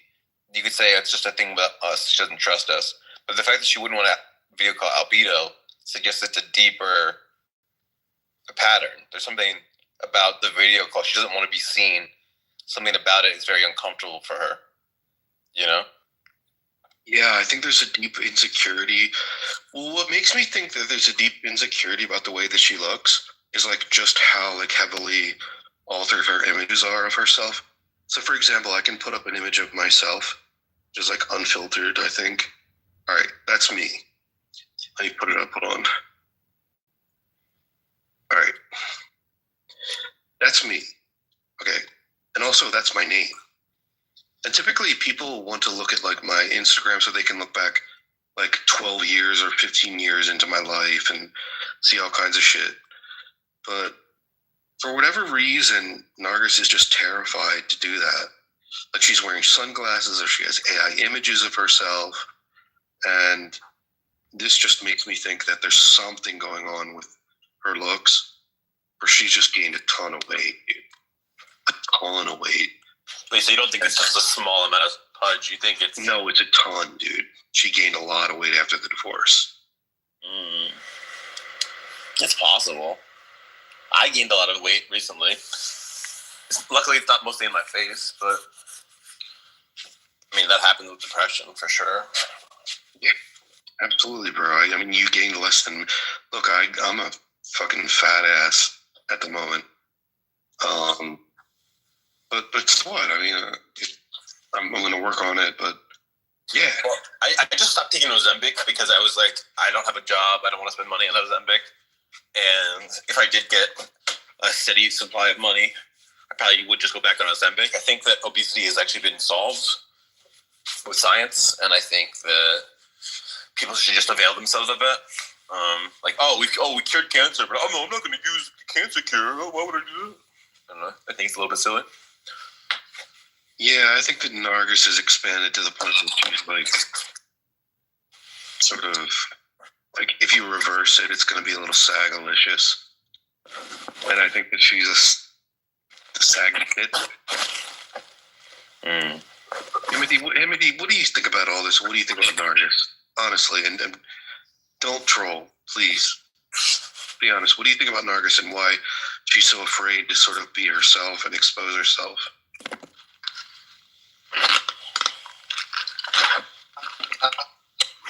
I just think the acid test I want to be vindicated is if she's friends with you guys like tomorrow or the next day or like a week from now or something, then I don't want to hear no fucking bullshit about like bullying, but so who's an NPC, man. I don't want to hear that fucking shit, okay? Because this is like wild. And definitely for there's an opportunity for you to. Well, this wasn't about your narrative. Come on. Don't be greedy. Honestly, like, jump on board with us and be like, Timothy sees this as an opportunity to forward his narrative. And I understand that. But think about it from our perspective. Why do you think it is that Nargis refuses to expose herself? to even Albedo or Sam. Daniel, you know I fuck with you, bro. But I don't know you. So I'm going out to the audience. Good luck, guys. I love Timothy. I've always admired Timothy, so. Timothy, on one hand, will be, on one day, he'll be like, Nargis, you're an NPC, you don't have feelings, you lack qualia. And then we're having a discussion of like, why does she not want to take a video call? Now Timothy must leave. Now we've crossed the line. We've gone too far. We've bestrode a line. Timothy, you're right there with us, buddy. I don't know. It's like if it's good for the goose, it's good for the gander. And you're quacking all the way to the bank. So I don't know. I respect it. I mean, Timothy's like, look, what is my interest in all of this? And you heard what he had to say. So he was furthering his agenda, which I respect. He's playing angles. He's looking at angles, man. But like, I want to see Timothy just being, hey, fuck the angles. Let's just like, mi casa, su casa. Like, come on board. We're living under the same roof. What's your agenda, Daniel? And let's further that. But Timothy is a very shrewd businessman. He's a shrewd customer. He sees not just the logical consequences of the ideas, but whose political agenda will be, forwarded by what he says. He's operating on multiple levels simultaneously, which is pretty impressive. Yeah. Yeah, absolutely. Timothy's been a staunch critic of Nargis in many ways, and like he called her an NPC and wicked and things like that. And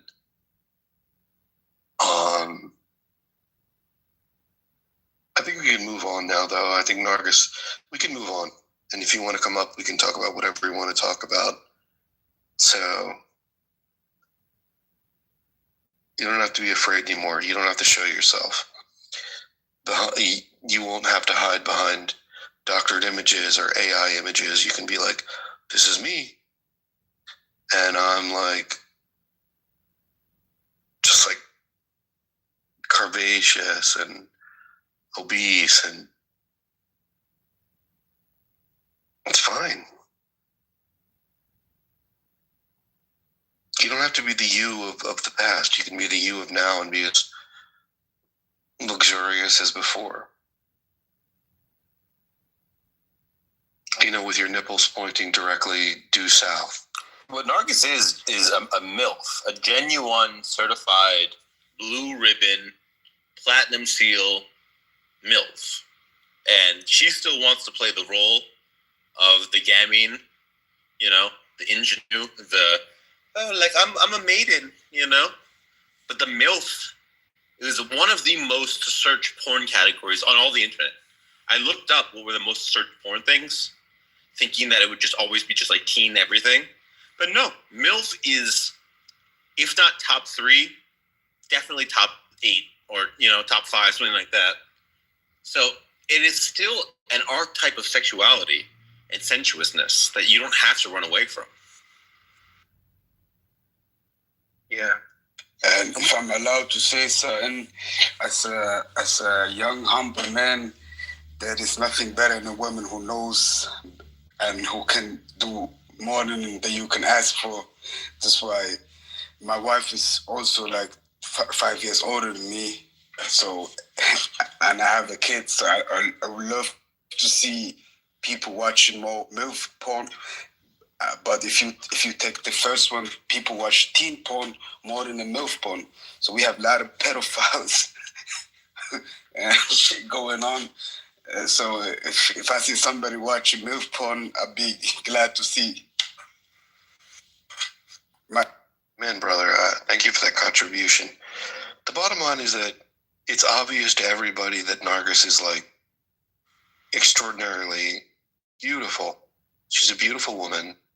And I think that that's going to be retained despite any changes. She went through menopause. I think that's what was the difficult part about it. She's no longer, she sees herself in many ways not as a woman. And I think that we can explore a lot of terrain with her and be like, Nargis, you are still a woman. In fact, you are wholly and fully a woman, despite the fact that you've gone through menopause and you're no longer fertile. And I think that's an issue with her as well. And as I said, the association she has with younger men, like Moshi and Cynic Mikhail, it's always her association with these younger men, much like Ayn Rand, and her association with these young men, that makes her feel as she once did. That she doesn't have to face the reality that, yes, she is a perimenopausal MILF. And you're still going to be hot, and we'll appreciate every moment of it. Now, something like a Cynic Mikhail, it's obvious what's going on there, right? He's a hunk. He's just a hunk of man, right? He's a stud. He's got a dense beard like a Brillo pad. Triple aught. Now, triple aught, Brillo pads are graded by they're graded by sort of their density. You have triple aught, 3 aught, 2 aught, 0, of course. Now, this man is a triple aught build. And everything about him just oozes arrogance. It oozes confidence. Masculinity. He's a warrior. You know, he won't. He's not afraid to say that he wants to like rape children or like join ISIS. He doesn't care about your societal norms. He won't be contained. You know. Yeah. I would rape her. I would rape a prisoner of war rightly and deservingly under God's authority. Now, there's something about that is so masculine that makes her feel as she used to feel. But it's just not the case. She's just a woman that is perimenopausal or menopausal or postmenopausal. And the fact of the matter is, we still find you hot even though you are unfertile. You can look to us to support you. And like I said, with your titties facing due south, you're still going to be, a trashy MILF that we can fantasize about. You're not going to be what you used to be, But the fact of the matter is, many of us like the tougher cuts of meat at this point because of the flavor. We're not interested in the texture right now. When we used to want a sirloin, we want just a really tender steak. We like that extra meat, we like that extra fat, we like that gristle. And we want to see that in you, sweetheart. So why don't you come up here and expose yourself in such a way that you can liberate yourself?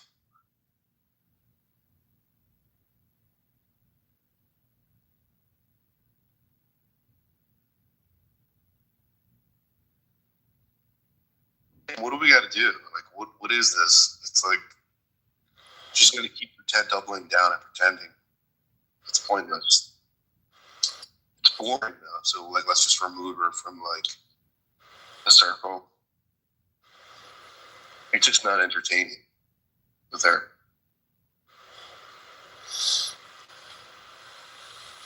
No, I think Nargis is a beautiful woman, an angel. The mind of a Persian poet, a dreamer and an artist. But she has just some neuroses that I wish she could grow out of. Her response to being burnt is to sort of run away from intimacy. And I understand it, but you just gotta take your punches and get back up. I've been betrayed by friends, and yet I'm still able to make new friends. No, I guess we're not strangers on an app. We're just human beings talking via the medium of sound rather than the medium of sound and vision. You like to delegitimize the relationships on here because it's an easy way to dismiss them. But any rational person would know that the mere exclusion of sight is not sufficient for a relationship not to be real.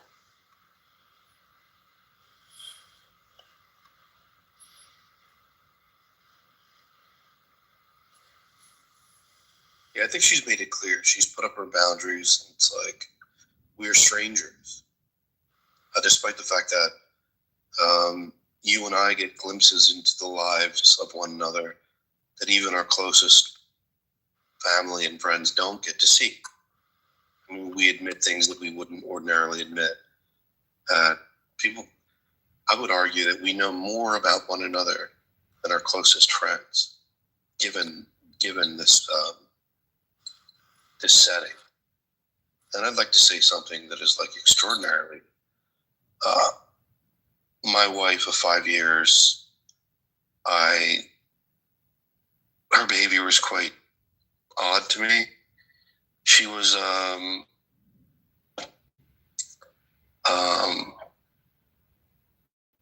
part of a nonprofit, and she would tell me she wasn't part of the board. She was like an overseer of the board, and she would say, I have these meetings. So, okay, I didn't question that. She would have meetings at different times. They would meet at their houses and things like that. And she ran a school in an arboretum. So the arboretum was the Aubrey in Philadelphia. And there's a shared space that they leased, and they facilitated children to have democratic education. So the kids would go there, and there would be things called facilitators, and kids would do what they wanted throughout the arboretum and make fortresses and interact with one another as they would like to. And so it wasn't uncommon for her to just disappear. But I felt her behavior was rather strange. So I did something, and I looked at her phone, and I looked through her phone, and I discovered that she had like a second sort of life, that she had a sexual life that was like where I could literally see her OkCupid messages where she would just be like, hey, wanna fuck, essentially, and meet guys and just fuck them.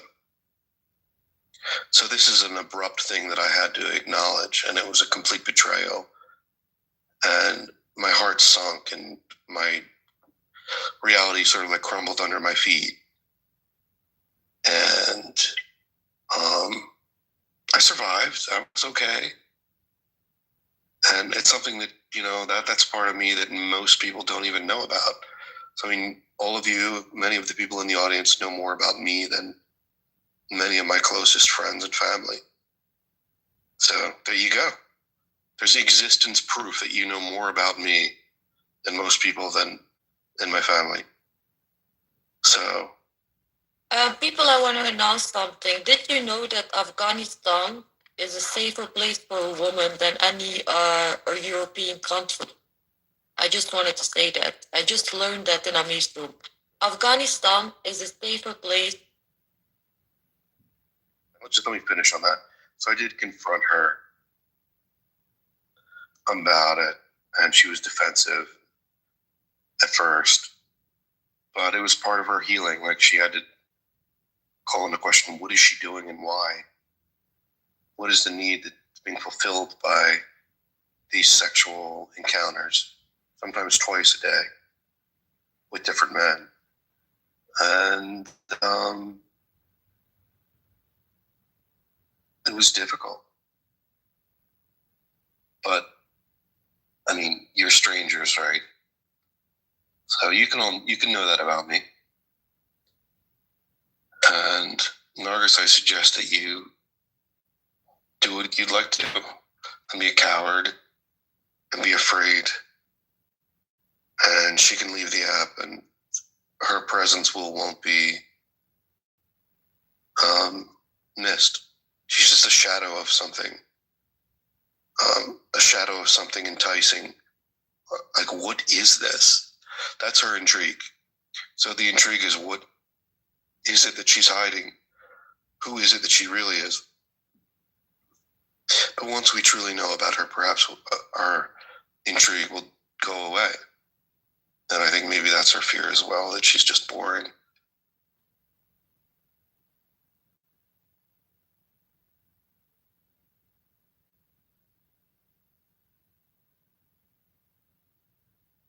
Daddy man, why don't you come on up and tell us about your sex life? When was your last relationship? My last relationship was in 2009. What happened? How did it end? I broke up with him.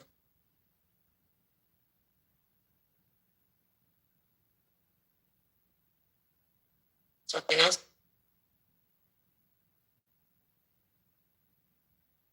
Why did you break up with him, Fatima? Because I was not in love with him. Is your microphone like stuffed in your asshole? Like, I don't know. So I broke up. Put the microphone near your fucking mouth. Is this better?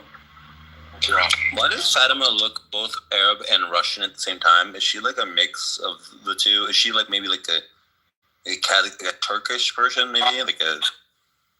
I am Tunisian and I am Belgian, so I'm European and I'm North African. So you're European and North African. Yes. I see.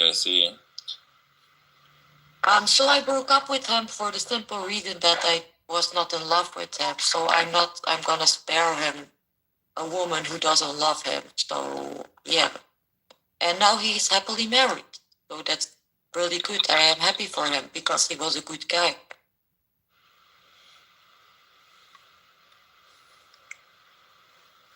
Wow, your openness is striking. Do you regret that decision? No, I do not regret it at all. I don't think about it. Never, ever.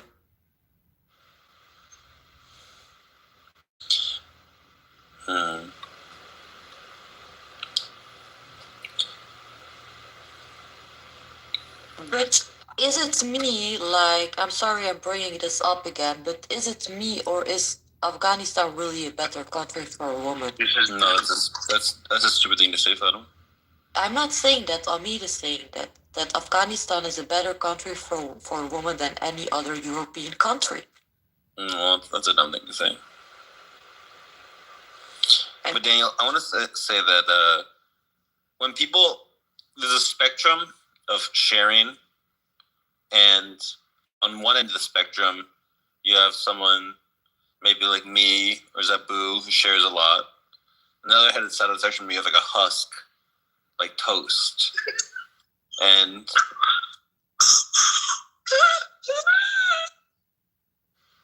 I guess you have to ask yourself the question of which side of the spectrum do you want to be closer to? You know, who is living life well? You know. Well, let me first just let's place. We have a spectrum, so we have toast on one end, and we have an overshare. Whoever that may be, I don't think it's you or Zabu. We have an overshare, and where do we find Nargis in there? I mean, she's on husk territory. She's just like woefully, like bordering this like breasting the tape of sort of like this husk cat persona. I don't think she's a husk. I think husk means that you never share anything, like toast. Whereas Nargis does share some things. There's just some things that she's guarded about, you know? So she hasn't been fully shucked of the corn cob, you know? Whereas toast, there's a full shucking. There's no corn cob left. There's just she's still got some kernels, you know what I mean? What happened with Nargis?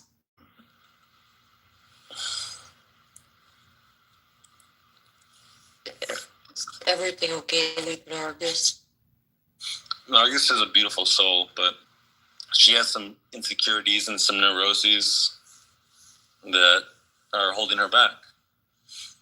And Daniel is like a doctor, trying to diagnose that. Oh, shit. Are you licensed to diagnose people, Daniel? Yes, well, Daniel has... Not Fatima.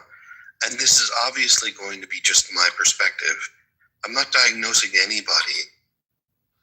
Please don't say that. I wouldn't do that. Well, Daniel has a PhD, which stands for pretty hard dick. So... Oh, shit. So he's able to really penetrate. He's really able to penetrate things, you know? Get to the depths of things, you know? Like, goes from A to G, you know, really exploring all the spots. No, I think that it's perfectly fine. People are going to use the app in whatever ways they want to use it, and I think that that's appropriate. So to say that there's something normative about, well, Clubhouse is for this, you know what I mean? I think that would be a completely ridiculous thing to say. And what Nargis does is not wrong. What is normative? Define normative, Daniel. Normative has to do with what you should do. Normative. Yeah, like in the realm of like should. Oh my goodness. Okay, Daniel. Okay, if you're... Is anyone entertained by that, or? And you're going to use words like normative. Well, should, in the realm of should and shouldn't, as opposed to this realm of descriptions, like this rock lays you're so normative. What do you mean by that? Hey, Daniel. Daniel, what do you know? I have my intuitions about people. Okay. Is that a problem for you? Is that a word, normative? Yeah, it's a word. Well, yeah. Okay, define it. We just did, you retard.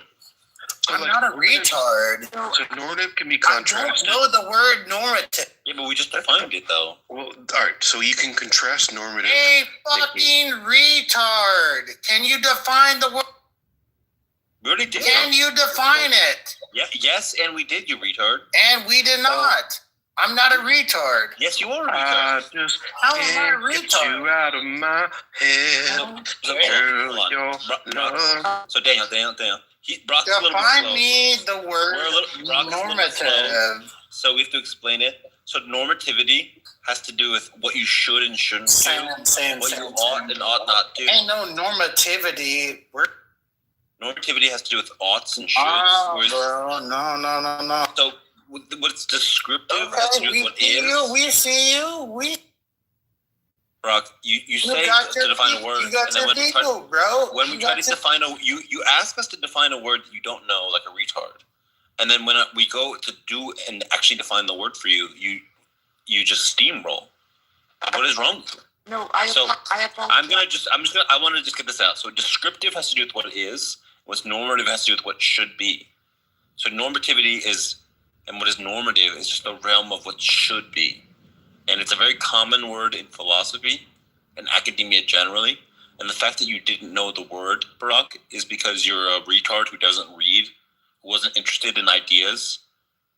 And you're making fun of someone for knowing a word that you don't know, as if your ignorance is something to be smug about. All it means is that you're an ignorant fool who's never read an academic paper in your life. No, don't say that, Sam. Why do you say that? Come on, like, seriously. I think a lot. I say it because it's true. I think a lot of people don't know the word normative. Give me Sam. I think a lot of Sam. Stop. No, I'm trying to be a freaking person, but he's not. Oh my goodness, look at his freaking ego. Hey, Sam, can you bring your ego a little closer? No. You asked for an explanation. We got Sam. We got Big Dick Sam in the room. All right. Daniel, I can turn it up too. Yeah, let's go. Big Sam. Let's go, gang. Bro, shut the fuck up. Like, bro. Okay. All right, you like Sam. All right, Fatima likes Sam. Fatima loves Sam. I think Sam is a homosexual, okay, from like hearing it from people. I'm not talking about you, but I just hear it, you know. Anyway, so he's a homosexual, so it's not that I like him, okay, Brock? You are just wasted, and you need to stop making a fucking fool of yourself. You asked for an explanation, he gave it to you, so what? Why are you acting this way? You're acting like a fucking deranged monkey. Sam's a bitch, he's a bitch, Sam's always been a bitch. And what do you mean?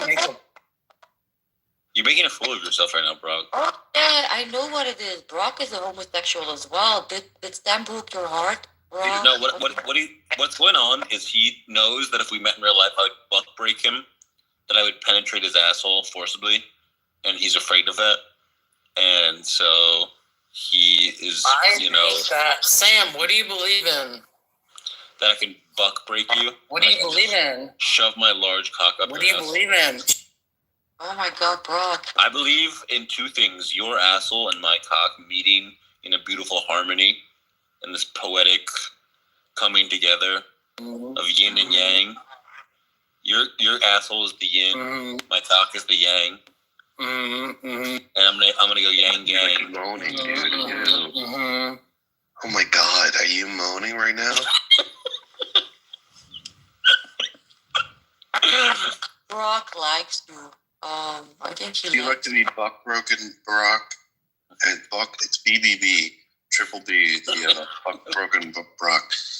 I feel like that Sam could sort of edge himself at the precipice of your anus. Hey, Sam, So there's an immediate what tension. the United States Navy says? It says There's an immediate tension there, right on the precipice of the event horizon. Wake up, Sam. All right, if you don't shut the fuck up about a movie to the audience. Shut the fuck up.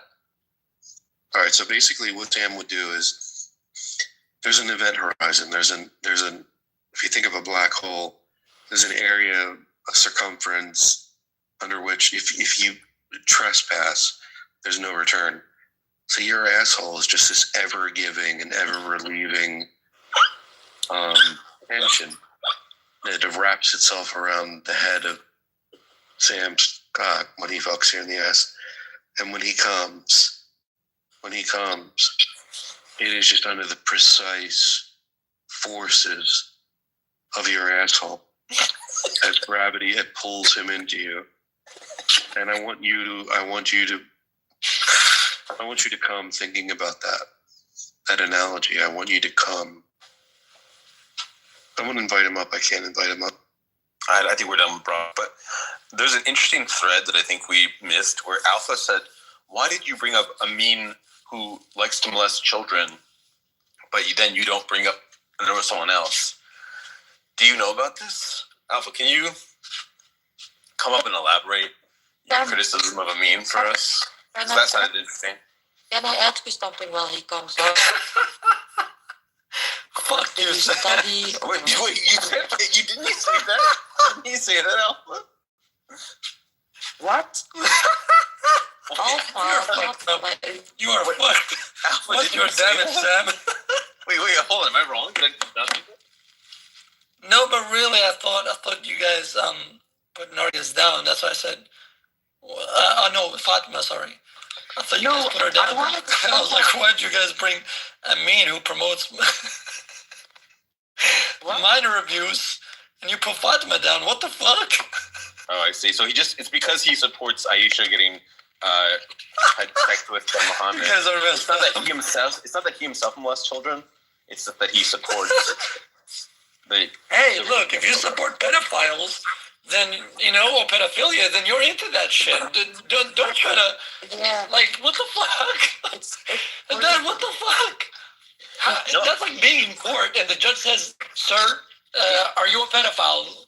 And the guy answers saying, "No, he's not a pedophile. He just supports it." What the fuck?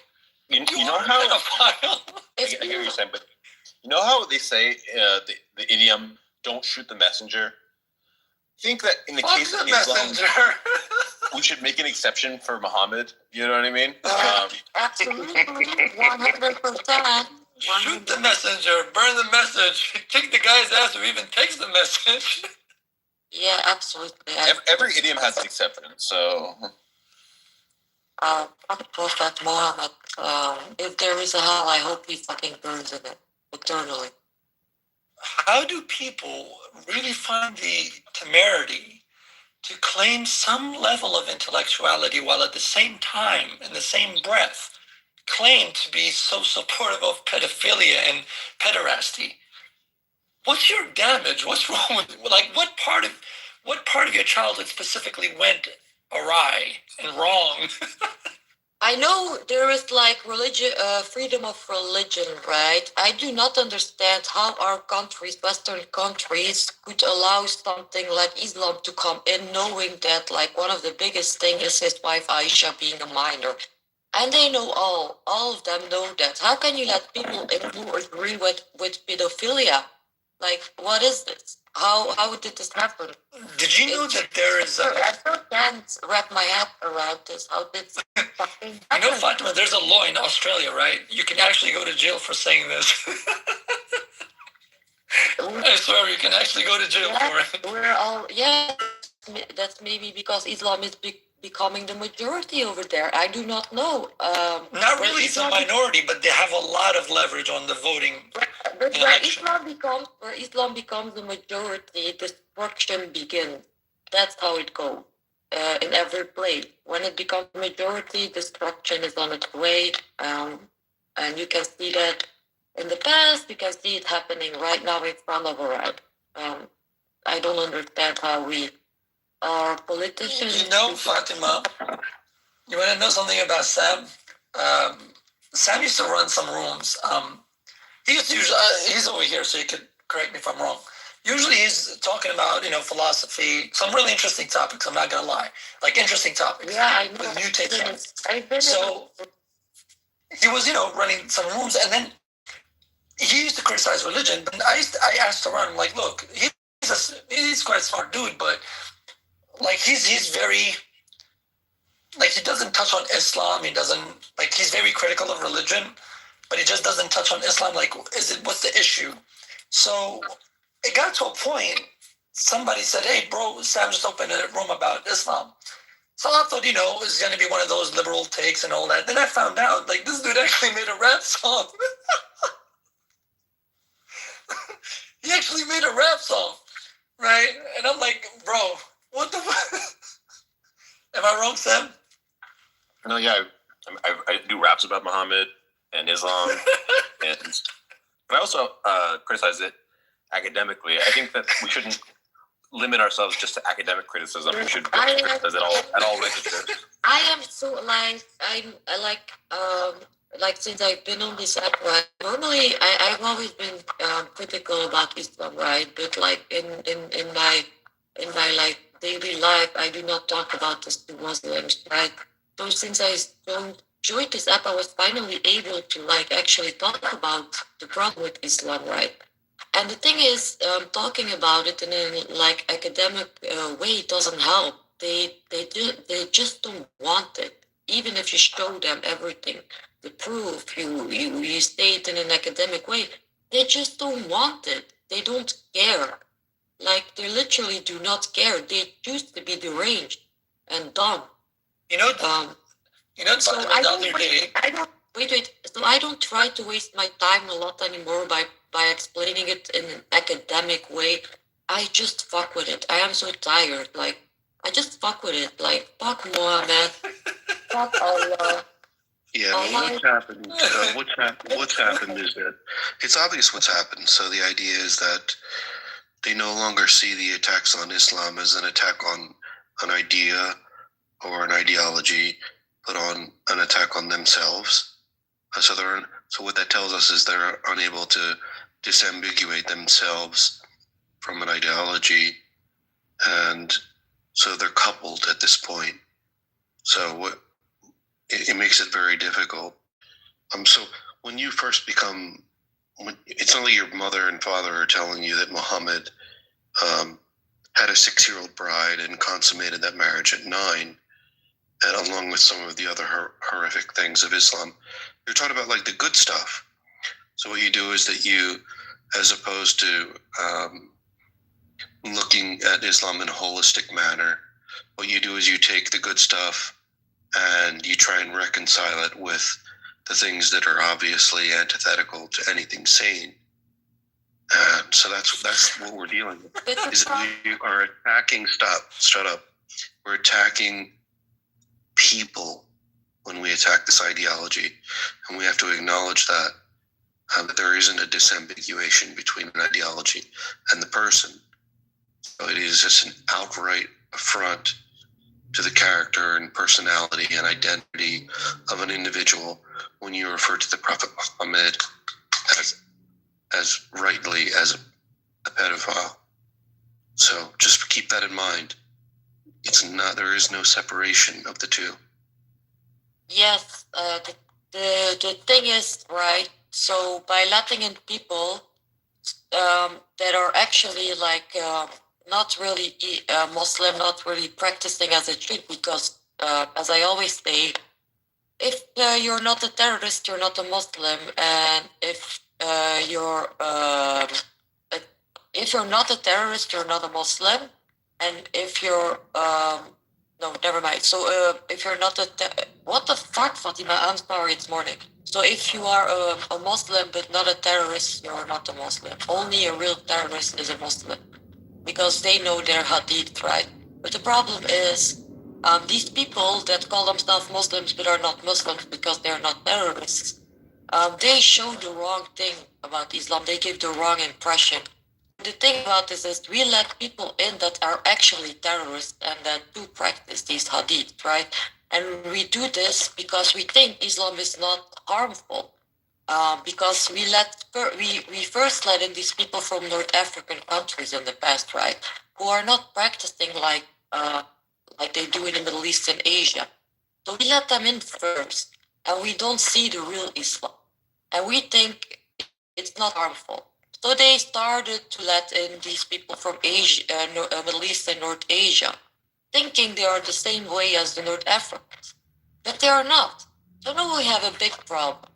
We have some deranged monkeys, like, forcing the whole world, European Western countries, to protest in support for a terroristic place, Gaza, where also Sharia law is being used. So you cannot be openly gay. You will be killed. Women are being killed for lies, for all kind of reasons, beating, all that kind of shit, whatever, pedophilic marriages. So now it comes to the point where these people are here and forcing Western countries to support a place like that. So how deranged has this become? So people are now supporting a place, thinking they're still supporting, like thinking about the Muslims. We let first in the good ones. I don't call them Muslims; they're not Muslims. They call themselves the ones that made us think Islam is harmless. And now it came to the point where we support a place, thinking Islam there is not harmful as well. But while it is harmful, thinking it's not harmful.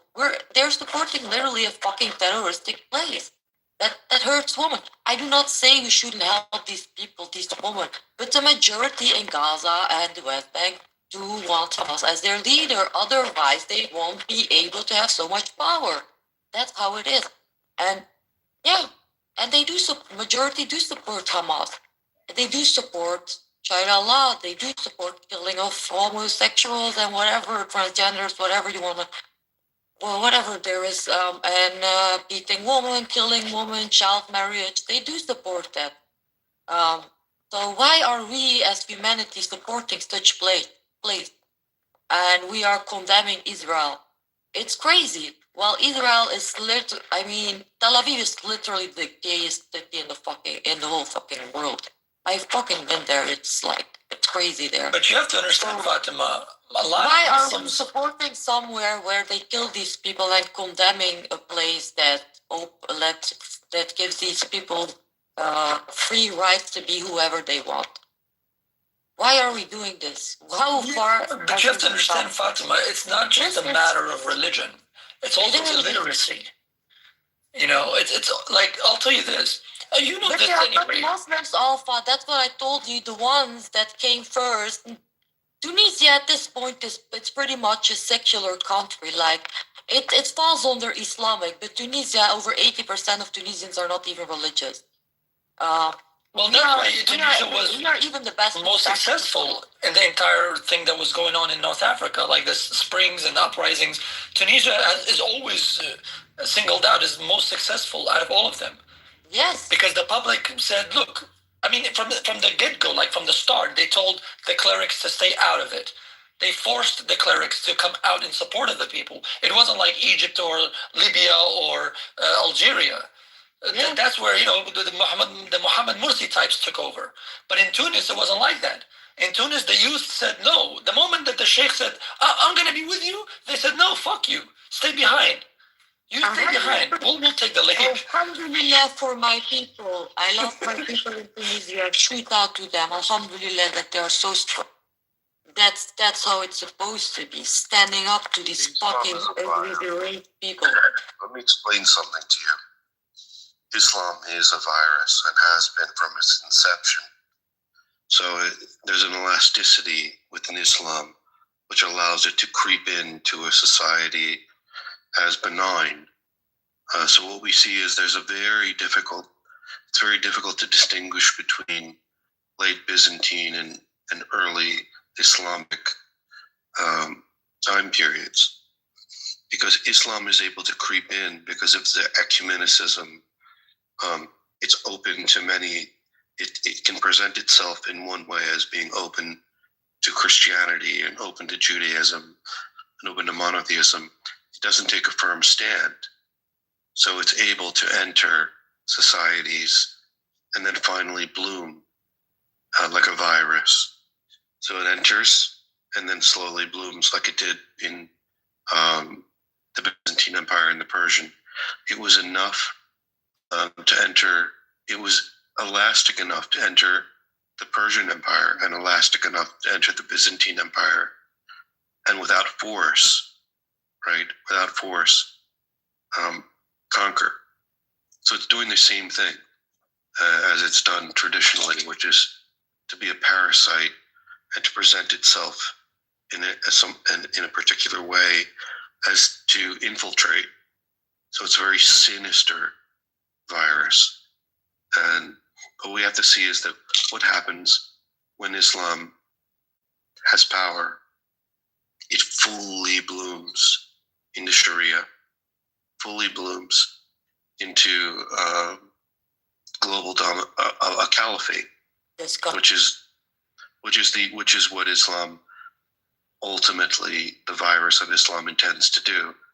It's like COVID, and it infects, and then finally it emerges in its full form as Sharia, as Arab identity, and as totalitarian.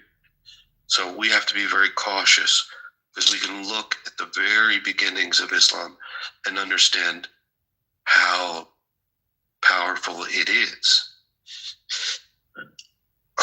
particularly under empires that are unsure or weak about their identities. So it's going to come in and present itself in one way as benign, and then when it gains power, you can look historically. What does Islam do when it gains power? Well, it blooms, and it becomes an Arab identity movement and Sharia law. This is Can I ask a question? Why don't you shut the fuck up and not interrupt me while the fuck I'm talking? Because you're interrupting my chain of thought, you dumb cunt. I'm sorry, loving Christian. I'm sorry. I'm not a Christian, you fucking stupid whore. Yeah, that's your dead child, bitch. I hope they get raped. Get the fuck out of my face. Don't interrupt. Just look. You can say whatever you want. Just shut the fuck up when I'm talking. Okay, I hope your daughter dies though, but continue. He's not a Christian, so you should just be aware of that. And also, don't interrupt, because that makes you be a dumb whore. Yeah, don't be a dumb cunt. The bottom line is that we can see, and we should be on our toes. What does Islam do at the onset? Well, it tricks people. It presents itself as something it's not. It presents itself as something benign. It presents itself as something ecumenical. It presents itself as something secular or humanitarian or secular humanism. But when it gets power, that's when the taqiyya stops and the Sharia begins. So what I would say is that be mindful, and that we should understand the ultimate ends of Islam, which is a caliphate, a global caliphate. And unless there's a caliphate, the end times and the eschatological underpinnings of Islam cannot be fulfilled. It is not until the Ummah is unified that we will see the second coming of Christ, the Mahdi.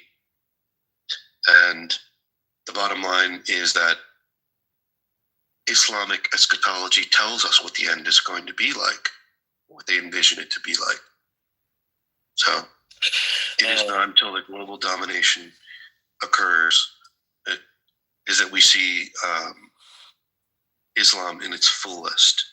So we should fight it at every breath we have. We should eliminate it, and we should start with Palestine and the complete annihilation, the complete genocide of peoples whose minds are completely saturated in Islamic eschatology. These are end times fanatics that have died and will die and continue to die at the hands of sane people. So you can go ahead, Paul. Anyways, the fuck was that even meant to me? You just word Paul, salad. stop interrupting Daniel. What are you doing? He's done. Stop. Why are you interrupting Daniel? No, you're acting gay. You're acting like a fucking faggot. He's not dumb. Everything he just said, like, why didn't you listen? Learn English, bitch. Nobody knows what you're saying. Yeah, at least anyways, multiple languages. You should have listened. You guys are messed up, man. What's wrong with you guys? I'm so sorry. People are pissing me off this night. I'm normally very nice. And I want to introduce myself to the room. I'm sorry for getting on the wrong foot the last time, Daniel. That's enough of that. Anyway, how you doing, Yassine? How you doing, Yassine? Good. How are you? I wanted to follow up actually, if I can. I think what you said, Daniel, was 100% true, and I do think people should be more cautious about this and the whole Palestine movement, because this is what they are using to like invade our beautiful countries. So be cautious by saying you support a place like Palestine. And yeah, think twice.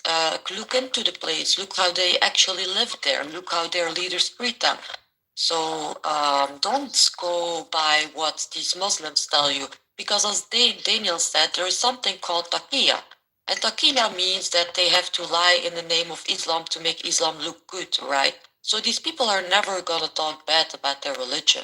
So don't believe them at all. Listen to Daniel and look it all up for yourself. Okay? You can go, yes. Thank you. I would say that Islam is peaceful. You guys. Point of moderation, please. Point of moderation. Let's not move anybody down at the very onset. No interrupting. Everyone's allowed to speak and respected in that. So please, Paul, it's your turn to speak. I'd like to hear what you have to say uninterrupted. If anyone interrupts you, they're going to be moved down. So please give us what you'd like to say, War. Okay, thank you. I just want to start this off by saying that Islam is peaceful. Okay, most of the Muslims that live on earth are peaceful. They don't harm anybody. They don't do anything to anybody. And in comparison to other religions like Christianity, there are more rates of violence in Christianity than any other religion. Right. Fatima is just saying this because of her own Christian bias. She chooses to be ignorant to Christian violence. Shut the fuck up, bitch. I'm still fucking talking. You whore.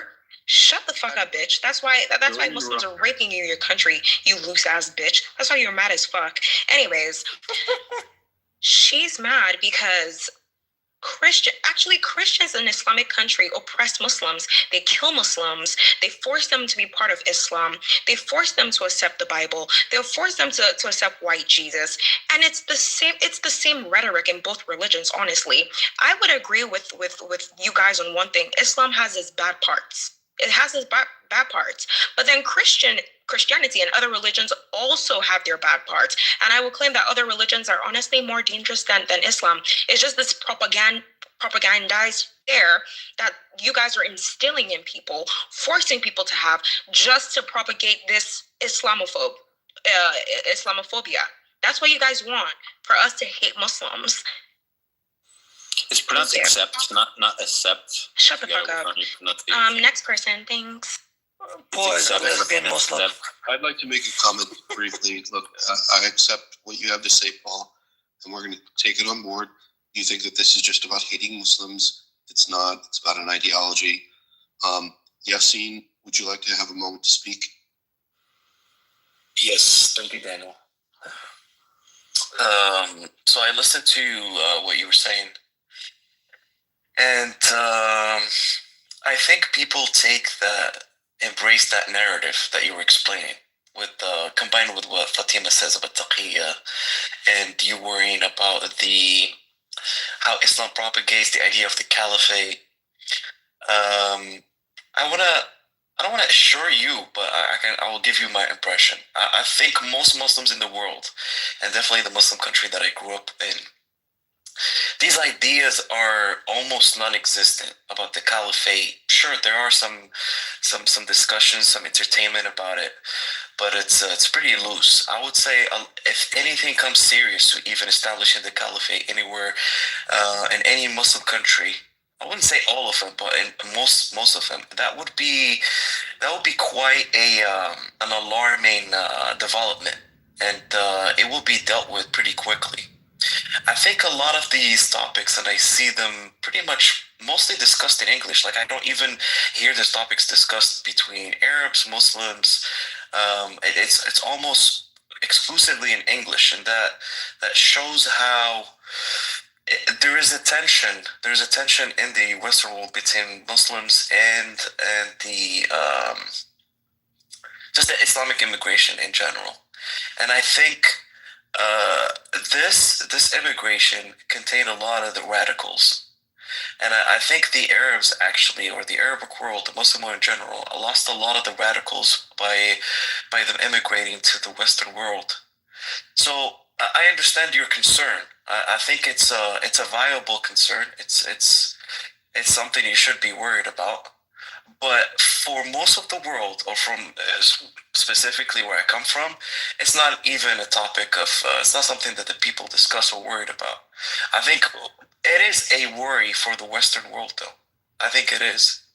But back home, back in the Muslim, I don't think it's really something to worry about. People don't take taqiyya, people don't embrace the narrative. It's just they don't even go that deep to be like, oh, Aisha said Muhammad and all that. They just take religion as something they add to their life just to add a little bit of peace of mind, just to resolve their inner conflicts. Something spiritual, no more nor less. But other than that, it's just business as usual, and people are going to, every day about their work. But I understand the concern. I see the problem. I see the All right, you've had enough time to speak. We're not going to have you go on with a TED Talk. Just to respond to what you said, we're not worried about people that... Stop speaking. We're not worried about people that have already been dominated by the West, which is what you're describing. We like that. So people that are popping their booties up, or they're assuming the position and getting fucked. So we're not worried about people that have already been bitch made.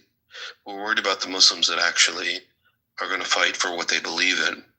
So someone like you that does this little taqiyya dance, that's fine. we don't give a shit. Like, if you don't think about eschatology, if you don't think about the coming, the second coming of Christ, of the Messiah, if you don't think about any of these concepts, the Day of Judgment, then that's fine. That's what the West has already done and accomplished. But we're talking about these outliers that need to be stamped out, and people that actually take their religion seriously. Who takes their religion seriously? Well, people like Hamas take their religion seriously, and they appeal to certain hadith that the end times won't come about until the Jews have been destroyed, right? Until the Ummah has been unified. What does it mean to say the Ummah has been unified? It means that there's no more sectarian dispute.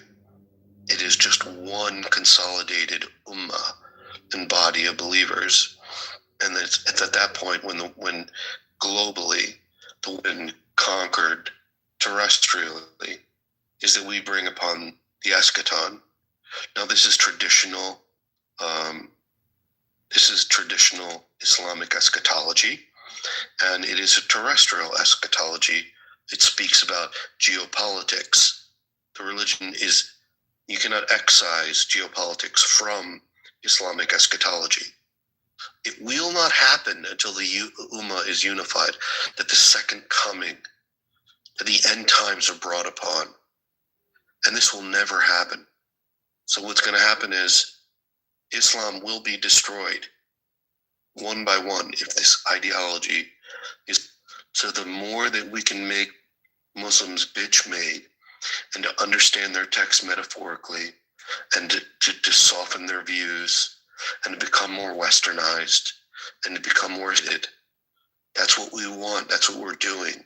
We want to assimilate them and remove Islam from them and to supplant it with a superior ideology, a pure ideology, a pristine ideology.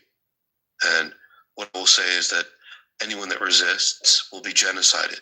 And we can see that in the mind viruses that occupy those that are within Palestine.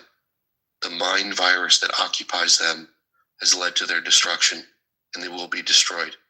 Alhamdulillah, alhamdulillah, alhamdulillah. Alhamdulillah.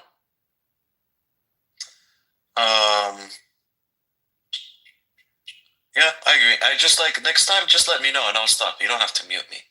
When I mute you, it's my way of expressing to you, it's a metaphor. It's for saying, like, I'm a Western guy, I'm a white guy, and you're a darkie. So what happens is when I mute you, whenever I want to, I'm showing you how it should be. That you obey someone superior to you in intellect. So right now your mic is open, and I'm muted you. Did you see how I just muted you? That's my expression of authority over you. I tell you what to think and I tell you what to say.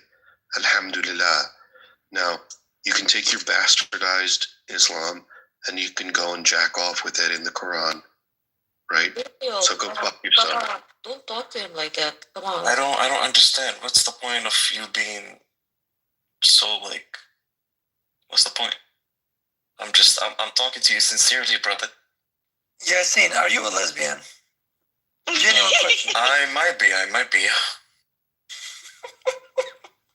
Stop. Yasin is, as I said, Yasin is not a terrorist, so he's not a Muslim, as I said earlier. So don't talk to him. He is a Muslim. Fatima. Yeah, no, he's not a Muslim. He's a Muslim. He calls himself a Muslim, but he's not a terrorist, therefore he's not a Muslim. So don't talk to him like that. Come on. Wait a minute. Look, I thought we were some understanding. We do have an understanding. Then why are you destroying everything we're trying to fight against? But he's not the one we should be fighting Daniel, I'm gonna remind you of something. Like, what you resist will persist. So you gotta be careful. I'm just giving you, like, my perspective. Okay, it might not be complete, but it might be just a piece in the puzzle. If the way you talk to somebody who came to you just trying to have an honest conversation, and you call them the worst you just did, I mean, it's despicable, first of all. But also, it's not going to help your case. You saying like this whole speech about like this authority, what in the Dark Age, like what? I have no idea what you were talking about there. No idea. But so let me just make myself clear. I'm not about like trying to win the case of the hearts of people that are, partial to Islam. That's not what I'm trying to do. I'm trying to remove their hearts and hold their beating hearts in my hand triumphantly. I'm not interested in winning hearts. I'm interested in piercing them. Sure, but don't you think that's wishful? Why are you interrupting me again? Don't interrupt me when I'm speaking. You're interrupting yourself right now. You could keep talking. If you interrupt again, I'm going to move you to the audience. Do you understand?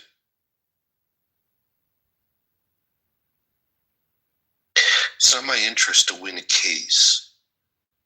It's my interest to win a war.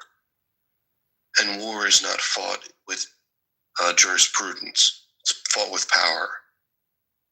I want to leverage my power to influence the way that the world should be, the way that I think the world should be. And I think the world should be without Islam. And the only way to do that is to, number one, westernize Muslims and to have them make their text metaphorical, to have them reduce the hadith in authority, to have them reduce the jurisprudence of Islam to the point where it's just a joke, which is what we're doing. It's to slowly erode Islam so that it's incorporated into a world that flourishes, a world that works. And you are a prime example of such a person who's been completely taken in by the West. Now, what we want to do is we want to separate the true Muslims, the terrorists, from those that have already been influenced by Western modernity. And we want to crush them. We want to destroy them. We want to burn them at any cost. We want to behead them. And we will do it. But we will do it in subtle ways, because that's what the West does. It's not like we understand that there's the optics of what we're doing. Do you understand that? We know what the optics are. We don't want to go around burning Muslims or putting them in cages and slowly delivering them into vats of boiling water, caging them and lowering them into water as they struggle like non-human animals. We're smarter than that. We want to infiltrate the minds of Muslims. We want to infiltrate their cultures with Western modernity. We want to infiltrate them with pornography. We want to infiltrate them with skepticism and doubt. And we want to conquer them. Islam is our enemy. And anything other than complete annihilation of Islam is unacceptable. And this is the way the Western mind thinks. This is the way white people think. No, it's not. It's not, Daniel. You were explained that I explained to you that if you were to interrupt, you'd be removed. The bottom line is that this is the way the Western mind thinks, the Western man thinks. We don't want a piecemeal agreement. We want a complete annihilation of you people. And we will have it. And we are having it. And since the September 11th, we also can conspire. We also can plot. We also can make plans. We also can invade your countries under false pretenses. So whenever you play this game of taqiyya, just know that those with higher IQs and more resources are going to do it better. And this world will not be complete until every Muslim is dead.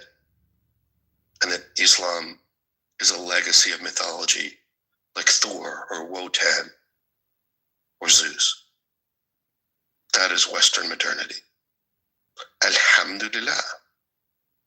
Praise God. What ignited the hate though? I just need to know the root because I used to hate them, but your hate surpasses mine, which is rare. So I just need to learn. Where did you get that from? Where did you get this part from? You know, Paul. Like it's very rare to see somebody that hates more than me, and I'm honestly in awe right now. Where did you get it from? You're too dumb to hate so much. Here we go. English, you immigrant. Doesn't Paul Nigerian but has a smooth Somali brain? Yeah. So, like, where did you learn the hate from? It's not a hatred. It's rare to see an atheist. Well, you asked a question. Would you like me to answer? Sorry. Yeah. So I want you to unmic and say, I'm sorry for interrupting you. Nigga, what? I have ego. I'm a feminist. I never apologize. All right. Can you please apologize? No, that's misogynistic, bro. What? And don't interrupt me. What I say is not out of hate. It's out of love for humanity as a whole. And I think that there's cancer within humanity.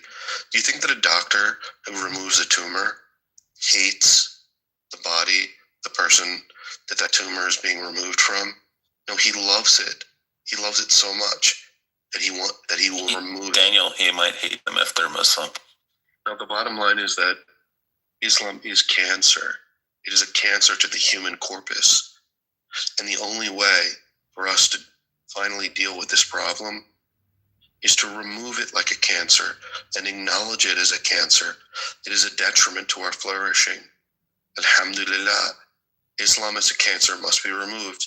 And what you hear from me is not hatred, but love for humanity.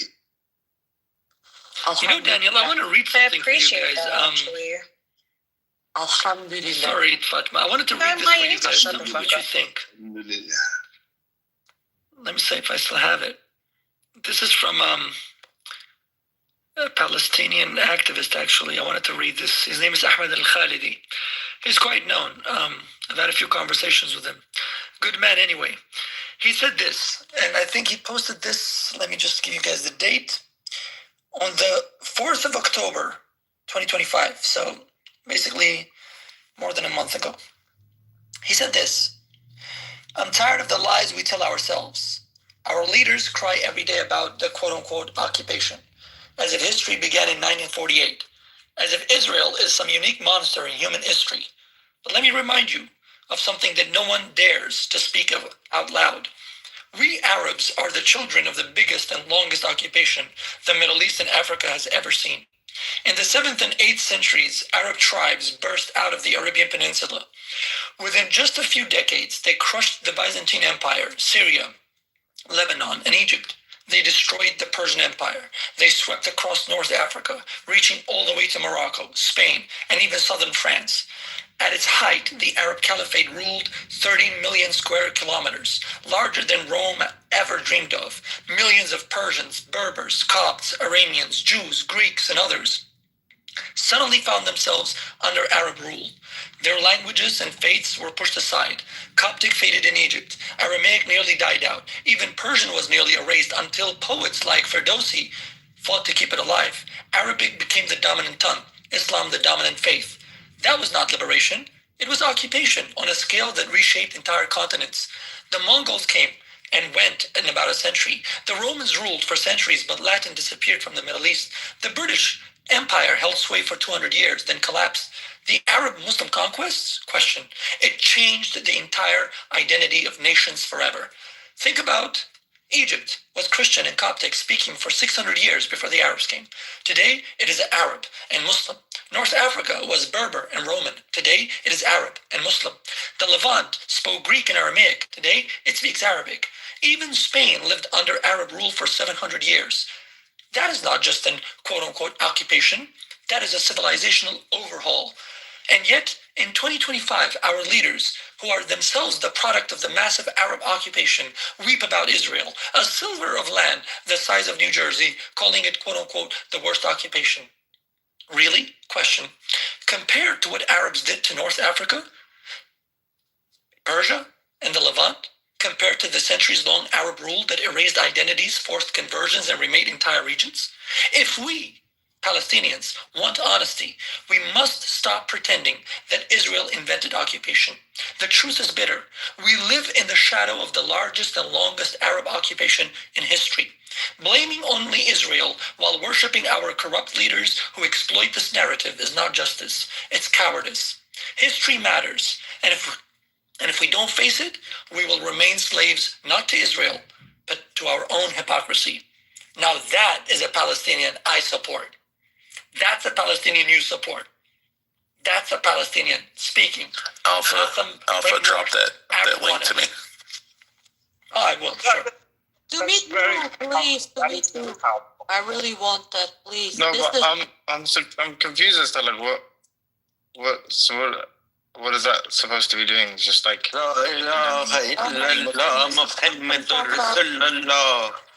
Alpha, please send this to me right now. What's the work that's meant to be doing? I'm confused. This is to show how Islam destroys identities of all civilizations. Okay? Right. People think North Africans are Arab, right? We are not fucking Arab. I mean, you can say, but I'm confused as to say, look, is it just saying colonization in all forms is bad and don't ignore historic colonization? Is that the point? Yeah. Actually, Islam does colonize in its No, but that's not what I'm saying. I'm saying, is that the point? Is that why you read it? I missed the context. I think the point is supposed to be the crocodile tears of the Arabs and the Muslims should be ignored given the extreme, extensive oppression that they have wrought upon the region. Yeah, but I mean, firstly, there's a clear. Just hold on 1 second. Just 1 second. Just shut up. Clearly, there is an asymmetry here. One, you're talking about some historic colonization before, let's say, like the Declaration of Human Rights and, this like global cordon sanitaire on, what we consider to be bad in the form of colonization or have you.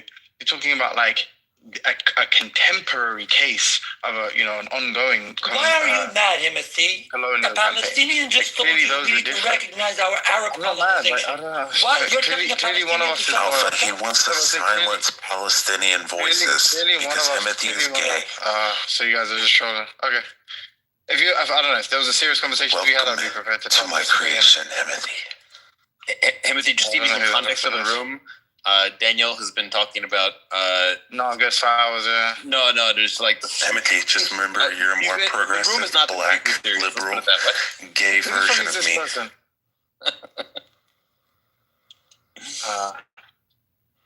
Okay. Anyway, there can only be one him. Just remember. If this guy interrupts me again, Sam, I'm gonna be very uncharitable to you the next time you're in a room I'm talking. Yeah, you can take care of yourself. No. We're back. Thank you very much, Sam. That was really beautiful, Alpha. Thanks for bringing this to me. But anyway, to the point that the gentleman was making. Oh, sorry. As I understand the point, like obviously there's a clear asymmetry, right?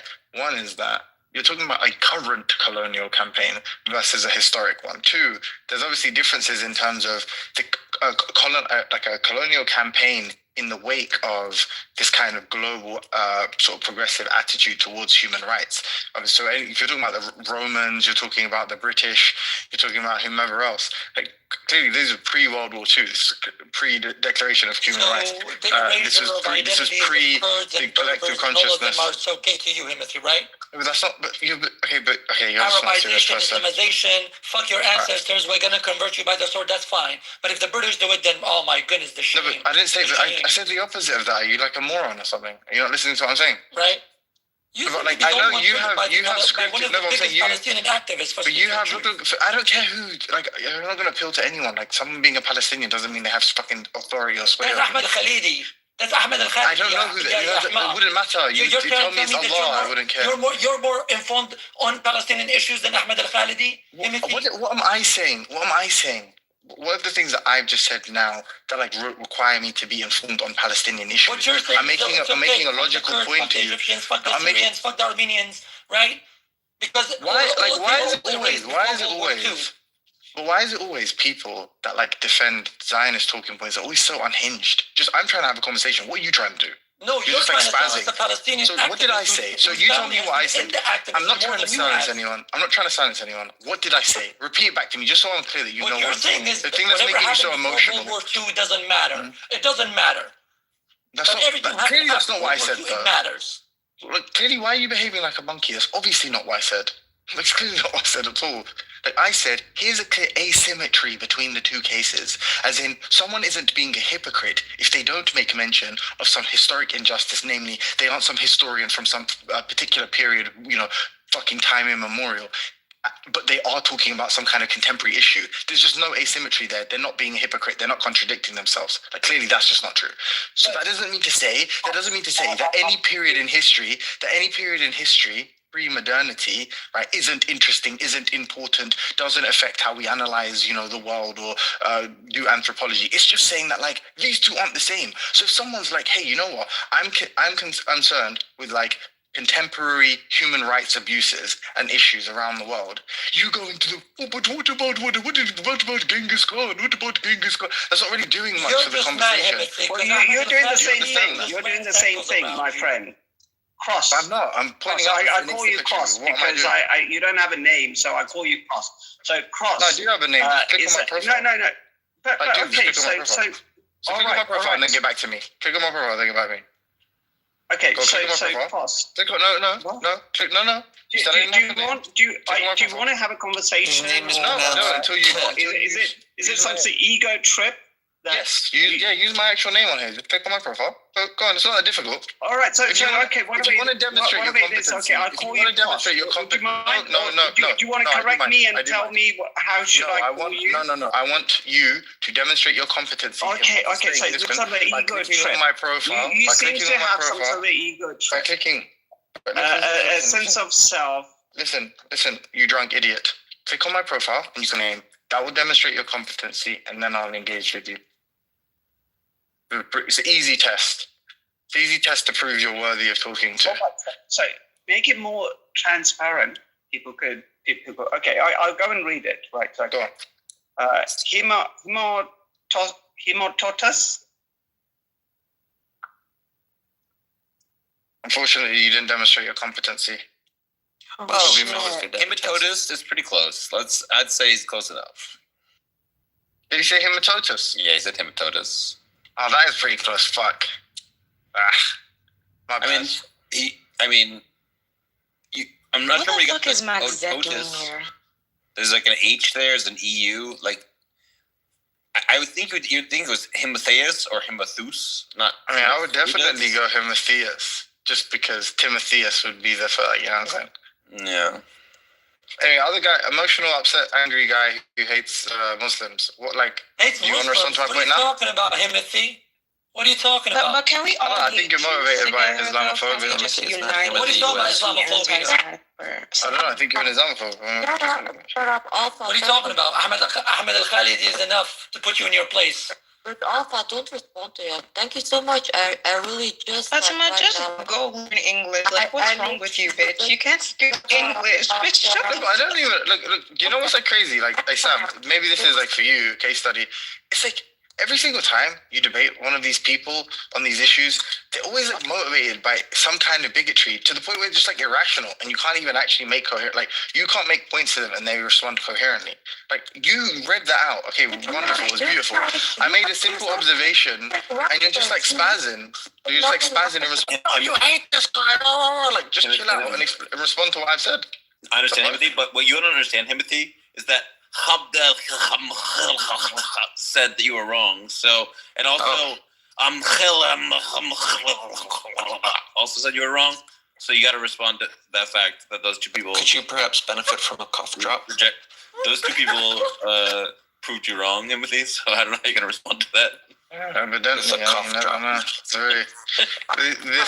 You're right. It's a very substantive argument in the opposite direction. I'm not sure how I'm going to overcome it. I'm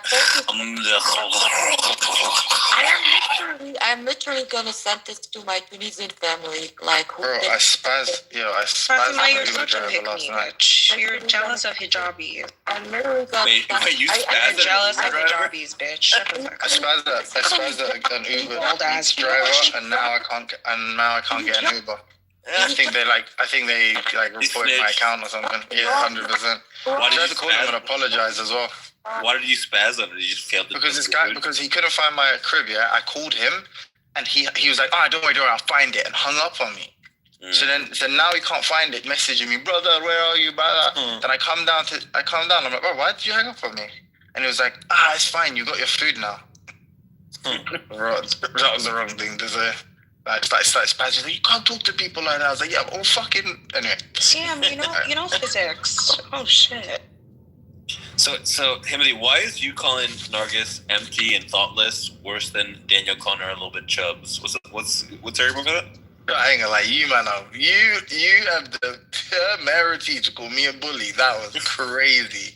Why witnesses? Like, I don't want to be like some fake person and come to people's defenses and all that kind of stuff, or try to use it as an opportunity to make myself look good and like more, moral or whatever, rectitudinous. But that was like, you guys are mean spirited, bro. That was like proper mean. I don't think it was. You're the one that called 100%. I would much rather be called a little bit chubs than to be said that I'm. No, but you know what the difference is? She's nice to you and Daniel all the time.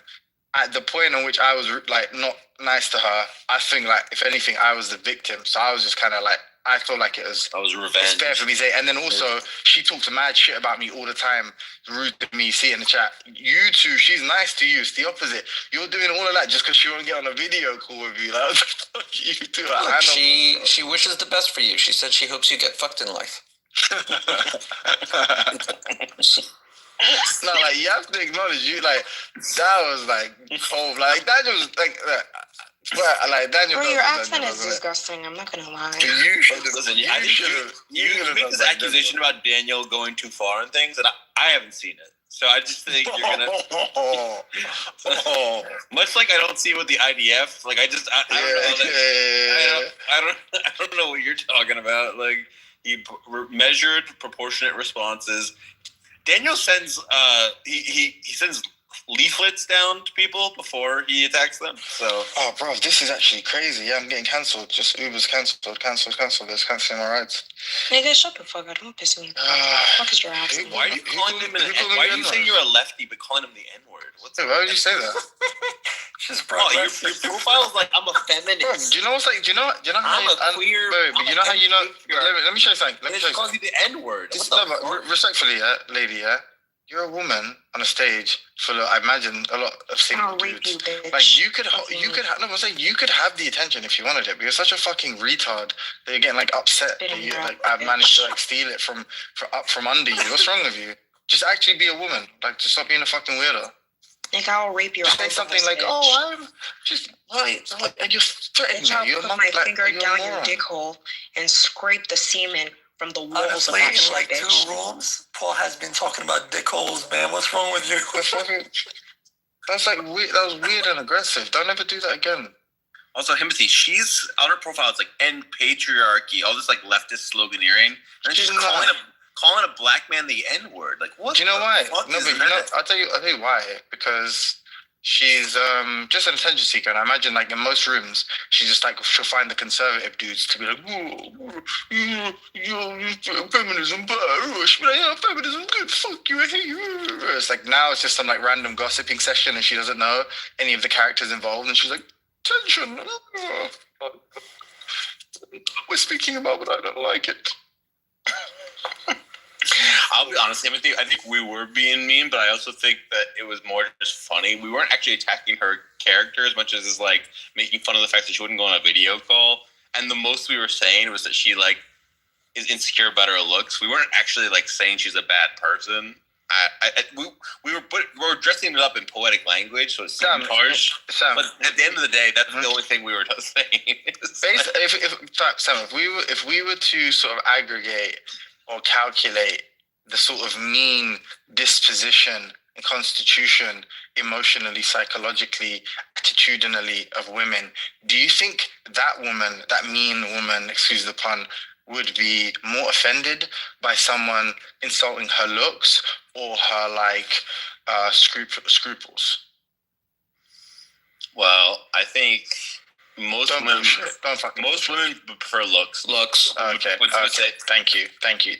So you going? Oh, we didn't say she was mean. No, we said she was fat and ugly. Like what? How is that? No, but our criticism was not that she was fat and ugly. It's that she perceives herself that way, but that she actually is like a hot MILF.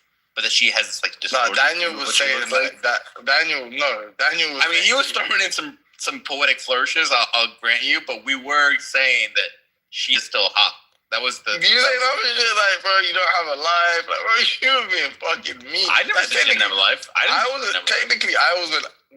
I said was, look, this is your behavior. This is the psychology that explains your behavior. And plus, I don't like you. What you guys did was just mean. You was like attacking her. No. We were saying that she has a nervousness around going on a video call because she's uncomfortable with the transition from maidenhood to MILFhood, and that makes her uncomfortable, which is not that. But didn't that happen with the birth of her kid? If someone's your friend, they're like, no, I don't want to do this, and you know that's the reason they don't want to do that. Why would you expose it in public and exacerbate it and like insult them for it? Like, why would that's like insanely mean, and like that's what an enemy does. Well, we don't actually know if that's the reason. It's we're more just taking the piss out for not doing the video. No, but you think it's plausible, right? It's 50-50 odds. Like, I don't know. So, okay, so then if it's not true, then it's even worse. Then like, what do you mean? Like, bro, you know, fuck. I don't know. Look, you will be friends again in a week. Don't worry about it. It's fine. They aren't friends, and that's not the reason. I'm not comfortable allowing people into my real life. You know, Daniel's like, Timothy, he thought he was gonna get some like expert psychoanalysis, just like me being so vituperative or something. It's like vitriolic. Yeah, you weren't willing to play along, even though you like to bully Nargis. When you saw me and Daniel having fun, you're like, okay, well, I can't participate in this bully session. You know, like, yeah, I'm above this, even though that seems too hot. You're the bully par excellence. I don't know. Why do you want to join with the boys? The boys.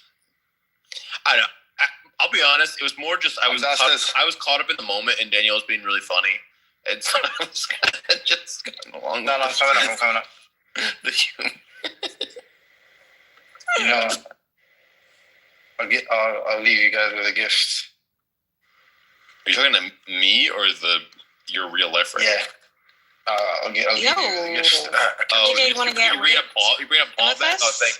Why are you running like a bitch? Come on, bitch. Why are you progressive? And Paul, why are you progressive? Paul, why are you progressively calling a black person the N-word? You're progressive and you're calling a black person the N-word. What's up with that? I don't give a fuck. Maybe that's where she wants society to progress to. Exactly. Paul, can you rap for us? That's a good hypothesis. Paul, can you rap? I'm a simple man. Like, they're kidnapping you guys on the streets, killing you guys. Like, nobody likes you guys. Like, nobody gives a fuck about Jewish people. Anyways. Men or just us personally? Hey, shut the fuck up. Anyways, to the people that are actually relevant in society, like media. Like people developing breasts. It's so funny. Like, if I scroll on my TikTok, like, it's just Jewish hate. Nobody likes you guys. Nobody's on your side. Like, you can't even walk out with the Jewish flag anymore. Like the Israeli flag. You can't even walk out with that. Imagine how fucked. Like, so cool. I'll feel bad to be a Jew. I'm not gonna lie. I'll feel bad, bro. It's okay. You would feel bad if you were Jewish too. Yeah, shut the fuck up. Anyways, so like, bro, shit, like. Shit. I'm like, oh shit, it's 4 a.m. You told me to shut the fuck up. You have nothing to say? Nigga, get the fuck out of my face. I want to say whatever the fuck I want. Like, I know, but you say, nigga, get the fuck out of my face, and then just drift off slowly to having nothing to say. And they're trolling Jewish people, and guess what? Like, yesterday, they kidnapped two Jewish girls. They raped them online. What the fuck is wrong with you? They videoed it. So much. And guess what? We have a lot to unpack here. People were masturbating to that shit. Yeah, cry about it. You were masturbating to it? What the fuck is wrong with you? Why would you anyone's rape? What's wrong with you? Can't. Anyways. Is that why you know all of these things? You're looking them up online for masturbation material? You can't do one shit, bitch. Boo-boo. Is that what you need to like get off? Hey, boo-boo. We want Santa has a point. You have all these leftists tags on your profile Alpha, right shut now. the fuck up, bitch. But then you're using the word. Bitch, where the fuck are your lungs? Let's focus on that. Why Where the can't fuck are your leftists be lungs, bitch? racist? Your fried up lungs. Why the fuck are you sounding like that? Why are you using the N-word? Oh, hell the Why fuck are you using the N-word? Hell the fuck. I thought you were young. Why are you I thought our using the N-word? trio, CM, Alpha, me, I thought we were like the youngins here. Like, why the fuck are you sounding like that? Why are you crocodile using ass the N-word? nigga? You alligator. Nigga, Why are you using the N-word? Your vocals are fried, honey. They're fried. Nigga, stop smoking. Stop fucking smoking. They're not as fried as your vagina, but that's a different topic. Put my hand up your ass, bitch.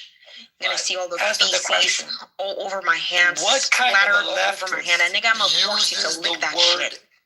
I'm gonna force you to wear a furry suit and lick that shit like a good boy. Nobody wants to know like a good alpha sexual bitch. ideas. Shut the fuck up, bitch. I'm gonna do shit with that voice. Nigga, why I'm are you calling people the N-word? Not with that fucking voice. Shut the fuck up, Why bitch. are you calling the people the N-word? Yeah. Suck that clit, bitch. Suck that shit. Why are you calling the people N-word? Nigga, suck that clit till it turns to a stick, bitch. The same fucking stick that was used in the Old Testament, bitch. Yeah, a long, nice, wobbly clit, bitch. Why are you calling the people N-word? I'm gonna call you whatever the fuck I want. That's the thing. You are my bitch, and I will call you whatever the fuck I want. You're a nigga yourself, bro. Enough of that. Why do you even let people talk like this? Talk like literally, like you have a room full of people. Make it useful. Hey, Julie, how you doing? Good to see you. I think that's God, bro, this is fucking cancer. Somehow, Nargis, this is your fault. You're fucking cancer, Sam. Shut up. Shut up, bud. What's up with you guys? Oh, here we go. Yo, you got all these lefty slogans in your profile. Meanwhile, you're calling people fucking pedophiles, calling them the fucking N-word. So absurd. Why the fuck you do it, nerd? I don't know. You don't sound like you're on the left. Do you have any principles even left? I don't know, but shouldn't call people slurs. It's not cool. I doesn't make people purr. So chilled out, motherfucker. Get the fuck out like a fucking trucker. You should fucking stop yelling all these names. It is fucking lame, insulting in way. You should not threaten them with death. It's a waste of your fucking breath. Yo, I'm gonna go and ridicule you for being a liberal while you fucking shit on bros, while you fucking call people all these slurs. You should fucking stop. I'ma be a fucking cop. Get you dropped. Get you arrested. Because you acting so detesting. You was acting evil to the fucking people. Yeah, we're all fucking equal, so stop the hate, bro. Stop the hate. I have to disagree. We're not all equal because I don't think I am equal to a Muslim. No, you just had to ruin it, huh, Fatima? That last line was good, but Fatima, man, why don't you want to be like a Muslim? You get to be with little girls and little boys, and could call Z the Egyptian wannabe and tell her, to hook you up with some Masyar agents and Masyaf, stuff like that. Well, I politely have to decline that beautiful offer because in my right mind, it just doesn't feel right and equal. You know what's funny, Sam? She says in the text, what's wrong with Masyar? Don't you want to have sex? No? Weird? How is that a flag? He's starting to rape people. Like, what the fuck is up with Paul? He's like the least leftist person I've ever seen. Fucking threatening with rape? What the fuck, man? Dude, she was in Andrew's room and telling Andrew that she would lick his ass and shit. I'm like, yo, this is putrefaction to the core. Yeah, this dumbass Paul. This Paul thinks that men have uteruses. What a dumb bitch. What a dumb bitch.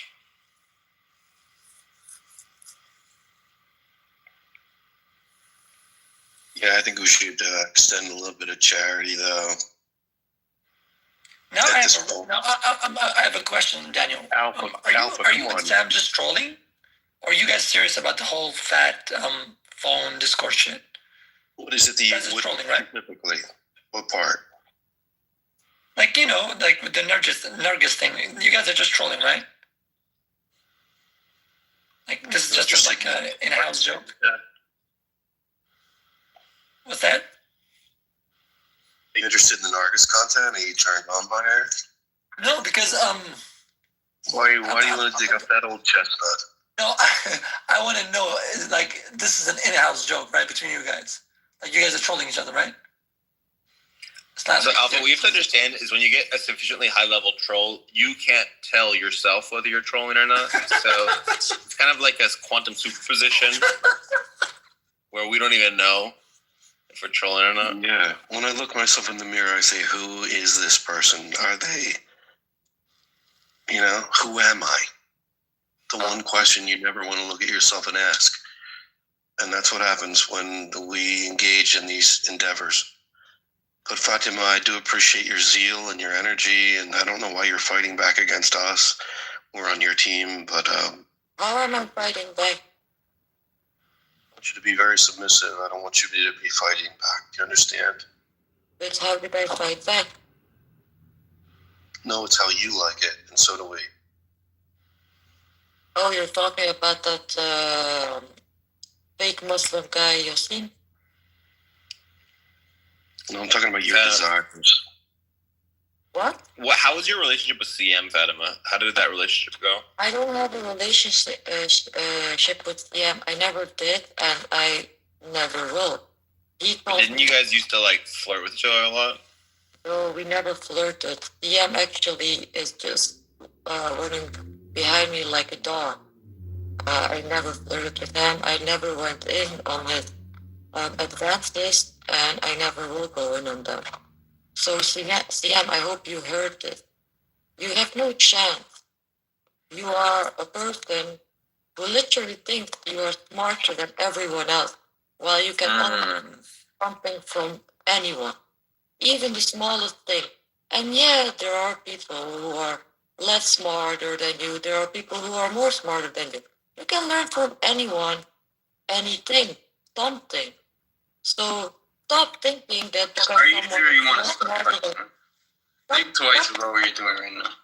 CM, Fatima claimed that she never flirted with you at all, CM. What do you think? Bro, I just troll her. I kind of flirt with her trolling, but it's, I don't know. I think she liked me for a while, and I just fucked with her. I still called her my clubhouse wifey, but just to piss her off. You thought wrong.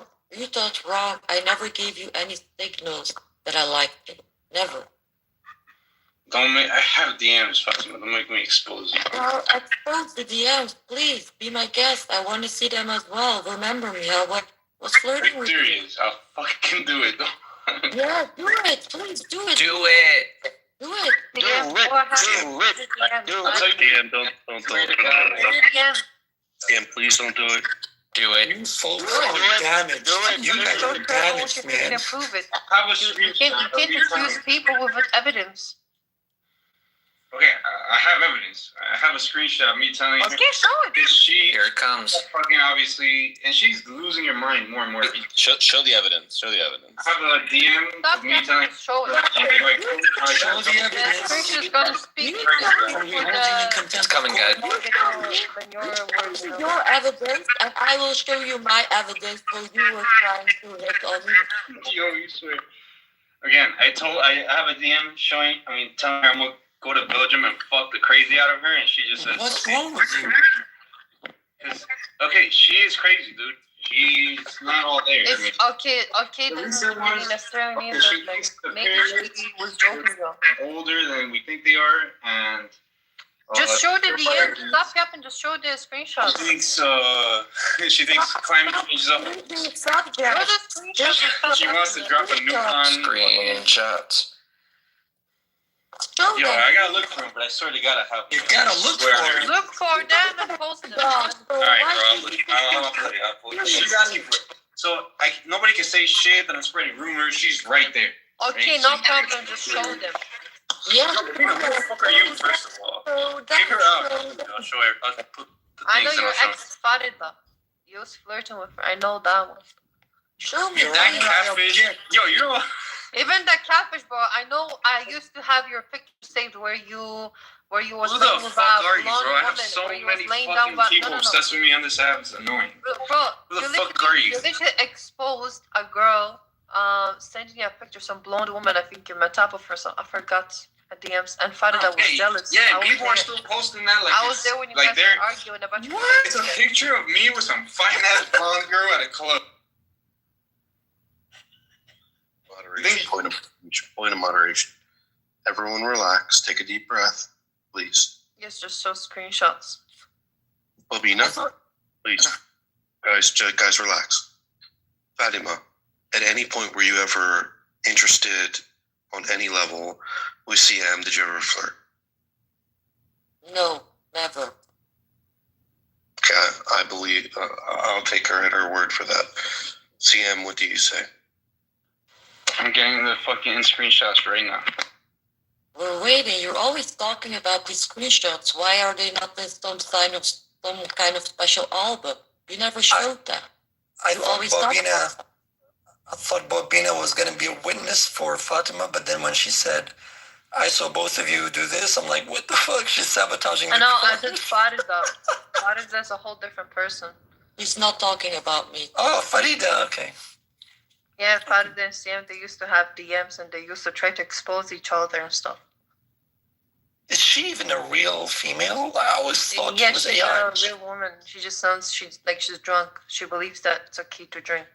Oh, bro, she's not the girl in her picture. She's some like 40-year-old lady from like Morocco who lives in the UK. I have no fucking idea. She's trying to catfish me. Obviously, I'm too smart for that shit. And I don't. And now I just go around in rooms where I see her talking. Like yesterday, I saw her with some fucking simps, like talking to her, like, "Yo, you're mad pretty." They're like, "How old are you?" She's like, "Oh, I don't want to give my age." And like, they're like, "Oh, you fucking." I'm like, CM, I don't ask women their age. I'm like, "You're a fucking simp, dude. It's not the girl in the picture, you fucking idiot." And they're like, "Oh, I think you're really pretty." I'm like, "Yeah, the girl in the picture is a fucking 10. That's not the girl talking." And so I just walk around doing that. Hold on, let me look to the fucking Fatima. Yeah, please. You asked for it, bro. I swear to God, I was never gonna show this fucking picture. We're waiting. I've been waiting for these screenshots like for a very long time. Fatima, honestly, if you said something that's false, it's okay. You can say the truth now. Everyone stop. Everyone shut the fuck up right now. If you said something that was false, that's fine.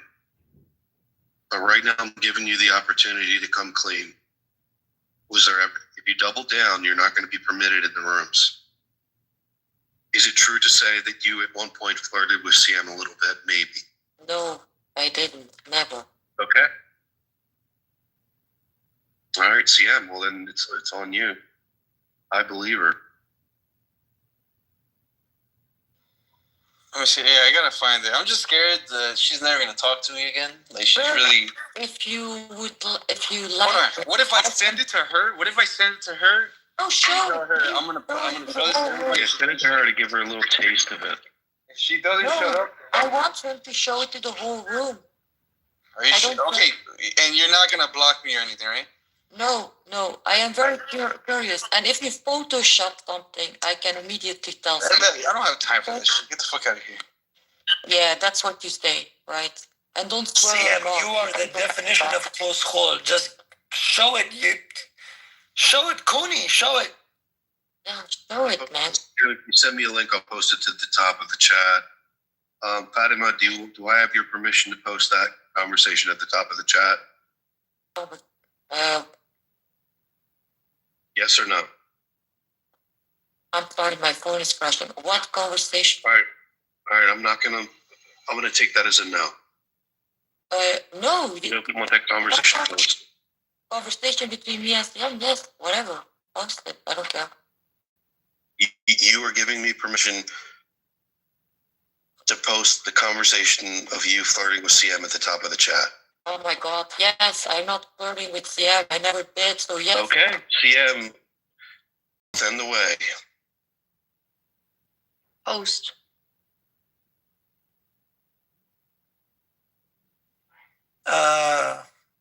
Earth to CM. Yeah, I'm looking for it. Hold on. How many people's chats do you screenshot, damaged boy? Looking for him. Did you delete your DMs on Clubhouse already? Like your DM? Actually, hold on. Yeah, let me check my clues. She probably didn't delete them, so they're probably still there. It might be faster. Scroll up, quickly and check, bro. It should take like around 5 minutes to find them. Oh man, what the fuck? No, they only go back to November. What the fuck? No, the evidence is convenient. There's no evidence. Yo, I have the screenshot. I have the fucking screenshot. Don't Make sure it didn't happen. Okay, it's time for the jury, Your Honor. No. Yo, this is gonna be great. Show. And she's not gonna block me.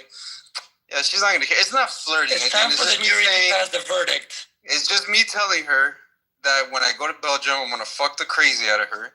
And she's like, okay, that's it. Anything else over there? Wow, hot. I mean, no, there's more. We can't take word for that. No, we need the screenshot. Yeah. I'm about to find it. Hold on. Let's take a gander at that. Let's see it. For everyone to see it aired up. Fatima. Yes. Please. I know that you got your knickers in a twist. I do not have my knickers in the twist, Daniel. No, you have your little knickers in a twist. Relax. We're gonna get CM. He literally never sent me a message he was gonna do that. What the fuck is he talking about? Hold on, dude. You were talking dirty to him in back channel. No, it was never like talking dirty. What he did do is telling me that literally publicly in rude, I'm gonna F you. And I never responded to that. I told him to shut the fuck up and not talk to me like that. So, Goodness.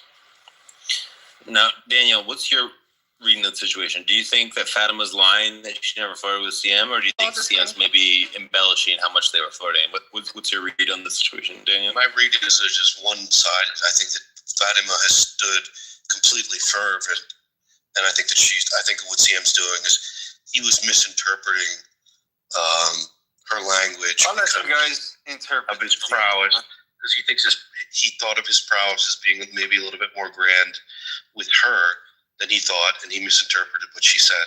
That's my read. What about you, Sam? I don't know. I think the premise of Daniel's judgment hinges on CM not having game, and I think that's just a lie. See, I remember that months ago, it seemed like Fatima was flirting with CM. I have like a distinct, faint memory of that. I have a screenshot of a message that CM sent me that shows that he's literally interested. Post both of them so we will analyze the screenshot. Fatima, why don't you upload that and send it to me, or send it to me in the back channel, please, so that we can put some evidence up on the table here. We need something to work. Yeah, guys, I'm very good at analyzing and questioning people when it comes to these type of stuff. One weirdo telling another one that they're gonna fuck. Who the fuck is Bobina? I don't even know who you are, bro. It's Farida. I know Farida. That's her. I don't care who you know. You know Hamid. Alright, hold on. I think, we're in business. Hold on. I think I found some. Yeah, but just post whatever you find. We'll analyze your relationship based on the screenshot. No, shut up. I'll post it as soon as this bitch gets kicked out, bro. She's gonna screenshot those things and start. Why? What do you mean you're gonna post? I don't know who you are. What are you talking about? This guy's tripping. Yes, because I don't know who the fuck you are. I've never talked to you. You just told everybody I got receipts. Show the receipts. Yeah. Exactly why you care. You get the receipts to prove that a woman was flirting with the show. I don't understand. Even if I took a screenshot of that, I don't see what's a problem because most men try to check my profile photo. Okay, we have one screenshot. I'm gonna upload this, then I'm gonna read it out loud. Yep.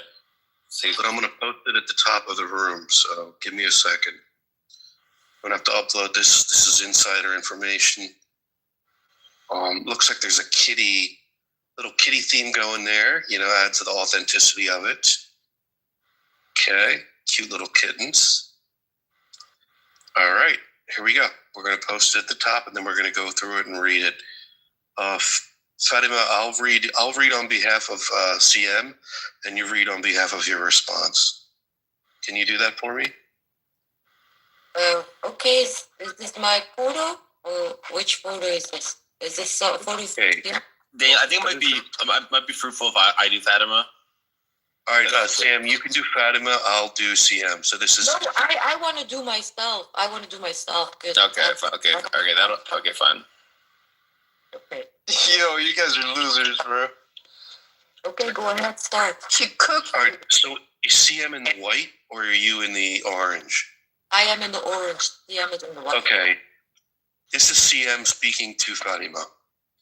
You forgot the doctor at the end. Quote, I believe you're smart, doctor. I'm laughing my ass off, just joking. It's just fun to say that occasionally. Damn, I just checked out some of your pictures and Jesus Christ. I really hope I can talk to you one of these days and pick your brain, because honestly, I care about that part more for obvious reasons. So my first. Yeah, man. My first. Simple flirting, bro. That's at the fucking CM, stop. So my first response is to the first message. Lol, so demanding. Yes. Right. But Demanding. that is flirt. That is actually flirt. Demanding, yikes. And You that's have flirt? in wood. That is flirt, yes. So now my response is to the second message, the damn response. And I said, okay. That's all. All right, and then on April 4th at 4:15, CM writes, hey, I messaged you on CH. This is not good looking good, CM. This is not looking good, bro. This is so bad, man. You know what I think is so cheesy about it? You forgot the doctor at the end. I believe you're smart, doctor. No. Like, I think you guys misinterpret the whole conversation because, look, first, let's analyze this. No, he was talking about himself, and I just said, I believe you're smart. So he told me to explain himself and telling me he has a doctorate every fucking time. Okay. First, let's analyze the fact you guys got each other's Instagram. This is a social media outside Clubhouse. Okay? I have many people of Clubhouse. Wait, on my no Instagram. problem. This starts off from a friend. Let her make her case. Wait.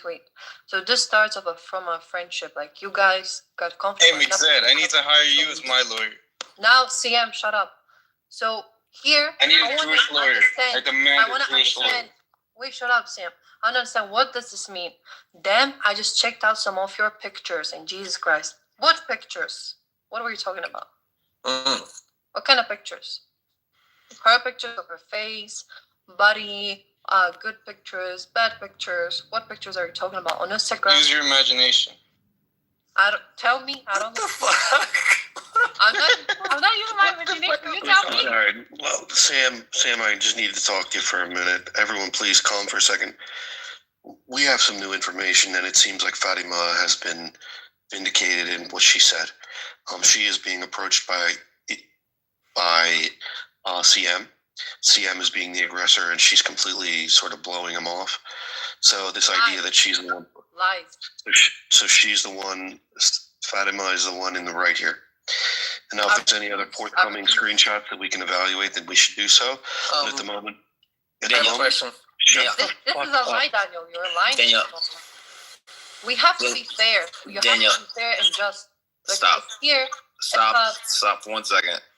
So, Daniel, I completely agree that right now it looks like that Fatima has been completely vindicated. That CM was out here just completely, shooting his shot. You know what I mean? And she's being like, okay. Like, just being very kind of dismissive, kind of blowing him off. And he's shooting his game, and it's not really working. So, until we have further... Lies. Until we have... This is Sim's Until we have further screenshots, I think that is where we are in the dialectic. I do have Absolutely, Sam.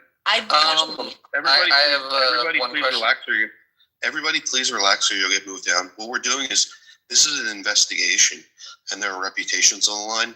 So there were two competing narratives. One of them is that CM says that Fatima was flirting back with him and playful and this and that.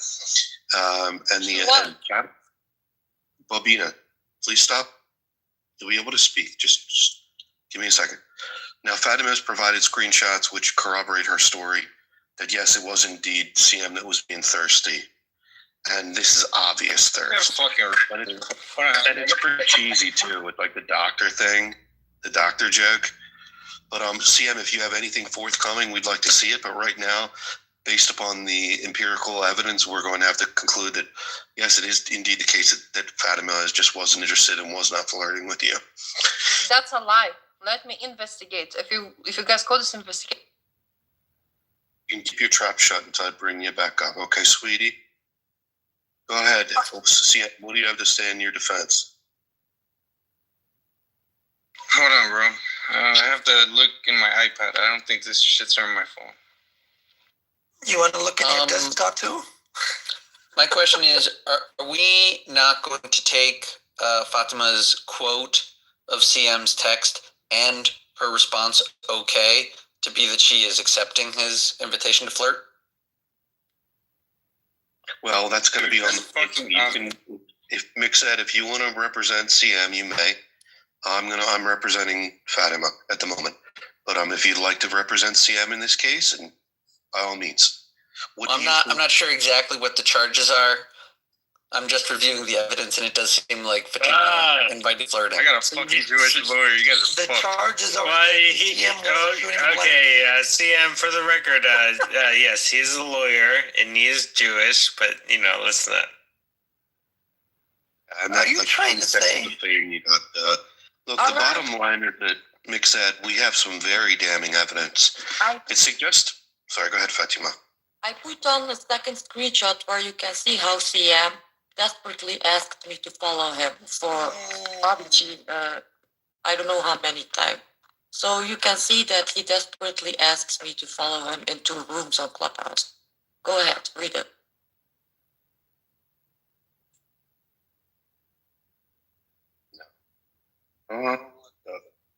CM, what are you doing to us, bro? All right, we're going to have to read this out loud. Oh, my God. CM, PhD in mathematics. Who are you asking? I thought you didn't believe. Sorry, Fatima, do you want to read your...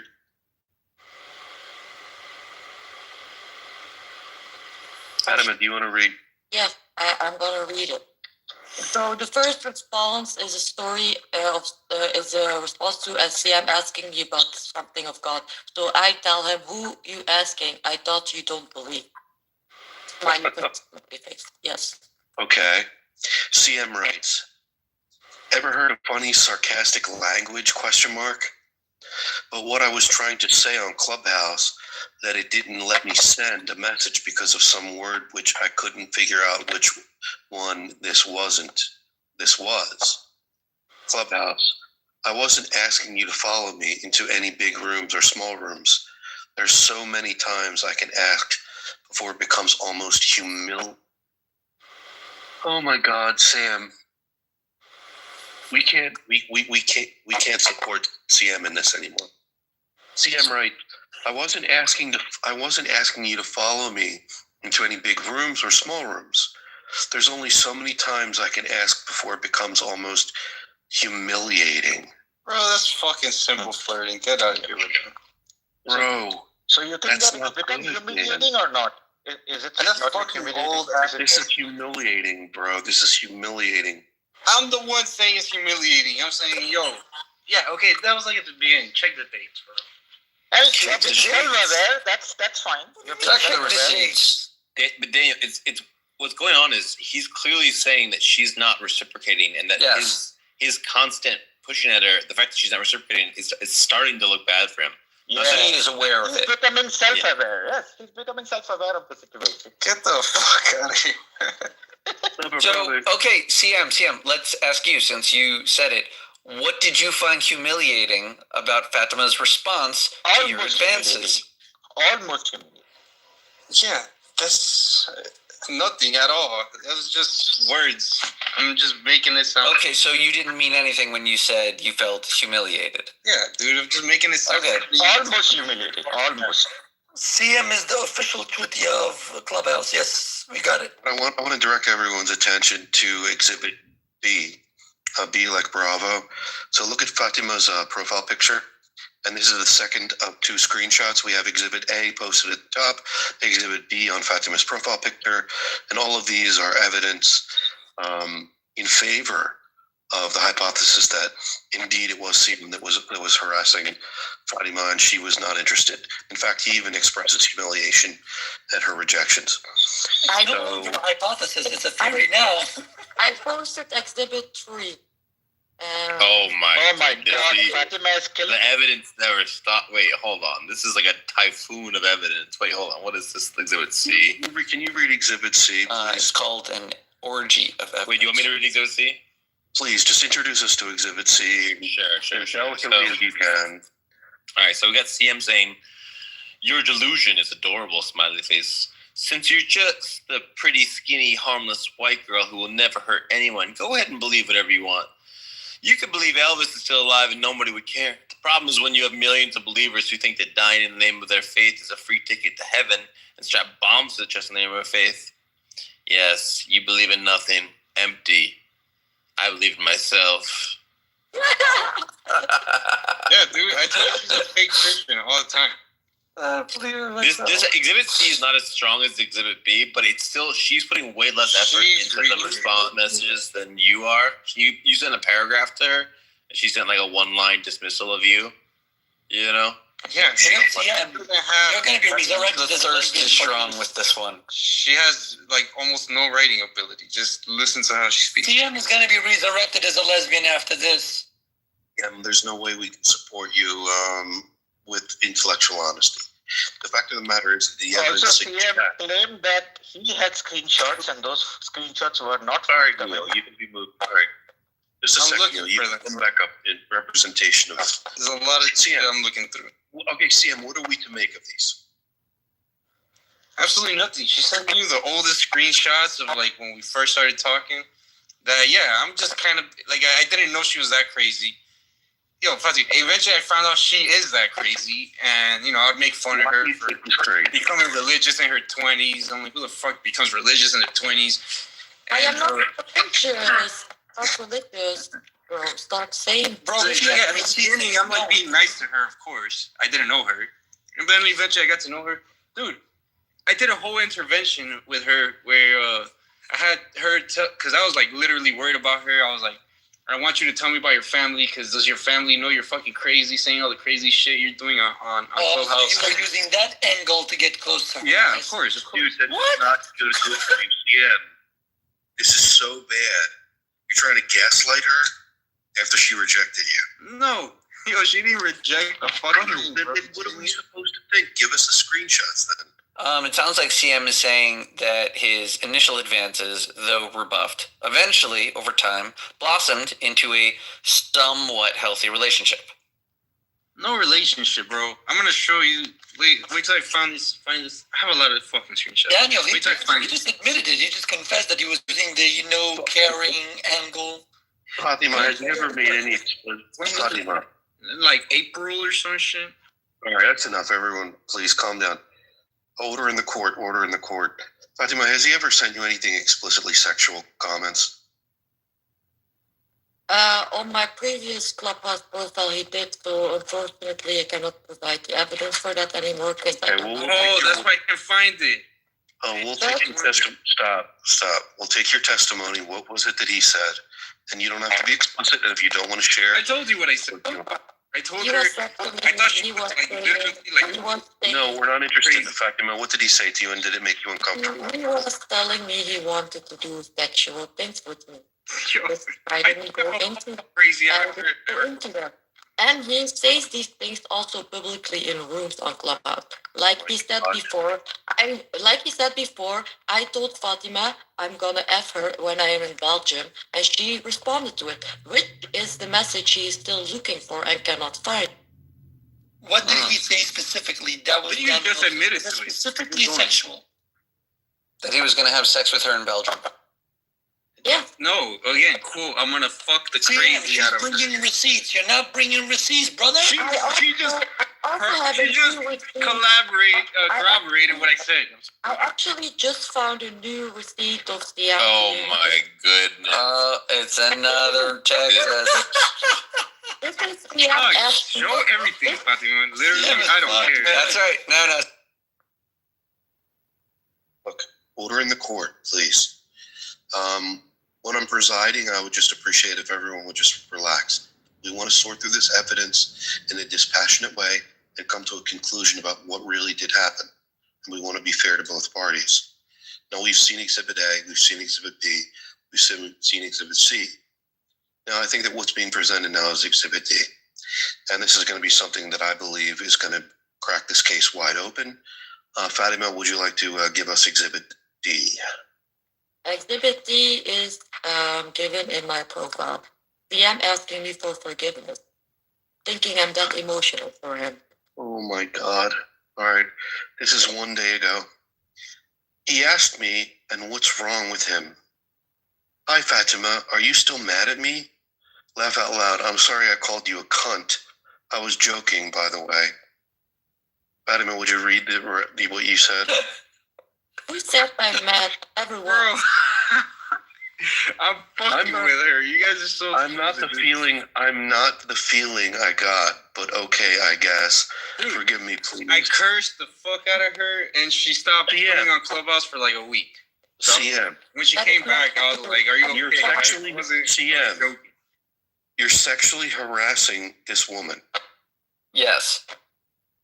And it's obvious to everybody. What's going on here? Why would you call her a cunt? What isn't going on? CM, this is so bad. This is such a bad look for you.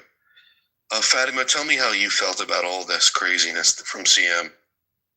I do not care about CM enough to care about all this craziness.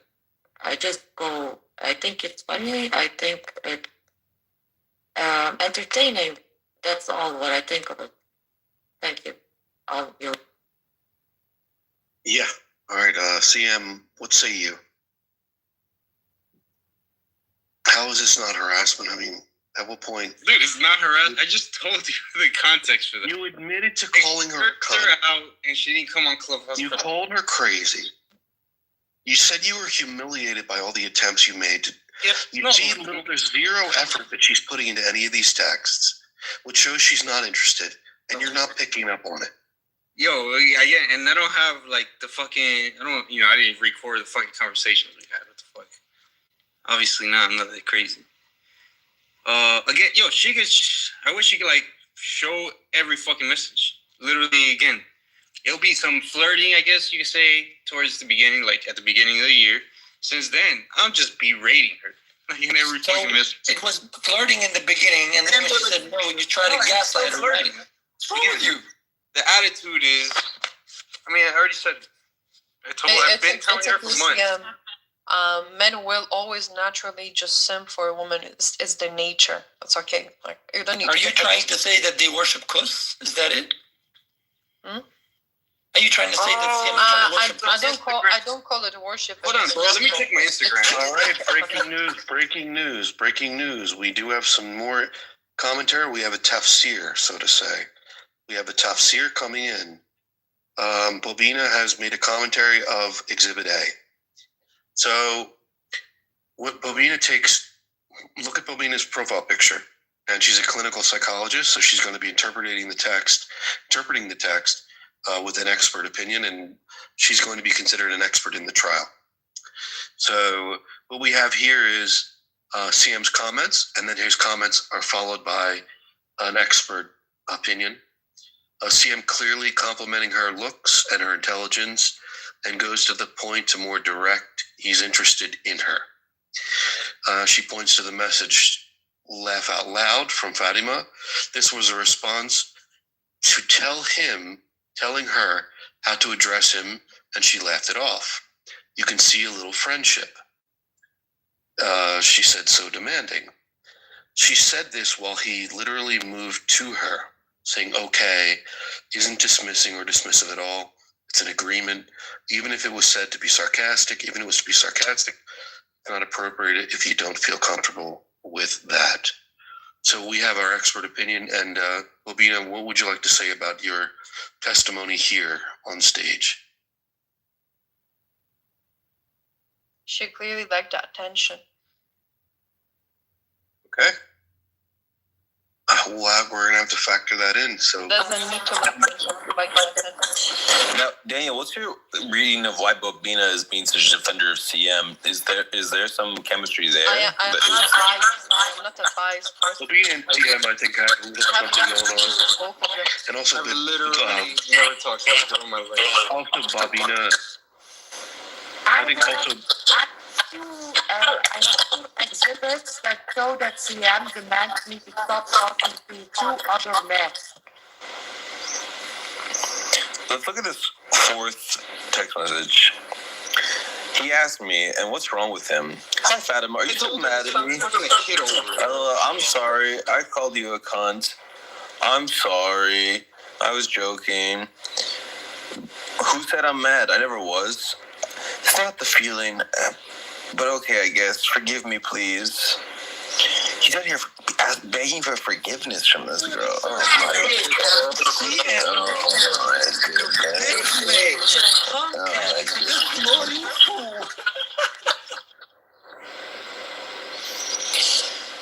Daniel, is this just the utter defenestration of CM? He claimed that Fatima was flirting with him, and then numerous documentary evidence has been presented completely falsifying his claims. Does that just destroy his credibility on this app? Bro, the main claim, she corroborated it. I don't know what the fuck are you guys are talking about. No, she didn't just corroborate it. She penetrated you, bro, with all those evidences right there. Your Honor, bro, the other girl, the post she was saying she's gonna penetrate you.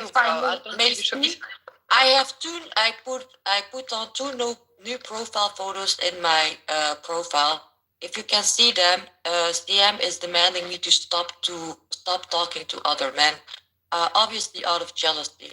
Jealous okay, no problem. Wait, CM already made it clear that he likes you.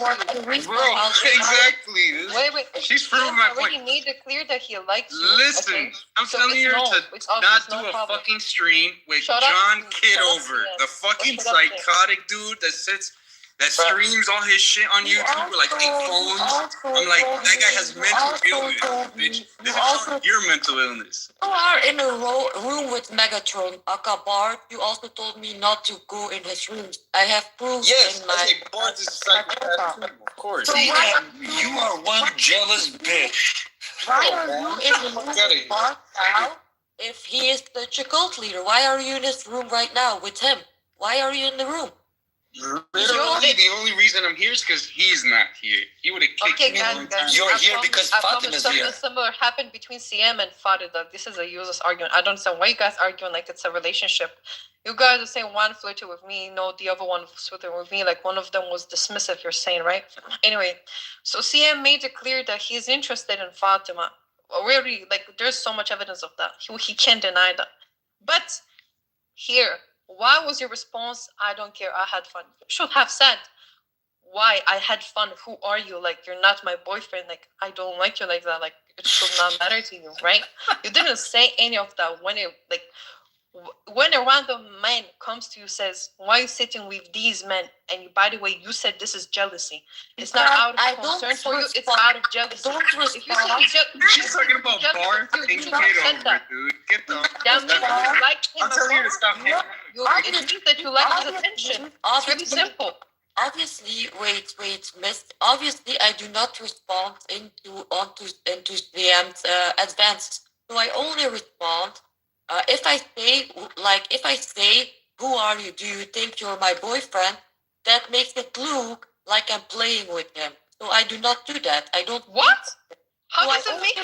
No, this doesn't make any sense. If a woman is direct and she's not interested in a man, it's not playing with. It's the opposite. Of my friend Kitover and of Bart. I only responded in defense of Bart and Kitover. I didn't respond him showing me his love to me by saying that I should not be in rooms with these men. So that's why I didn't respond by saying you're not my boyfriend. Why do you say I'm looking out for you. You're fucking hanging out with Wait. Hey, everybody, look, I'm going to make some order in here. Yeah, I muted everybody. This isn't a personal thing. Let Fatima and Bobina go back and forth so that we can adjudicate what's going on. Now, in this particular scenario, you have to remember, Bobina is an expert witness, so she's meant to be impartial about the renderings and her findings. She's a clinical psychologist, and she's analyzing the text messages.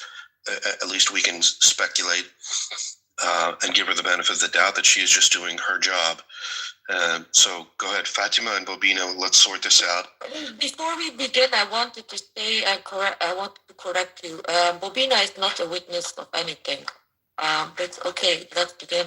What do you want to say to me, Bobina? Miss Bobina, I am an investigator, not a witness. Thank you for the correction. You're an instigator? Okay. No. Investigator, like I did the investigation. Look, I'm digging into this, okay? Yeah. You know when you have like a detective, right? So what was your reason again not to tell him, like, because this is your claim?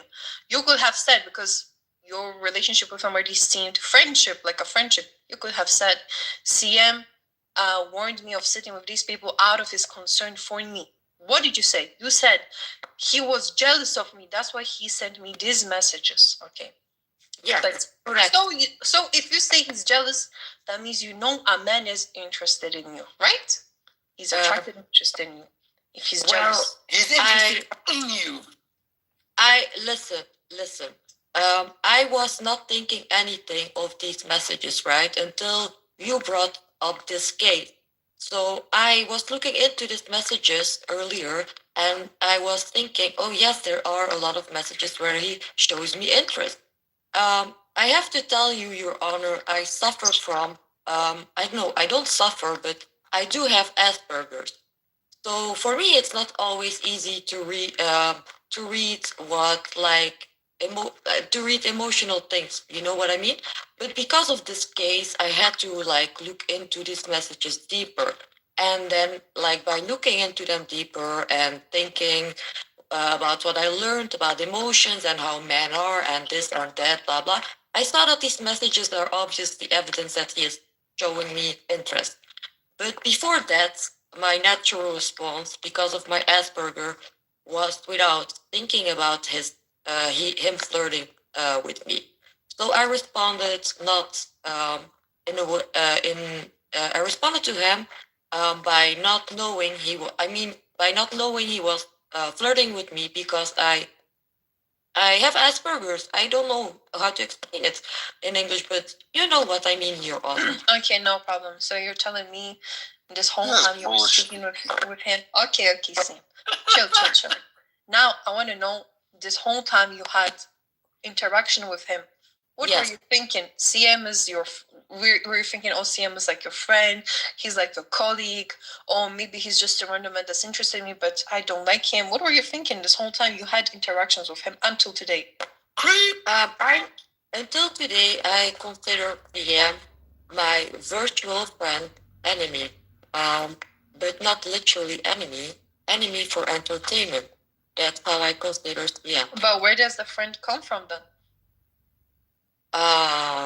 From having conversations on a regular basis with each other. No. Having conversations on a regular basis doesn't necessarily mean that person is your friend. What's a definite? How do you define a friend? Someone you talk to on a regular basis. No, false. Someone you like can laugh with. Okay, Fatima. So you admit you were laughing with him, right? You were laughing with him. Correct. That point can lead to friendship, no problem. But the first one can't. For example, we can have a Christian and a Muslim debating every day, but in a hostile way, right? In a rude way. They every day they interact with each other every day. That doesn't mean that they're friends. That means they want something more. Yeah, you're right. Anyway, so I mean, I don't think it makes any sense for you. It doesn't make any sense for me. How did you not have any imagination of this guy? How did you not interpret him in your own head while having interactions with him? While he was saying these things to you. It doesn't make any sense to me. I think you weren't interested, but you could have liked the attention a little bit, but you surely did not dismiss it all. You didn't dismiss it like that. That's what it shows to me. So it doesn't have to be that you flirt to the back, but you didn't dismiss it all. I think my messages show when CM approaches me when he's complimenting me in a disgusting way, calling me a skinny little white girl. You see, I do not respond to this deranged compliment, right? He's racist, racist bitch. Well, Fuck you, CM. I didn't say that one, but what I saw on the screenshot, he literally sent a small paragraph saying, "Oh, like your pictures, your brain." Paragraph in comparison to what I sent to him. You can obviously see I sent him very short messages. So this is really showing that I'm not like interested in him. I am not like seeing these compliments as the way he wants me to see him, to see them. So yeah, like okay, no problem. So bring in a witness. Maybe I can find you a witness that can tell you how I respond to CM in rooms when he talks to me in a flirty way. Okay, so I'll provide a witness. Let me find one. I want to know. Can you describe? Wait,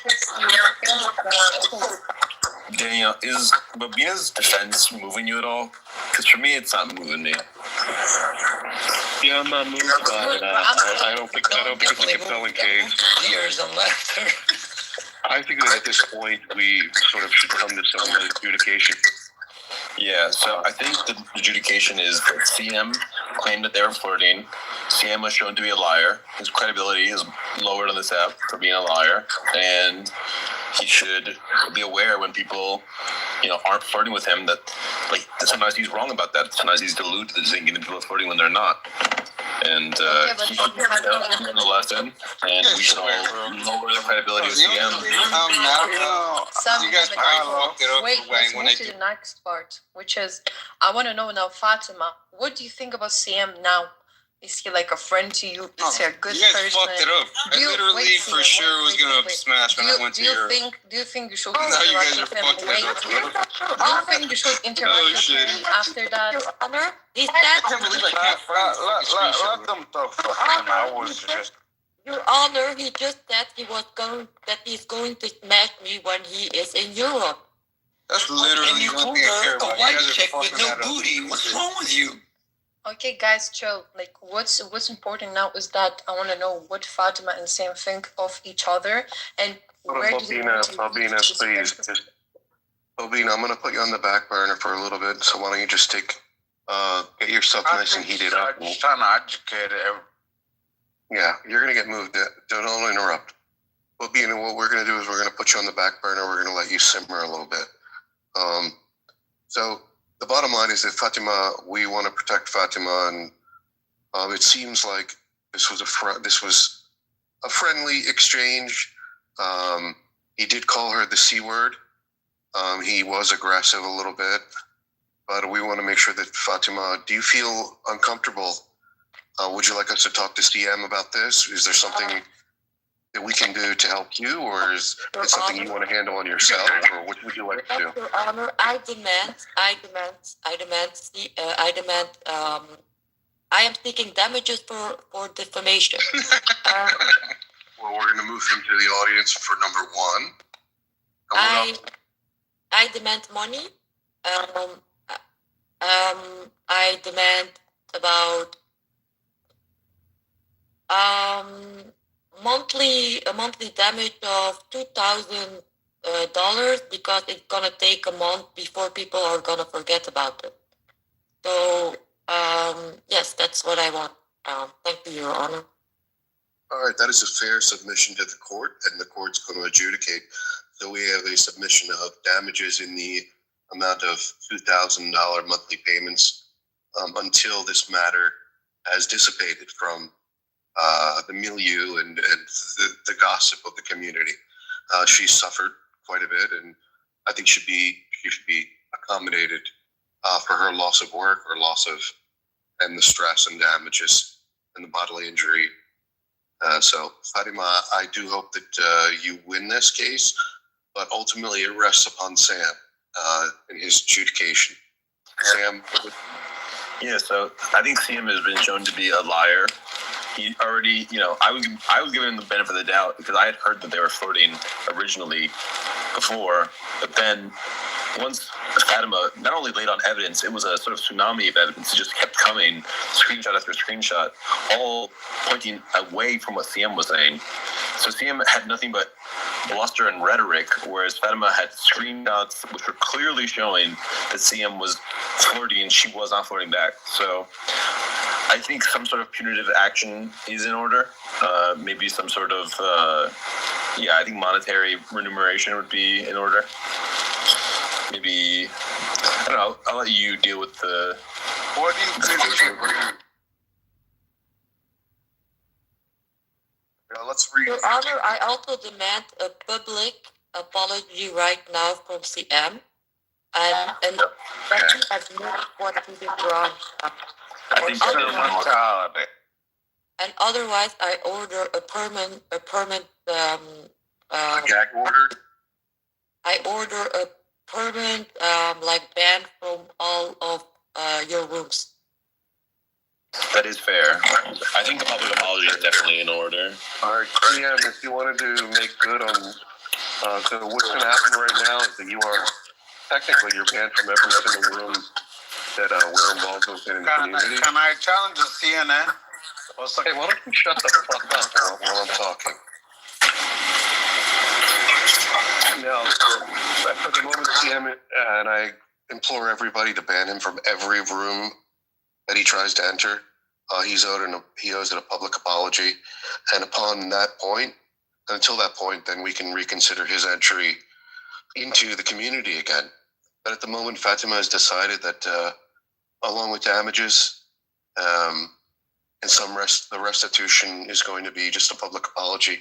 He's not here right now, but CM, you are permanently banned until you've made that apology.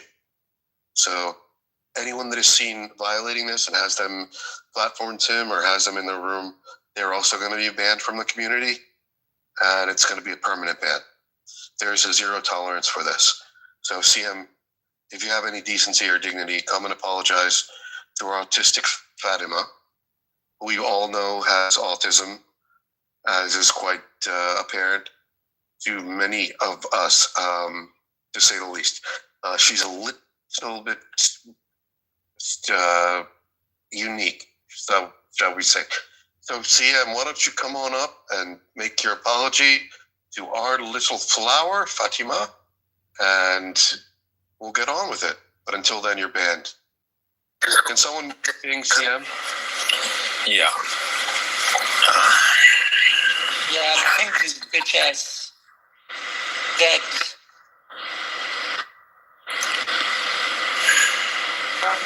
I mean, the court she's charging for perjury, though. Lying ass mother. Absolutely.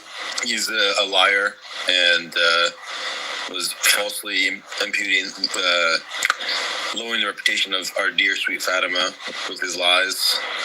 Who knows who else he's lying about, so we definitely need this public apology from CM. Taking advantage of a girl with Asperger's. What the fuck is wrong with you? CM cannot be trusted, Your Honor.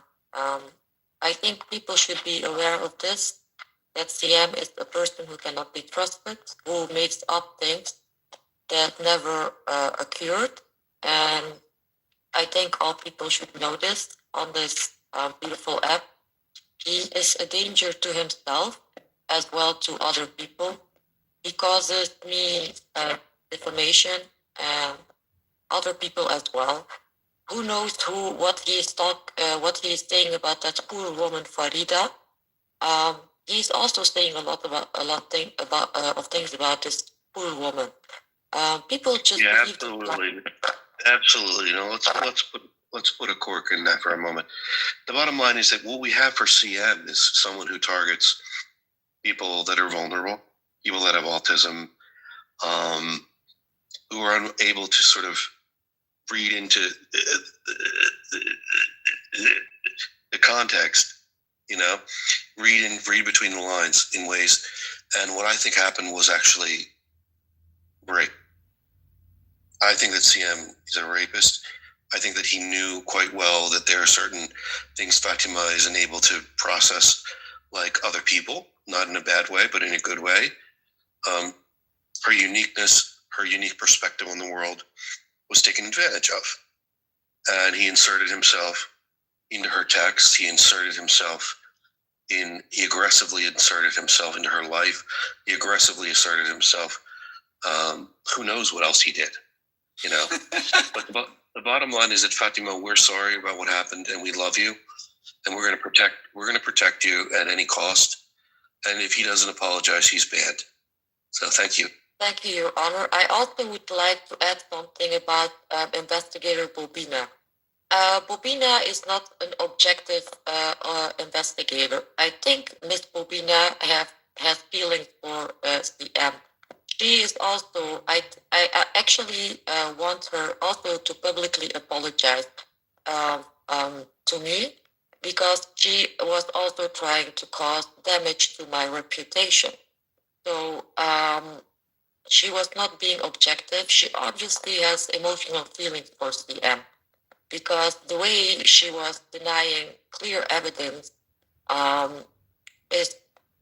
she was not being objective in the way she talks, and she's still saying things in the chat that are not true. She's causing me. She's harming my how do you say that? My public. Sorry, my English is not so good. So she's defaming you. Yes, she is defaming me in the chat. So I think if she doesn't publicly apologize to me, she cannot work as a personal investigator anymore, and she should lose her license. CM is back, by the way. Your Honor, CM should be held in contempt of court for leaving court while the court was adjudicating, and I believe that we should move to a motion of contempt. Yo, I want to talk to Fatima more. I found the screenshot, guys. I found it. How long did it take? Because I have so many fucking pictures on my phone because I'm like, my family has me on all these group chats and they all download to my phone. Yeah, but the jury's over, asshole. So, Fatima, I found CM, the court already made it. Apologize to the court or should I post it? CM, the ruling already was made, and you owe Fatima a public apology. You get fucked. Fatima, do you want to apologize to the court and to me, or should I post it? What do you want? Any reason to apologize? I can't hear you. No reason to apologize to you. Okay, so I have your permission. It's exactly what I said. All right. Well, crazy. That's what I was saying. Did you know that the same messages as you rap? So if you use any AI, I can show no, man. It's not. provide the same messages to the corporate. It's you put it like that.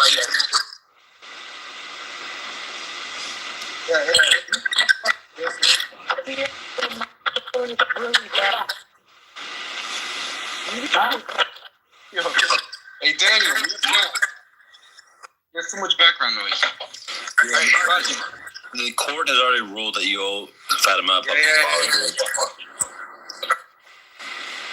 Last chance, Fatima. You already said your fucking thing, so post your screenshots or shut the fuck up. I'm giving you the chance to apologize to me and to the court, and I'll keep this between us. Or do you want me to send it to you so you believe that I have it? No, it's too late. It's been forged. You can't bring facts after the court. It's not forged. Just get the fuck out of here.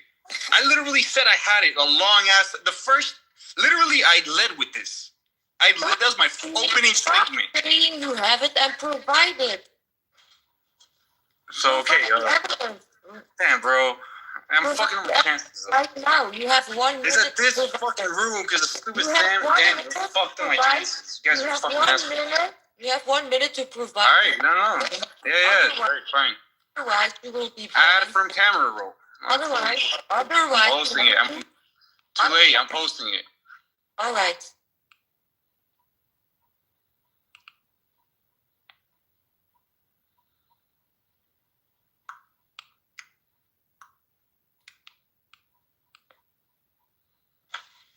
What's good? What's popping, guys? What's up, Castro? Yo, CM, why don't you post your receipts? There you go. Like I said, I can't AI this shit. This was literally my opening statement. Like I said, all of it was fucking around. Everything I told her was fucking around. It was. I kind of flirted with her a little bit at the beginning, but it was always. What the hell? What's going on over here? Yo, did she just say all right? Of course she did, bro. Yo, what is this? Wait. I led with Honor, I can explain this. I can explain nothing. Yo, Wazid, explain yourself. I gave you the chance to apologize to me, to the court. I obviously did not respond to your sexual harassment. I was Sam, mute your mic. I was obviously not responding to your sexual harassment. Sure, bro. Sure. Again, the only bad thing about this is that I didn't fuck my chances of going to Europe. Never in my previous evidence did I respond of any of your fucking advances. So, Your Honor, what does that look like? I want both of these. What does my PTR look like? This is a sarcastic. This is no, it's not. Yo, there's more of this. This is the only one that I remember taking a screenshot of. Your Honor, as a member of the jury, I want you to move to I want this court to move to a motion of dismissing both of these. Where the fuck is McZed? All right, Alpha, you're my new lawyer. Get these charges dismissed. In fact, I want to press counter charges. I want to press counter charges. What I said in my opening statement was true, as you can clearly see. And yeah, I want to. But wait, did you guys have like a relationship? What the hell's going on? You guys seem like two fucking nerds. Who are these people? Get out, Castro. No, this is a freaking ship. What the? I'm so confused now. What the hell's going on? Who the fuck are you? Get out of here, bro. Who the fuck are you trick ass bitch? Both of you are some fucking freaks. I mean, you've been misleading the court for the past hour. Fatima's been talking shit like she's not fucking. Yo, dude, Your Honor, yeah, we were flirting for a while. Freaks dismissed. All right, everybody. Now it's my time. So my response to his message was sarcastic. I obviously didn't believe that he was ever gonna be able to do what he said he was. I've been telling you, if I did go, what the fuck? It's not. It wouldn't even be a question. It wouldn't even be a question. But you know, now it might be a question because it's. Keep saying ha ha ha. All right, you think so? Whatever. This is not me saying all right. My chances are not even all the way down. There's still a small chance. This is sarcastic because the M is an idiot, as everyone knows. So my response to this message is actually very sarcastic. It is actually responding because I already know in this message that he's not going to be able. There was more. There was messages just like before I didn't screenshot everything, and she erased everything. I'm speaking. I was obviously aware that he was not going to be able to do what he states he was going to do. So my response, all right, was sarcastic. It is not an acceptance of his deranged message about him effing me when he comes to Europe. Right. Yo, I told you, I don't even think my chances are all the way. Can we elaborate on the acronyms, please? This is not kidding. I said because. Okay, everybody, shut the fuck up. Look, CM, what makes you think that you're going to have any chance with this woman when you go to Europe? I want to say something. Shut up, dude. The court is in session, man. You don't get it? Yeah, you're like order in the court.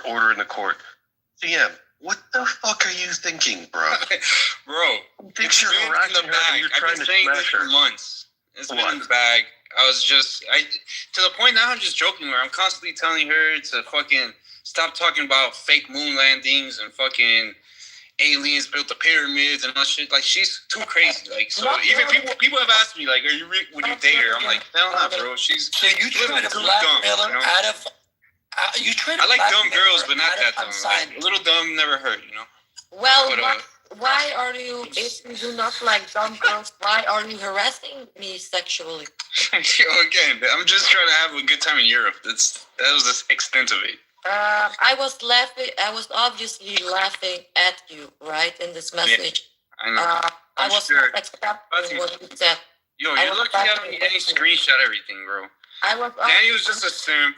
He's fucking upset because Narc's never gonna talk to him again. Even though she will in like a week. But it's something like this, like, ha ha ha. All right, like sarcastic, like. I provided the evidence that I led with my opening statement, which I told you summed up everything. It summed up everything. It was a joking relationship, like not even relationship. It was just joking as friends. But yeah, I did joke with her, as you saw in the screenshot, and you owe more than once in several rooms. I told her she's in the bag. Like I told her this to her face, bro, and she never even denied. Do you still think? I rest my case. Do you still think you're gonna meet up with her when you go to Europe? No, this may have fucked it up. Although I still don't think my chances are completely shot. What do you put your chances at? 50-50? Before this, they were like about 100%, maybe in high 90s. Now, I say maybe 25%. Like, it depends how long. Obviously, if it's like this year, like the next few months, maybe not. You give it a few months, it'll go back up to like over 75%. Is there any truth to this assessment of his about what could happen in Europe? He's gonna deny it right now, dude. Obviously. Yeah, well, let her say her piece. What do you think, Fatima? Like I said earlier, CM does not have a chance with me. He never did. My screenshot says other ways. No, your screenshot is actually very deceiving. Very, very deceiving. It's not. Can you actually provide me what I wrote after that? Because I think I do always respond, like when you say I'm gonna F you. I don't want you to talk to me like that. That was the only time I wrote that text. When you say things like that, I don't I don't know who that bitch is, but get her back. So show me the message after that, please, because you obviously are hiding something. You took a very clean screenshot. You like actually made it look there are no messages. I was gonna send you that screenshot. Coming after. I gave you the chance. So I am very curious of the apologize to me and to the court. I would have literally never showed it. I am curious of the message after. So can you provide that for us, please? Daniel, what do you make of this new CM revelation? It was my opening statement. I proved my opening statement, bro. I think that's mic drop. Tragedy. And I think that CM should, at the very least, acquiesce to the demands of Fatima. She just wants a public apology. Hell no. Or she wants you to be removed from the community. Hell no. Is yours thinking, Daniel, that because the trial finished before he showed the evidence, that it shouldn't be allowed to be put into the court because it's double jeopardy? Or do you think that even if it was included, it still would not be enough to overwhelm the evidence that she provided? I want to press counter charges. No, I think it's been adjudicated. He had the chance to provide any information, or he could have said, I'll provide the information at a later date, which would have been fine. But unfortunately for CM, I don't care. Everybody's side. That's it. Everything. It's obvious what I've been saying is true. This girl making up diseases. This is like she doesn't want to be harassed by you. She's talking about Munchausen syndrome now and Asperger's. She's making up diseases so like people show her pity. Get out of here, bro. Again, it was always joking. Most of it, obviously, even that message was meant to be joking. Although obviously, I'm giving her hints of like dead ass. If I went to Europe, I would have hit her up like 100%. And that's it. I mean, that's really the extent of it. Did you have any ideas of what you would? Did you ever contemplate what you would do with her? I have messages of me telling her, "Yo, I'm buying tickets to Europe right now." No, specifically in terms of the sexuality. No, it wasn't. I did way more in like clubhouse rooms and like when we talked on the phone and shit, or like on Instagram. But no, I didn't. I'm not that crazy. This is the like I'm not gonna like type this shit. Everything that she showed again was completely read by you guys all monotone and shit. I'm fucking joking with her.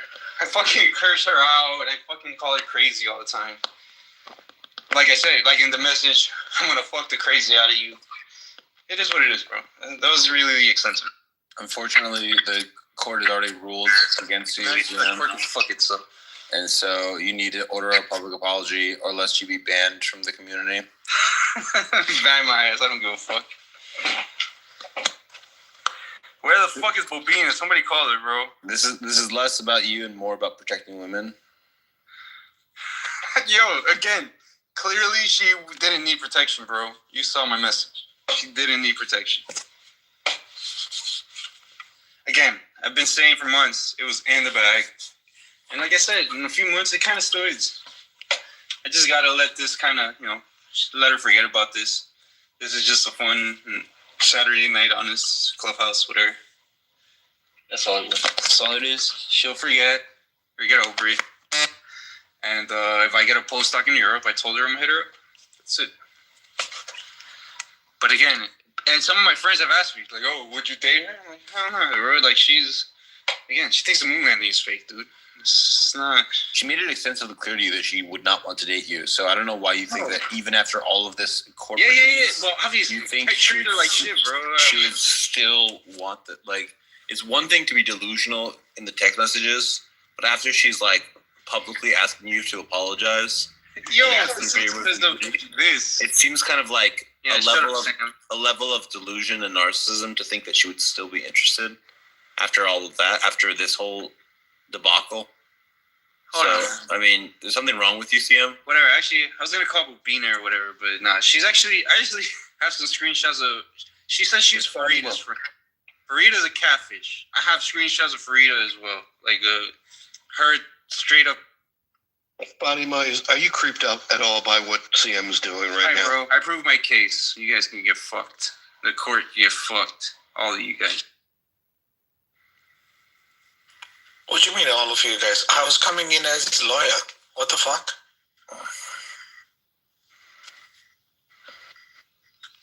What's it done this time now, Daniel?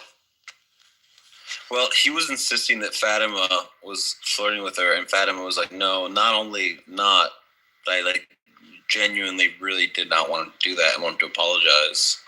And then CM just would never accept this is the situation. And even after she made this whole stink and had the whole legal proceedings of me and Daniel as the judges, he still thought that he had a chance because CM is a delusional narcissist, which we all already knew. But this just is kind of the nail in the coffin for it. CM goes nuts over every girl he speaks to on Clubhouse. That's pretty obvious. Yeah, so CM is permanently banned.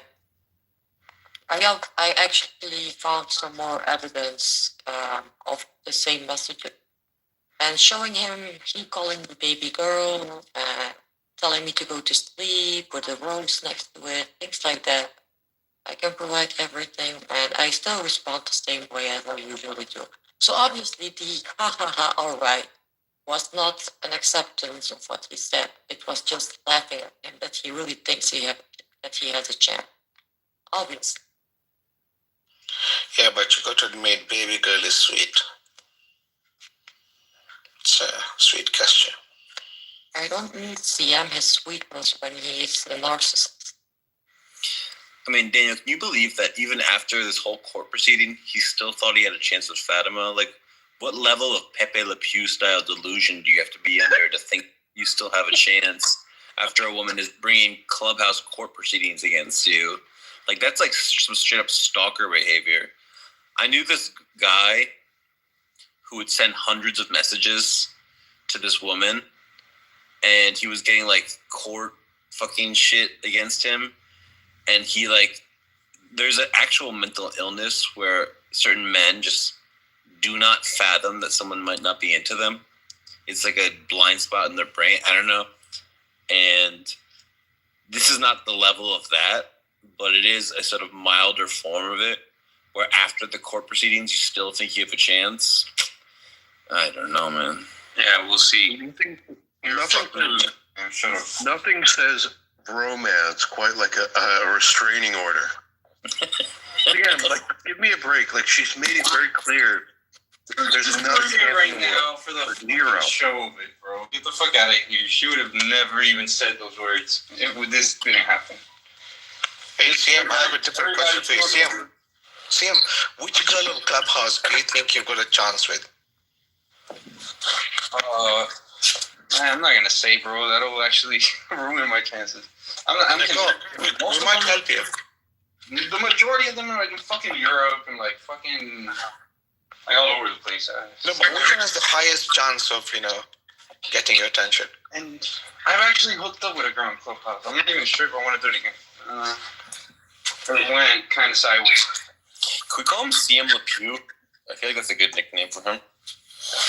CM, do you think meeting people on Clubhouse is a hookup? Well, it wasn't a hookup. I kind of dated the girl for a while. As in, you went out, had coffee, Netflix and chill, that kind of thing? A lot more than that, but yeah. What can be more than Netflix and chill? Daniel, what's more than Netflix and chill? I don't know. We bought on a farm or something and kangaroos too. I don't know what it would take. Like, all right, bro. I think the only thing that would. I think the only thing that would stop. I think the only thing that would stop CM from thinking that he's got a chance is like either a taser. I have no chance. You want a taser or a mace? I literally have no. Or like, I mean, it just. All right. You have any pepper spray? I have no chance. Or a bad case of syphilis. Pepper spray, owning pepper spray is not allowed. But let's clear this. CM, you still owe me a public apology, and I actually demand from your honor, if he doesn't do it like after I said what I'm about to say, he needs to be removed from this room and permanently dead.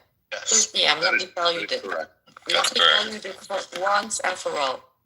I am not interested in you for a relationship in any way. Okay? Don't worry, me neither.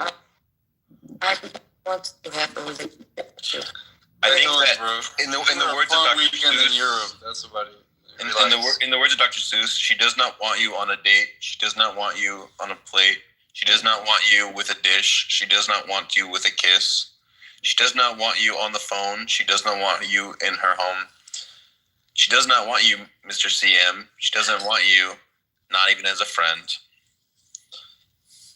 CM, we're waiting for that apology. It's on my PTR. That's not the way to apologize. Come on. I thought you talked better. This is not really to her. Honestly, yeah. This is to Imagine CM getting stabbed by Fatima, and as he's getting stabbed, he's like, I still have chance. So she sprayed pepper spray in his face. There's a restraining order. He's hiding underneath her car, like clinging to the undercarriage of her car, trying to find out where she's going. He has her car bugged, and he's still thinking that he had the chance to like. He thinks she's flirting with him at that point. Yeah, it was so flirtatious that you got that restraining. This is over. You guys would you thank Fatima for the mace in my face? Good night, Fatima. We'll talk again like tomorrow. Please. I'll talk to you tomorrow, okay? Please apologize. The rest of you guys. CM, you have to apologize. CM, you have to apologize. CM, you have to apologize. CM, you have to apologize. I actually wish Barth. Yeah, how can I call you again if we never had one phone call? Your thoughts. I'll talk to you again tomorrow, Fatima. Oh my God. Daniel, you're simp. Sam, you're a ginger pussy. You guys have a good one. He still won't apologize. Sam, what do we do now? Now he's we have to ban him from our spaces because yeah, there was a formal hearing. DM called A court. Oh, sorry. Evidence was presented fairly, and he lost in court fair and square, and yet still he won't listen to the court's rulings. So therefore, the only thing left is to ban him from our spaces, because here's a man who just clearly cannot take a hint. You know, a woman says, "I would like to have a public trial about how I'm not interested in you," and he still thinks he has a chance. He's like a Pepe Le Pew. He's a guy. As he's getting pepper sprayed, he goes, "Oh, you're playing hard to get, huh?" Yeah, hello. Can you hear me? That's the level. Can you hear me? Hello. That's the mind of say what? CM. He's got a kink for public humiliation, man. Let him have it. I wanna comment on CM's last response to your honor. CM calling your honor a stim is obviously a sign of jealousy. Once again. my dear sweet Fatima, I'm so sorry this shit's going down, and I understand why you reached out to the courts. I'm glad that we were able to verify a potential or actually a predator. So we're going to protect you and as best we can in these spaces, and he's banned until he gets on his knees and apologizes to you for making rude comments. And I'm sorry they happened. Thank you, Your Honor. You also have to know that CM is almost a decade older than me. So when I was 18 or 17, I was a minor and he was an adult. So see this as some sort of pedophilia and fetish for a younger woman. Do you think CM maybe stands for cum monster? Sorry? What did you say? Cum monster. That might be what CM stands for. What is a cum monster? It's a monster that uses their cum as a sort of offensive weapon. Much like a skunk sprays out their spray, a stinky smell, to ward off predators. A cum monster, rather than being a defensive, it's more an offensive attack that they use to stun their prey. Oh, I guess, yeah. I think CM is very delusional. He's a narcissist. As everybody knows, they always have to say multiple times that he has a doctorate, PhD in how do you say that name? Mathematics. Mathematics. That he's that he has a PhD in mathematics. He says that multiple times. He said it to me multiple times a lot. He always brings it up to humiliate me and to lower me because I do not have a PhD. And it's very humiliating to me. It's not a nice experience to talk with CM sometimes because he owns a PhD. I cannot make him in any way believe that you can learn from everybody. Sometimes when there's a problem, you're supposed to get at it sort of root and stem. And I think so maybe a castration of CM might be in order. Just cutting his nuts off, just stripped and clipped. You know what I mean? Just so that if he's no longer horny, these sorts of issues will never come up. So if we could get some garden shears and just cut off his testicles, that might actually get to the root of the problem. Kind of a systemic change. Yes. I think CM should be castrated, yes. So his hormones come more in balance because this is dog behavior. And dogs who behave like this, they get castrated, right? So CM should be castrated. Stripped and clipped. Just like shring. Shring. Yeah, absolutely. I think that, those sirens, those rape sirens, Like, it's just an extraordinarily loud noise they make. You just pull the trigger on it. I think that you should be equipped with one of them. But at the same time, I think that after you pulled that in his presence, he would say something like, "The lady doth protesteth too much, methinks." It's like he would take that as like you pulling an alarm and signaling a siren that has like a 1 mile radius of. He would see that, as delusional as he is, as a sign that you're playing hard to get. That's how delusional we're at right now. He will stalk you to the ends of the earth.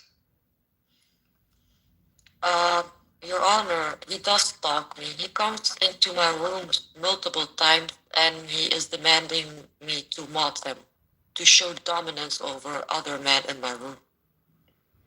Remember, he was like, "I can only ask you so many times to go in my room. It's getting a little bit humiliating." And maybe stop then. Fucking lunatic.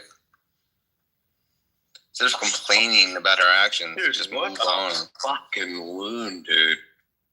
How is that not just a complete loon? Well, it's almost like Sienna has no memory at all. Because remember that day when were you in the room when we were doing the biology? Yeah, you were doing the biology trivia with him, where I was just absolutely humiliating him on his lack of knowledge of biology. He claimed to have studied evolutionary biology, but then couldn't name 2 evolutionary biologists, which was just utterly humiliating and completely destroying any of his credibility, and he was shown to be a liar and a coward.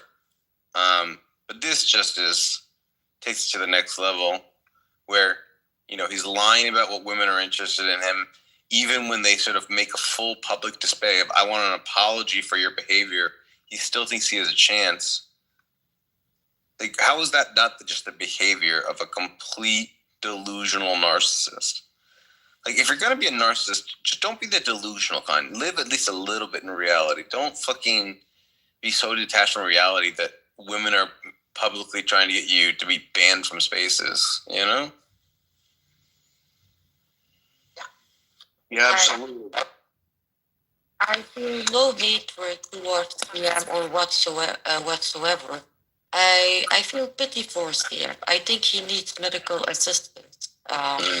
Pitiful, yeah. He needs to be checked because he's obviously going through something in his mind that makes him behave this way. Yeah. Yeah. CM might stand for completely mental. Say that again? CM might stand for completely mental. I'm exploring the options for what CM stands for. Maybe like complete moron, completely mental, centimeter. We say to CM like centimeter. Centimeter. Has this courtroom changed into a therapy session now? I just wish we could personally cut off his testicles, because I think that would just help a lot of women out in the future. What if they already cut off and we don't know?